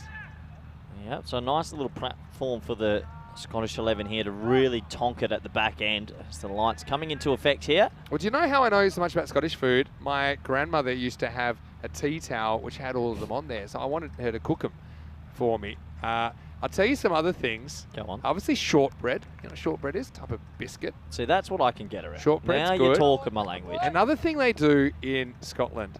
Okay, you'll either love this or you hate this. But first we're going to go back to Rahula Mangal. It all happens in the ninth. Starts with a single. Davidson off the mark. Deep fried Mars bars. Oh my word, They you've do- saved the evening. I'm back. They do deep fried Mars Is that bars. even a thing? Yeah. It's a Scottish thing. Why would you deep So fry often when Mars you bar? buy fish and chips there, Yeah. then you finish with a deep fried Mars bar. Oh, Why not? hold the horn. Slower ball, but he gets it wrong. He's probably going to get lucky here because it's mishitched so well. So it what won't you get do, outside the you circle. eat haggis, you get a bit sick because it tastes awful, and you go to the deep fried we're not- Mars bar shop. We're not saying that it tastes bad. Is that just trying to add calories for no reason? It does seem kind of outrageous. What else can but you it deep works. fry? You can deep fry anything. A Kit Kat? Yeah. Well, the Kit Kats are awful, James. Wouldn't mind some money from these sponsors, which aren't sponsors yet. But anyway. Well, Garden's still there. I'll give you black. Put it around here. You can normally get a good fryer, a proper fryer for your breakfast, maybe on a Sunday. From now on, why don't we make national teams that visit have to bring a food from home? And it has to be the better one. We could start that. We'll be eating haggis all week then. Hundreds up now for Scotland 11. Halfway through the ninth over. On the walk. Garden can't catch up with that. Hey, credit to France here. Just in the last maybe two and a half overs, they've come back okay. Garden struggling to get it away a little bit. Some great things I'm looking up here. I've got one from Johnny Howden's just jumped in the Go chat. on. Scottish square sausage. Oh, yeah. What is that? You've already got me. It's a square. It's what it says it is. A square sausage. Square sausage. What is going now, on? Now you're talking, John. Now you bring the memories back. Oh, Well, this one, I'd say it's a drop chance, but I think, yeah, luckily gets out the way of this one. Might have taken a bit of the bowler on the way through. I think it clipped him. Oh, it could have been a lot worse. Well, there was nothing square about this sausage. Oh, it just hits the He bottom of thought his about boot. going with the boot, and then he thought it's not a good idea. Hold on, sausages aren't square. I can't They get... can be. Do you want me to show you a Scottish square sausage? Oh, it's like saying you like a circular Kit Kat. It's not a thing. I did used to have them when I was young as well. Well, Oh. this is a bat thrower and a ball thrower. I don't know which went further. But I can tell you, the bat wasn't caught, the ball was. Well, I'll tell you right now, the bat went way further than the ball. That's out of deep fine leg who's picking that up. And, well, Mangel, he picks up a wicket. And credit to France here, just staying in it. Yeah, they are, and you're exactly right. I mean, the issue has been they haven't looked good with the bat at all. And Davidson, it's the old-fashioned caber toss from the Scots. If the bat goes over the rope and the ball gets caught, is that still six? I don't think so. Well, don't they do that in, isn't that a Scottish sport where they're flipping the big stick? That's what I was talking about, the caber toss. Well, And you're talking there about you the go. Highland Games. Now we're talking, now you're going to get my Scottish side woken up. But Davidson, well, he does get his bat back, so that's a good thing. So just for a brief moment, he forgot what sport he was playing and he's been dismissed for two. I'll be disappointed with that. And, well, credit to this French side who aren't giving up the ghost just yet and pulling themselves back into this fixture. Yeah, so Davidson a bit disappointed, I'm sure, with how that went, but still, Scotland past the 100 now, 101 for 4. So hold on, just to wrap this food chat. So they've got black pudding, square sausage, haggis, and fried Mars bars. I'm actually That's a didn't think- crazy food I'm list. so glad we're talking food chat with the Scottish team last night, because I missed a trick last night to not talk about this stuff with you. Well, actually, as that is absolutely mowed. Well, that is one of the bigger hits of the day. It's going to hit the cabin just before It the does. cabin. Oh, look at that, bounces off the hill. Well, I wish my golf was like this. That's Adrian Neal. He's getting ready to bowl. Well, we're missing a big thing here. Is that's a gorgeous shot for six. I mean, he got a lot of elevation. Stop talking about the Scottish food. What about the French escargot? Right. Frog's legs. Now we're talking. I feel like we have to save that for the second innings, but you're not wrong. I mean, these two teams might have the most weird diets that we've ever had on the air. It's deep fried Mars bars versus Frog's legs. This time he doesn't get it quite right, but does he get enough? He does. Well, how about that from Garden? After hitting one into somebody else's garden, this one gets just over the ropes. He moves to 45. Well, he's got a chance of a 50 here, Vinny. And you said they need a third pillar. He is becoming that third pillar. Yeah, I'm just going to show you what a square sausage looks like. Well, I'll call this one in while Yeah, you you get that can. ready, because if he hits a 6 here, it's a 50. Does he have enough? No, it's going to be one bounce 4. So he moves on to 49. You can see Amjad, the captain, he's disappointed not to get there, but good striking, Vinny. Yeah, he's doing the business at the moment. A lawn sausage. Lawn sausage? I didn't know it was called a lawn sausage. It's called a square sausage. He plays for Spain, old Lawn Burns. Yeah. No, we should call him Sausage then. Yeah, sausage boy. I'm sure he'll love that. But, yeah, Garden, really impressed with his knock here. Well, this is big for Scotland. Now they've got 3 batsmen in form. Will he get an international T10 50? Well, he will, and he'll do it in style. Nails it straight. Well batted, Callum Garden. And he does lift his team up to a very good score. 55 not out, still with 2 balls to go. Yeah. And he scored off just 23 balls. Very good strike rate of about 240, 5 Maximos, 4 fours. And I've really loved his footwork in this innings as well. Well, he's been dominant against the spin. That's a gorgeous shot, a marvellous shot. And he'll be stoked with that. And you can see it means a bit to this Scottish. Get on your feet, boys. Everyone should be on their feet because they've struggled with the bat. Let's be honest. He looks like he's going to be the 3rd pillar with Jarvis and Naylor. And if he has a good week and the other 2 have a good week, Scotland will go close in this group.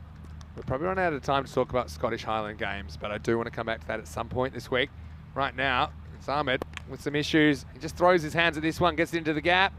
Got to run for 2 here regardless. They will get it easily because of that mishandling. I don't think you really want 3, to be honest. I think you're happy with Garden on strike. Yeah, so the caber toss is what you were talking about. It is huge. I don't know how big a caber is, but big. It can be 5 to 6 metres tall and weighs 40 to 70 kilograms. Sounds like you're talking about Adrian Neil, the opening bowler for Scotland. Not wrong. Anyway, last ball. Strap yourselves in. And guess what? This one is going to disappear as well. Well batted, Callum Garden. Maximo time, Scotland. 131 on the board. You can't see them letting that go. And that was all about Callum Garden, I think, in that innings. As he got his opportunity, and he certainly made the most of it. Scotland looked well on top at the halfway point of match 10. Yeah, you have to make the opportunities count, and he's done exactly that. He'll end up on 63 not out. A marvellous innings. Let's take a quick look at the highlights. And, well, Scotland won the toss and elected to bat, and Sajjad was promoted to the top. He got a big one away early, a really nice shot for 6, and he was opening with the dangerous Jack Jarvis. Yeah, he was. And, yeah, you're right, Sajjad. I liked what he was bringing to the table. I think you mentioned his intent. That was a really good catch to get Jarvis. Just one mishit is all you need to be in jeopardy, and it was Amjad that took the catch. But you can see this was a good old-fashioned Scottish fry-up. Unfortunately, you see, it was a bad call, really, from Naylor. And Sajjad, well, he went with the call. He tried to turn him around, but it wasn't in time. So that was a disappointing end. But then this brought together these 2, and it was Callum Garden that came to the crease to join Naylor, and this was the key partnership of this 10 overs. Yeah, these 2 struck the ball fantastically, and the thing was they hit really nice pockets on the field on the offside. Loved watching them play. There was some diving back into the crease here. Both players putting their heart on the line for their countries. Great to see the sportsmanship in Group C so far as well. All the teams enjoying themselves. This was an opportunity, and it has to be said, the French fielding let them off the hook a little bit. Yeah. And when you miss chances against a good side, they make you pay, Vinny. I think he's dropped on 5, 38 and 40. It's a head in the hands job, as you'd imagine.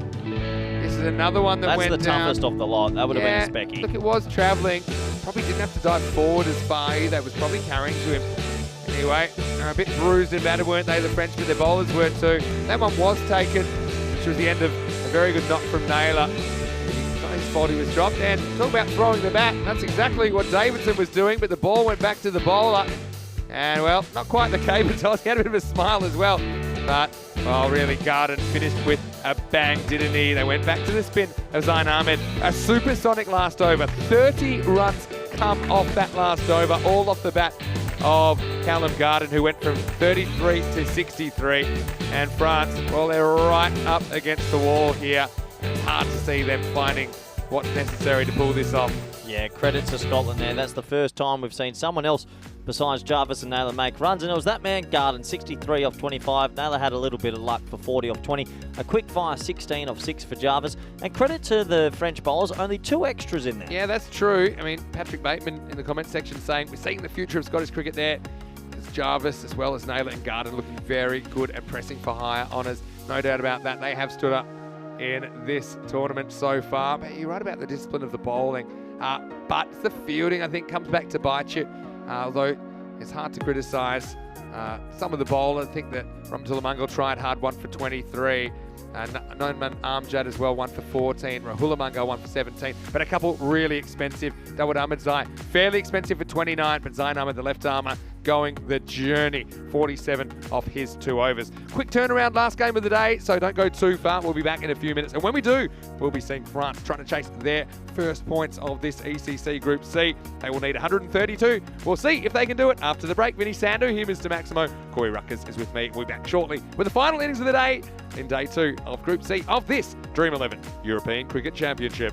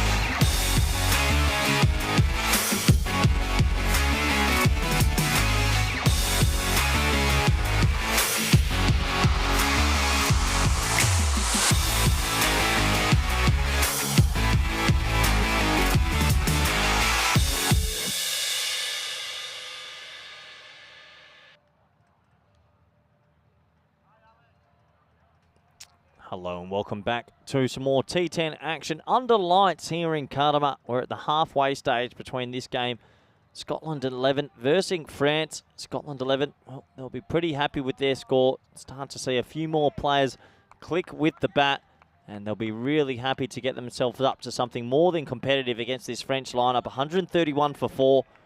And for France, well, it's going to be a tall ask because that batting unit hasn't really clicked in the tournament. Maybe Scotland will try a couple of different bowlers and seeing who could be effective under lights here, as the final will also be under lights on the Friday. Gives me a good opportunity to welcome back good friend.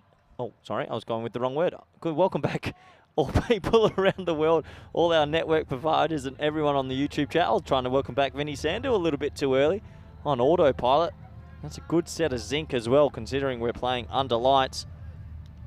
Vinny Sandu will be joining me shortly as we're almost set for the run chase.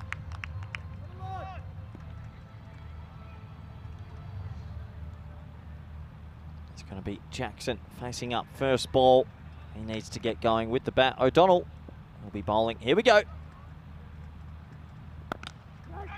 It's well played straight to cover, and they'll scamper through for a single, and they'll get there. Oh, and there's a nasty collision. I hope he's all right. Well, that's the keeper, Callum Garden. He batted really well, and that's just one of those freak accidents. The batsman running his line, and the Scottish are pretty good at rugby. So are the French, actually. And we'll call this one a stalemate. Yeah, he just goes, he's a strong boy. That was a proper hit.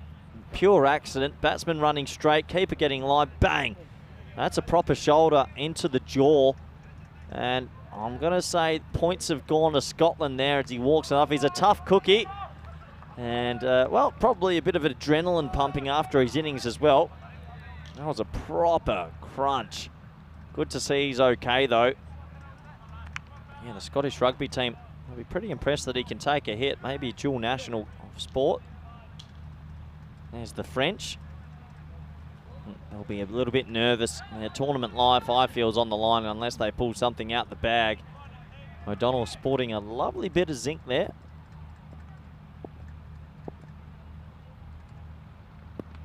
Oh, that hits him in the pad. So O'Donnell, a little bit of movement back into the left-handed Ahmed. Got a decent bit of pace about him. He'll be wanting to get a couple of dot balls and wickets early for his country here. Scotland have started this tournament a little bit slowly, but we do see teams that join this competition. That is how it usually goes.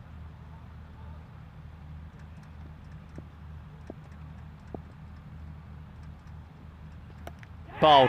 Well, I said he'd like to get a couple of wickets. This one is just too quick. O'Donnell gets the wicket. And, well, for the Scots, a bit of energy after a tough 2 losses in a row. They're looking the goods here, and the score is 1 for 1.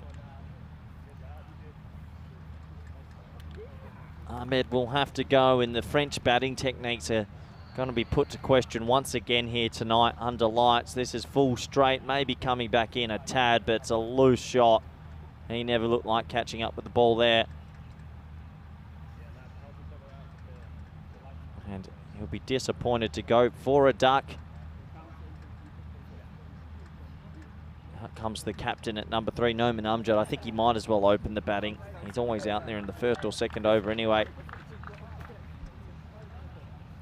Dynamic, there it is, the globe. Never a nice feeling as a batsman.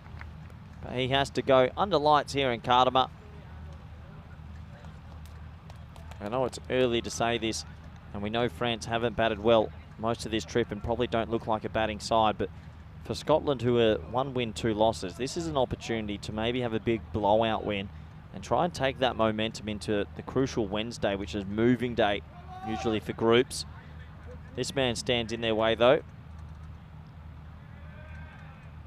Yeah, Jeffrey McGuire in the chat saying Scotland should win this by at least 40. I think they'll want to win by more. They need a big motivating win. Amjad, the captain, he has shown out of all the French batsmen, he is one man that is capable of clattering the ball. Edge, gone. He ain't clattering anything. That's another big wicket, and you can see the Scots, they seem a little bit more alive in this one. It always helps when you get runs on the board. O'Donnell's got 2. That swung away, and this is not looking good for the French lineup now. And a loose shot outside off. You've got to get 132 though, so I can understand him wafting his bat, but just not enough structure in the stroke. There's a structure in the follow-up shot. There you go. I always find it funny, the batsmen, when they practice the shot after, it looks a lot better. And a nice catch by Callum Garden, who's not suffering from any concussion. So he's going to be on a hat-trick here, O'Donnell. We'll have a look at the hat-tricks this year. The 2022 Hall of Fame. We have had hat-tricks galore. The last one, Mohamed Assaduzaman. Oh, that rolls off the tongue. There's been a few in the ECC. It all started with Mohamed Kamran of Spain. We've had 5 more since then. And Amjad, he goes for a duck as well. And France, you worry for them here. This could really be a blowout. And if I'm the Scottish captain, if I'm Adrian Neil, I'll be saying, boys, let's get a massive net run rate booster and get us back into this group. But it's hat-trick ball. A slip goes in.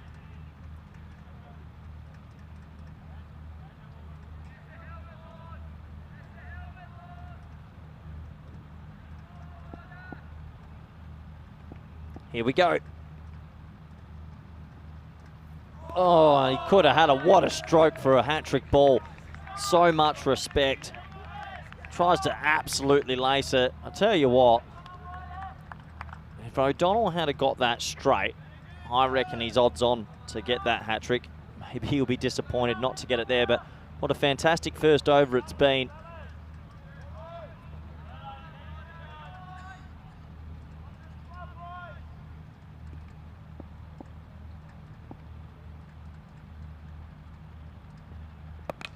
Chipped in the air. Oh, it's going to land safe off the big man.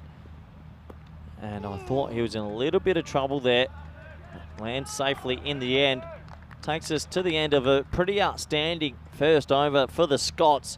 It's 2 for 2. And, well, they might as well add another number to this. It's going to be 108 matches without a golden ball unless France get on an absolute heater. And I can't imagine that they will. 107 so far. The counter keeps ticking. And I haven't seen one in an absolute while. I reckon I'm plus 300 games since I've seen one. As it looks like the big man's going to come into bowl. And one of the tallest men going around on the cricket scene, Adrian Neil, the captain of the Scots, with a bit of a point to prove. He's coming around the wicket now. You've got I think he's 202 centimetres bowling around the wicket. Awful to face. Oh, that is absolutely awful to face. And this reminds me of why I'm more than happy sitting in the commentary box and going into retirement. That is yuck. There is so much yuckness about this. Oh, that takes off. This is one of those moments you close your eyes and you just swing the bat. I love that he's coming around the wicket as well, sort of saying to the French, well, I'm this tall. Let's see if you can handle it.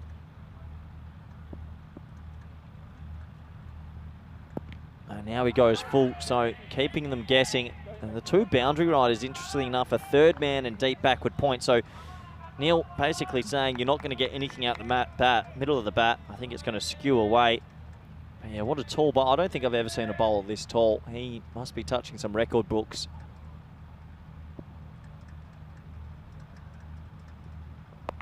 Well, there you go. Great response. And 6.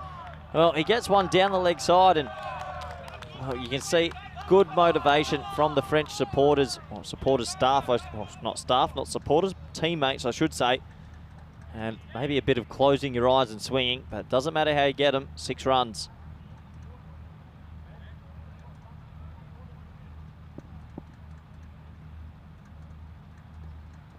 Not full toss this time. I think he gets away with that, and a little bit of a fumble, so it will be a single.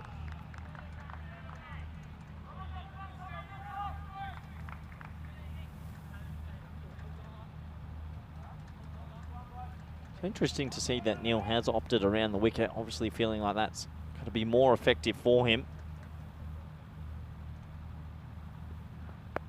There's that short ball and gone. Well, he gets it absolutely perfect this time, and that seems like that is his ploy to cramp the batsman up for room. And when you're 202 centimetres tall,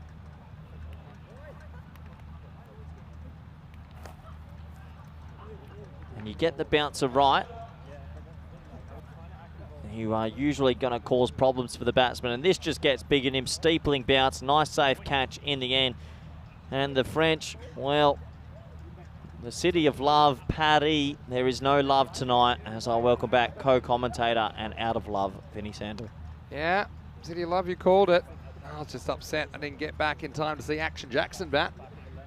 A 1-0-0, the 3 wickets to fall. Kanasane has have a Maximo in his 8, but it's looking like a pretty tough night at the office for the French at the moment. I'm going to ask they've lost you something. 3. It's 9 for 3. Go on. Are French cricket holding themselves back by not letting residency players play? I mean, so where did you get that from? Because I wasn't aware of that until you told me. Someone told me. Okay. Purple Monkey dishwasher. I don't know how it got to me. That's the case. Yeah, well, look. I mean, the ICC requirements there, you can either qualify on residency or on citizenship. So, if that is the case, I mean, if obviously you'd hope you could play everyone that's available as far as the ICC criteria. Where are some of the batsmen for Drew? They're phenomenal. Yes, I mean, I think fans have been a letdown. I was really excited to watch their batting. not everyone you see in club cricket has qualified on residency. Yeah, look, it has been disappointing, no doubt. But I suppose you can see there, new batter coming out. Here's Abdul Malik Jabakel. He's always got a big smile on his face. I'll see if he's still smiling in a minute. How awful is this? Yeah, it's very tough. I used to face Bruce Reed, actually. Well, there you go. It'd gone on a bit, and it was like facing a normal bowler bowling at the top of a ladder. It's balls that jump off a length. Tall as you've seen? Is he Bruce Reed's height? Yeah, probably taller. So it's outside the off stump. But we had one player in Belgium that was 210 centimetres. No, you did yes, not. Yes, we did. Who? Yes, we certainly did. I'll tell you in a minute. I don't want to get his name, but I think it was Waleed. Played for Ghent. And that was... He was tall. And that does take us to the end of the second. 9 for 3. Keanu's saying the French will never change that rule, so maybe it is right. Maybe I'm not wrong. Keanu says it's right. It's right. Yeah, that's true. If I know something, I know that's true. Well, does that mean we can get back into food chat yet? Can we swap the countries? Give us a second, because I'm going to look up. I don't want to get this name wrong. Well, Bruce Reed was 203 centimetres. Patrick Bateman's telling me. Yep. So we look at the table here. Well, if France lose this and Scotland move to 4 points, I then think they're almost out of this competition. Staring down the barrel, aren't they? In the air and 4. Well, just gets enough on it. It's a one-man show at the moment. And a nice shot by Cassanane. Yeah, not a bad shot at all. And, yeah, you just got to keep swinging. That's the thing. It's a hard situation to come out, but still gets enough to get it over the field. And in the power play, there's more gaps in the outfield. Yeah, you can't give up here. I mean, it's a daunting task, but you've got to try as much as you can. Hit hard again. Nice looking shot and a slight fumble by the man out there. That's Jack Jarvis, but does enough, keeps it to 1. Jarvis has been good. So Scotland, I mean, definitely, I think we've seen an improvement tonight on what we saw earlier and even yesterday. I think Garden making runs is good. Key. And obviously that is key. I've got no issue with the opening bowling pair. It's the other Yeah. 6 overs that they've got to try and find that is effective in The T10. spin was good earlier from Hogarth. So that's something to look out for as well. Yeah, so when we had Ghent playing, it was Waleed Azhar. There we go, Waleed Azhar. Not too dissimilar in style to Adrian Neal, but he was 210 centimetres. What was he bowling? Yeah, seam up. Probably not as sharp as Neal. I watched Neil bowl to the Netherlands in proper one Yeah. day about a year ago at VOC at Rotterdam. You're saying this isn't proper? That was ODI cricket, Okay, so different proper. yeah, you've said enough. Here's the next ball. In the air, and it could be gone. It is gone. And Jarvis, well, he wasn't going to drop this one. Kanasane is going to go now.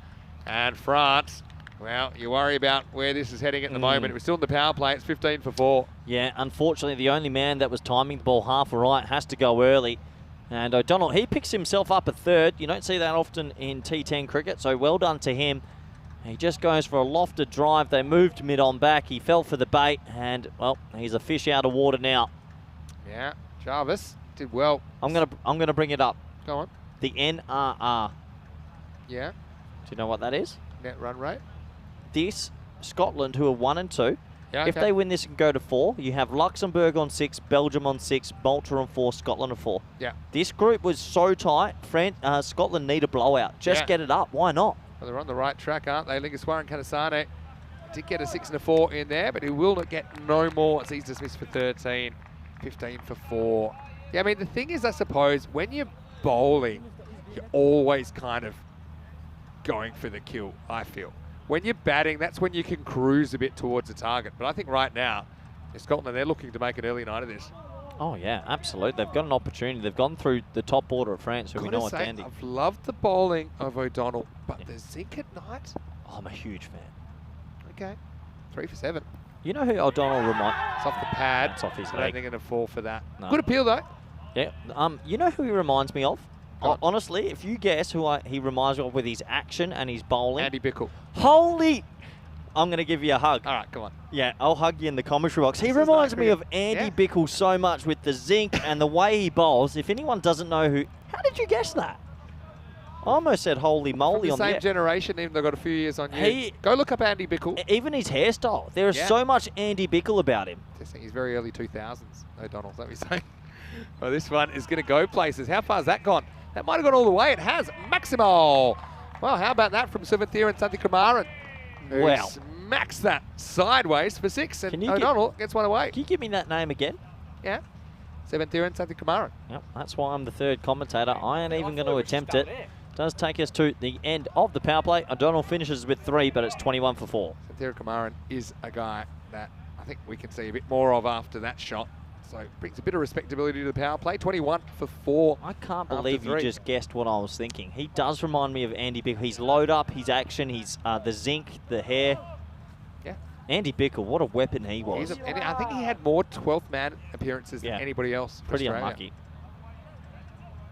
Look at that 10th over, goes supersonic. That wasn't what the doctor ordered for France. Yeah. Went from 101 to 131 in that 10th over. Well, he also doesn't help when you've got 4 red dots in the power play. If France win this, Vinny, honestly, put me in a home.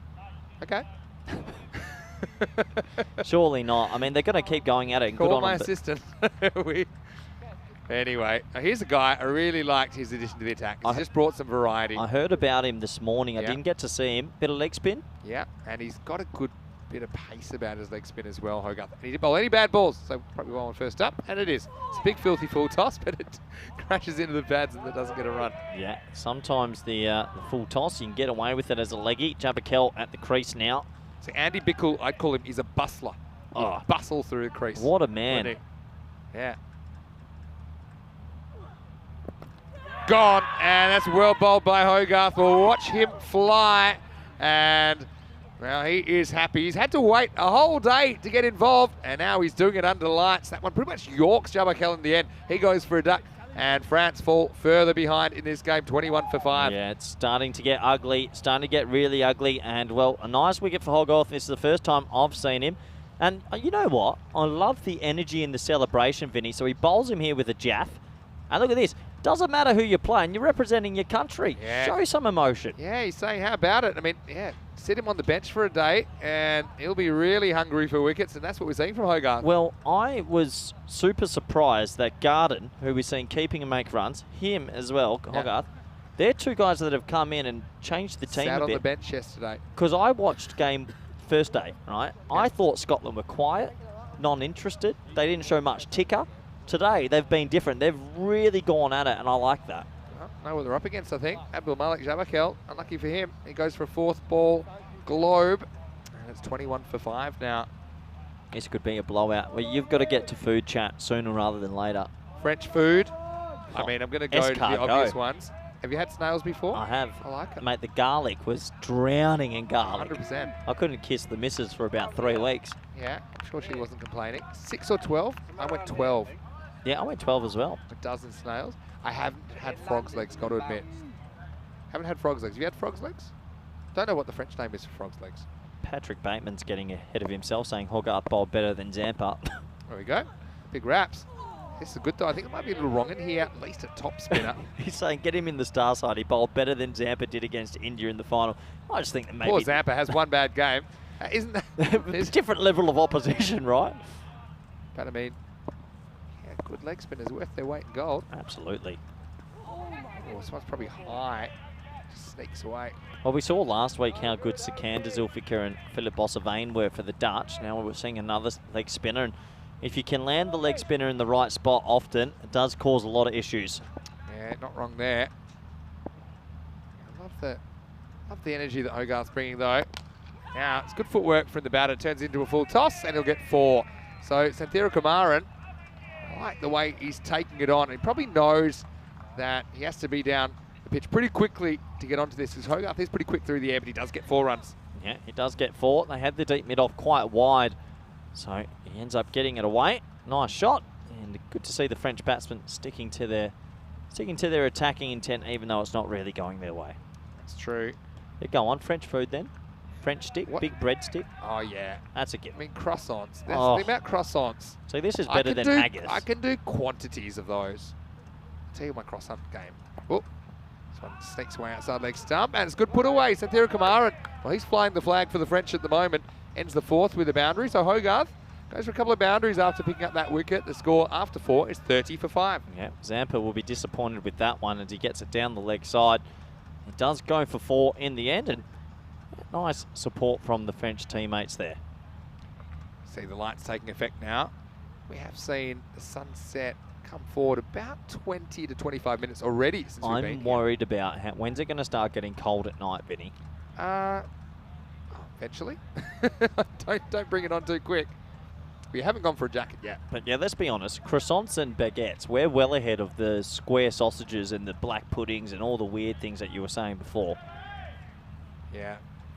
Well, everything's a bit hit and miss. Have you tried frog's legs? I haven't. Have you tried frog's legs? Yes, I have. Okay, talk me through those. Tasted okay, but the whole thought process wigged me out a little bit. Okay, but the snails didn't bother you. No, weirdly enough, no. Garlic can cover anything, that's why. Anyway, here we go with Adrian Neal. Goes upstairs first up.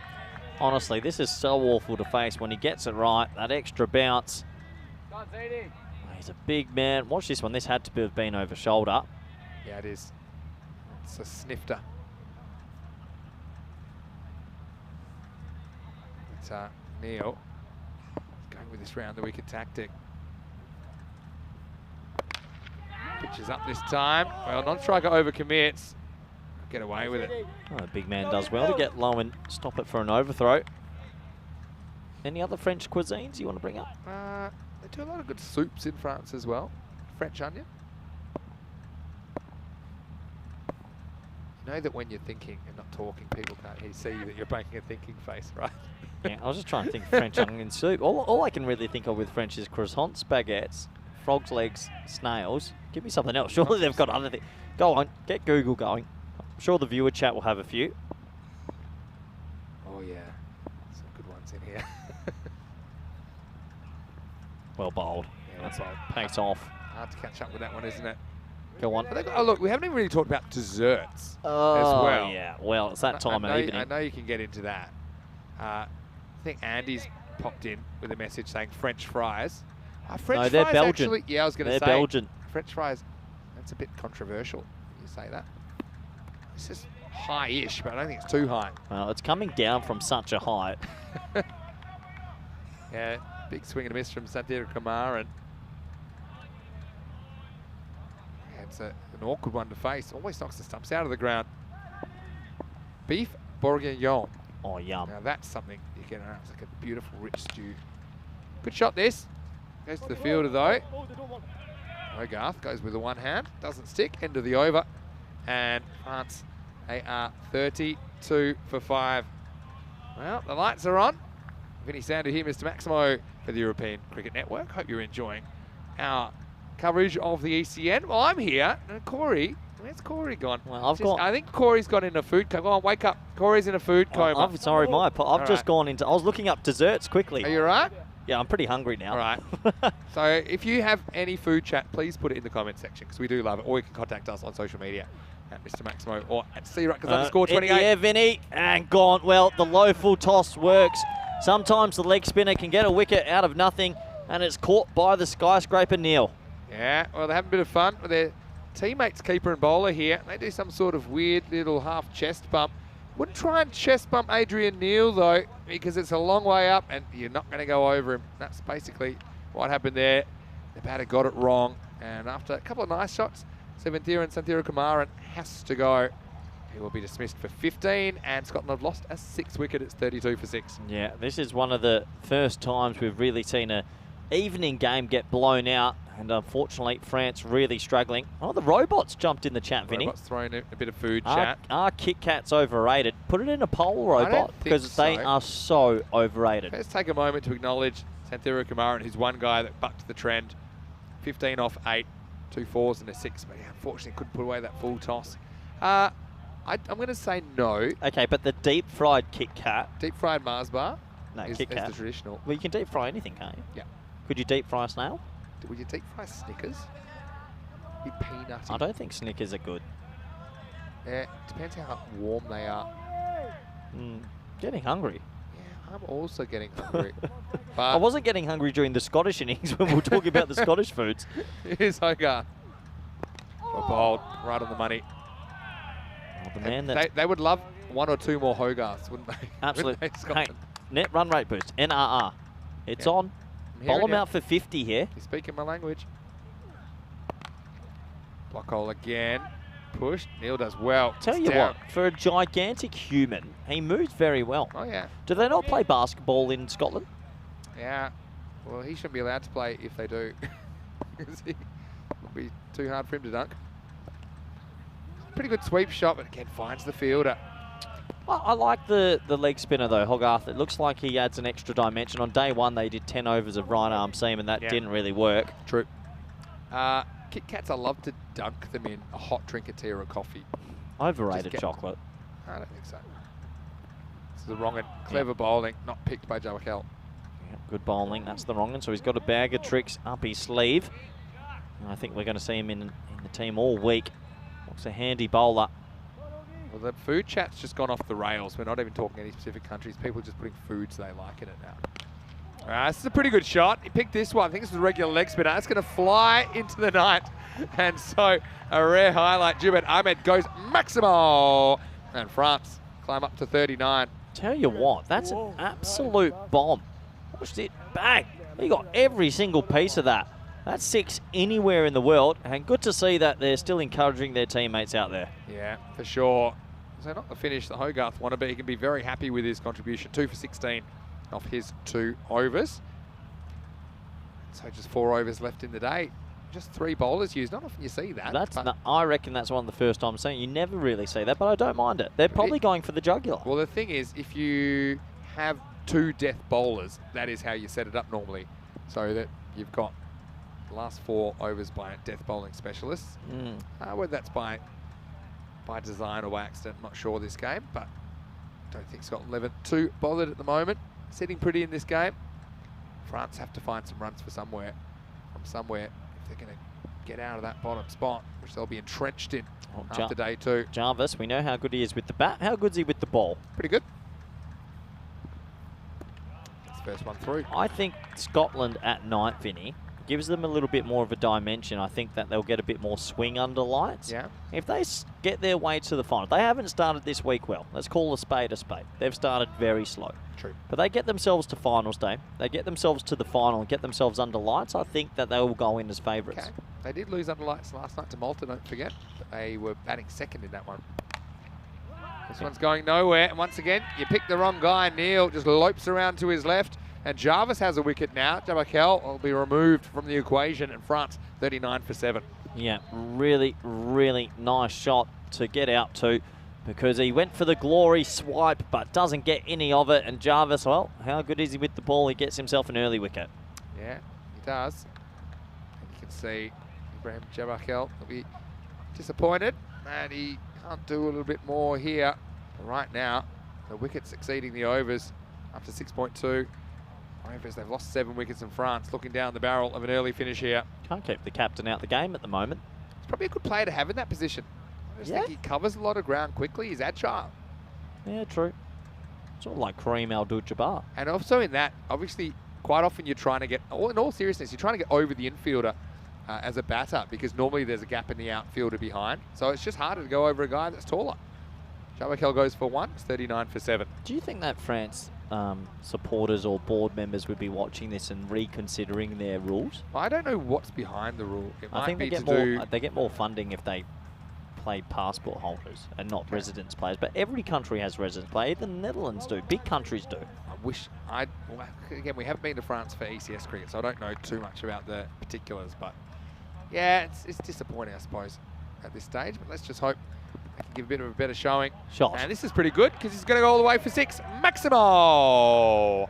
There you go, a little nudge for 6, easy as you like. And I think that Dawid Ahmedzai comes out and says, what's the fuss about? Why aren't you guys just doing this?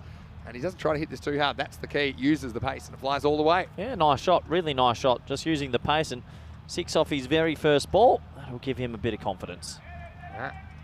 And I think Jarvis is looking around saying, it's a pity I'm so fast, because that's the reason that the ball went all the way.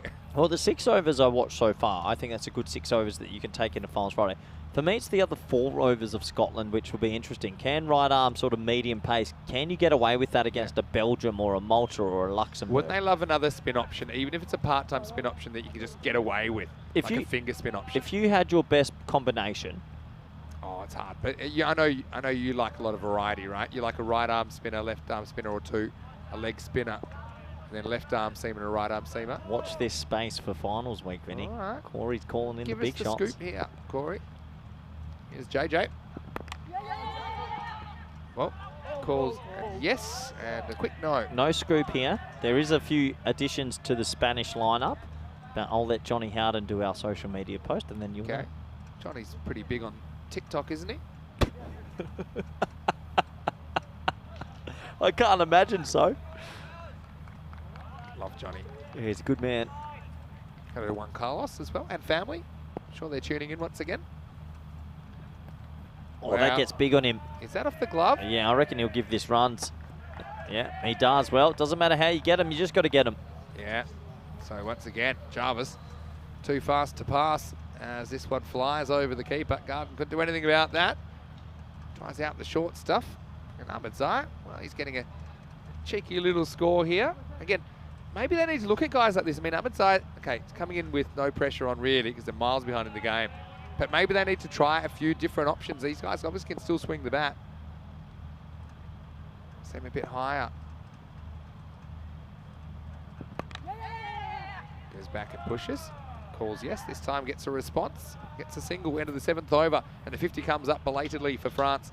It's 50 for 7. Coming up tomorrow. Yeah. Well, if you like cricket, good news. It will keep coming your way. In fact, 7 days a week at the moment on ECN. We have the internationals during the week, have the domestic on the weekend, but it is day 3. It's moving day, I think, Group C, and it's going to be go time for France. I think that if they don't win either of the games tomorrow, they are in huge jeopardy. And we'll start with Belgium-Scotland 11 in the first match of the day. And you can see Scotland will play Belgium and Luxembourg. France will play Luxembourg and Malta. So looking forward to another day of action here at 9:30 a.m. GMT, 11:30 in Central Europe, and 3 p.m. in India. I think tomorrow, you and Rico got to do the first couple of games. I'll probably just wander in around lunchtime. Oh, hold on. Is that okay? Yep. Here we go with Sajjad in over number 8. This is hooked away and straight down the throat of the deep square leg. That's caught, and it's going to be a wicket first up for Sajjad. So Scotland, they're enjoying it. We little Chakadefate style celebration. Shows they're getting in the spirit of things. But it's a fairly rudimentary catch for Lewis O'Donnell, and France now 50 for 8. Yeah, good to see the Scottish starting to get a little bit more, well, voice about themselves and getting themselves into this competition after 2 bad losses. They look the goods here tonight under lights. And, well, France, who took them to the last over the first time they played, this time this is a slaughtering. Yeah, well, we're not sure we'll get to the last over, despite them batting second and being a long way behind. Just gets big on him, doesn't it? And goes up with the pull. Nice safe catch. And here's your Chakadefate style with the celebration as well. So, Patrick Bateman saying in the comments section that Jack Jarvis has been the most unlucky player in world cricket not to get into his country's T20 World Cup side. No. There's a couple. I mean, there's a couple in the Netherlands, right? I'll tell you right now, Aryan Dutt of the Netherlands, who has unbelievable numbers against Pakistan, England, West Indies all summer, didn't make the World Cup squad. So I think he has a the claim to that one. I'm not too sure if Jarvis played those teams this year, but Arian Duck did. So probably for me, he would be the most unlucky. Had a few comments as well about tall players. We were talking about some earlier. One that we didn't mention, Mohammed Irfan, Pakistan, 2.16 metres. I've got a great story. All right. Is this one of your Pakistan stories? Well, Will yeah. you drop a few names? My favourite I'm ones. dropping. Here we go. Well, you might be quick because there's 2 more wickets and this game's over. I was on, oh, looks like they're going to run back for 2. Good run. I was at the T10 in Abu Dhabi with Paktoon, Dean Jones, head coach. I was his assistant. We had Mohammed Irfan in our team. Yep. Now, he told me he's got 7 brothers, and he's the smallest of 7 brothers. Wow, I didn't know. Unbelievable. I was on the mitt to him in the middle of Abu Dhabi. First ball he bowled to me over my head. I was way too close. I knew it. Well, you're not the tallest. We don't know. Yeah. He's knocked away. But he four. honestly, he was a giant. But yeah, he is the shortest of 7 brothers. Then what are the other 7 doing, or other 6 doing? Not cricket. They're too big. Is that right? He's at that lovely equilibrium where you can still move. If you're bigger than that, you can't move. That's incredible, isn't it? What's about Pakistan and fast bowlers? Full toss. Overcooks it slightly. Might get a wicket anyway, and does. Well, that makes it 9 wickets down. Mangal, again, just as slightly late on this and ends up skewing away to point. And so he'll be the 9th wicket to fall. And 52 for 9. The wheels have fallen off, the engine's out, the car's upside down. The French in disarray here in match 10. Well, in disarray, and this is going to be a lovely little net run rate booster. Sajjad gets lucky with this. This is a wide full toss. Think if this is against Belgium, this is going for 6. Probably just below the waist. Yeah, just. But nice safe catch. They've caught well under lights tonight, the Scots. Yeah, so this is the call. You have to make from square leg, but I think it was just below the waist. You can tell by the way the bat comes through, actually. But right now, number 11 never really plans to bat in a T10 match, that's for sure. Yeah, you don't see teams get bowled out too often, but it's definitely a chance here. Rahmatullah Mangal will have to go. It will be Rahula Mangal who will replace him. But still, Rahmatullah liked his energy with the ball. I really can't blame him for this performance. So now, potentially, we're 1 ball away from an early finish. Here's Sajjad. Another full toss, went from last time. We don't often get early finishes. What will you end up doing if you get 30 extra minutes? How would you spend it? Bad news tonight. Empanada shop closed on Tuesdays. Well, so devastating news hitting the com box right now. Are you telling me there's no little pasties I with... said, mañana está cerrado? Are you closed tomorrow? They said, see. Big swing and a miss. And that'll be the end of the 8th over. So 52 for 9 after 8. Well, arguably after all this food chat and an early finish potentially, where do we go? What happens from here? I know you went to a Chinese place the other night. I don't have that very often. I don't want to talk about it. And did you, Corey Rutgers, did you or did you not eat Chinese alone on Sunday night? Look, because you were so hungry. You went away from the main group. And if you look at the worm here, they just haven't been in this chase, unfortunately, and the wickets keep piling up. We were speaking about snails, weren't we? That's kind of been the case for France in this case. But anyway, it's hard. I don't want to heap on them. They know that they have to try and find a way to bat better. And Scotland have had the answer. Sajjad 2 for 2 in the 8th. Yeah, so opportunity here for Jarvis to get himself another wicket. Still waiting for your response. Read the Chinese food. Here we go in the 9th. Probably wide. Yes, I did eat alone, and there's nothing wrong with that. How many dishes did you order?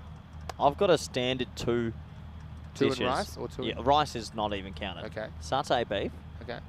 And a honey chicken. Oh yeah. They're like beef chicken they combo, are like that. stock standard at a Chinese. Yeah. Do like a Chinatown if you have a late night. Swing and a miss from Ahmed. He did pump a 6 down the ground, don't forget, but he hasn't done a lot apart from that. Yeah, it's amazing that you can play and miss so many balls, but also hit a 6 about 90 metres. That's cricket. Yeah, Sharkat. I mentioned Pakistani bowlers. Said Harris Ralph is on fire, all caps. So I can't see that message sticking around in the comment section too long, Sharkat. But yeah, it just seemed it was okay. There's a few exceptions, but Pakistan seems to produce fast bowlers over the years, and India produces spinners, with some notable exceptions. Yeah, you'd say just in the last few years, India started to produce a lot of fast bowlers Yeah. as well. But yeah, you're right. It is funny how it works out. What do Australia produce? Well, firstly, the reason I think it's strange, the India-Pakistan thing, is because the pitch conditions are pretty similar. You know, so you can understand, for example, in England, them producing a lot of kind of these nippy seam-up bowlers because the conditions favour them. I think Australia probably more known for pace because of the pitches that we produce. Cut away. Let's try to edge up to that 60, Well, 60 spot. every moment this 10th wicket stand stays out there, that Chinese just goes a little bit further. But hey, Feeling it? if you're a number 11, I mean, you don't often get a chance to bat. This is your chance for glory on In the air. Belgium, I'll give you a story. In Belgium, we had the highest score by number 11 on ECN cricket, 49 off 19 balls. No way. Run out, trying to get his 50 and pitching the strike back in the last over. Off the pad, this will be a leg bar. We also had a 34 by a number 11 in Belgium. And here's the thing in Belgium, at the club level. Let's just say they can get a bit emotional, the players sometimes at club level. A batter would get out, and often batters would be almost physically pushing each other out the way to bat. Really? Sometimes. I mean, would depend on the situation. Well, we know the Belgians, they like to be a bit fiery sometimes. Jarvis probably needs to aim at those 3 poles in the ground sooner rather than later. He's got one more chance to take a wicket here. But yeah, I want to thank everyone. Hope you've had a great day on ECN. I know it's not quite a contest we might have wanted to finish the day. We've been spoilt for choice in the night games. A lot of the night games have been close. This is probably the first blowout I can remember. Yeah, in a while. Speaking of blowouts, remember Ireland. Wait for this. Well, that's probably one of the worst throws I've ever seen from Hogarth. It might have been the flipper, and it bounced short and over the stumps. Anyway, 9 overs down. The score is 57 for 9. Yeah, so the first game we saw Ireland taking on the Czech Republic under lights, and Czech Republic made 44 and Ireland chased it in 2.1 overs. Now that was an early finish. In fact, the sun didn't even go down in our first ever night game here at Cartama. Yeah, okay, yeah, so we didn't get it. But look there, you can see the lights in the background. I still love this concept. I hope this is here to stay, Vinny. Yeah, I think that hopefully they'll stay for ECL, which is when we'll be here. It'll be in kind of late February, early March next year. Yeah, and looking forward to that. And that's a bigger event, isn't it? 30 teams? It's going to be huge. Maybe even 31 teams. Wow. Might be a scoop coming.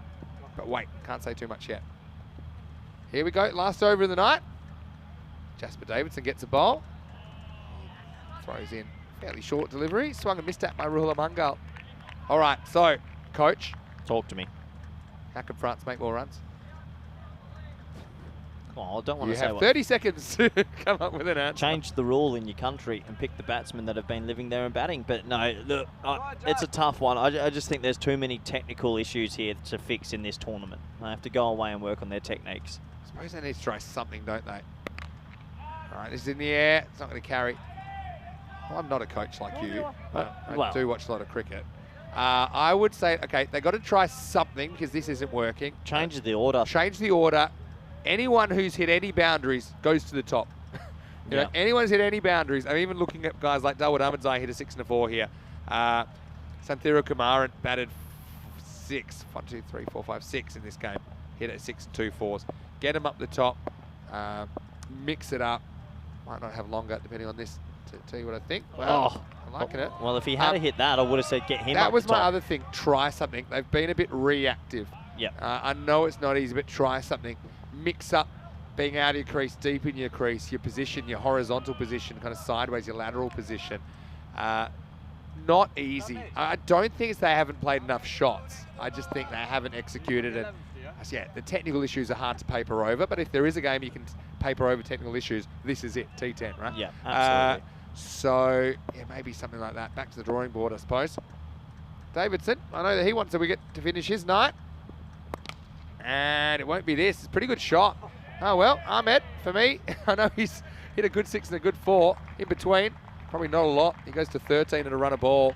And I like this. He kind of makes the adjustment, spots the slower ball, holds back on his shot, times it away over cover for 4. Yeah, well, you can definitely get him up the order. That was a nice looking shot, smoking it over extra cover. Some of the viewers saying, oh, no, we had the second best thing to a close game, a culinary dissection. Yeah. That has been, we do like to do that in the last game of the day. Yeah, every now and then, just touch bases on when the countries come from and the food delicacies. That's a pretty good shot as well. It will be fielded. Well, on social media, I can see that we had a message from Lauren. She said that she wants to say hi to Corey because she's in Australia watching right now. Hopefully you are still with us, Lauren. Only hi to me? Thanks so much for... Wow. Yeah, just you. Hello. Just you. That was a little bit early. I don't know if she's still with us, but we'll try and mention that again tomorrow maybe. Here's the last ball of day number 2, and it's Davidson.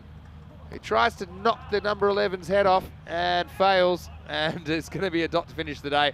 So France, they do but out the overs, but they stagger, don't they, to the finish line. The final score here in match 10, fairly one-sided contest. It's Scotland 11, 131. France 63. Davidson goes wicketless, but Scotland, well, they get the 2 points they need. I think that opens up a bit of distance, doesn't it, between the top 4 and France now after day 2. Yeah, and it's a good motivating win for the Scots, who are bouncing back after 2 losses. And more importantly, the NRR is going to get a big boost. Let's go to the highlights. And unfortunately for France, they were few and far between. For Scotland, well, they did take 9 wickets. And, well, it was Scotland's answer to Andy Bickle in 2022. It was that man O'Donnell who looked good 2 and 2. He was on a hat-trick, and the French didn't really have the answers early on. No, they didn't, and it was really good bowling from Davidson. He got the ball to move late, and he bowled really well indeed, and he set the tone, and his captain came out and bowled around the wicket, Adrian Neil. He got a little bit of tap on the leg side, but overall he is a tricky customer. No one can handle that extra bounce, and there you go there. A big wicket, and you can see how disappointed the French batsmen were. They were losing wickets in clumps at the start, and they never really looked like they were in it to chase these runs. But I think the Scottish players, they fielded a bit better than what we've seen throughout the week, and I'm pretty impressed with the leg spin of this man, Hogarth. Yeah, I think he's had a really good day. And look, for me, Scotland 11, it's no coincidence that the 2 players they brought in both performed. I think no one likes sitting on the bench. You're keen to prove yourselves. Also, they kind of had the advantage, I suppose, of seeing a bit more cricket before they had to go out there and seeing a bit more objectively. Corey had to get out of his seat. That wasn't a highlight for him. But I liked the batting of Garden, I liked the bowling of Hogarth today. And you can see, even though that one went into potentially tomorrow where that landed, it was one of the few highlights for the French. Look, you know, let's try and get around them. I know they're there trying their best for their country, and it just hasn't gone their way. Neil had a couple of shoulder high catches and probably would have got over another fielder.